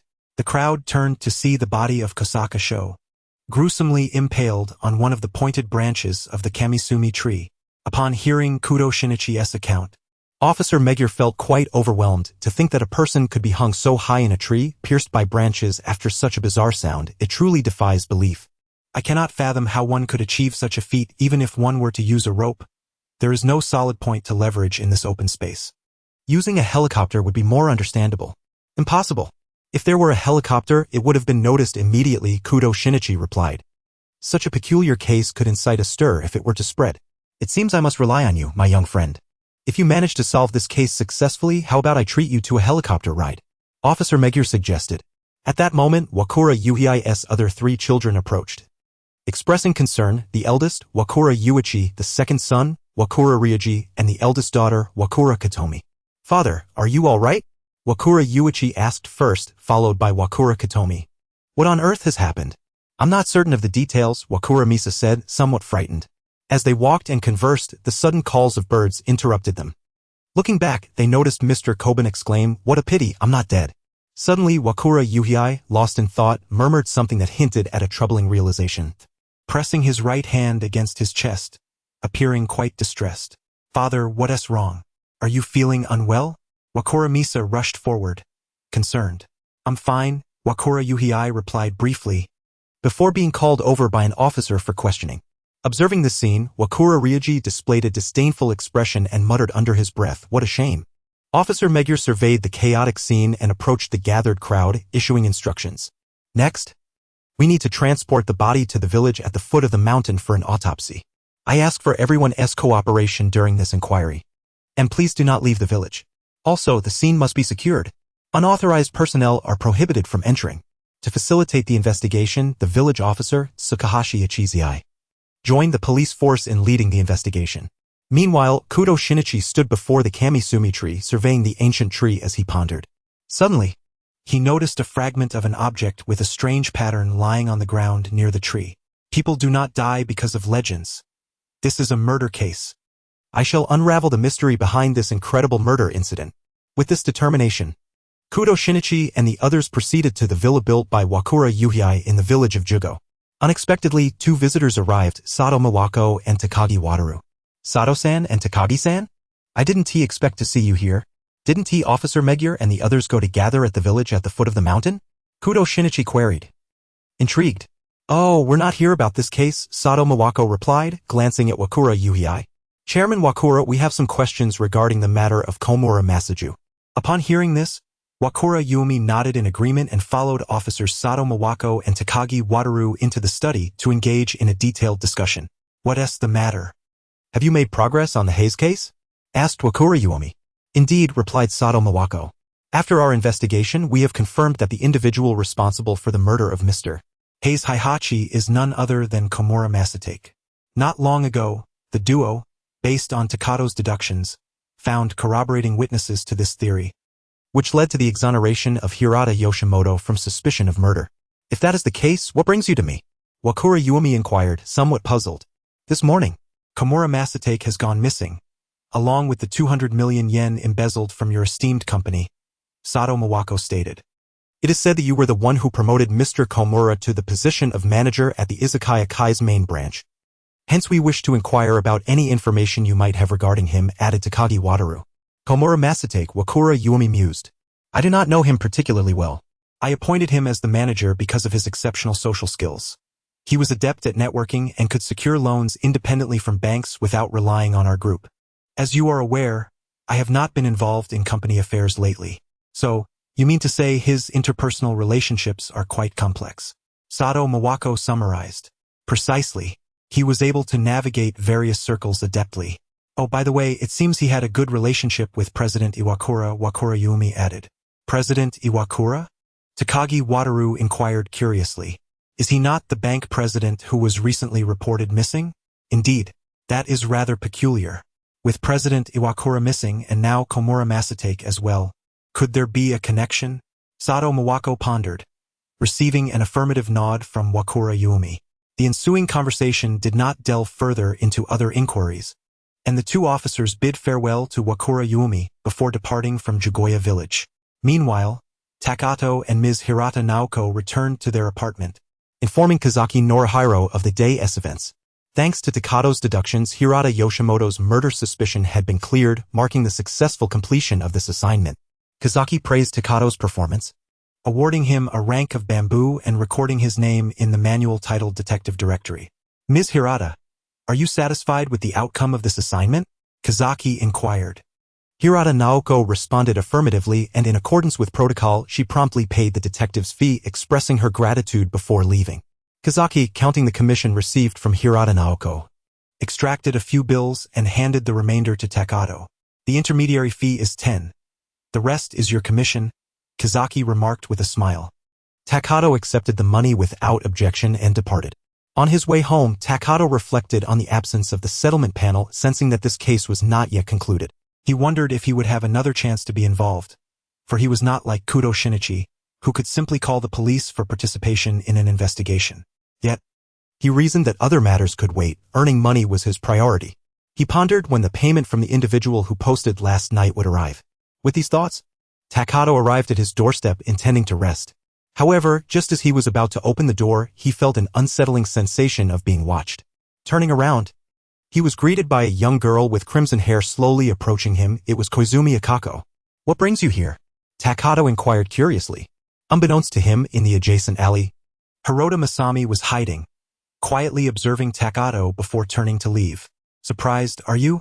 Koizumi Akako said with a proud smile. Takato, feeling exasperated, retorted, How did you find me? You should watch the news more often.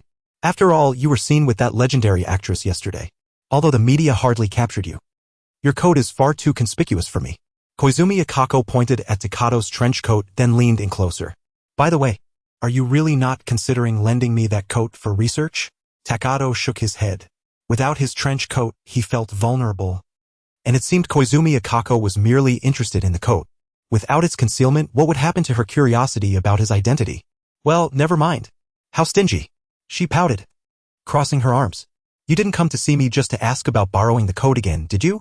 Takato asked. Of course not, Koizumi Akako replied, adopting a serious tone. You are aware of Kuroba's identity, right? Yes, Takato acknowledged. If he finds himself in danger, you will help him, won't you? Koizumi Akako pressed. Naturally. It is a promise, Takato affirmed. But what danger could he possibly be in? He questioned, puzzled. When the ancient clock tower of Kogen chimes its 20,000th bell, the light magician shall descend from the eastern sky and eradicate all criminals, Koizumi Akako stated solemnly, uttering the dramatic prophecy. Takato recognized it as a reference to the original work where this prophecy foretold the first aerial confrontation between Kaido Kuroba and Kudo Shinichi. But is this event truly set to occur soon? He asked. The night of the fourth day hence at midnight at the Igoda clock tower. His announcement was overshadowed by the legendary actress's publicity yesterday, Koizumi Akako explained. So, you will assist when the time comes, right? Of course, Takato replied. Even if he chose not to help, he believed Kuroba would manage to escape unscathed. However, seeking opportunities to engage with Kaido Kuroba would not be a bad idea, as he had many questions regarding his disguise techniques. In that case, I have nothing more to discuss. Farewell, Detective. Koizumi Akako waved at Takato and turned to leave. Just a few steps away, she suddenly turned back to add, by the way, whenever you decide to let me examine that coat, I am always welcome. Takato politely bid her farewell, inwardly lamenting, unless I acquire a second coat, I cannot risk lending it to you. As night fell over Jigoya village, at the Wakura family villa, dinner preparations were underway. Apart from Wakura Yuumi, who was resting in his room, the rest of the household gathered in the living room. Observing the various avian decorations throughout the villa, Kudo Shinichi expressed curiosity and turned to the more amiable Wakura family daughter, Wakura Misa. It seems your father has a great fondness for birds. Yes, he is quite serious about investigating the legend of the great bird, Wakura Misa replied. Just then, Wakura Yuichi interjected, he even purchased the land of this village. His enthusiasm is remarkable. As he spoke, Wakura Yuichi pulled out a cigarette, preparing to light one. But upon noticing the number of people in the living room, he excused himself and stepped outside to smoke. Meanwhile, Wakura Ryuji grew restless and rose to enter the inner room. Kudo Shinichi pondered for a moment and continued, speaking of such legends, they are generally fabricated to deter tomb raiders from plundering treasures, aren't they? Akagawa Misa shook her head.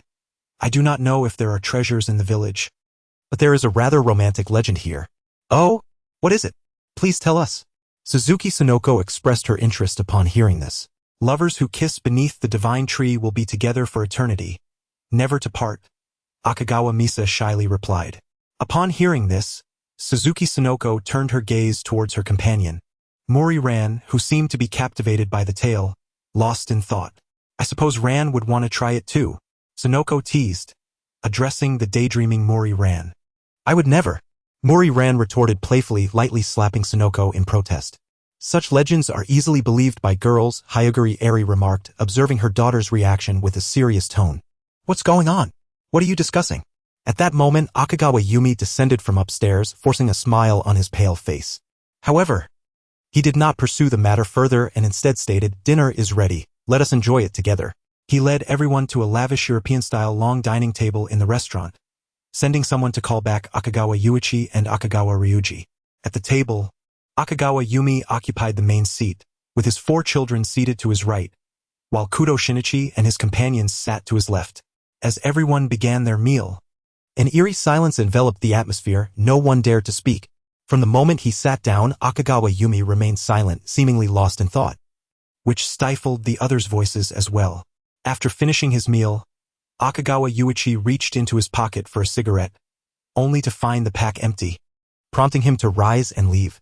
Suddenly, Kudo Shinichi recalled something and produced a shard he had discovered at the crime scene.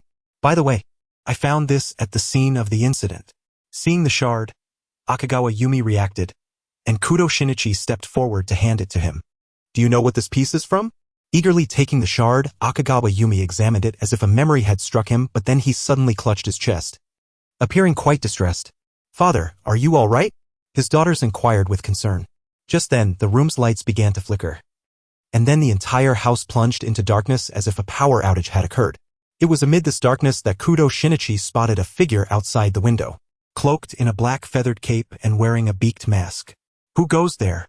He shouted, immediately giving chase.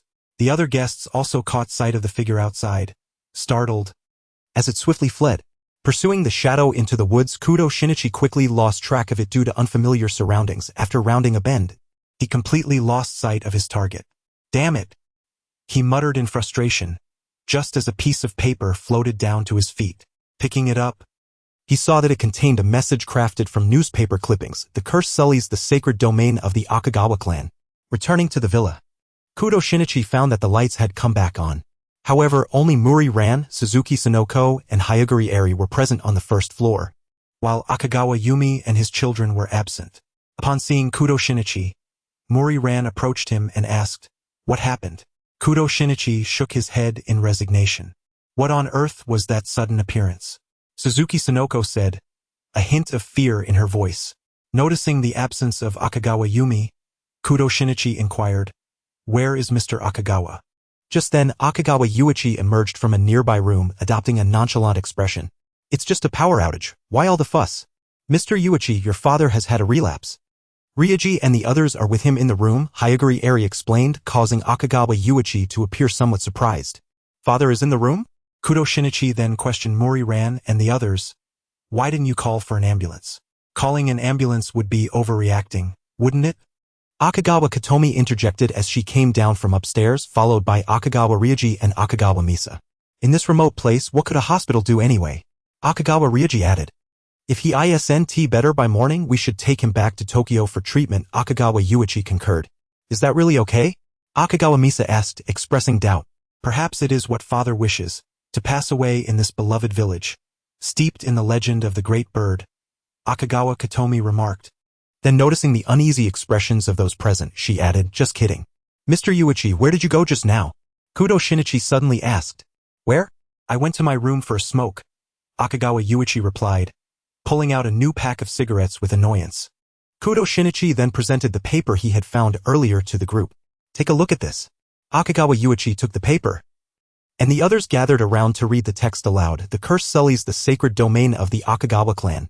The sight of such a message left the Akagawa family in shock.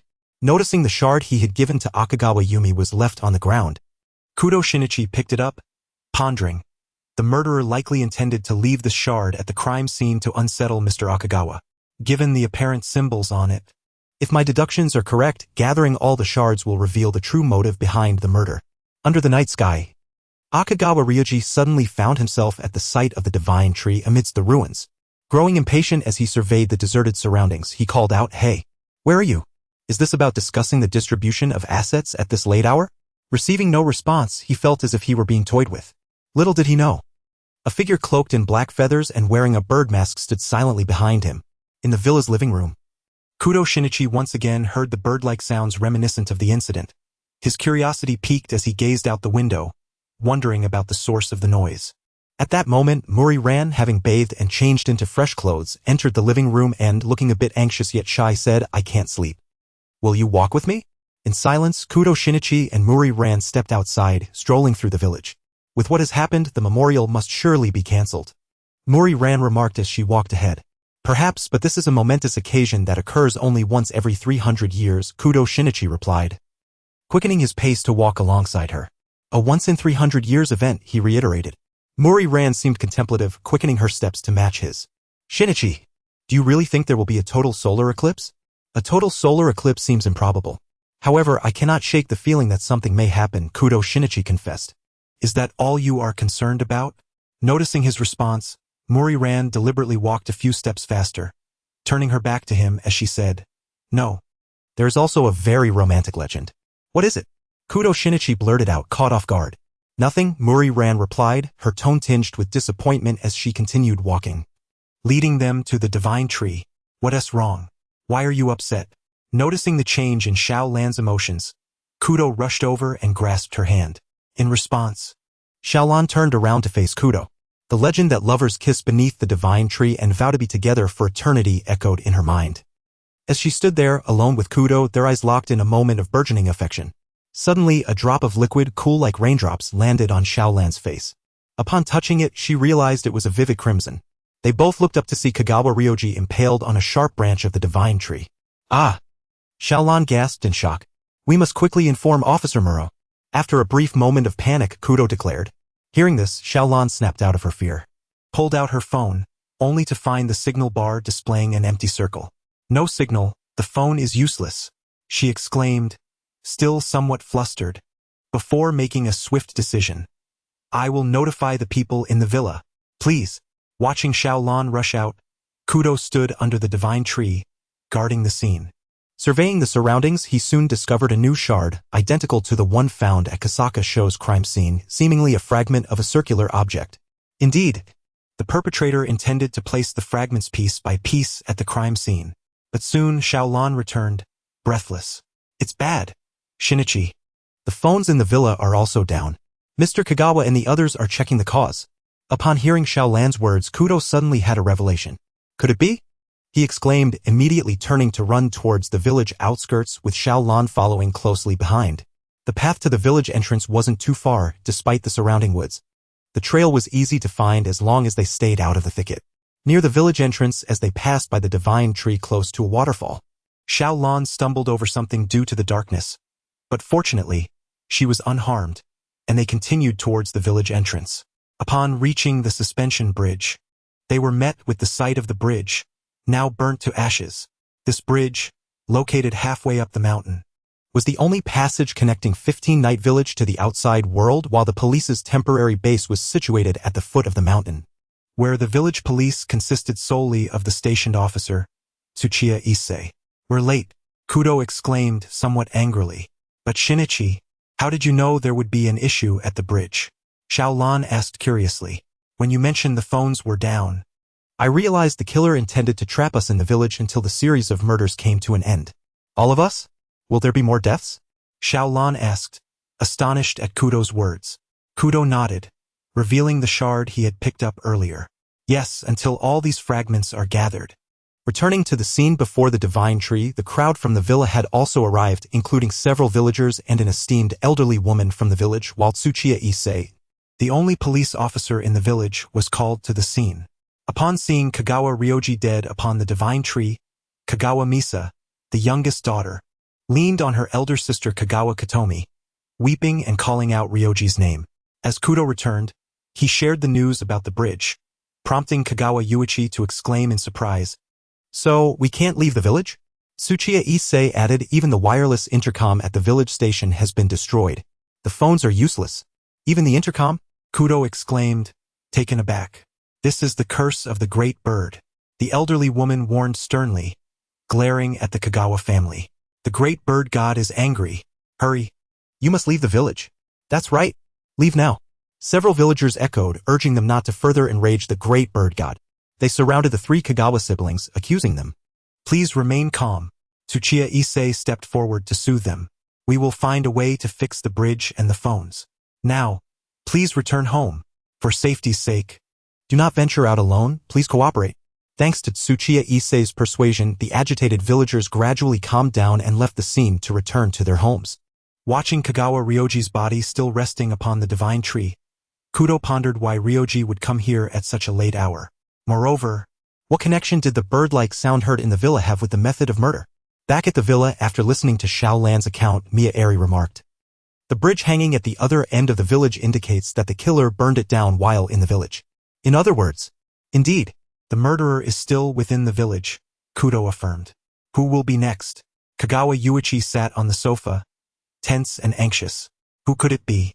He added, glancing at Kagawa Katomi, who, with a quivering voice, suggested, "Perhaps it will be me, or you, Yuichi." "Misa, maybe it will be you," she continued, looking at Kagawa Misa, who stood beside them. Observing the three in mutual suspicion, Kudo interjected, "After dinner, at around 9 o'clock, Ryoji was still in the villa, as everyone can confirm. Xiao Lan and I went out for a walk and discovered the body at 11. He then surveyed the crowd in the living room, asking, between 9 and 11. I would like to confirm everyone's alibi." "Alibi?" Kagawa Yuichi reacted, somewhat agitated.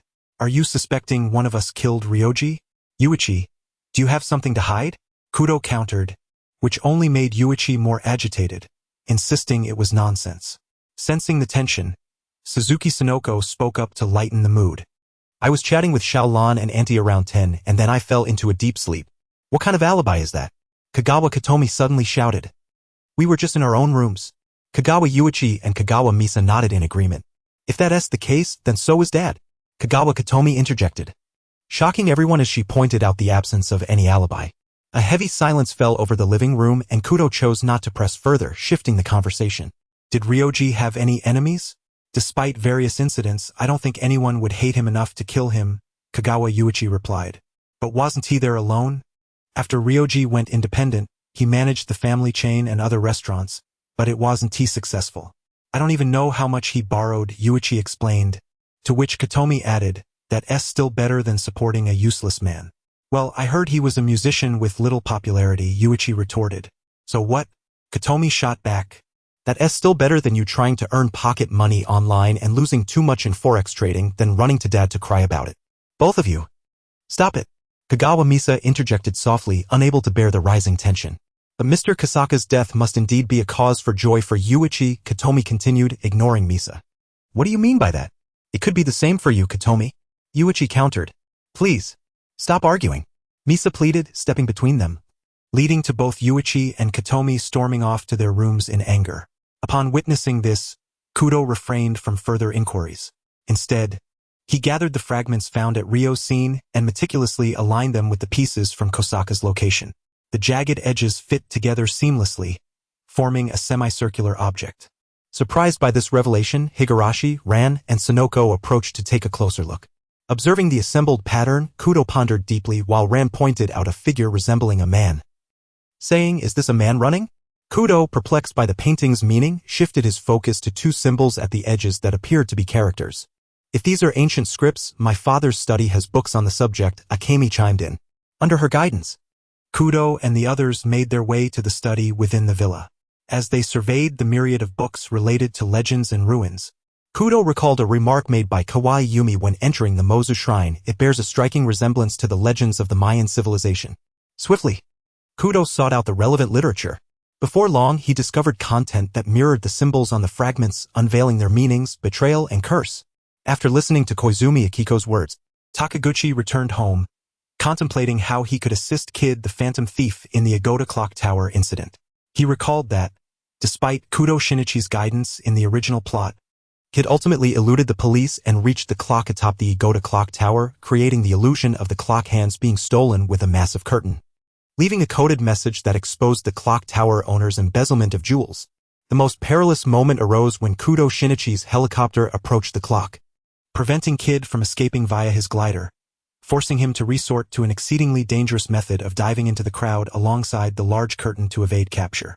With this thought, Takaguchi seemed to gain a semblance of clarity. He then set out for Tuchome, 22, Mihakacho, to visit Agasa's residence, the abode of a crucial character in the Detective Conan universe, Dr. Agasa, a brilliant inventor. Upon knocking on Agasa's door, the rotund, silver-haired man answered, appearing far younger than his years. This was Takaguchi's first visit to Agasa's home since moving in. After introducing himself, Takaguchi expressed his keen interest in Agasa's inventions, prompting the doctor to invite him inside with great enthusiasm. "Ah, you truly appreciate my work. That Shinichi always claims my inventions are mere scrap metal." Lacking any understanding of an inventor's romance, Dr. Agasa exclaimed with hearty laughter, swiftly shifting the conversation. "By the way, Takaguchi, you mentioned you're studying software engineering? Perfect. I'm currently developing a photo editing software that maximizes the clarity of images based on the weather, time, lighting, temperature, and location at the time of capture. While I've nearly implemented all these features, the software crashes when I attempt to integrate them. Could you assist me?"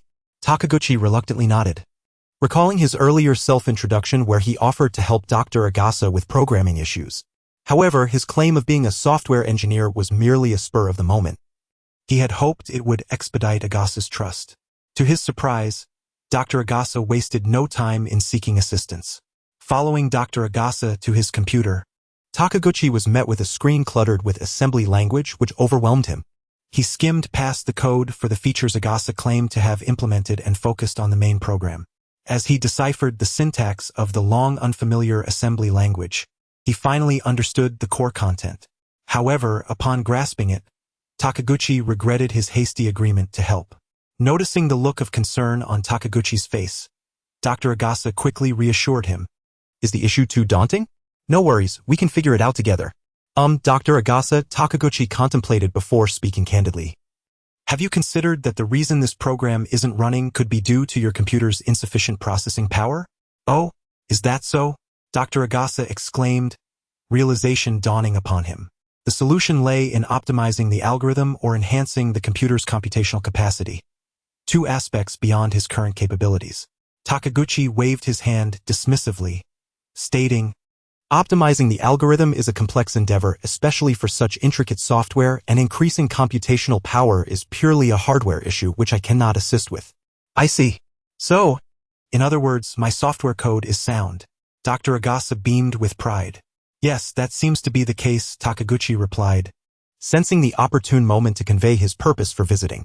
"Speaking of which, Dr. Agasa, didn't you invent a unique rubber material with over tenfold elasticity?" "Indeed. That was a groundbreaking invention.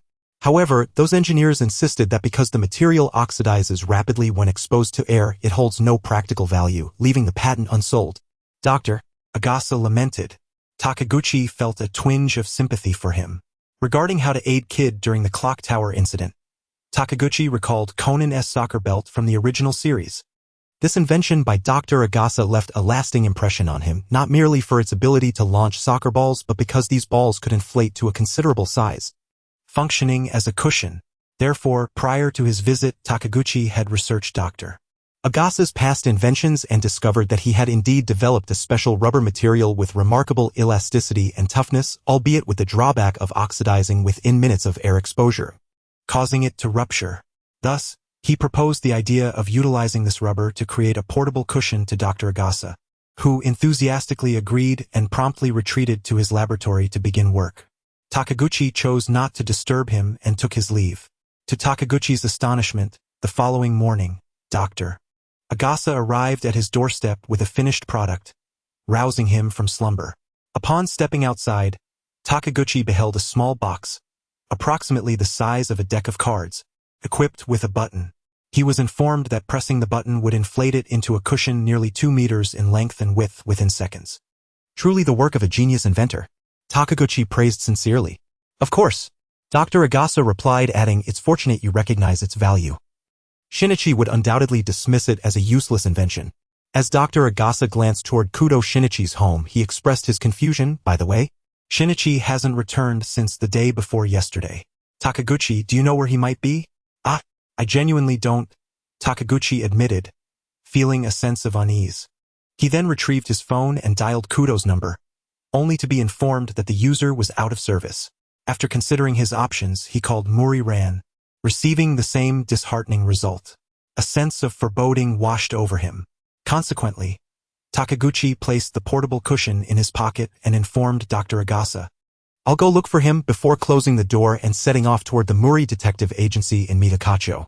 Yesterday, Takayama was preoccupied with a commission at the detective agency and did not notice whether Shinichi Kudo was home.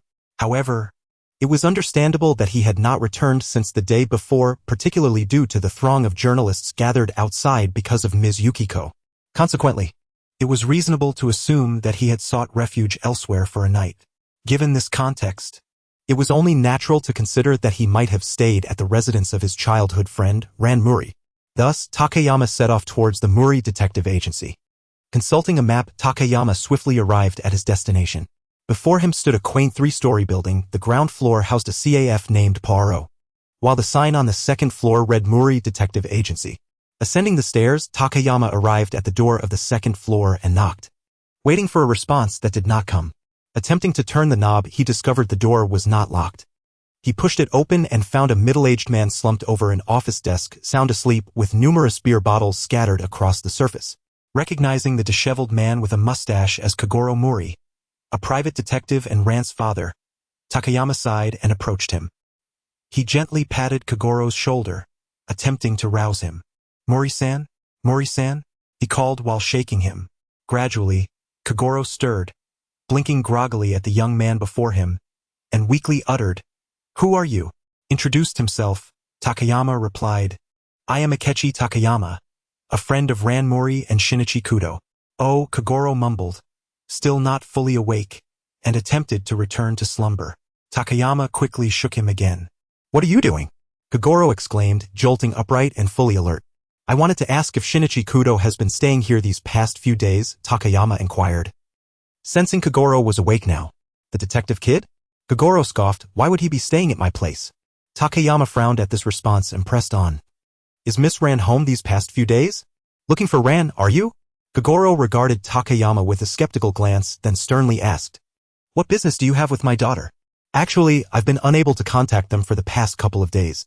So I thought I might inquire at the Muri Detective Agency if you have any idea where they might be," Takayama explained, feeling somewhat awkward under Kagoro's scrutiny. Upon hearing this, Kagoro suddenly snapped to attention, leaping from his chair and racing to the upstairs rooms. He soon returned with a serious expression, adjusting his attire. "Ran did not come home last night," Kagoro said, concern etching his features as he looked at Takayama. "You said you've been unable to reach them?" "To be precise, I haven't seen them since the night before last." "Did you see them that evening, Mori-san?" Takayama queried. "That night?" I was out investigating a case and returned only last night, so I didn't notice if Ran was home, Kagoro replied, puzzlement crossing his face. Takayama found this odd initially. He thought Shinichi would have come here after hiding away, but if Kagoro had been absent, that would complicate matters. Contemplating, Takayama took out his phone and dialed another number. Sonoko Suzuki. If Ran hadn't been at the Mori residence, perhaps Sonoko might have some insight. After all, Sonoko had explicitly mentioned she needed to find Ran after delivering furniture to her home the day before. However, he was met with the same message indicating she was out of service. All three of them out of service? What could have possibly happened? At that moment, Kagoro, deep in thought, suggested could they have gone to Eri? With that, Kagoro produced his phone and called Eri Kisaki, only to receive the same out-of-service reply. Kagoro's expression grew grave as he turned and hurried downstairs, hailing a taxi at the entrance. Takayama followed suit, shutting the agency door behind him and joining Kagoro in the cab. In no time, they arrived at Eri's law office. With familiarity, Kagoro stepped inside, followed closely by Takayama. Inside, only Secretary Midori Kuriyama was present. Upon seeing the two men, she stood up, puzzled. Mori-san? Are you here to see Attorney Eri? Is Eri in? Kagoro asked. She is not. She has been away on an invitation for the past few days, Midori replied, shaking her head. Not in? Kagoro's face darkened, and Takayama interjected. Could you tell me if Kudo and Ran visited here the night before last? After arriving at this office, Takayama had formulated a theory. If they hadn't gone to Kagoro's that night, it was plausible they might have come here. Yes, they did, Midori confirmed. That night, after Miss Ran and Mr. Kudo arrived, Attorney Eri postponed her work and invited them to her home. This indicated a high likelihood that the three had been together. Realizing this, Takayama summarized. And Kagoro immediately pressed. Did Eri mention where she was invited during these days? Faced with Kagoro's intense inquiry, Midori appeared flustered. I don't quite recall. I believe she mentioned being invited by the president of a company for a trip to some village. Which companies has Eri acted as a consultant for? Kagoro asked urgently. Seeing Kagoro's pressing demeanor, Midori sensed the gravity of the situation and promptly retrieved the relevant documents. As Takayama scanned through the list of companies, he was taken aback to find the Wakura Group mentioned. This was the same conglomerate linked to the investigation of the missing person Keimura Masakazu, which he had discussed just yesterday. At that moment, Takayama's phone rang. Hello, this is the Mahanaseki post office. Is this Mr. Akechi? Yes, what is it? Takayama replied, puzzled. We have a package addressed to you that has arrived here. It has a contact number, so we wanted to ask when you could come to collect it. A package? Where is it from? Takayama was momentarily caught off guard. According to the label, it's from J. Goya Village. J. Goya Village? Takayama repeated in surprise, as he recognized the name. It was the same village where Keimura Masakazu had gone missing just yesterday. At that time, because no further leads had emerged, Sato Mawako and Takagi Wataru had decided to consult Keimura's superior, the president of the Wakura Group. And it was during this conversation that Takayama had overheard them mentioning a trip to J. Goya Village. Hearing Takayama speak, Midori suddenly recalled, Yes, I remember now. Eri mentioned she was going to J. Goya Village. Kagoro immediately stepped in front of Takayama, pressing him urgently, Kid, what exactly do you know? Takayama remained silent, gazing at Kagoro, then hung up the call and dialed Takagi Wataru's number. Hello, Officer Takagi. Zakechi. May I ask you something? Once the call connected, Takayama switched to speaker mode and asked, What's the situation? Mr. Akira, you wouldn't want to inquire about the progress of the case, would you? That is out of the question, for I was reprimanded by Officer Sato yesterday, Takagi said with a hint of exasperation over the phone. No, I wish to ask if something has transpired in Tsukimi village? Takato inquired. Huh? How do you know? Takagi responded, somewhat startled. At that moment, Kagoro leaned in, exclaiming loudly, Is Ran there? Is she in trouble? Huh? Is that you, Mr. Mori? Takagi replied, surprised. Kagoro pressed on, quickly, Answer me, Officer Takagi. Miss Ran is indeed in the village, Takagi answered, his tone trembling slightly. What on earth has happened in that village? Takato continued to press. I'm not entirely sure. As Officer Megure is in charge of the Tsukimi village case, Takagi responded. Officer Megure, Kagoro exclaimed, having received the answer. He immediately pulled out his phone and dialed Officer Megur's number. Takato, upon witnessing this, expressed his gratitude to Officer Takagi before hanging up. Meanwhile, Kagoro, after connecting the call, suddenly shouted, "What? The village entrance has been destroyed. We can't reach anyone in the village." After hanging up, Kagoro hastily rushed out of the law firm and hailed a taxi, with Takato following closely behind. "Mr. Mori, what on earth is happening?" Takato inquired in the taxi. "A murder occurred in Tsukimi village yesterday, but now the suspension bridge leading in and out of the village has been set ablaze and all means of communication are down," Kagoro replied, his expression grave. Suddenly, he thought of something and remarked, "By the way, how come you followed us?" "This isn't the time for that," Takato countered. "So, does that mean Shinichi and the others are trapped in the village?" "Precisely. Ran, Heiji, and the young detective are all stuck there, but we don't know the specifics of what happened inside," Kagoro confirmed. Takato pondered for a moment before asking, "Did Officer Megur mention when the entrance bridge will be repaired?" "He said it would take at least until tomorrow to fix the bridge," Kagoro replied with a somber expression. "In that case, there's nothing we can do by going there," Takato said, turning to the taxi driver. "Excuse me, sir. Please take us to the post office in Mahama Town first." "What are you talking about? What's the point of going to the post office now?" Kagoro shouted in frustration at Takato's suggestion. "Rather than standing idly by, it's better to ascertain some facts first," Takato retorted. Seeing Takato's serious demeanor, Kagoro reluctantly consented to have the driver take them to the Mahama Town post office.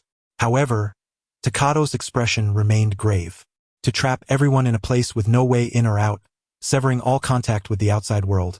If my instincts are correct, Shinichi and the others are likely facing a series of murders. Moreover, that package upon arriving at the post office, Takato collected the package. Upon opening it, he found, as expected, a stack of cash amounting to 100,000 yen. His expression changed dramatically. Moments ago, he had surmised the nature of the package. It was the reward promised to him by a forum user for answering their query. However, the problem was that this package originated from Tsukimi village and coincidentally a murder had occurred there just yesterday. A dreadful suspicion flickered in Takato's mind. Could it be that his answer had inadvertently assisted the perpetrator in executing the crucial step of their murderous method? Takato refrained from touching the cash, rewrapping it instead for safekeeping. Yet, contemplating this further was futile if everything unfolded as he feared. It meant he might already have an inkling of the killer's method. The remaining task was to ascertain the specific details of the case. After leaving the post office, Takato urged Kagoro to take him to a super mall. Since the sole point of communication between the village and the outside world, the suspension bridge, could not be repaired in the short term, alternative means had to be sought. At 3 in the afternoon in Tsukimi village, near the waterfall where Ran almost fell the previous night, Kagoro and Akemi were there. It seemed they were waiting for something, and Akemi paced restlessly in front of the sacred tree. Soon, she heard footsteps approaching and turned to see Shinichi and Ran had arrived. Upon seeing them sprinting over, Akemi displayed a look of disdain, becoming increasingly anxious as she scanned her surroundings. Shinichi quickly reached Akemi's side and asked, "Miss Akemi, what brings you here?" "I just came out for a stroll." "Is that a problem?" she replied curtly, turning her back on him.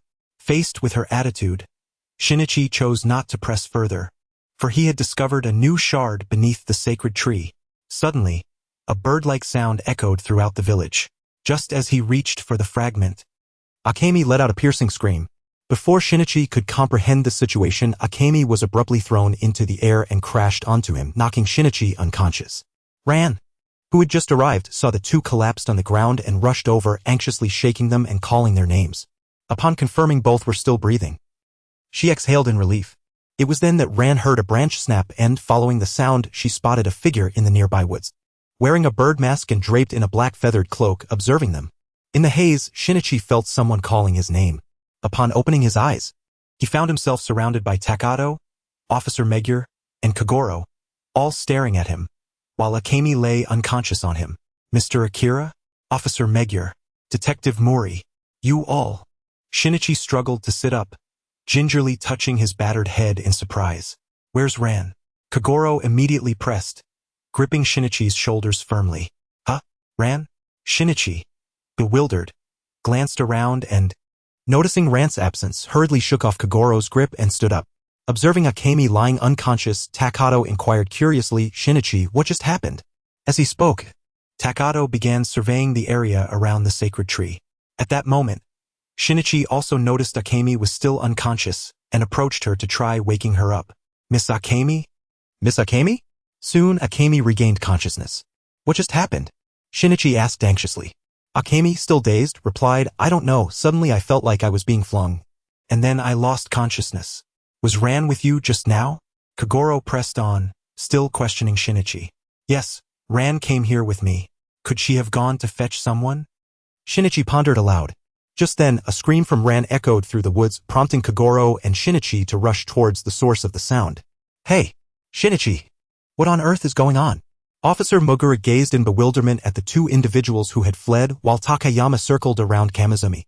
He noticed a conspicuous large round stone in front of Kamizumi which appeared to have been moved, revealing a slight gap at its edge, through which an empty space beneath was visible. "Miss Wakura, were you flung off just now while standing on this?" Takayama inquired, pointing at the stone. Wakura regained her composure, followed Takayama's gaze, and after a moment of contemplation, nodded in affirmation.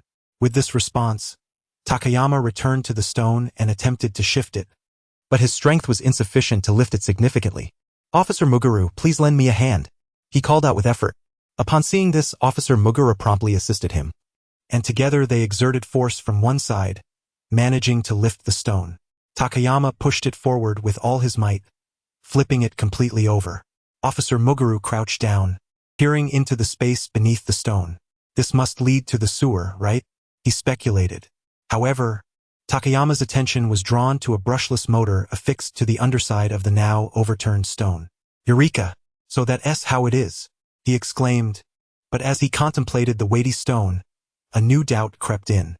But what force could possibly lift such a heavy object? "What have you deduced, my astute brother?" Officer Muguru inquired. At that moment, the frantic shouts of Kudo Shinichi and Kagoro echoed from the woods. Without hesitation, Takayama and Officer Muguru proceeded in the direction from which the cries emanated. Upon entering the woods, they called out the names of Kudo and Kagoro, soon hearing their desperate calls from just a short distance away. Following the sounds, they discovered Kudo Shinichi, Kagoro, and Ranmori, who were trapped in a large square pit surrounded by stone bricks. Takayama and Officer Muguru devised a plan to extract the three from the pit.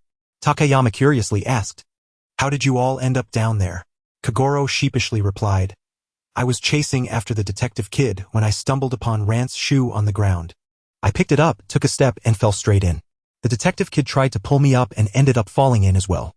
Ran chimed in, "I was tracking the masked figure that had appeared near Kamizumi and I was led here and fell in." She sneezed, seeming to catch a chill. "What's wrong, Ran? Are you coming down with something?" Kagoro asked with immediate concern. "No, it's just too damp down here," Ran shook her head. Hearing this, Kudo promptly removed his jacket and draped it over her shoulders. Meanwhile, Takayama curiously leaned over the pit's edge, noticing water stains on the walls and floor. Upon closer inspection, he spotted a small hole in one wall, resembling a pipe.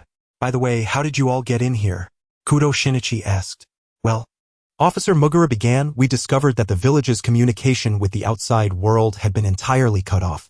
My astute brother suggested there might be a series of murders occurring. So I requested a helicopter to bring us in and ascertain what was happening." "So, Shinichi, has anything transpired after Mr. Kosaka?" Officer Mugura continued. Kudo nodded. "Mr. Ryoji passed away last night, and his death was identical to Mr. Kosaka's." Officer Muguru was taken aback, while Takayama remained unfazed. After inquiring about the details surrounding Ryoji's death, the group returned to the villa, where they found Wakura already back.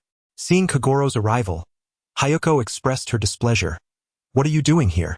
Kagoro retorted, "I could ask you the same. Bringing your daughter to such a perilous place." After this exchange, they ignored each other.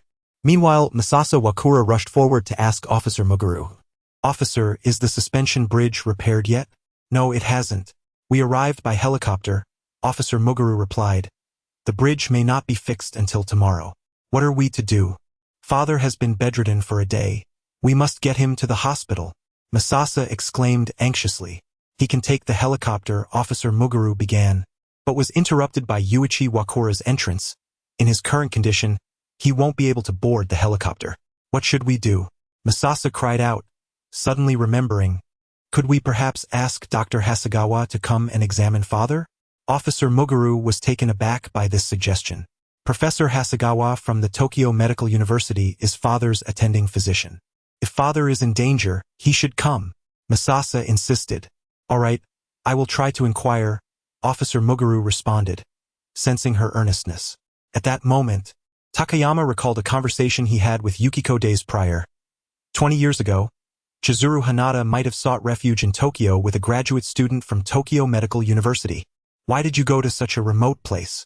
Kudo Shinichi asked, approaching Wakura. I was summoned, she replied with a hint of resignation. Summoned? By whom? Kudo pressed on. I don't know, she stated, but I found a letter in my pocket. A letter? What did it say? Takayama interjected.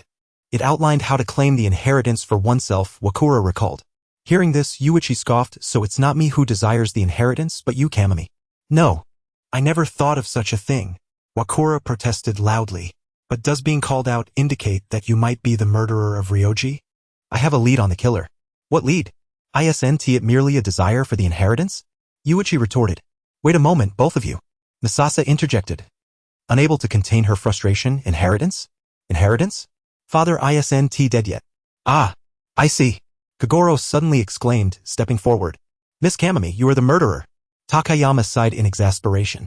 You killed the other heirs to monopolize the inheritance and staged your own victimhood. Kagoro declared confidently.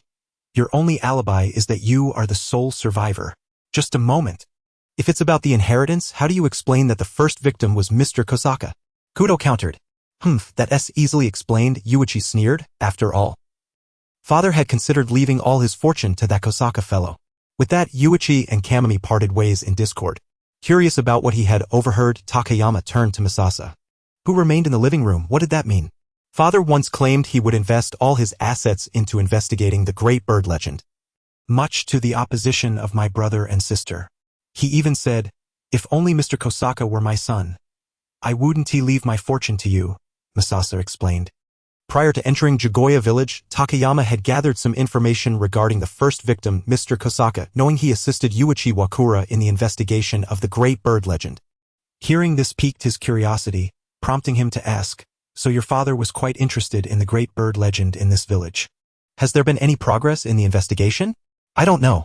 However, there might be some materials in the study of my father, he said to Akira Misa. Kudo Shinichi also showed great interest in this, and under Misa's guidance, Takato entered the study of Wakara Yumi with Kudo Shinichi. This was Kudo Shinichi's second visit to the study. The last time, he had merely perused the books in search of the meaning behind certain fragments. Upon entering, Takato quickly scanned the bookshelf and headed straight for the desk, beginning to rummage through the drawers. Mr. Akechi, do you have any thoughts? Kudo Shinichi inquired, noticing Takato's purposeful actions. The murderer is associated with a legend, and the deceased are all connected to the Wakara family, who have a deep obsession with these legends. Don't you think there is a connection? Takato replied, pulling open each drawer from the bottom up, and in the top drawer he discovered something unusual, an ancient mirror. Upon seeing the mirror's design, Kudo Shinichi suddenly appeared very astonished and took out 3 fragments he had found at the scene. The 3 fragments Kudo held could be assembled into 3/4 of a disc, and the center of the back of the disc revealed a protruding, clasp-like feature. Takato examined the ancient mirror in his hand and noticed a concave spot at the center of its back. The two exchanged glances, and without needing to say a word, they each fit their respective items together, discovering that the fragments perfectly aligned with the back of the ancient mirror. This is a complete ancient mirror, Kudo Shinichi exclaimed, and immediately retrieved the book containing relevant symbols to compare with those on the mirror, starting to decipher its meaning. Meanwhile, Takato noticed that beneath the mirror, which had been pressed down in the drawer, there was a stack of handwritten reports with the cover titled on the similarities between the Bafina ruins and the village of Jugoya. Takato took it out and began to peruse it. Soon, Kudo finished interpreting the information on the mirror, and seeing Takato still engrossed in the report, he asked, "Have you discovered anything? There's still one piece missing, so the information is incomplete. The only keywords I could decipher are man, betrayal, large bird, revenge. What about you, Mr. Akechi?" Kudo replied. "There's nothing particularly useful," Takato said with a hint of resignation, glancing at the report's contents. "Most of it consists of interpretations of the texts left behind at the shrine ruins, and it's incomplete." As he flipped to the last pages of the report, He unexpectedly found two items.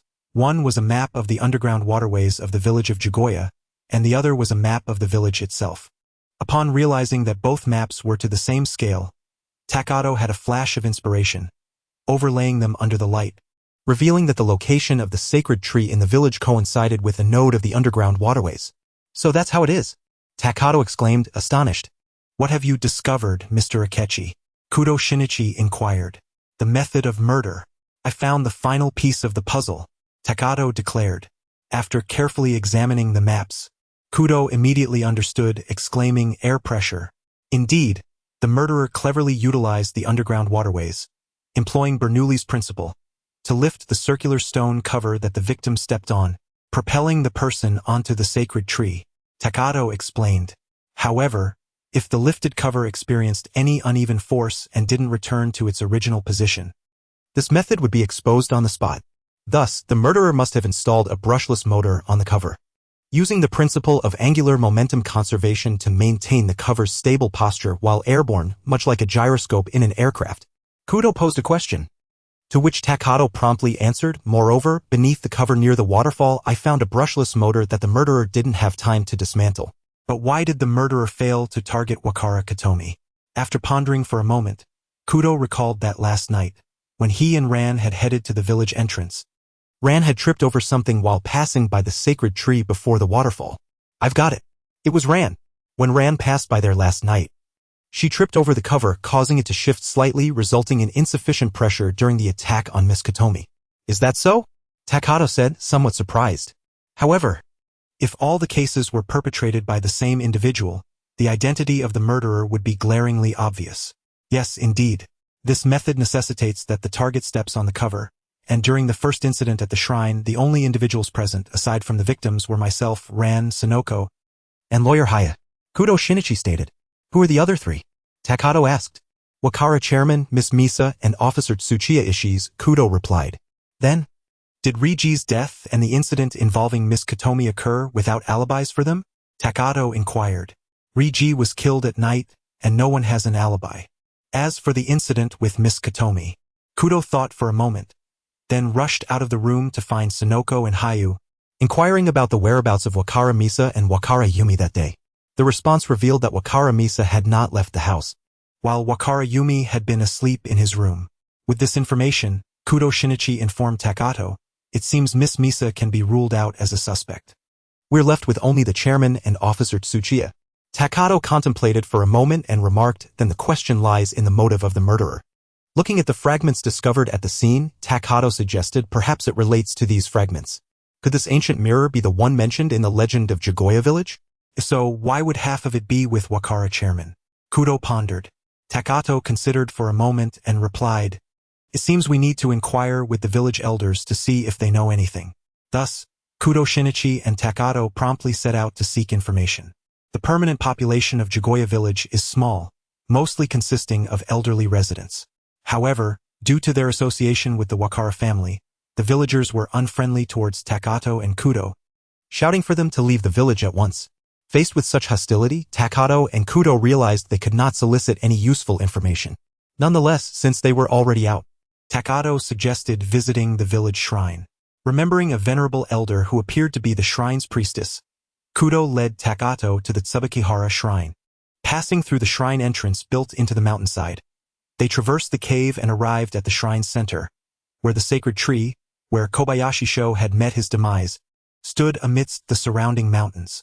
Recalling that, on the day of his arrival, Officer Tsuchiya had carried something into a nearby cave, Kudo headed in that direction, while Takato began to shift the circular stone cover beneath the sacred tree. "You will face retribution." At that moment, the elder emerged from the cave, her voice raspy as she saw Takato moving the stone. "What are you doing? Do you wish to become the fourth sacrifice?" Taken aback by her words, both Takato and Kudo froze. Takato immediately halted his actions while Kudo stepped forward to ask, "The fourth? What do you mean by the fourth? Aside from Mr. Kobayashi and Mr. Riji, have others also become sacrifices?"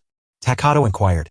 The elderly woman ceased her speech, leading the two individuals out of the shrine and up the mountain path to the summit where the shrine is located. Upon reaching the pinnacle, she halted near the cliff edge adjacent to the sacred tree. Observing this, Takato and Kudo Shinichi also paused, surveying their surroundings. Soon, they discovered a stone standing at the cliff's edge, inscribed with the name Kano Michiko alongside a year marking 25 years prior.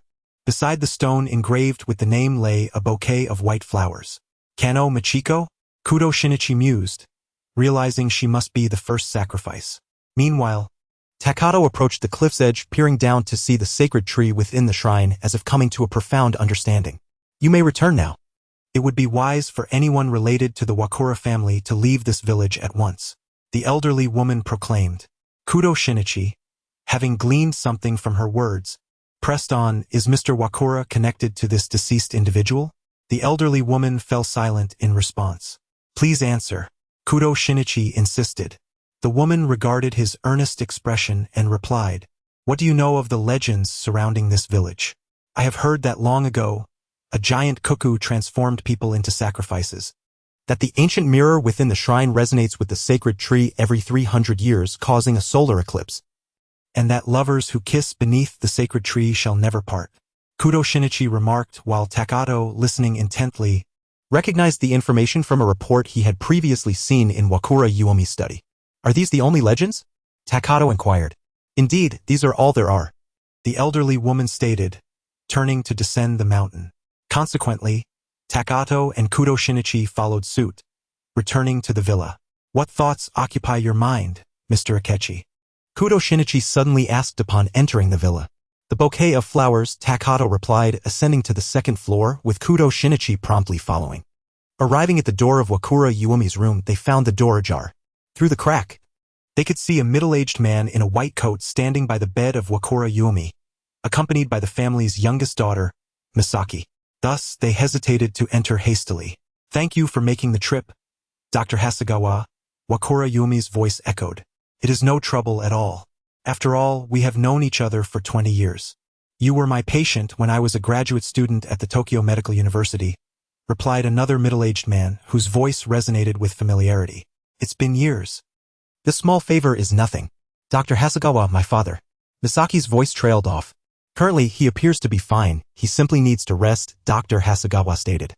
Turning to exit, he nodded at Kudo and Takato, then descended the stairs. Kudo Shinichi entered Wakura Yuomi's room while Takato pondered for a moment before catching up with Dr. Hasegawa. Mr. Wakura, you're all right, I trust? Kudo Shinichi inquired as he approached the bedside.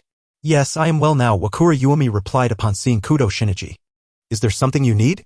I recall you mentioned investigating various legends of strange birds since your student days. You have visited Jigoya village before, have you not? Kudo Shinichi asked directly. Meanwhile, Takato caught up with Dr. Hasegawa and posed a question. Dr. Hasegawa, I hope this isn't too presumptuous, but there is something I wish to ask. Is it concerning Mr. Wakura's condition? Dr. Hasegawa replied, stopping in his tracks. I apologize, but due to patient confidentiality, I cannot disclose any information unless you are a close relative. Takato shook his head. No.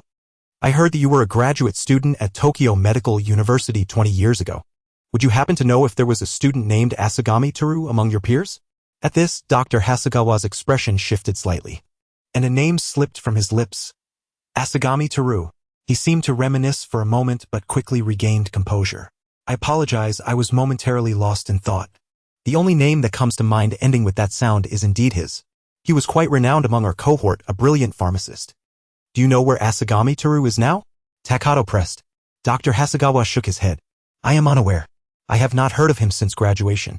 If you wish to find him, you might want to consult my professor, he may have some information. May I ask who your professor is? Takato inquired. Okakiyosaku. However, he retired 2 years ago and is likely residing in Kyoto now. It seemed that Takato's inquiry had stirred memories within Dr. Hasegawa, who answered without reservation. Exiting the room, Kudo Shinichi observed Takato lost in thought in the living room and inquired, What occupies your mind, Mr. Akechi? Nothing of significance, Takato replied, returning from his reverie. What of you? Did Mr. Wakura say anything? Kudo Shinichi shook his head. He merely stated he would attend the festival as scheduled. Takato remained silent for a moment before asking, Are we to disclose this information? Certainly, Kudo Shinichi affirmed, stepping out of the villa. Shortly thereafter, word of Wakura Yuomi's intention to attend the festival spread among the villagers, prompting a commotion. Even the stationed officer, Tsuchiya Ichizai, was roused to maintain order. The villagers clamored for Wakura Yuumi to emerge, warning him against participating in the village festival and urging him to leave at once. Hearing the uproar at the entrance, Wakura Yuumi, whose health had significantly improved, descended the stairs to assess the situation. Unfazed by the villagers' accusations, he retorted, "Is there a law prohibiting my attendance?" He began to turn back upstairs. This statement evidently infuriated several villagers, and an irate elder stepped forward, shouting, "What? You arrogant outsider dare to argue? Outsider?" Wakura Yuumi paused, seemingly questioning their claim. "I am the largest landowner in this village now. People like you will become sacrifices to the great bird," the elder continued to shout, but was restrained by Tsuchiya Ichizai. "Regardless of who advises me, I will attend the festival." "Understood. I shall ensure your safety on that day," Tsuchiya Ichizai assured, holding back the villagers, to which Wakura Yuumi replied, "I appreciate your assistance," before ascending the stairs without looking back. The villagers, under Tsuchiya Ichizai's guidance, soon dispersed from the villa. Takato observed the entire ruckus with keen interest and approached Kudo Shinichi, who had just returned from outside, whispering, "Are you sure this is the course of action you wish to take?" "Indeed. The murder case remains unresolved and the perpetrator's ultimate goal has not been achieved," Kudo Shinichi responded. "Yet it is evident that the culprit is that individual, is it not?" Takato inquired. "Indeed, but we lack evidence," Kudo Shinichi replied. "And this aligns with Mr. Wakura's desires." Reflecting on their earlier discussion, Kudo Shinichi recalled his conversation with Wakura Yuumi and the latter's requests. "A festival that occurs once every 300 years, Takato remarked wistfully, then produced a device resembling a remote control from his pocket which contained a single button, and handed it to Kudo Shinichi. "What is this?" Kudo Shinichi asked, curiosity evident in his voice. "A signal jammer," Gao Yuan remarked. "I am uncertain about the method the murderer employs to control the mechanism, however, if it is via wireless remote control. This device I procured before arriving at Shibuya village can disrupt that signal. Since you wish to compel the murderer to reveal themselves, this should provide a measure of security. Mr. Akechi, you truly are meticulous in your preparations," praised Kudo Shinichi. "But why did you prepare this in advance?" "Nothing much, I just made it recently," Gao Yuan replied, concealing his unease about having potentially aided the murderer in identifying their technique prior to arriving in the village, thus allowing him to procure the materials beforehand. Such matters are difficult to articulate. With that thought, he shifted the conversation. "Regarding the izakaya chain under the Kawara group, do you know who currently oversees the Kawara family?" Observing Chairman Kawara Yukai's obsession with the legend of the large bird, he speculated that he likely had little time to manage such affairs. "I believe I heard Miss Kinmei mention that Mr. Ryuji is currently in charge of the family's chain," Kudo Shinichi recalled. "Why do you inquire about this, Mr. Akechi?" "It is of little importance. I merely received a commission related to one of the izakayas under the Kawara group, so I thought to ask." Gao Yuan did not conceal his thoughts, but felt a twinge of helplessness. It was indeed Kawara Ryuji. On the day of the festival, the villagers gathered at the Mazium Bird Shrine to prepare for the Tricentennial Festival. In attendance, besides the original villagers, were the entire Kawara family and outsiders like Gao Yuan and Kudo Shinichi. Even though the bridge to the outside world had been repaired, everyone opted to remain and partake in the festivities. At noon, a jubilant melody from flutes erupted within the shrine. In the open plaza at the shrine's center, villagers emerged from all sides, cloaked in black feathered capes and adorned with bird masks, dancing under the prayers of the elder priestess. Soon, as if the ritual had concluded, led by the elder priestess, all proceeded to the depths of the shrine's cave. Inside lay an expansive chamber, its stone walls etched with various symbols. At its center stood both the divine tree and the sacred tree, the only illumination filtering through a hollow in the wall, allowing sunlight to penetrate. Approaching the divine tree, the elder priestess addressed Kawara Yukai, village chief. "It is your turn." Due to his contributions to the village's investment and infrastructure, Kawara Yukai was considered the chief of Shibuya village. Nodding in acknowledgement, he stepped forward to the divine tree and stood upon a circular stone. The elder priestess then retrieved an unbroken ancient mirror previously kept in Kawara Yukai's study and placed it into a circular indentation atop the divine tree. "Now, please embrace the sacred tree on behalf of the villagers and express your wishes, praying earnestly for the great bird deity to arrive."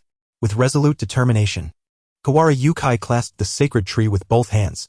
Witnessing this, the villagers knelt and began reciting ancient incantations under the elder priestess's guidance. Suddenly, as the incantation progressed, The entire cave began to darken. The light from the hollow in the stone wall gradually dimmed until the cavern was enveloped in total darkness. It seemed as though an eclipse had occurred outside, and all fell silent, not a sound to be heard. Yet, in that profound silence, a faint cracking noise could be discerned.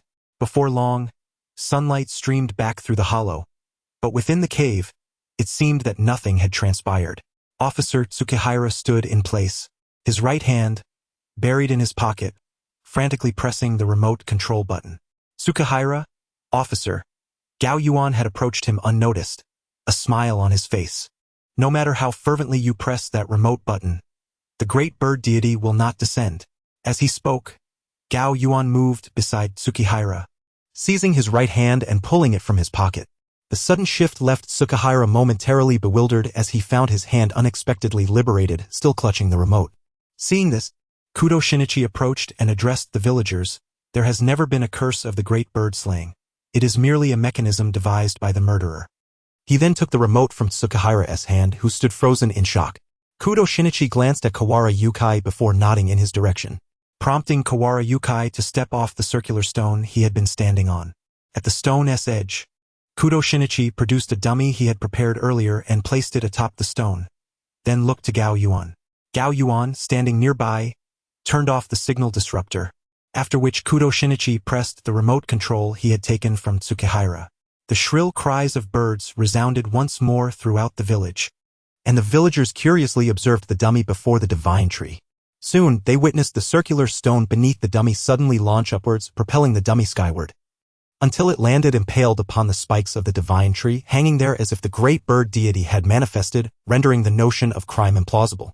Indeed, it appears entirely natural, Kudo Shinichi declared, yet in truth, the murderer merely harnessed a specific force to propel both Mr. Kosaka and Mr. Ryuji towards the divine tree. The Pascal principle, Gao Yuan elaborated, in a closed space, pressure applied to one end of a fluid, such as water or air, instantaneously transmits through the fluid. The murderer utilized the village's underground waterways as a closed system. Initially, they diverted water into the storage cave and sealed it. When the base of the cave was remotely activated, the water, succumbing to gravity, generated immense pressure, which traveled through the underground waterway to the circular stone serving as a well cover, thereby launching the individuals. The sound resembling birdsong was likely the noise of the storage cave's base opening, Gao Yuan continued. The first victim was Mr. Kosaka. Yet the murderer's true target was intended to be Miss Misa. However, the sudden noise caused Miss Misa to vacate the circular stone's position, resulting in Mr. Kosaka stepping upon it. Following this failure, the murderer subsequently chose to lure their targets away individually. Regrettably, in the attempt to murder Miss Kinmei, the murderer overlooked the well cover which had been shifted slightly by Ran the previous night, resulting in insufficient pressure and thus failing. Gao Yuan added, ultimately, the target was Mr. Kawara as the festival's proceedings necessitated his presence upon the well cover. Kudo Shinichi interjected, the murderer, of course, would not miss this opportunity. Hence, I instructed Ran to accompany Sonoko to the entrance of the light, where, once the festival commenced, they obscured the light source with cloth, creating the illusion of an eclipse, thus providing the murderer with a moment to act. My role was simply to catch you in the act, Officer Tsukihira. Gao Yuan remarked, and your motive for murder must be linked to Miss Kano Machiko. At that moment, Kudo Shinichi approached Tsukihira, stating, Miss Machiko fell in love with Mr. Kawara 30 years ago and vowed eternal love. However, inexplicably, 25 years ago, she leapt from the cliff at the shrine's summit, impaling herself upon the sacred tree, becoming the first sacrifice of the legend. That man betrayed and abandoned my mother, Tsukihira revealed, shedding the facade of warmth and honesty, his face now twisted with resentment as he glared at Kawara Yukai. My mother believed in that vow, waiting endlessly. As he walked up, he found it hard to believe. You are indeed that boy from all those years ago. A bittersweet memory washed over him. 25 years prior, Makiko had suddenly appeared, bearing an ancient mirror from the shrine and accompanied by a young boy. At that time, my business had just begun to flourish, and I was overwhelmed with work. So I assumed Makiko had come to ask for money. I handed her a check and thought little of it afterward. My mother entrusted the mirror to you not out of a desire for wealth, but in hopes that you would remember the vows of love. In a fit of rage, Tsukihashi Ichizai cried out, revealing that his betrayed mother had embraced another ancient mirror before leaping off a cliff to her death. As he spoke, he produced the final shard and cast it before Wakura Yuha. Wakura's heart was heavy with sorrow and he knelt before Tsukahashi Ichizai, sincerely apologizing. At that moment, Officer Megure entered with the police, handcuffing Tsukahashi Ichizai and leading him away, leaving Wakura still kneeling in despair. At this juncture, Ran and Sonoko returned. And upon hearing Tsukahashi Ichizai's words to Wakura, Ran looked at the kneeling Wakura and remarked, "This is too cruel. Thus, the legends cannot be trusted." Hearing her words, Takato interjected. They loved each other beneath the sacred tree, kissed, yet ultimately could not remain together forever. With that, Takato exited the shrine, preparing to leave. Meanwhile, the shards of the ancient mirror had been gathered, and as they were reassembled, the festival continued. The elderly priestess restored the complete mirror to its rightful place in the shrine. Outside, Takato witnessed a shocking scene. For reasons unknown, flocks of birds soared from the mountains and forests, darkening the sky and forming a massive curtain that obscured the sun. So, this is what a solar eclipse entails. On the return journey to Tokyo, Takato shared a car with Kudo Shinichi and asked, "So, Wakura must have already guessed the identity of the murderer, right?" "Indeed," Kudo replied. "That is why he was so insistent on attending the festival to pay tribute to Miss Mikiko, who passed away 25 years ago. He entrusted me with a request, hoping to prevent Mr. Tsukahashi from continuing his criminal ways." The complete text on the mirror told another tale. The lovers who exchanged vows beneath the sacred tree, where the man abandoned the woman and fled, causing her immense sorrow, transforming her into a grotesque bird that attacked the man who betrayed her. It seems the legend holds true once more. Deduction complete, we shall commence the conclusion. Final evaluation of the case, knowledge, logic, observation, conclusion reached, overall score achieved. Reward of 40. This case's difficulty is exceedingly high, with an additional reward of 50. Due to the overall score, an extra reward of 40 is granted. Detective rating, Assistant Detective. Total reward, 470. Gazing at the conclusion panel, Takato lamented, "Alas, too many details were uncovered by Kudo Shinichi. All I did was unravel the method." Upon returning home, Takato ascended to his room, booted up his computer, and began typing in the name Asagami Taro, searching for relevant information but ultimately found no valuable leads.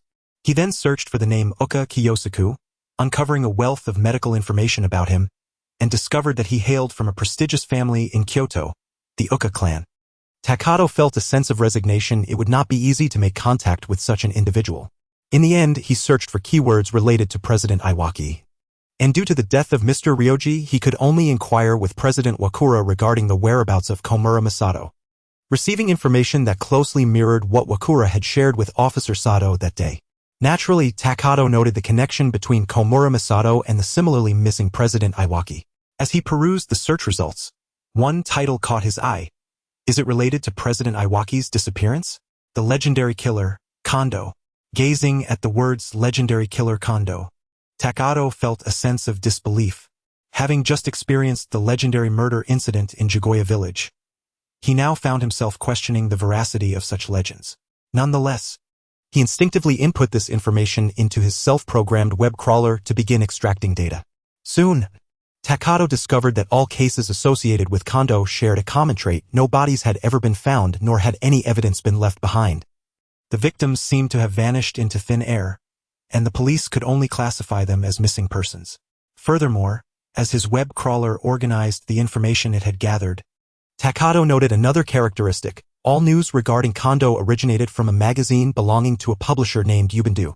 With this in mind, Takato visited the Yubendu publishing house the following morning, seeking out the magazine's editor-in-chief. Initially, he was merely a runner, but his efficiency and attention to detail earned him high praise from clients. Approximately 8 years ago, he abruptly closed the shop and transitioned to underground operations. This was the information the editor-in-chief relayed after Takato explained his purpose. "Have you ever met him in person?" Takato asked, curious about the editor-in-chief's confident assertions. "Of course not." The editor-in-chief quickly waved his hand. "He never meets clients. Kondo is exceedingly meticulous. Whenever he handles a case, the police find themselves at a dead end." "In that case, how did your magazine acquire the information?" Takato inquired, perplexed. "People frequently send anonymous tips to my editorial department regarding Kondo," the editor-in-chief explained. Did you publish without verification? Takato pressed. Well, I was only responsible for this third-rate magazine. Securing an exclusive story is a rare feat, the editor-in-chief said with a hint of resignation. Moreover, the individuals mentioned as Kondo's victims are ultimately classified as missing by the police. I suppose there is some credibility to it. Realizing he could not extract more information from the editor-in-chief, Takato took his leave. The notion of a person who had been engaged in underground business for 8 years, with all cases yielding no evidence, indeed sounded like an urban legend. Furthermore, could anyone truly manage to commit crimes for 8 years without leaving a trace? As he departed the publishing house, Takato pondered why he was investigating the so-called legendary killer Kondo. Initially, he had intended to investigate the disappearance of Komura Masato. And upon discovering the connection between Komura and President Iwaki, who was also missing, he sensed the possibility of a link between the two cases. However, both were missing persons, yet significant differences existed between the two. The circumstances of President Iwaki's disappearance remained unknown, while Takato, having witnessed the scene of Komura Masato's disappearance, recognized that it hardly fit the narrative of leaving no evidence behind. In other words, it was conceivable that the two cases were not linked at all. Why then should he expend effort investigating President Iwaki's disappearance? With these thoughts swirling in his mind, Takato nevertheless made his way to the city bank where the missing President Iwaki had worked. To his surprise, he encountered an old acquaintance, Mori Kaguru, at the bank's entrance. Mr. Mori, what brings you here? Takato inquired. Startled by Takato's sudden approach, the somewhat shifty Kaguru relaxed upon recognizing him. It's you, kid. With that, Mori Kaguru ignored Takato and proceeded straight into the office of the bank's vice president, while Takato, intrigued, followed him inside. Upon finding the vice president, Mori Kaguru stated, "It was Ran who sent me here." Vice President Takemitsu Jongben was a middle-aged man with slightly graying hair and a slender physique. Upon seeing the incoming Kagoro Mori, he immediately rose and said, "You must be Detective Mori. Follow me." He then led Kagoro down to the lower level of the bank. However, noticing the accompanying Takagami, Jongben inquired, "And who might this be?" "This is Takagami Aki, also a detective," he introduced himself. Aware that there was a matter requiring their attention given Jongben's formal address to Kagoro, Jongben said nothing further and led both detectives to the vault level of the Mikohara City Bank. Upon arriving at the vault, Jongben pointed to the wall where the vault's keypad was situated, which bore a printed notice stating that if the police were notified, the bank would be blown up immediately. This warning had appeared unexpectedly during a check earlier that morning, and the vault's code had been altered by an unknown individual. "Could you two detectives assist us in investigating this?" Jongben requested. "Leave it to me, the illustrious detective Kagoro Mori," Kagoro declared proudly. Yet, Takagami remarked, "I believe the issues inside are of greater concern." He gestured towards the interior of the vault. The vault door, crafted from iron bars, allowed a view into the interior where a row of numbered safety deposit boxes lined the walls and a desk was situated in the middle. Notably, a pair of legs were visible. Someone lay within the vault, their upper body obscured by the desk, leaving only their legs exposed. Next to those legs lay a mobile phone. "What?" Kagoro exclaimed, following Takagami's direction with wide eyes. "Miss Mayuko." Upon hearing Kagoro's exclamation, Jongben rushed over to take a look, his expression shifting instantly. "Mr. Mori, do you know her?" Kagoro, gazing only at the exposed legs, confidently affirmed, prompting Takagami to voice his skepticism. "Are you certain?" "Absolutely. That phone belongs to Mayuko," Kagoro assured, recalling the distinctive phone charm. Meanwhile, at the base of an apartment building, Masami Hirota had quietly arrived. This was her newly rented apartment, for which she had prepaid a year's rent. Entering the empty room, she felt an inexplicable sense of comfort. Then approached the phone and dialed a number she had recently acquired, the contact for a detective agency. Inside the agency, the atmosphere was unusually quiet, devoid of patrons. At the bar, barista Francois was idly washing glasses when the phone rang. Noticing that there were no staff present, he reluctantly answered. "Hello, do you accept detective commissions?" A woman's voice chimed through the receiver, clear and melodious. It was Masami Hirota. "Yes, allow me to introduce myself. I am Francois, the owner of the CAF and detective agency." "What may I assist you with?" he inquired. "I would like to enlist the help of a detective to locate someone," Hirota explained. "Very well. Do you have any specific requirements for the detective?" Francois asked. After a moment's thought, Hirota tentatively replied it would be best if they could maintain confidentiality. Upon hearing this request, Francois paused before whispering, "May I inquire if this commission needs to be completed within a day? I have a highly confidential detective available." 3 culprits? In the Mikohara City Bank vault, upon hearing Kagoro's assertion, Takagami's curiosity piqued. Who is Miss Mayuko? After all, Kagoro had mentioned earlier in the vice president's office that Mayuko had summoned him. Now, the person resembling Mayuko lay unconscious in the vault. This was indeed perplexing. She is an instructor at a computer training school affiliated with our group and a drinking companion of mine. Beyond that, I know little, Kagoro replied. Indeed. She also teaches there, Jaben confirmed. As Kagoro dialed Mayuko's number, the phone in the vault rang, confirming it was indeed hers. Mayuko, hang in there, Kagoro shouted. Leaning against the door, Jianben joined him in calling out. Meanwhile, Takagami scrutinized the warning notice on the wall, contemplating the implications of the altered vault code and the warning left behind. The bank had refrained from alerting the police and sought Kagoro's assistance, only to find someone unconscious within the vault that was supposed to be secure. By the way, why was Mr. Mori chosen for this case? Takagami questioned, perplexed by the bank's decision to involve Kagoro, who had yet to achieve widespread recognition. Miss Mayuko contacted Detective Mori directly, Jiangben explained. Takagami turned to Kagoro, who hesitated before elaborating. Earlier today, I received a call from Mayuko, initially thinking it was an invitation to a social gathering. However, she spoke gravely, stating she was in a predicament and needed my counsel, explicitly requesting that I not inform the police and to meet her at the bank. As Kagoro approached the warning notice, he remarked, "It seems that the matter she couldn't disclose pertains to this situation." After listening, Takagami pondered, so, after discovering the vault's code had been altered, Miss Mayuko was outside the vault? Indeed, Jaben confirmed. After our discussion, she was the one who summoned Detective Mori. Takagami examined the vault's iron door and keypad closely, posing the question, this door operates on a computer-controlled system, correct? Yes, Jaben affirmed. Then, only bank personnel could have modified the code, as such systems aren't networked, Takagami reasoned. Who else had access to the vault besides us? Aside from us, there are 2 security guards and 3 others, Jaben replied. Promptly, Takagami and Kagoro requested Jianben to summon these individuals. Before long, 5 individuals arrived. In addition to the 2 security guards, the others included General Manager Yuzo Nanamura, Vault Supervisor Yuko Sakamura, and Corporate Sales Manager Ryuk Hasegawa. Kagoro scanned the 5 individuals with a fierce gaze before turning away and stating gravely, the culprit is. Before he could finish, Takagami witnessed a stunning scene. Nanamura, Sakamura, and Hasegawa all raised their hands simultaneously. Seeing Takagami's astonished expression, Kagoro turned to the 3, equally astonished. You 3 can't possibly be collaborating on this. No. They all protested in unison, with Nanamura stepping forward to declare, I acted alone. No, I did it. Sakamura countered. Incorrect. It was I who committed the act. Hasegawa chimed in. Admit it. Kagoro shouted, bewildered by their mutual confessions. I have gravely erred, though I never intended to take her life. Nanamura lamented, only to be pushed aside by Sakamura. Her death was my doing. I am the one who killed her. Hasegawa exclaimed, grabbing Sakamura. Why would you tell such lies? Sakamura retorted. It was indeed I who killed her, she insisted. Observing this chaotic situation, Takagami couldn't help but chuckle at the irony. Inside the vault, the fate of the individual remained uncertain, yet these 3 simultaneously admitted to murder while none mentioned the altered code. It appeared that time was running out for all involved. As Jing Yangzi spoke, she approached the keypad for the password.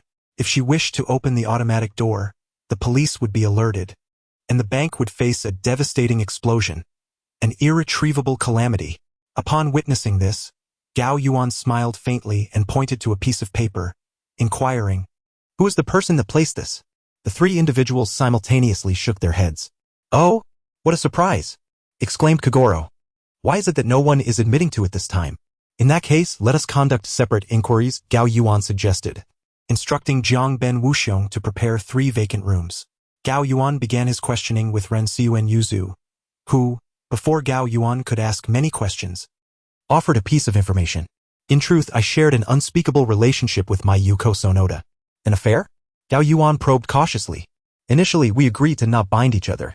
However, recently Mayuko insisted that I divorce my wife or she would reveal everything to her. Ren Xiu and Yuzu lamented, in a moment of madness. I found myself strangling her to death. He held his forehead in regret. I knew this day would come, but if I hadn't acted, my family would have been destroyed. Gao Yuan furrowed his brow. Where did you kill her? Right there, beside the desk in the vault, Ren Cun Yuzu replied. What about the vault door? Was it not locked at the time? Gao Yuan pressed further. Ren Cun Yuzu nodded in confirmation. Realizing he had misjudged a detail, Gao Yuan quickly asked Zhang Ben Wuxiong and learned that when the password was altered, the door was indeed open. It was only after Kogoro and Gao Yuan arrived that they found the door locked. It was an automatic door, and locking it required only programming control. Meanwhile, Kogoro, while questioning Jing Yangzi, was met with her immediate response. That woman has some rather unsavory rumors surrounding her. Kogoro, taken aback, pressed on. Mayuko has unfavorable rumors? Jing Yangzi, noticing Kogoro's reaction, smirked coldly. Embezzlement. She exploited her position to misappropriate funds, taking valuable items from the vault as collateral for financial speculation, intending to return them after the transactions were concluded, pocketing the profits. In a sudden outburst, Jing Yangzi expressed her fury. What a joke. How could such a trivial matter jeopardize my hard-earned career? Before this escalates, I must compel her to confess. With an intense glare, she declared to Kogoro. Even if you shift the blame to others, it may lead to your dismissal, Kogoro retorted, undeterred by her imposing demeanor. So, you wish to conceal all this? That seems rather implausible. I anticipated she would return the embezzled items today, so I intercepted her in the vault. We quarreled, and before I realized it, I had strangled her, Jing Yangzi confessed. Did you place that paper? Kogoro inquired. No, but I doubt it was merely a ruse, Jing Yangzi replied. She was an exceptional systems engineer. Breaching such a system would be child's play for her. Furthermore, we have no idea what she placed in the vault. If we were to investigate, we might indeed find a bomb.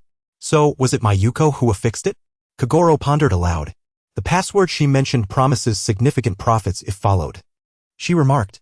Lastly, Gao Yuan questioned Hasegawa Ryuji, who began recounting the incident's origin but revealed an unexpected complication that necessitated his assistance. What complication? Gao Yuan inquired. Ms. Jing discovered her embezzlement of valuable items from the vault, Hasegawa Ryuji replied, pausing with a conflicted expression as if he had reached a significant decision before continuing, thus. She approached me to help her stage her own death. What? Upon hearing this, Gao Yuan was bewildered. A staged death? Are you saying Miss Sonoda is still alive? Indeed. She merely ingested sleeping pills to feign death, Hasegawa Ryuji clarified. Gao Yuan's brow knitted in concern. What is her purpose in this? And what of the password and the bomb? She altered the password. The bomb is a mere fabrication. It serves to deter anyone from attempting to open the vault. Her feigned death is intended to buy time. Hasegawa Ryuji's statements appeared increasingly illogical, prompting Gao Yuan to shake his head. Buy time for what? What relation does her feigned death have to delaying anything? As a systems developer with exceptional computer skills, she could easily unlock the vault even if the password were changed. Oh, I see. As Hasegawa Ryuji concluded, Gao Yuan pieced together the implications. Sonoda's intention was to prolong the time before the vault could be accessed. Having modified the password and programmed the vault door to remain locked, utilizing the bomb threat to prevent any alarms from being raised. However, this raised another question regarding Sonoda herself. When inquiring about Sonoda's background, Kogoro had mentioned she was a computer training school teacher, indicative of her notable expertise. Therefore, even if others were barred from entering due to the password change, she could directly manipulate the program to open the vault. Yet, if locking the door was indeed her objective, she would naturally avoid doing so. Pretending to be unable to unlock the system seemed exceedingly suspicious, leading Sonoda to adopt the extreme measure of feigning death within the locked vault. This deduction, based on Hasegawa Ryuji's account, led to a new dilemma. If Ms. Jing was already aware of her embezzlement, what purpose did her attempt to buy time serve? Gao Yuan queried. Because the items she embezzled are of immense significance. Hasegawa Ryuji stammered. It is a necklace of emeralds worth 260 million, belonging to the ambassador of the Kingdom of Kralit in the Middle East. The ambassador has urgent business and is set to return home tomorrow. Before departing, he intends to reclaim the emerald necklace. However, she cannot immediately restore the emeralds to their rightful place. If this were to be discovered, our bank would be doomed. Thus, she orchestrated this entire event. The ambassador's itinerary could not be altered. Should the vault remain inaccessible, he would have no choice but to depart. Upon comprehending this, Gao Yuan finally grasped the situation Hasegawa Ryuji had elucidated. This also clarified why Hasegawa Ryuji had chosen to assist Mayuko Sonoda in this endeavor. However, this led to a contradiction between Ren Seiyuen Yuzu and Hasegawa Ryuji's accounts. Gao Yuan felt a sense of resignation. He had initially believed this to be a tale of one individual being murdered sequentially by three others, unaware that such complexities lay beneath the surface. Clearly, someone was lying. Consequently, Gao Yuan reconvened with Kagoro to share the intelligence they had gathered. Upon hearing Gao Yuan's revelations, Kagoro appeared profoundly agitated. What? Is Mayuko still alive? Provided that Hasegawa-san speaks the truth. Before Gao Yuan could finish, Kagoro dashed toward the vault, calling out Mayuko's name. Gao Yuan, undistracted by Kagoro's actions, resumed his contemplation. Both Ms. Jing and Hasegawa had mentioned Mayuko's embezzlement of valuable items, while both Ren Seiyuen Yuzu and Ms. Jing, despite differing motivations, claimed to have strangled Mayuko. Every individual's words possess both similarities and contradictions, and the fact that these three are simultaneously eager to confess raises significant concerns. Is someone deceiving us? Or could it be that all are engaged in falsehood? No, the immediate priority should be to ascertain whether Mayuko Sonoda is truly deceased. With this thought, Takayama hurriedly made his way to the office of the System Development Department, as Ryosuke Hasegawa had mentioned that Mayuko Sonoda was in charge of system development, implying her workspace would be nearby. Although he could not definitively ascertain who among them was lying, it was evident that the individual capable of altering the vault's password was most likely Mayuko Sonoda. Consequently, her computer should retain records of any modifications made to the control system. Before long, Takayama located Mayuko Sonoda's workstation and pondered how to access her computer. To his surprise, upon awakening the screen, he discovered that it had not been locked. On her desk lay an open document, inscribed with the words, "I will await you in the underground vault. Should I not be present, please send a message to the address below." Following this were an email address and the signature of Mayuko. Takayama was perplexed. Did Mayuko Sonoda have an appointment to meet someone in the vault? Who could it be? Yet, who would leave such a document conspicuously on their desk? Without lingering on these thoughts, Takayama began to manipulate the computer.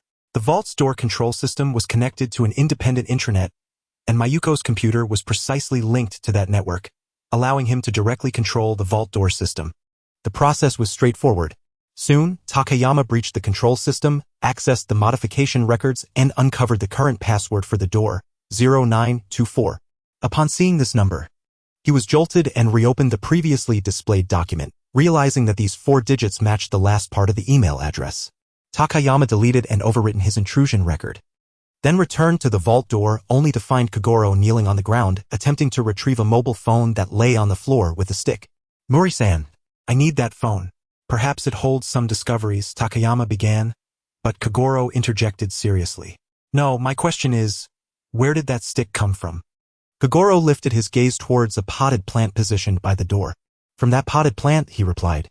Takayama approached the sizable plant, observing that it indeed contained a bamboo stick used for supporting the trunk. Upon inspecting it closely, he noticed that the stick was hollow. An idea suddenly sparked in Takayama's mind. He swiftly returned to the password lock, poised to input the code. "Hey, what are you doing? It might explode.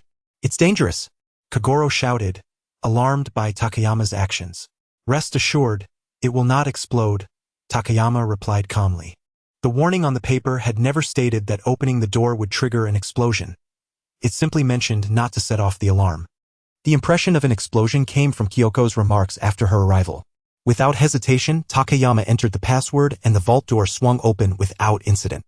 Kagoro immediately rushed inside, calling out Mayuko's name, but upon touching her body, he recoiled in shock and tentatively felt for her carotid artery. "She is dead," he exclaimed, retracting his hand. After a moment's thought, he pulled down the collar of her clothing and gasped, "She wasn't strangled." Takayama entered the room, circumnavigating the desk to find the young woman in professional attire peacefully lying on the floor. With a resigned sigh, he approached the body, crouching down to closely inspect the legs, which he could have seen from outside the vault. As anticipated, he noticed a small red dot resembling a pinprick. "Just as I thought," Takayama lamented. "Now, the pressing question is, who is the murderer?" Rising, Takayama contemplated for a moment before retrieving his phone and sending a message to the email address listed in the document. Soon, his phone rang within the confines of the vault. Kagoro hastily picked up Mayuko's phone only to find that the ringtone was not emanating from it. This indicated there was another phone present. Surprised, Takayama began to listen intently for the source of the ringing, with Kagoro following suit. Before long, they discerned that the sound was emanating from a row of safes embedded in the wall. However, with so many safes, how could they determine which one? Kagoro pressed his ear against the row of safes, honing in on a specific area. Noticing the numbers on the safe doors, Takayama suddenly realized that one of them bore the number 0924. The email's suffix, the vault's password, and the safe number. What an extraordinary coincidence. He mused, quickly returning to Mayuko's body and, with a tinge of remorse, began searching her clothing pockets. Sure enough, he uncovered a key. Armed with this key, Takayama proceeded to unlock the safe numbered 0924, and to his astonishment, it opened. Inside, he discovered a mobile phone and a diary. After briefly inspecting the nearly pristine phone, he began to peruse the diary. As he read through its contents, a sigh escaped him. All his bewilderments were unraveled. It was indeed a tragic tale. Takayama instructed Kagoro to summon everyone. When Takeo Emoto arrived with the three others at the open vault door, they exhibited surprise at the sight, prompting Takayama to clarify the situation. I have comprehended the entirety of this affair, Takayama declared, stepping forward to elucidate. Allow me to explain in order. He approached the paper bearing the warning message. The individual who affixed this false bomb notification did so under the pretense of Mayuko Sonoda's feigned death, intending to delay the vault's opening. Yet, Mayuko is now genuinely deceased. This implies that the individual who murdered her is not the same as the one who posted the notification. What? Mayuko Sonoda? Ryosuke Hasegawa exclaimed in astonishment, while Yuzo Nomura and Kyoko also appeared taken aback. Let us begin from the beginning, Takayama continued. Indeed, someone has been misappropriating valuable items from the vault. But that person is not Mayuko Sonoda, it is you, Mr. Nomura, and you, Ms. Kyoko. Moreover, you were also responsible for the misappropriation of the ambassador's green emerald necklace. All evidence has been meticulously documented in Mayuko Sonoda's diary. With that, Takayama handed the diary to Takeo Emoto, who observed the grim expressions on Nomura and Kyoko. Emoto flipped through a few pages, his astonishment evident as he directed a shocked finger toward the two. You too. In truth, a complete reading of this diary would elucidate all matters. Takayama continued. Mayuko Sonoda was dispatched by the headquarters to conduct a covert investigation into any illicit activities among your bank's employees. During her inquiry, she uncovered your actions and documented the evidence in this diary. However, just as she intended to submit her findings to headquarters, an unfortunate event transpired. You both misappropriated the ambassador's emerald necklace. If the ambassador were to discover such behavior within your bank, it would not only spell doom for the institution but also create international repercussions. In order to prevent the ambassador from having the opportunity to open the safe before returning to his country, you sought out Miss Mayuko, confessed the entire situation, and attempted to gain her assistance in concealing the matter. Thus, for the benefit of the bank, Miss Mayuko acquiesced. This led to the alteration of the vault's password, the feigned death, and the posting of a false explosion notice. That is why the two of you dared to admit to killing Miss Mayuko, as you were aware that she was merely pretending to be dead within the safe. Kaguru remarked at that moment. How could you both do such a thing? Takamoto Takeo exclaimed indignantly. No, it was us. Kyuko, realizing the situation had been exposed, vehemently countered. We did not act of our own volition. It was President Iwaki? Indeed. Nomura Yuzu immediately added. We only accessed the items within the safe under President Iwaki's directives. Iwaki. Upon hearing this name, Takayama stepped forward, inquiring urgently. Is he the head of your bank who was reported missing? Precisely. Everything was orchestrated by him, Kyuko affirmed. The majority of the money I obtained from the valuable items ended up in his pockets. Our appropriation of the ambassador's jewels was indeed out of necessity. Nomura trembled as he continued. After President Iwaki went missing, we discovered that he had illicitly transferred 200 million yen from the bank's accounts just before his disappearance. If this were to come to light, it would certainly lead to an investigation into our previous actions. Therefore, to rapidly rectify the accounts, we had no choice but to appropriate that gemstone valued at 26 million. Indeed, at this juncture, there is nothing left for us to conceal. However, we truly did not kill Miss Mayuko, Kyuko said anxiously. I have yet to finish my statement. Moreover, I did not accuse you of being the murderers, Takayama replied. visibly intrigued by the unexpected information regarding President Iwaki.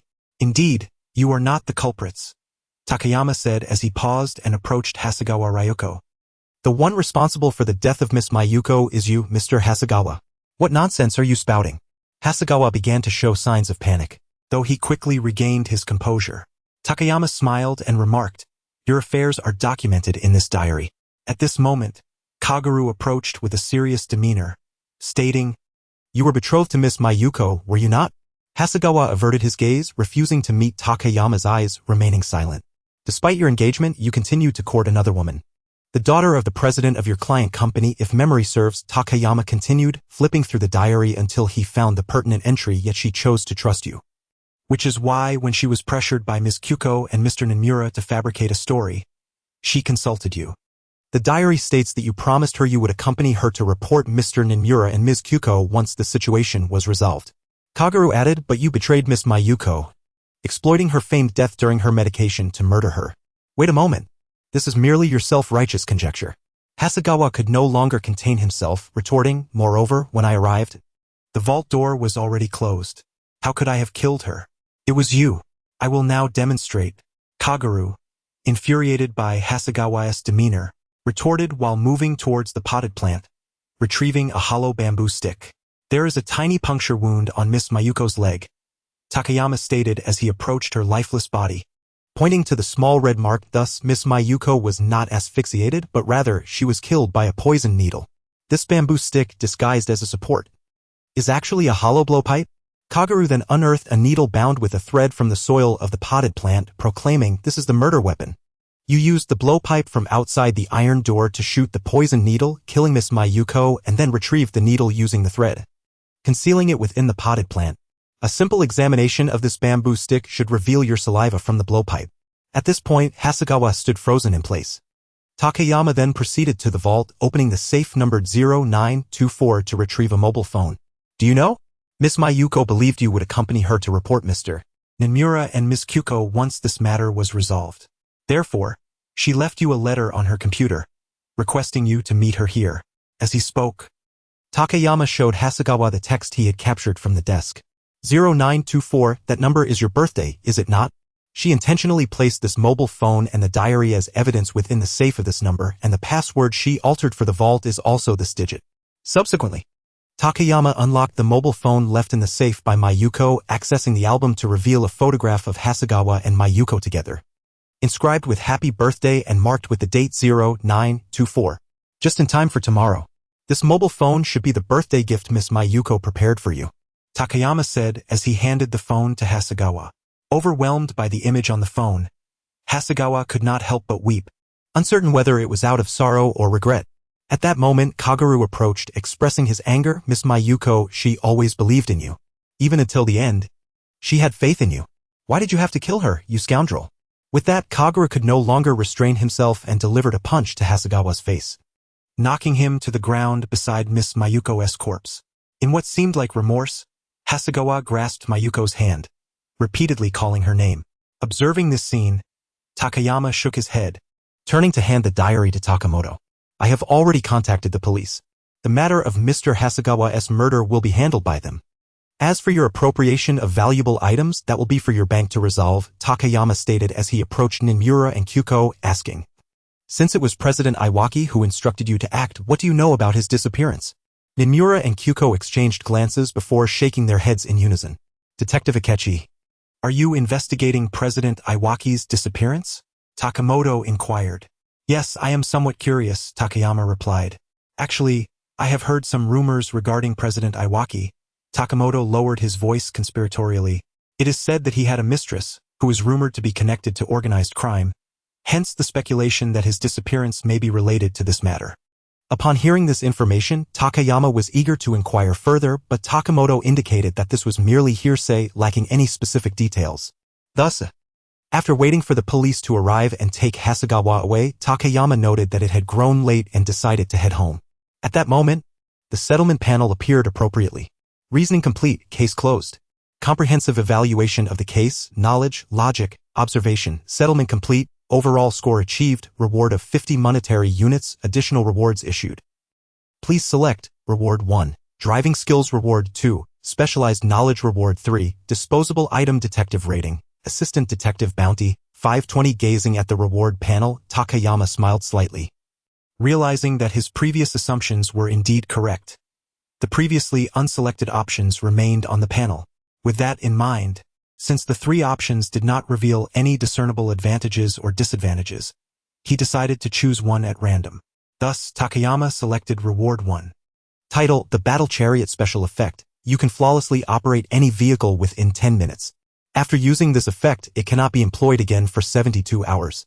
Upon reading about this effect, Gao Yuan was taken aback. It meant that airplanes and ships counted as well. How delightful! In a buoyant mood, Gao Yuan decided to head home. However, upon returning to his neighborhood, he was greeted by the sight of a familiar figure standing at his doorstep, Koju Akiko, wearing a disheartened expression. Today, Koja donned an off-shoulder black top paired with fitted denim trousers accented by a peculiarly styled necklace around her neck. As soon as she spotted Gao Yuan, Koja hurried over and questioned him. Did you not promise to assist Kaido Kuroba? Why have you not sought him out these past few days? Gao Yuan was startled, suddenly recalling his promise to assist the Phantom Thief Kid during the incident at the Igoda Bell Tower a few days prior. Wait a moment. That was indeed scheduled for tonight. No worries. I have a plan in place. Let's head directly to the scene, he quickly retorted. Hearing this, Koju finally breathed a sigh of relief, and together they made their way to the Igoda Bell Tower. Meanwhile, at her residence, a girl with chestnut hair was answering a phone call. Upon hearing the name mentioned on the other end, she echoed, Akechi Goro? Indeed, Akechi Goro was the name in question, residing at 2-20 Mahara Town, Tokyo. On the line was Masami Hirota, whose voice conveyed a sense of cheerfulness. Yes, I understand, the chestnut-haired girl replied, savoring the name yet finding no connection to her previous impressions. However, sister, I have not seen this phone number before. Of course. It's the number for my newly rented apartment, Masami answered with a smile, but don't tell anyone, it's a secret. After a brief pause, she playfully added, however, Shirbua, if you truly have an interest in this detective, I do not oppose. No, sister, the girl replied in a flat tone. If there is nothing else, I will hang up now. Wait a moment, Shirbua. Masami interjected. Regarding the address you provided, I had a detective look into it. Wait, a detective? The girl suddenly panicked. Sensing her distress, Masami quickly reassured her. Do not worry. I hired a detective with an exceptionally high level of confidentiality. One who retains memories for only a day and forgets everything the following day.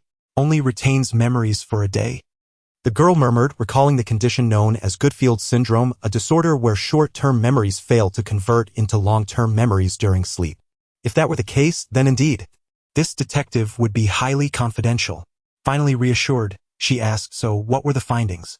Arson, Masami replied, her tone suddenly serious. The detective discovered that the residents at that address recently suffered a fire. The police concluded it was an accidental incident caused by a gas leak.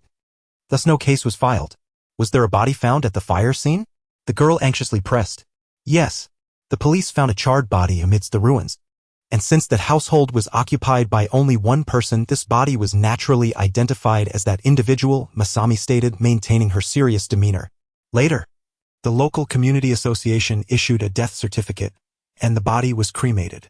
After a moment's pause, Masami earnestly inquired, Hey, Shirbua, could this method of destroying evidence suggest that the person was targeted by an organization? Upon hearing Masami's words, the girl fell into deep contemplation. The individuals killed by the organization appeared to have died of natural causes, meaning there was no need for evidence destruction. So what was the true nature of the fire? Yet it wasn't entirely implausible to consider. Shirbua? What are you thinking? Masami asked, sensing the girl's prolonged silence. Nothing. It's fine, the girl replied in a somewhat languid tone. It's quite late. I'll hang up now, sister. With that, she ended the call. On the other end, Masami smiled gently, reassured that all was indeed well. However, after hanging up, the girl wore a grave expression. The medication list of the organization would not casually list someone as deceased without thorough confirmation of their death, indicating that the administrator must have confirmed their demise before adding them to the list. However, if that were the case, it was rather peculiar. Why set fire to the evidence? Recalling the encounter at the Mahara City Hall parking lot with the detective Akechi Goro, along with the results from the facial recognition software, Two possibilities emerged in her mind. They either bore an uncanny resemblance while being entirely different individuals, or he had deceived the organization members and faked his death to escape. With this thought, her doubts dissipated. "So, Akechi Goro, who are you?" Naturally, this question remained unanswered as she believed she could not possibly approach this detective. Moreover, could that careless and arrogant fellow truly accomplish such feats? The profession of a detective seemed entirely incompatible with him. Contemplating this, the girl felt she had reached a conclusion and prepared to rest. Yet, the sudden chime of an incoming email caused her expression to change, prompting her to swiftly open the email and begin reading. For days later, the Mermaid Island Dugong Festival investigation team. The girl murmured the crucial details from the email, but upon seeing the final two names, her brow furrowed in distaste. Meanwhile, two men clad in black, donning black hats, had just entered a bar adorned with a somewhat classical decor. Aside from the bartender, the two men were the only patrons present. Taking their seats at the bar, the burly man turned to the silver-haired man beside him and asked, "Do mermaid remains truly exist?" "Who knows?" The silver-haired man replied coldly. "Regardless, that is not our mission." "Huh? Then what are we here for?" the burly man inquired, puzzled. "Even those who once wielded great power cannot resist the flow of time," the silver-haired man remarked, seemingly reflecting but with an icy tone. "Do you know? That island gained notoriety 2 years ago due to the discovery of mermaid remains, leading many prominent figures to visit last year. Our objective is to document the names of those influential individuals." After a brief pause, a hint of a smile appeared on his lips. "As for the mermaid remains, that's a task for little girls." At that moment, the bartender approached to inquire what they would like to drink. The silver-haired man pondered for a moment before revealing a cunning smile. "I'll have a sherry, please." At 11 o'clock that night, beneath the Agoda Bell Tower, Gao Yuan and Koju Akiko arrived at their destination. The area was already teeming with people, all raising their hands and vociferously chanting the name of Kid the Phantom Thief, presumably in support of him. Observing the scene before him, Takayuki felt a sense of helplessness, yet he followed Akiko Koizumi and squeezed into the forefront of the crowd. There, he spotted a girl who bore a striking resemblance to Ranmuri, holding a sketchbook that boldly proclaimed her opposition to Kaido Kid, shouting for him to go away. This display seemed particularly jarring amidst the throng of people. However, Takayuki recognized her as Aoko Nakamori, the daughter of Inspector Ginzo Nakamori and Kaito Kuroba's childhood friend. The object of his intended theft was the clock atop the bell tower. "Do you have any ideas to assist him?" Koizumi inquired, gesturing toward the clock. "Or perhaps a way to thwart the phantom thief?" "I'm afraid I have no solution," Takayuki replied, his expression one of resignation. "Eh?" Koizumi's expression shifted slightly. "Then what will you do?" "Let me think. I need to find him first," Takayuki pondered aloud. "I believe he must already be on site." With that, he departed the crowd, surveying the police presence at the scene. Above, helicopters hovered. Patrol cars traversed the roads surrounding the bell tower. A significant number of officers stood guard outside, while the interior was evidently well-staffed as well. Koizumi followed him, asking, "How do you plan to locate him?" Faced with this situation, Takayuki found himself momentarily at a loss for words. After all, he was aware from the original story that Kaito Kuroba had initially infiltrated the bell tower by assuming the identity of an officer driving a patrol car. But how could he explain such a scenario? "Consider it," Takayuki began, "the bell tower is entirely encircled by police and helicopters are patrolling overhead. What method could Kid possibly employ to reach the clock?" He attempted to clarify. Due to the helicopter's presence, Kid's usual glider would be rendered ineffective. Thus, the only plausible strategy would be to masquerade as a police officer and blend into the interior. Feeling that this line of reasoning was somewhat credible, he continued, however, "With such an overwhelming police presence, each officer is under the watchful eyes of others, making it exceedingly difficult to find a suitable disguise. In contrast, the patrol cars on the street might present an easier opportunity as they could potentially become isolated during their routes." With that, Takayuki retrieved his phone and accessed a map of the nearby area to examine the roads. He recalled a detail from the original story wherein Kid, disguised as a patrol officer, had bound the actual officer in the back seat of the vehicle before approaching a nearby officer, claiming to have spotted someone resembling Kid. It was evident that the vehicle's stopping point was not far from the bell tower and was rather secluded. Thus, upon identifying a suitable side road, Takayuki resolved to wait there for an opportunity. By approximately 11:30, while hiding in the secluded area, he finally observed a patrol car arriving. There were 28 minutes and 30 seconds remaining until the scheduled time. Now residing in Igoda, 27 years old and single, I'll borrow your name and face for a moment, Kaito said as he completed his disguise within the patrol car. However, a sudden knock on the window startled him, and he quickly prepared for various scenarios. Upon realizing that it was Takayuki outside, he paused momentarily. Is there something you need? He asked nonchalantly, rolling down the window while maintaining his officer's fa. Takayuki tossed a small, compact air cushion akin to a deck of cards which he had received from Dr. Agasa. Press the button on this in mere seconds. It will inflate into a cushion. If you find yourself in a dire situation today, consider jumping. Takayuki smiled before turning to leave, leaving Kaito momentarily perplexed in the car. Ultimately, however, Kaito decided to take the air cushion with him. Upon returning to the front of the bell tower, Takayuki began to patiently await the unfolding events. At that moment, another helicopter approached from the distance. Koizumi stepped beside Takayuki, her expression grave as she gazed at the aircraft. It's here. It radiates a clear, powerful aura, just like Kaito, cunning and agile, possessing eyes that can see into the hearts of others. Who could this be? Hearing Koizumi's words, Takayuki knew the answer, but remained silent. His neighbor Shinichi Kudo. As anticipated, at midnight, smoke billowed from the bell tower, and when it dissipated, the hands of the clock were nowhere to be seen. In truth, during the smoke's ascent, a curtain had concealed the clock's face, projecting an image of the clock instead. Subsequently, the helicopter carrying Shinichi Kudo drew near the bell tower, and promptly, he utilized Officer Megur's handgun to sever one of the ropes binding the curtain, revealing its existence to the gathered crowd. The helicopter's proximity also obstructed Kaito's intended escape route via his glider. In desperation, Kaito recalled Takayuki's words and, albeit reluctantly, recognized this as his last resort. Thus, he deliberately severed the curtain's rope, allowing himself to fall into the crowd along with it. Takayuki's air cushion indeed provided the essential safety net for this audacious maneuver. Witnessing Kaito's narrow escape, Koizumi finally breathed a sigh of relief, while Takayuki's gaze shifted toward Aoko Nakamori. As expected, Kaito had made his appearance there. This incident was, after all, Kaito's endeavor to protect the bell tower from being relocated, simultaneously exposing the owner's scheme to replace the gem on the clock's hands. Moreover, this was the very place where Kaito and Aoko, childhood friends, first met. Reflecting on these thoughts, Takayuki smiled wryly at Kaito, acknowledging, "You owe me a favor this time."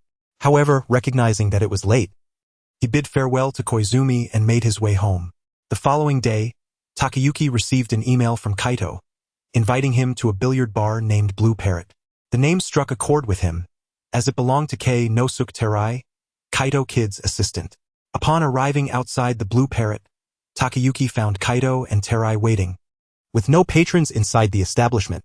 "Detective Akechi, I am truly grateful for your assistance yesterday with Master Kaito," Terai expressed after a brief exchange of pleasantries. Kaito, however, wore a displeased expression.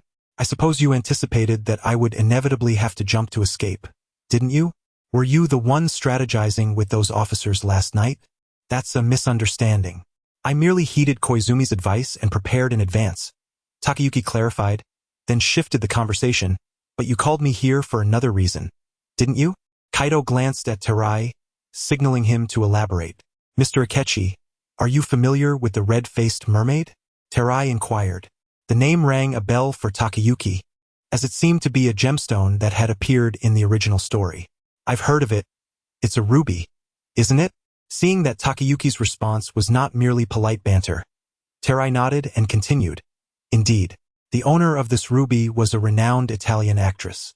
However, not long ago, she tragically perished in a maritime accident while aboard a cruise ship, and the red-faced mermaid subsequently went missing." Upon hearing this, Takayuki furrowed his brow, recalling that in the original story the gem ultimately ended up in the possession of Jirakichi Suzuki, who was determined to compete with Kaito Kid. However, a recent rumor has surfaced within the gem community, suggesting that a fisherman has discovered the elusive red-faced mermaid at sea. Terai Kojiro continued, "The veracity of this news remains uncertain. The location of the maritime disaster is not far from Wakasabe, and after analyzing this rumor with Grandpa Terai, I believe that if indeed a fisherman has found this gem, it is highly probable that he resides in the vicinity of Wakasabe. Kaito Kuroba chimed in. And the most likely place in that area is the American island. Dear Mr. Akechi Takaori, in my newly rented apartment, Masami Hirota was composing a letter on her computer. After completing the salutation and basic pleasantries, she delved into the main topic. Aware that you are engaged in detective work in Tokyo, I deeply admire your wisdom and urgently request your assistance in investigating a matter. At this point, Masami paused, seemingly hesitant yet resolved. She continued writing. I have a friend named Shuzo Nakagawa who was recently arrested by the police in Tokyo for bicycle theft. However, I know his family is affluent and he does not strike me as the type to commit such a crime. I hope you can help me uncover any underlying circumstances. Upon completing her letter, Masami recalled the last phone call she had received not long ago from Kurokawa Yuki. Akemi, I have failed. I was too naive in my thoughts. Perhaps from the moment we were born, we were destined to be ensnared by such a fate. Farewell, Akemi. Please take care of yourself. That was the final call from Kurokawa Yuki, who had struggled to muster his last breath to reach her. Yet, deep down, she was aware of the inevitable outcome. 16 years ago, after witnessing her parents vanish in the inferno of a laboratory, Masami understood that such an ending was preordained. Nevertheless, thoughts of her sister and the return of that individual to America filled her with an unwavering resolve. Moreover, her sister was now treading the same treacherous path as their parents. If allowed to continue, everything would spiral into irretrievable despair. Thus, even if there were but a sliver of hope, she was determined to act. With that in mind, Masami signed off the letter, sincerely, Kurokawa Yuki. After printing the letter, she donned gloves, folded it, and placed it in an envelope addressed to Akechi Takaori.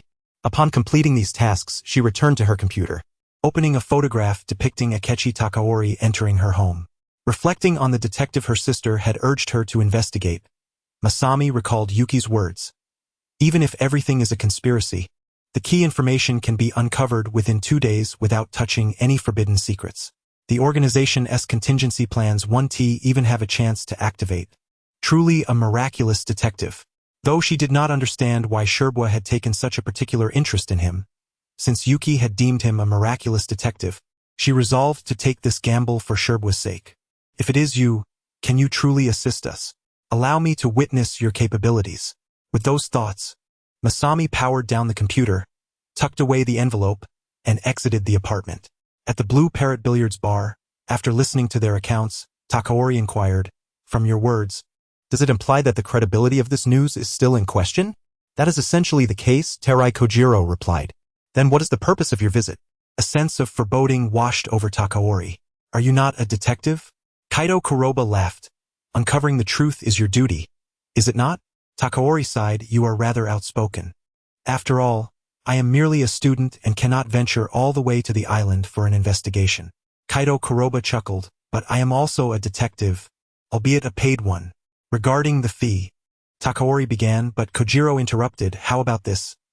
I will investigate this matter for free this time, but you must unconditionally assist me in the future. What do you say? Unconditional requests are quite bold of you, Kaito Kuroba retorted, shooting Takaori a skeptical glance. You wouldn't dare make an outrageous demand, would you? Surely it cannot be more outrageous than asking you to steal a gem, Takaori replied. But on another note, where did you acquire such information? And the notion of a fisherman discovering a gem at sea is hard to believe. Shouldn't gems sink alongside shipwrecks? It is said that the ill-fated actress had affixed the gem to the shell of her pet turtle before the ship sank. The fisherman found it floating in the aquarium that housed the turtle, Kojiro explained. Upon hearing about the gem on the turtle's shell, Takaori recalled that this detail was indeed part of the original story, although he could not remember the specifics. If this were the case, the rumor held some credibility. Regardless, if it is convenient for you, you should visit American Island soon. The seafood there is quite renowned, consider it a vacation. I've also heard they are hosting a festival at the island, Kaito Kuroba suggested. After contemplating, Takaori agreed that a trip would be worthwhile, especially given that several ongoing investigations had yielded no progress. Thus, upon returning home, he began preparing for a detailed inquiry. As he opened the iron gate of his villa, a letter that had been wedged in the gate's crevice fell to the ground. Observing the envelope with to Akechi Takaori inscribed upon it, he felt a surge of confusion. Essentially, Akechi Takaori was a new identity and all his relationships had been established only after his arrival in this world. In this context, who would write to him? Furthermore, the letter had not been sent through the postal service. It was evident that someone was aware of his residence and had deliberately placed it at his door. Yet, if that were the case, why resort to writing a letter? With these questions in mind, Takaori cautiously picked up the envelope and brought it inside.